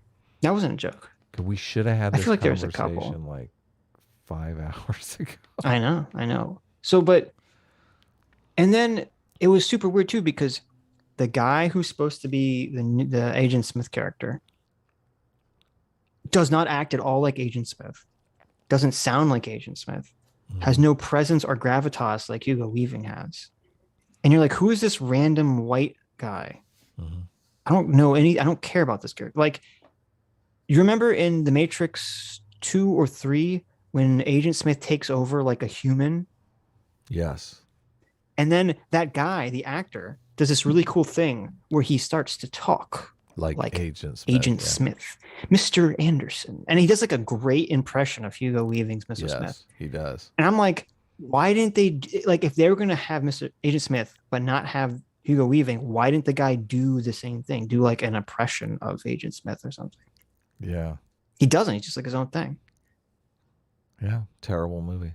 And then, okay, what do you know or understand what the motivation of any of the characters in the movie was, except for Neo wanting to save Trinity? No. I think that's your big problem. Why? That's part of why the movie seems so boring. They didn't give them motivation. We don't understand. No, they did, but they don't make sense. Like, we don't understand what the robot's motivation is. We don't understand what Agent Smith's motivation is. We don't understand what the human's motivations is. No, we don't know what the fuck anyone's doing anything except Neo wants to save Trinity. It's literally the only thing we understand in this fucking stupid movie. Yeah, and that doesn't come in until like halfway through the movie. Like, both Agent Smith and Doogie Howser give overly long, boring exposition dumps where they try to explain what they're doing. And I watched them 3 times and I still don't know what the fuck they were doing. They don't explain it. There's no context to anything that's happening. What are you talking about? They do. I mean, that's wrong. Doogie Howser says that his Matrix was redesigned to maximize human suffering and the productivity was through the roof. And therefore, like in his Matrix, everyone, like, it's basically like human suffering at all times. But why does he need Neo and Trinity for that? Because they have to be. I mean, it's completely nebulous. There you go. That's what I'm talking about. We don't understand why he's the bad guy. They have to be why his goals proximately close to one another, but it's not explained. He just says like, he basically implies that you Neo have to see Trinity being fucked by Chad every day at the coffee house. Yeah, somehow Neo being a cuck is powering the new Matrix. That's the best explanation we're given. It makes no fucking it sense. totally runs on cuck power. Yeah. It's like Neo, when you're being cucked, it just makes the Matrix work. Yeah. It is completely ridiculous. God. And then what was Agent Smith's motivation? I just wish they would have said, I wish they would have hired like 10 people to just write scripts and give them to Lana to just look at and at least get ideas for directions to go. Mm-hmm. God, there's so many hungry screenwriters that they could just, the characterization. If you compare the characterization in the Matrix 4 to the original Matrixes, I think this is like the perfect encapsulation of people complaining about Marvel movies ruining cinema. Because in the original Matrixes, Morpheus is very serious. The movie is very serious. Agent Smith is very serious. Yes. When Neo meets the architect is very serious. Oh my God, yeah. And to me, like the seriousness of the characters and the way they act adds to the weight of the movie and the scene and what's happening. It makes you think this means serious business is going on. Yeah, okay? I agree. But when you have the counter characters in the new Matrix, the new Morpheus, the new Agent Smith, the new architect character, and they're all like making Marvel movie quips.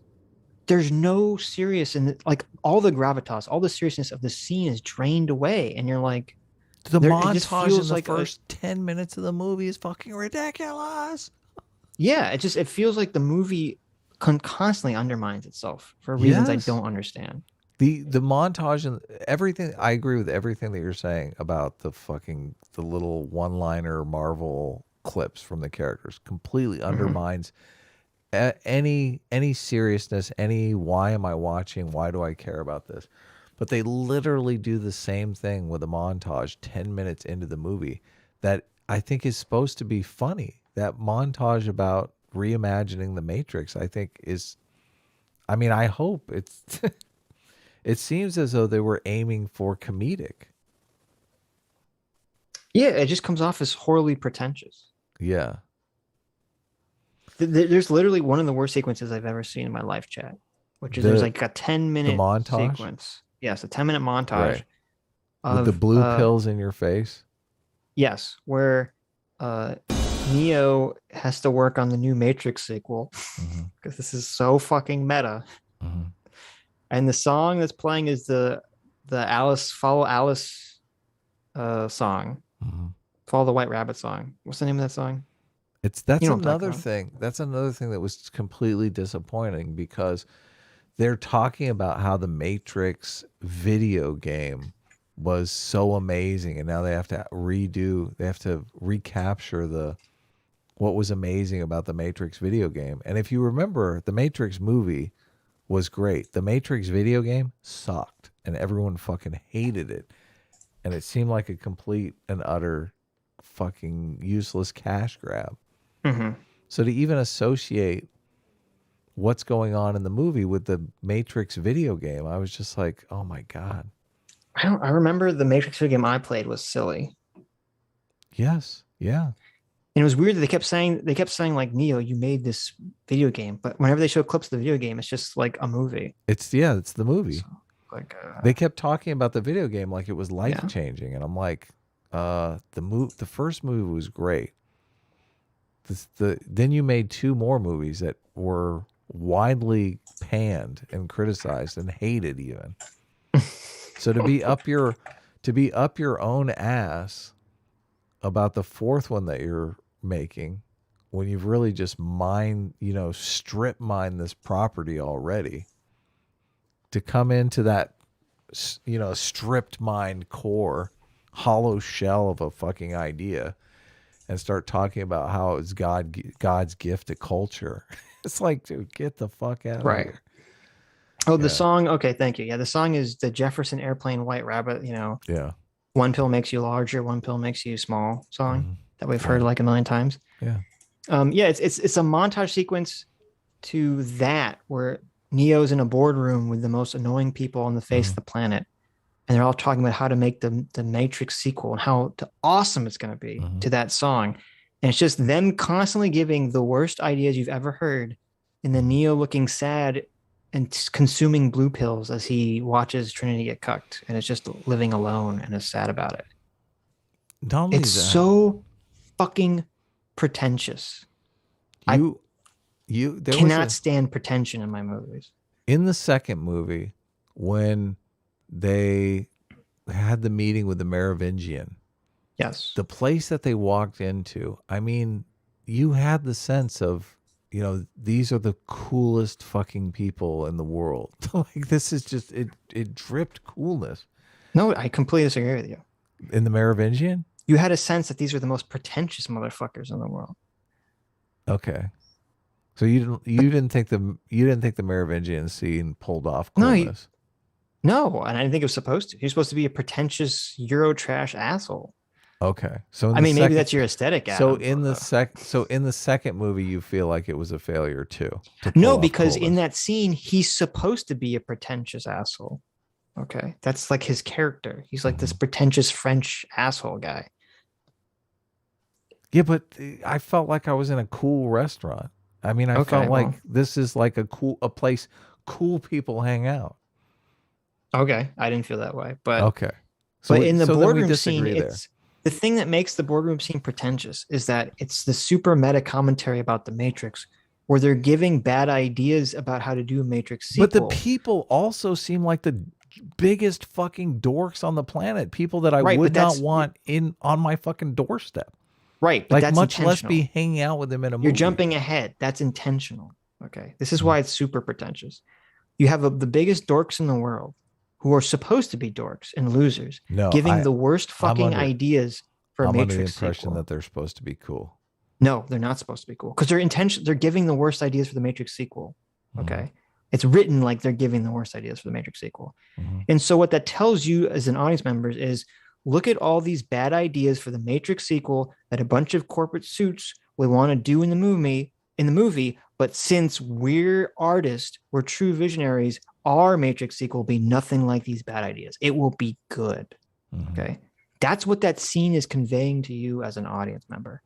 But the problem is the movie's a total fucking disaster. Yeah. And also, at some level, you have to want to be involved in what is taking place. And like, I don't want to be involved with any of those people ever. Right. That's true. They brought back the Merovingian for no reason, and they didn't bring back the hot lady, his hot wife. They did bring back the Merovingian. Yeah, but they didn't bring back the hot lady. And that was played for Marvel Yucks comedy shit too, which was really just weird. Yep. So weird. The Merovingian, they turned into like some bum. It was so oh my God. I can't believe you didn't think at least the stuff they did in the second one at least stylistically lived up to the original Matrix. I'll have to watch it again. I'm sure it did. I mean, I'm sure visually the style was good.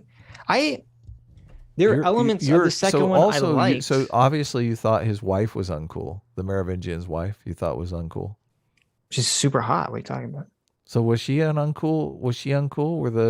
Were the guys? Well, she also looked like a pretentious asshole. But she was a hot pretentious asshole. Were the twins uncool? They were kind of. It was kind of much. They're kind of trying too hard. Okay. I felt the twins were trying a little hard. I mean, but the scene in the Matrix is. I mean, it's like. I mean, we're talking Nickelodeon uncool. Like, it's like just not even close to. Yeah. Well, I mean, the style in this one was terrible. We had blue-haired SJW lady. We had a guy with microchips in his beard. We had a lady that had a figure 8 styled into her hair.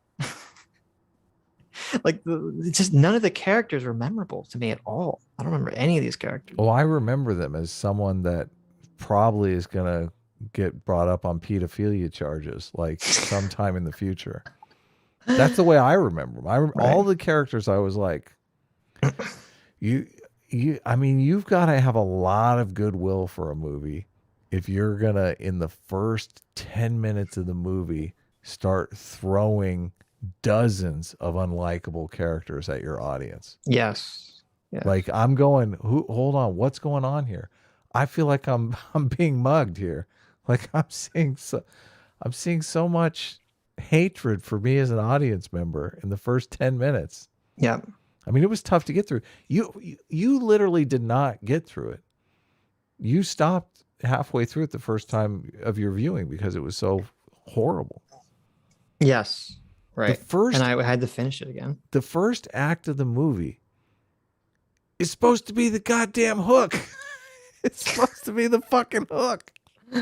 I know. This movie is the go get your money back part of the movie. Yes. Yes. No, the first movie, the first 50 minutes of The Matrix 4 is insufferable. It's unsufferable.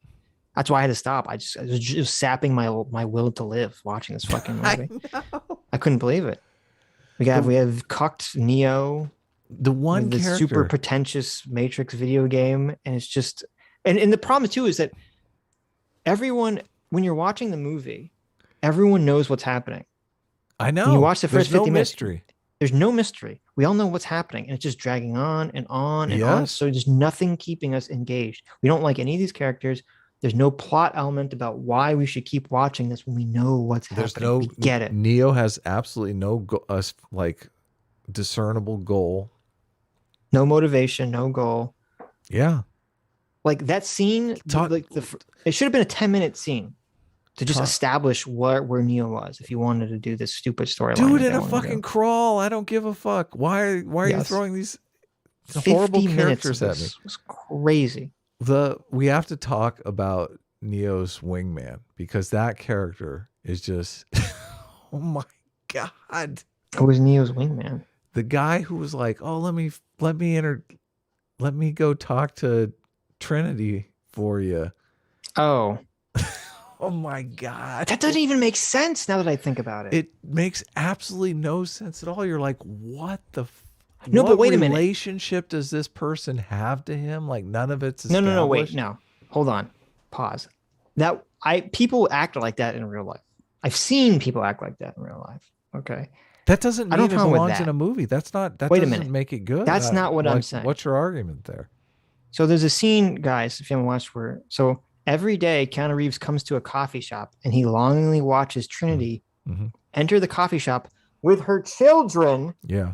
And buy coffee. And he stares at her like a creepy fucking loser stalker. Yeah, exactly. Every day. It says nothing to her. He just stares at her like Helga from Hey Arnold. It's the creepiest, horrible shit ever. Like he's getting ready to abduct her children. Yes. Right. And then we find out Trinity's married to a guy named Chad. Okay. Who's literally cucking Morpheus or Neo. So there's a character who's like one of Neo's friends that works at the company, who does the thing where he goes up and like starts randomly talking to Trinity and tries to like introduce Trinity to Neo so that they'll like talk. Okay. I don't have a problem with that at all. I have My problem with that. You later find out that guy is working for the Matrix. Oh yeah. So that's a huge contradiction right there. They didn't want them to interact with each other. That was the whole fucking point of the Matrix. Yeah. So that's a huge plot hole contradiction. Yeah, it's a giant plot hole contradiction. But I just stylistically, that guy and Neo just did not go together. I was like, what happened here? Like, how are these two characters? Like, and there's no explanation of like he's just a coworker. I mean, I don't know. Like this isn't. I think this was very deep, but. Yeah, but he's a coworker and he's going to jump in and do this crazy thing. And he's not, I mean, if I am a coworker, well, also he's there to introduce that Neo is like this huge famous person that we all should know and look up to, which I wasn't buying into any of that the way he was selling it. But, yeah, that scene just so so bad, so terrible. Like he's Neo's underling, and he's gonna introduce him to Trinity, and it's I like didn't think he was, I thought he was like his coworker / friend or something. But yeah, that's whatever. So you're making my argument then. Like I know you're saying how that is Neo he- would never how is hang he- out with this guy in Yeah. reality. Yes, totally. Yeah, but That's what that's I'm sure. saying. That's fair. Yeah, but if he's supposed to be a guy, remember he's supposed to be watching Neo, right? So it makes sense that he's sort of forcing himself upon Neo to some extent. I'm just talking. You know, there's the logic of the movie, and Okay. then there's the gut. You know, I got you. I got your you. gut reaction to this. Listen, you is- just didn't like that guy, and that's fine. I didn't like the guy either. We're not supposed to like that guy. He's annoying and terrible. But yes. The Matrix 2 was mostly okay, but it asked a lot of questions. The Matrix 3 spent too much time on Zion and never answered the questions, so both sequels are hated. I agree with that mostly. I agree with that 100% mostly, agree with that. I felt like the second Matrix set up an amazing third movie that they never paid off. They had so many good setups. The whole idea that Neo and Morpheus and all of them never made it out of the Matrix, that there's like another Matrix that's set up for people who can get to the higher order Matrix, and you know the programming doesn't work on them. For the more intelligent cattle, I think it's like an amazing idea, and I really thought, you know, they never made it. As soon as they dropped the idea that they never made it out of the Matrix, it completely opened up the idea that we really haven't seen the real world, that the real world that we've seen is another Matrix, and that's just such a beautiful idea. Like they could have gone in so many interesting directions with it. But nah, they fucking didn't go in any of those directions. They turned it into something. I never completely liked the stupid. Matrix and the Matrix idea, but they had to do something. They had to do something. Why didn't you like the Matrix and the Matrix idea? I It's don't like know. It's the ultimate. Because it never ends. Yeah, that's the beautiful thing about It's like, have you seen the movie Existence? I believe I have, yeah. You would love that movie. I don't love that movie. I have seen You it. don't? I don't like it, yeah. That's shocking to me. It's literally that's the entire concept of the movie. Yeah. They're like in virtual reality, and they keep trying to figure out if they've actually gotten out of the virtual reality game or not, and they can never figure it out. Yeah, but you realize that the screenwriters are the ones crafting the story, that it can end when they reach base reality. Okay. So I just guess, but how could you ever have an assurance? I thought the end of the movie could be base reality. Maybe. I mean, I see what you're saying. Yeah, I guess, technically they could do that. But, I mean, it's way better than what they did. literally anything's better. They made it so they did reach base reality, and Neo has magical powers at base reality. It's like, what the fuck? What's the thing? You have to explain why he has the powers that he has, which they never did. They never did, yeah. Yeah. I like magic. I think they should have just gone full Lord of the Rings. They should have just been like, oh, we forgot to tell you, Neo's also a wizard. Well, no, it could have just been like the one, because I thought it was like something to be like the reason he can control the Matrix had something to do with like being psychic and human evolution, maybe, or some shit. But no, it just was never explained. I wanted it to be that Neo is the last human alive, and it's just one artificial intelligence and Neo, and they're just playing a game back and forth, just like on low power, basically. And that's So how it's my shrooms trip about God, is what you're saying. Yes, exactly. And that's how It's the worst ending ever. That's so how depressing. the universe ends. That is the worst ending ever. It's the two friends. It's the one last human and the one last AI. Mm-hmm. Come on, you don't like it? I bet Adam likes I Heart Huckabees. I Heart Huckabees is okay. I Heart Huckabees is one of my favorite movies. Yeah. I Heart Huckabees is pretty good. That movie's fucking hilarious. I don't know how people don't like that movie. Yes. People think it's really pretentious. It's like making fun of itself. It's stylistically, it's amazing. It is. That movie's so totally funny. amazing. Yeah. How am I not myself? Cyborg not. for $1.99 says thoughts on the Animatrix. Fucking love the Animatrix. Yes, the Animatrix is amazing. Only like one Animatrix movie, and it was the one that explained the war. Everything else I didn't care about. Yeah, the one where they Everything go to else was like the United Nations. Yeah, everything else was like beautiful style with no plot really, which maybe that's why you liked it as an artist. But me, I was just like, it's pretty. You didn't like but I the don't really virtual care. reality one? I mean, that looked like the same artist as and Flux. Yeah, no, it looked pretty, but I felt like the story and all the Animatrix was very lacking. I thought I liked a lot of them. Mm-hmm. I mean, they're all good. Contrast for $5 Aussie says Sitch not liking the Matrix within a Matrix idea is the same reason why I think the Watchmen comic ending is worse. It's stupid. There you go. I agree. There you go. Contrast. There you go. We both agree. There you go. The Matrix within a Matrix.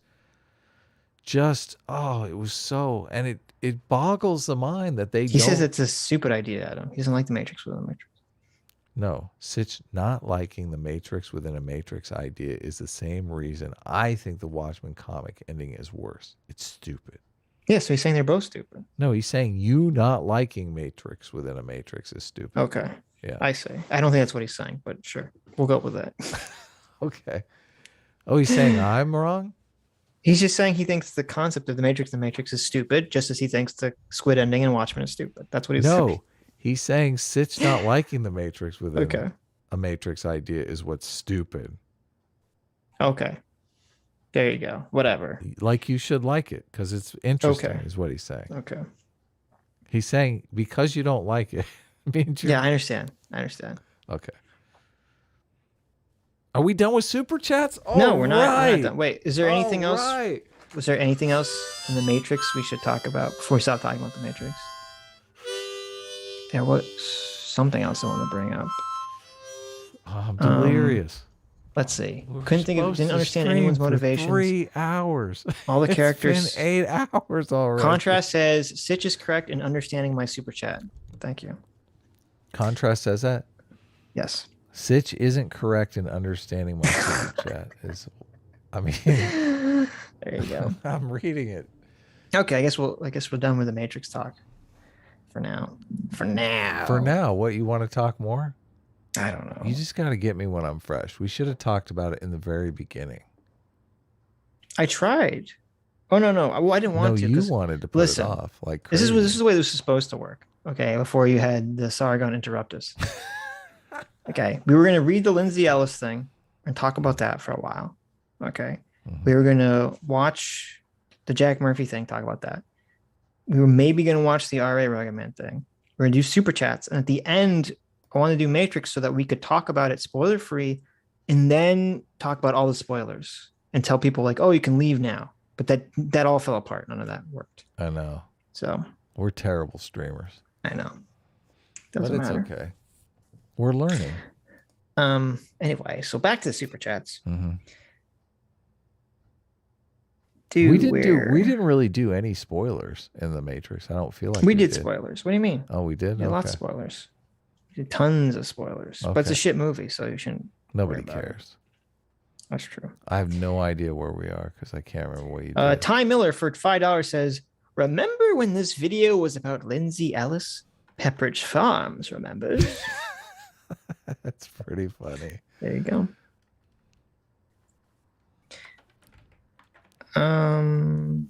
Pepperidge Farms remembers. Junebug for $2 says, when will you get Destiny on the show? I don't know. Destiny's not invited on the show. There you go. Destiny, all he'll do is argue with us. And I don't want to argue with Destiny. That's true. Give a fuck. That's true. Mm-hmm. Cyborg for $20. Thank you, Cyborg. Says, I wrote a 23-page essay on the original Matrix movies, and I love even the second and third ones. I absolutely hated the new one. It's 70% recalls member berries, 25% shitting on original, and 5% decent movie, if I'm being generous. Mm-hmm. I did. I finished it. Once you make it first, once you make it past the first 50 minutes, which are just unfucking bearable, Yes. at least there's some plot and some things going on that you're like, okay, I kind of want to see how this turns out. It's completely ridiculous. I mean, it's kind of like The Room. You're like, this is just off the rails, but let me figure out.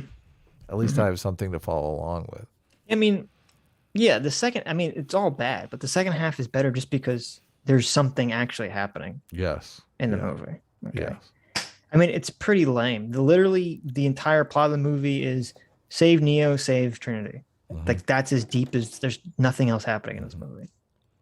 You have to shave. Yeah. Like, this was so confusing to me, too. I thought the end of the third Matrix was like Neo was sacrificing himself so that humans and robots would come to some kind of peace agreement. I could have swore that was the end of the third Matrix, right?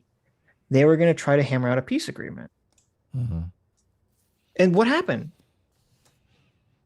I don't Nothing even changed, apparently. This was weird too. Like, the plot of the fourth Matrix makes all of the previous Matrix movies, the actions of those characters, irrelevant because they accomplished fucking nothing. Nothing was accomplished in the first three Matrix movies. Halfway through the third Matrix, I was literally in the theater with my wife, and both of us were flipping off the screen. Like, fuck you, movie. I mean, the action sequences in the third movie, I remember being good. It's just the fact that they didn't. Well, no, let me be clear. The war action sequences were like good action sequences. The Agent Smith fight at the end was fucking dumb, but it's just that they didn't answer any of the questions that were posed in the second one. True. Patch, I read that one. Texas SB12 for $50. Thank you. Says, I tried to use the out-group, in-group thought process that people believe that anti-abortionists only want to control women and don't care about babies at all because they don't try to make the government government programs that help with those kids. Just vitriol. Yeah, that's true. You can't argue people, you can't make rational arguments on abortion because it's impossible. People have their position on abortion and you're not going to change it. Yeah. It's a sticky issue. Diogenes, I read that one. Weekend Warrior. Hey, Weekend Warrior. For 125 PPs. Says, Jack missed the easiest layup of all time. Quote, I don't believe it anymore, and it was a fucking stupid article. How was that? How hard was that? Yeah, he should have just said that. Yeah, he just said that. Definitely probably wishing he'd said that now. Yep. Oh my God. Yep. Custard cream for 4.49 pounds. Says he probably did his weekly TRT injection that morning, so that's probably why he was a bit testy. Eat your Snickers, Jack. Oh my God. Is he a roid rager? Yeah.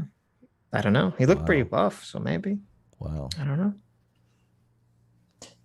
know. Phoenix Lord Asserman for $5 says, Medicare read the full article on his Christmas stream. It's highly recommended as it is a gold mine. That does sound pretty funny. Yeah. I watched part of that. Daily Dose for $2 says, if I'm the bull, not the cuck, is that still bad? Yes. It's bad in a different way. In a different way. Well, I mean, why do you want to be in that kind of fucking weird relationship? Yeah. Well, it depends. If you're like, listen, if you're just like, I just want to fuck this chick. I don't, you guys do whatever you want. Like, if that's your thought, then okay. But if you're like getting off to the fact that you're cucking someone, I don't think that's healthy. That's not a healthy attitude. Well, yeah, and I mean, there's no role in the cucking relationship that's healthy for anybody. It's all toxic. Yeah, it's all toxic. Okay. Yeah. It's all fun and games until Jack Murphy ends up in your bedroom late at night. There you go. Yeah. Abdi Muhammad for 55 sexy sexist says, objectivism is great, dudes. Ayn Rand was great and Yaron Brooks is awesome. I don't agree with this. I don't agree with this, Abdi. I don't, from what I know of objectivism, I'm not a fan. I'll be honest. Not a fan. Not a fan of Ayn. Not a fan of the Ayn Rand lady. Yep. Nope. Sounds like she had a lot of daddy issues to me. Okay. That's how I interpret her work. It's her rationalizing her daddy issues. That's how horribly dismissive I'll be of Ayn Rand. Bearded Raven for $5 says Adam needs to read Tad Williams' City of Golden Shadows trilogy. It deals with the concept of uploading your conscious amazingly. Well, I mean, there's been a lot of fiction going in that direction, so there you go. I'll check it out. Tristan Verhecke for 20 euros says, what if you slowly replace the brain with electrical wiring? S-Class is the best class. And thanks for the free will. I think Kurzweil might pitch that as well. Yeah, I mean, there is an interesting Shipathesis kind of argument here. Like if you were to slowly replace your brain, but I don't know if you could, I don't know. That'd be interesting. That'd be very interesting. Bastiat for $2 says, Adam, play the game Soma. It's your idea as hell. Oh, I'll check it out. Soma there you go. I like being in hell. Abdi Mohammed for 26 says, give me Doomer's wrench. I enjoy Doomer's suffering. That is tempting. Some people if Doomer was in the chat, I might do that, but I don't see him. That is tempting. One horse-sized duck for $10 put a very long super chat in Russian. I know. Did you look I translated it. What's it say? It says, I don't know. Let me do it in Russian. I apologize for my Russian accent.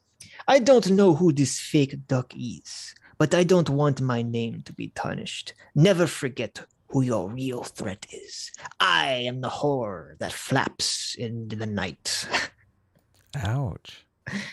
There you go. I like the Darkwing Duck reference. Nice. Very nice.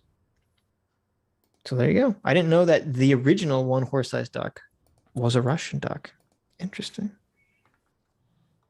For shame. Shadow to Bravo for $5 says the quartering found Jack Murphy's porn. I know. That's how you found. There you go. I saw that, and Twitter told the rest. Mm-hmm. The Electric Elephant for 5 Aussies says Sargon doesn't know what scientific process is. He's conflating it with frauds. Brett Weinstein is anti-transhumanist and supports harmony with nature scientifically. Yeah, Weinstein is a huge Birkenstock wearer. There you go. That's interesting, yeah. I didn't know Brett was anti-transhumanist either. Well, I've never heard him say anything anti-transhumanist. Mm-hmm. I do know that he's a super granola eater. That's true. Electric Elephant for another $2, $2 says, is Sargon really saying, quote, the master's tools won't destroy the master's house? God, no. He kind of is. Okay. Fascinating. Patrick Mulligan for 5 Canadian says, was very disappointed in the t-shirt pics posted last week. Was promised CT sporting t-shirts and all I got was some female cracker. No zombie goblin. There you go. Patrick was disappointed that CT is not an actual zombie goblin. Oh, really? Yes. Oh, disappointed by that, huh? I like in the chat, Dan Danson says, I'm 5 hours behind. How long is the conversation about nonsense going to go on for? Oh. Too long, Dan. Too long.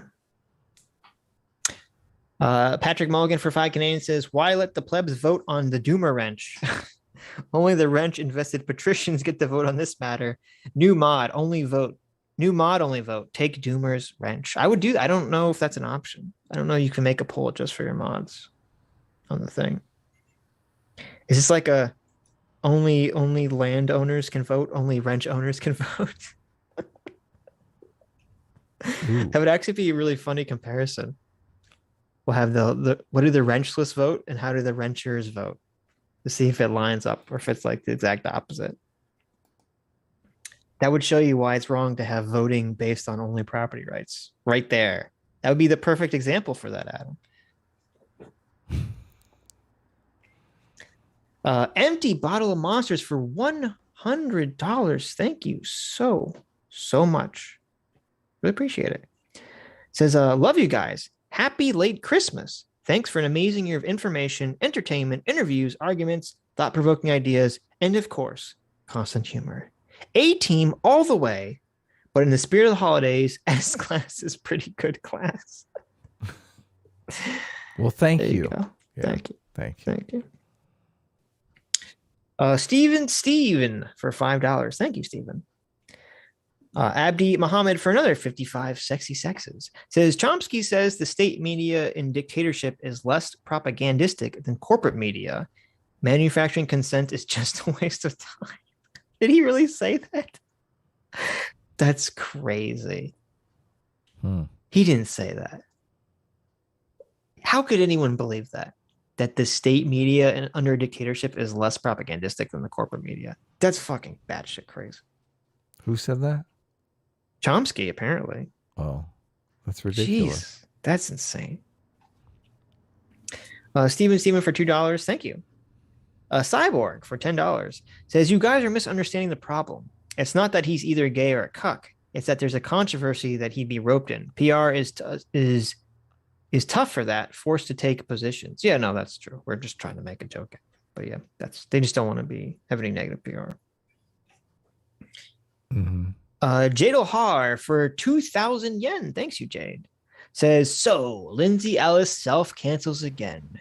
Just when I think the woke Twitter mobs won't grow any more insane, they do just that. These people are actually a part of our species. No wonder we still haven't found a cure for cancer.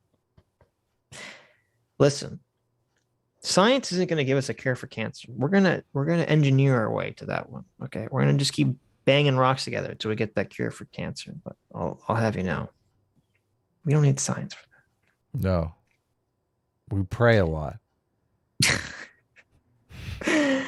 Cat Branchman for $5 says, Sargon or science? What truth will lead us to a better future? I think science. Yeah. I'm going to put my money on science. Sorry, Sargon. We're going to drag Sargon with us, though. Yeah. He's going in head first into the No, he's not. Haven't you seen the brain picture? scanner. Me and you are in the treehouse with the robot waifus and Sargon's outside, like, sad. Oh. I'm not doing the brain scanner, Adam. I don't know about you. If you want to literally commit suicide, you're more than welcome. But I'm not doing the brain scan. Okay. I'm not being prestiged. All right. You can't say no to a gift. I can always say no to a gift, especially one that's the gift of death.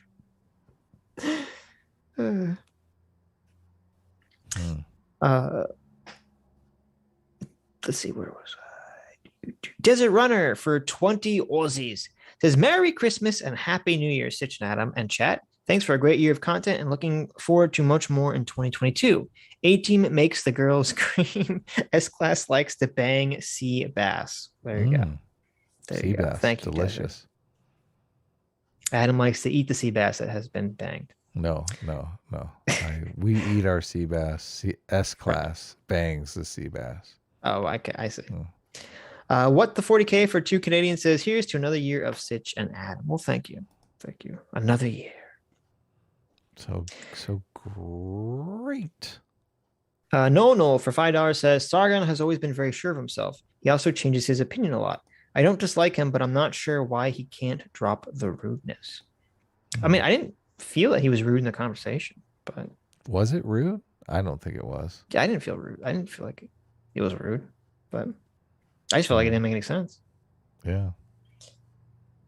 Lucifer the Doberman for $5. 5 Canadian says, how much of a bribe does Adam need to watch Hellsing Ultimate? Yeah, you were supposed to watch Hellsing Ultimate at some point. I thought I started watching it. Oh, did you? And it didn't seem very good to me. The Alucard vampire, red coat, red hat looks very cool. Turns a police lady into a vampire. I started watching something and I didn't like it. Maybe it wasn't Hellsing Ultimate. Maybe. No, Hellsing Ultimate looks way better. There is a Hellsing and a Hellsing Ultimate. There's 2 different series, so you have to be careful. Though I think the first one at first is better than Ultimate, but Gabbles for 50 knock knock says Merry Crimbless MSM Stitch an album Freuded. Hope you all have a lovely time, and I don't know how to end the super chat. Many hugs and kisses. S class is. Well, thank you, Gabbles. We always appreciate it. Best class. Cyborg for $2 says made Neo undo what he did, started a war he ended. Yeah, I thought he ended the war, and then he didn't, apparently, in this movie, because it was still happening. It was basic. The only difference in the Matrix 4 was that the robots were not actively trying to kill the humans out of the Matrix. That was literally the only difference. They're like, Neo died, so the robots wouldn't kill the people out of the Matrix. I'm like, really? Was that what the third Matrix was? I thought it was about freedom for all humans, not just those that escaped already. But apparently it wasn't.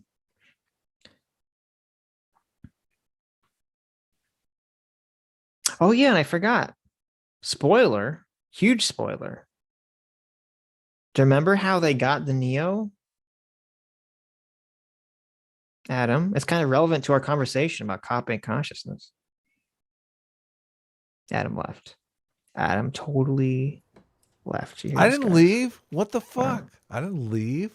I would never leave you, Sitch. Remember how you were talking about like copying your consciousness? No. That was literally what they were doing in the Matrix. Yeah. So. Yeah, with Neo. It's not even Neo. It's like a clone of Neo.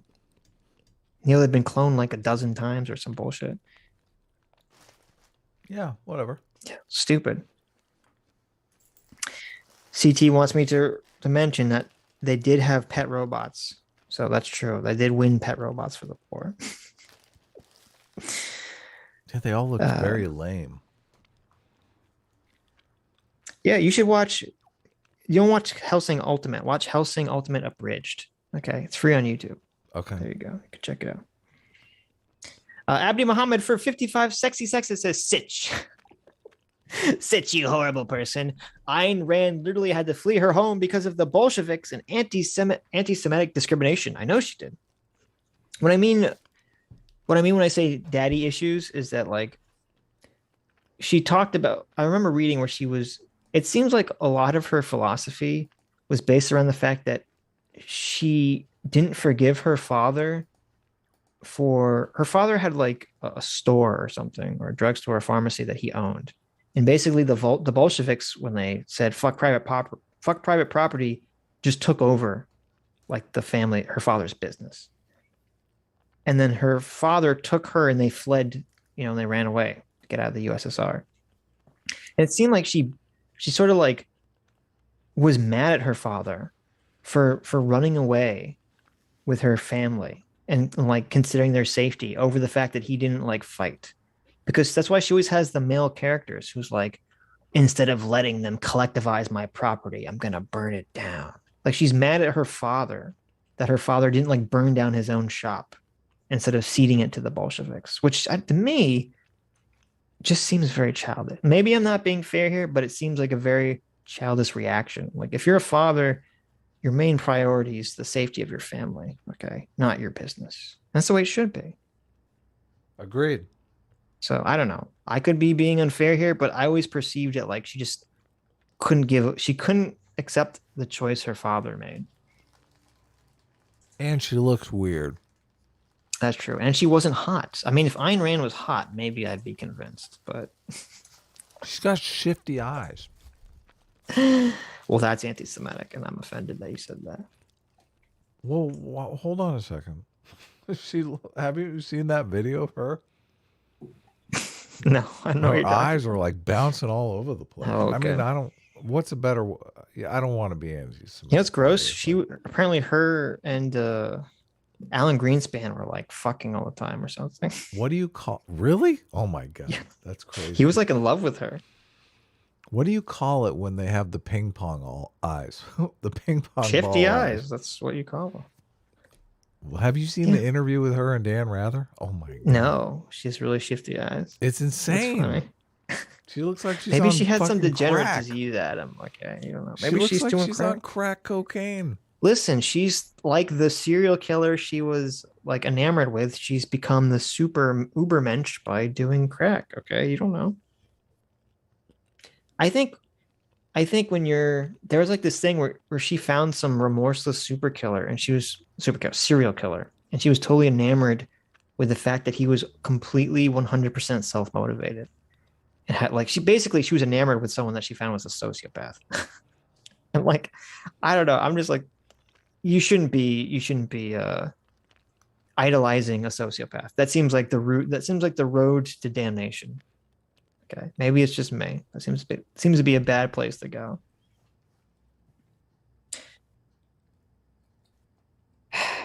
CT for $1 says, in case anyone's wondering what it's like in my DMs right now, it's a lot of walls of text about things hated in Matrix 4 and how Enchanto is like surprisingly good, and yelling at Felix, who said Cars is the best Disney movie. Happy New Year.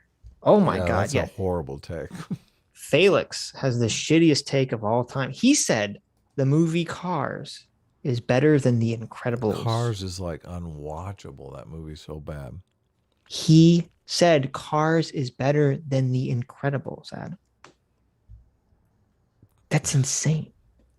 That's one of the most insane fucking positions I've ever heard in my entire fucking life. Cars. Cars was so bad. I mean, listen, maybe I'm being convinced here. Democracy has failed. I don't want people who think the Cars is better than Incredibles. They shouldn't be allowed to vote. I don't trust these people. I don't trust Felix to make these sort of political decisions. Make me king. I'll put Felix in the gulag. I'll hang him for heresy. No. Anime was a mistake for $1 says Kami ho ho. Kami homie ho. Thank you. Are we done with the super chats? Yes. Oh, really? Oh. CT for $1 says, I love the new Matrix movie. I recommend it to everyone on stream. Also, Canada sucks. Please help me. I feel like that's not the real CT. I don't know who that is.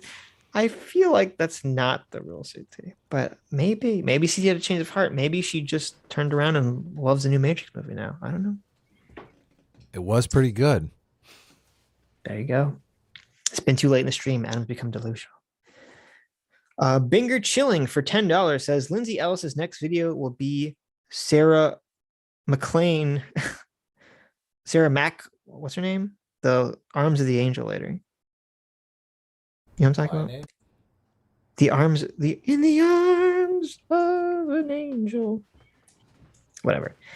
Lindsay Ellis's next video will be the Sarah McLachlan lady singing In the Arms of an Angel over footage of her employees' children in a basement eating scraps off the floor. For just $20 a month of my Patreon, I will make sure they survive through the winter. At least we did talk about the Matrix, so I don't have to change the thumbnail. I like it. That will be Lindsay Ellis's next video. I hope she makes another video.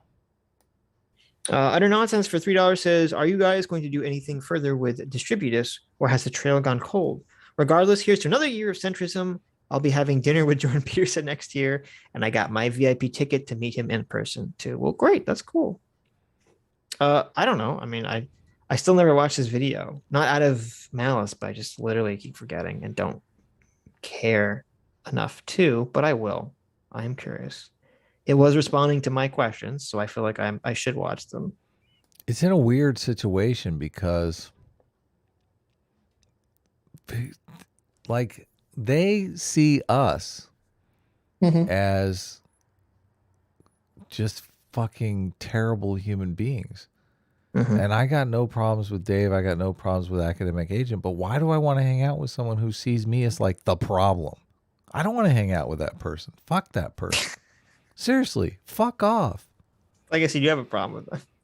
Well, I mean, I don't have a problem with them in like doing whatever they want, living their life however they want. You know, if they want to go be Catholics and, rally people together to be Catholics, that's fine. But as soon as you start coming out and talking about how, centrists are the problem and you're fucking the problem that we have. The world is on the Freedom, precipice. liberty, and liberalism is the problem. The problem, Okay. we're on the precipice of fucking doom, and it's all because of Sitch and Adam won't fucking come to our side. It's like, get fucked. It's like, fuck off. Go away. I didn't realize we were the key to all this. Yeah, exactly. There you Exactly. go. We aren't the key to all this, okay? You need more gullible people in your fucking tribe, okay? I don't know. I mean, I'm pretty sure that maybe Adam, but I'm pretty sure I control the narrative of the direction that America goes as a country. Like, I have that level of power. I'm pretty sure. We have a simple comedy show here, okay? We're just trying to have some we're trying to have some fun on the internet, okay? We're trying to have some fun on the internet, okay? There you go. We're not here for your fucking movement, okay? Okay? There you go. I'm not a joiner. I'm not going to join your movement. Definitely not John Smith. So this is definitely not John Smith. Okay, everyone, this is definitely not John Smith. For $2 says, I am of below average height and I smell. And I'm basically Canadian, so my opinions don't count. God, but someone's going after everyone. They're targeting everyone. There you go. I mean, that sounds a little bit like John Smith. I'm not sure. Below average height, huh? Okay. There you go. I did not know that. There you go. Christopher Nolan for $2 says, are you a butcher? Are you a cattle rancher? Are you a sous chef? No? Then why do you have beef with my masterpiece? The Dark Knight is great, and I will call it to defend it. Actually, I'm busy, so I'll send in the A-Team Chad Utter Nonsense to defend me. Oh, there you go. Wow. I didn't realize that Utter Nonsense and Christopher Nolan were like buddies. Sweet. There you go. Utter Nonsense is going to call in and defend the bad movie that is The Dark Knight. Interesting. CT for $1 says, kisses, love you guys. You're both great. Everyone left because of the Sargon thing. I can say it. Thanks for all the streams this year. Lord Sitch and Lord Adam, happy holidays and happy new year. Thank you, CT. Yeah, thank you so much. We never talked to you've had them up, but we never talked about them. We don't have time. I'm dying, Sitch. These are the pictures. Look at these. You this, Sitch, but I'm literally dying. So these are the amazing pictures that CT made to announce to me and Adam that we were now officially lords. It says, happy holidays, Lord Adam and Lord Sitch, your neighbors. And there's like the little Google maps of what our plots look like. I bought you land in Scotland. You're lords now, literally. I wanted to get you guys lordships before the whole monarchy debate started, but now it's even funnier. And that's true. That's true. It's like the perfect gift, the literal perfect gift. Lovely.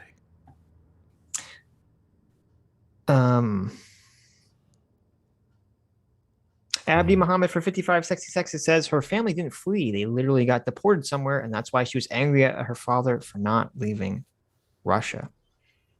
No, I'm saying, well, that would, if she got deported, I'm saying she was angry that her father left or got deported. Not that she was angry at her father for leaving Russia or for not leaving Russia. So I'm saying the opposite of that. But that's interesting. I don't know. I didn't know that she got deported. I thought they left. Kubomi for $10 says Ayn Rand was using a benzodrine inhaler, which is an amphetamine. She used it to finish the Fountainhead, which she struggled to finish until she started taking stimulants. Well, there you go. Yeah. There you go. That explains the pinball eyes. That makes so much sense. Lucifer the Doorman for 5 Canadian says, wait, Adam has never watched Dragon Ball Z Abridged? No, of course he hasn't. But he wouldn't, I'm not sure he would get it enough to appreciate it. Yeah, so, probably not. Because you kind of have to watch Dragon Ball Z to really appreciate it. Yeah. Dragon Ball Z Abridged is amazing. It is hilarious. But oh, someone says they haven't seen much of the original and they still liked it. I don't know. Maybe Adam can give it a chance. Yeah. I am liking the new JoJo. I mean, it's pretty cool. Adam likes new JoJo because it's got female prisoners talking about masturbation in the first episode, so he's on board. It's more than that. I mean, that is pretty epic, but I mean, there's a lot of good. I mean, there's a lot. I mean, it's prison gangs, girl prison gangs. I mean, it's fascinating. Ayn Rand got deported to Siberia. Oh, interesting. Hope she brought her coat. Are you sure? Wait a minute. Warm winter jacket.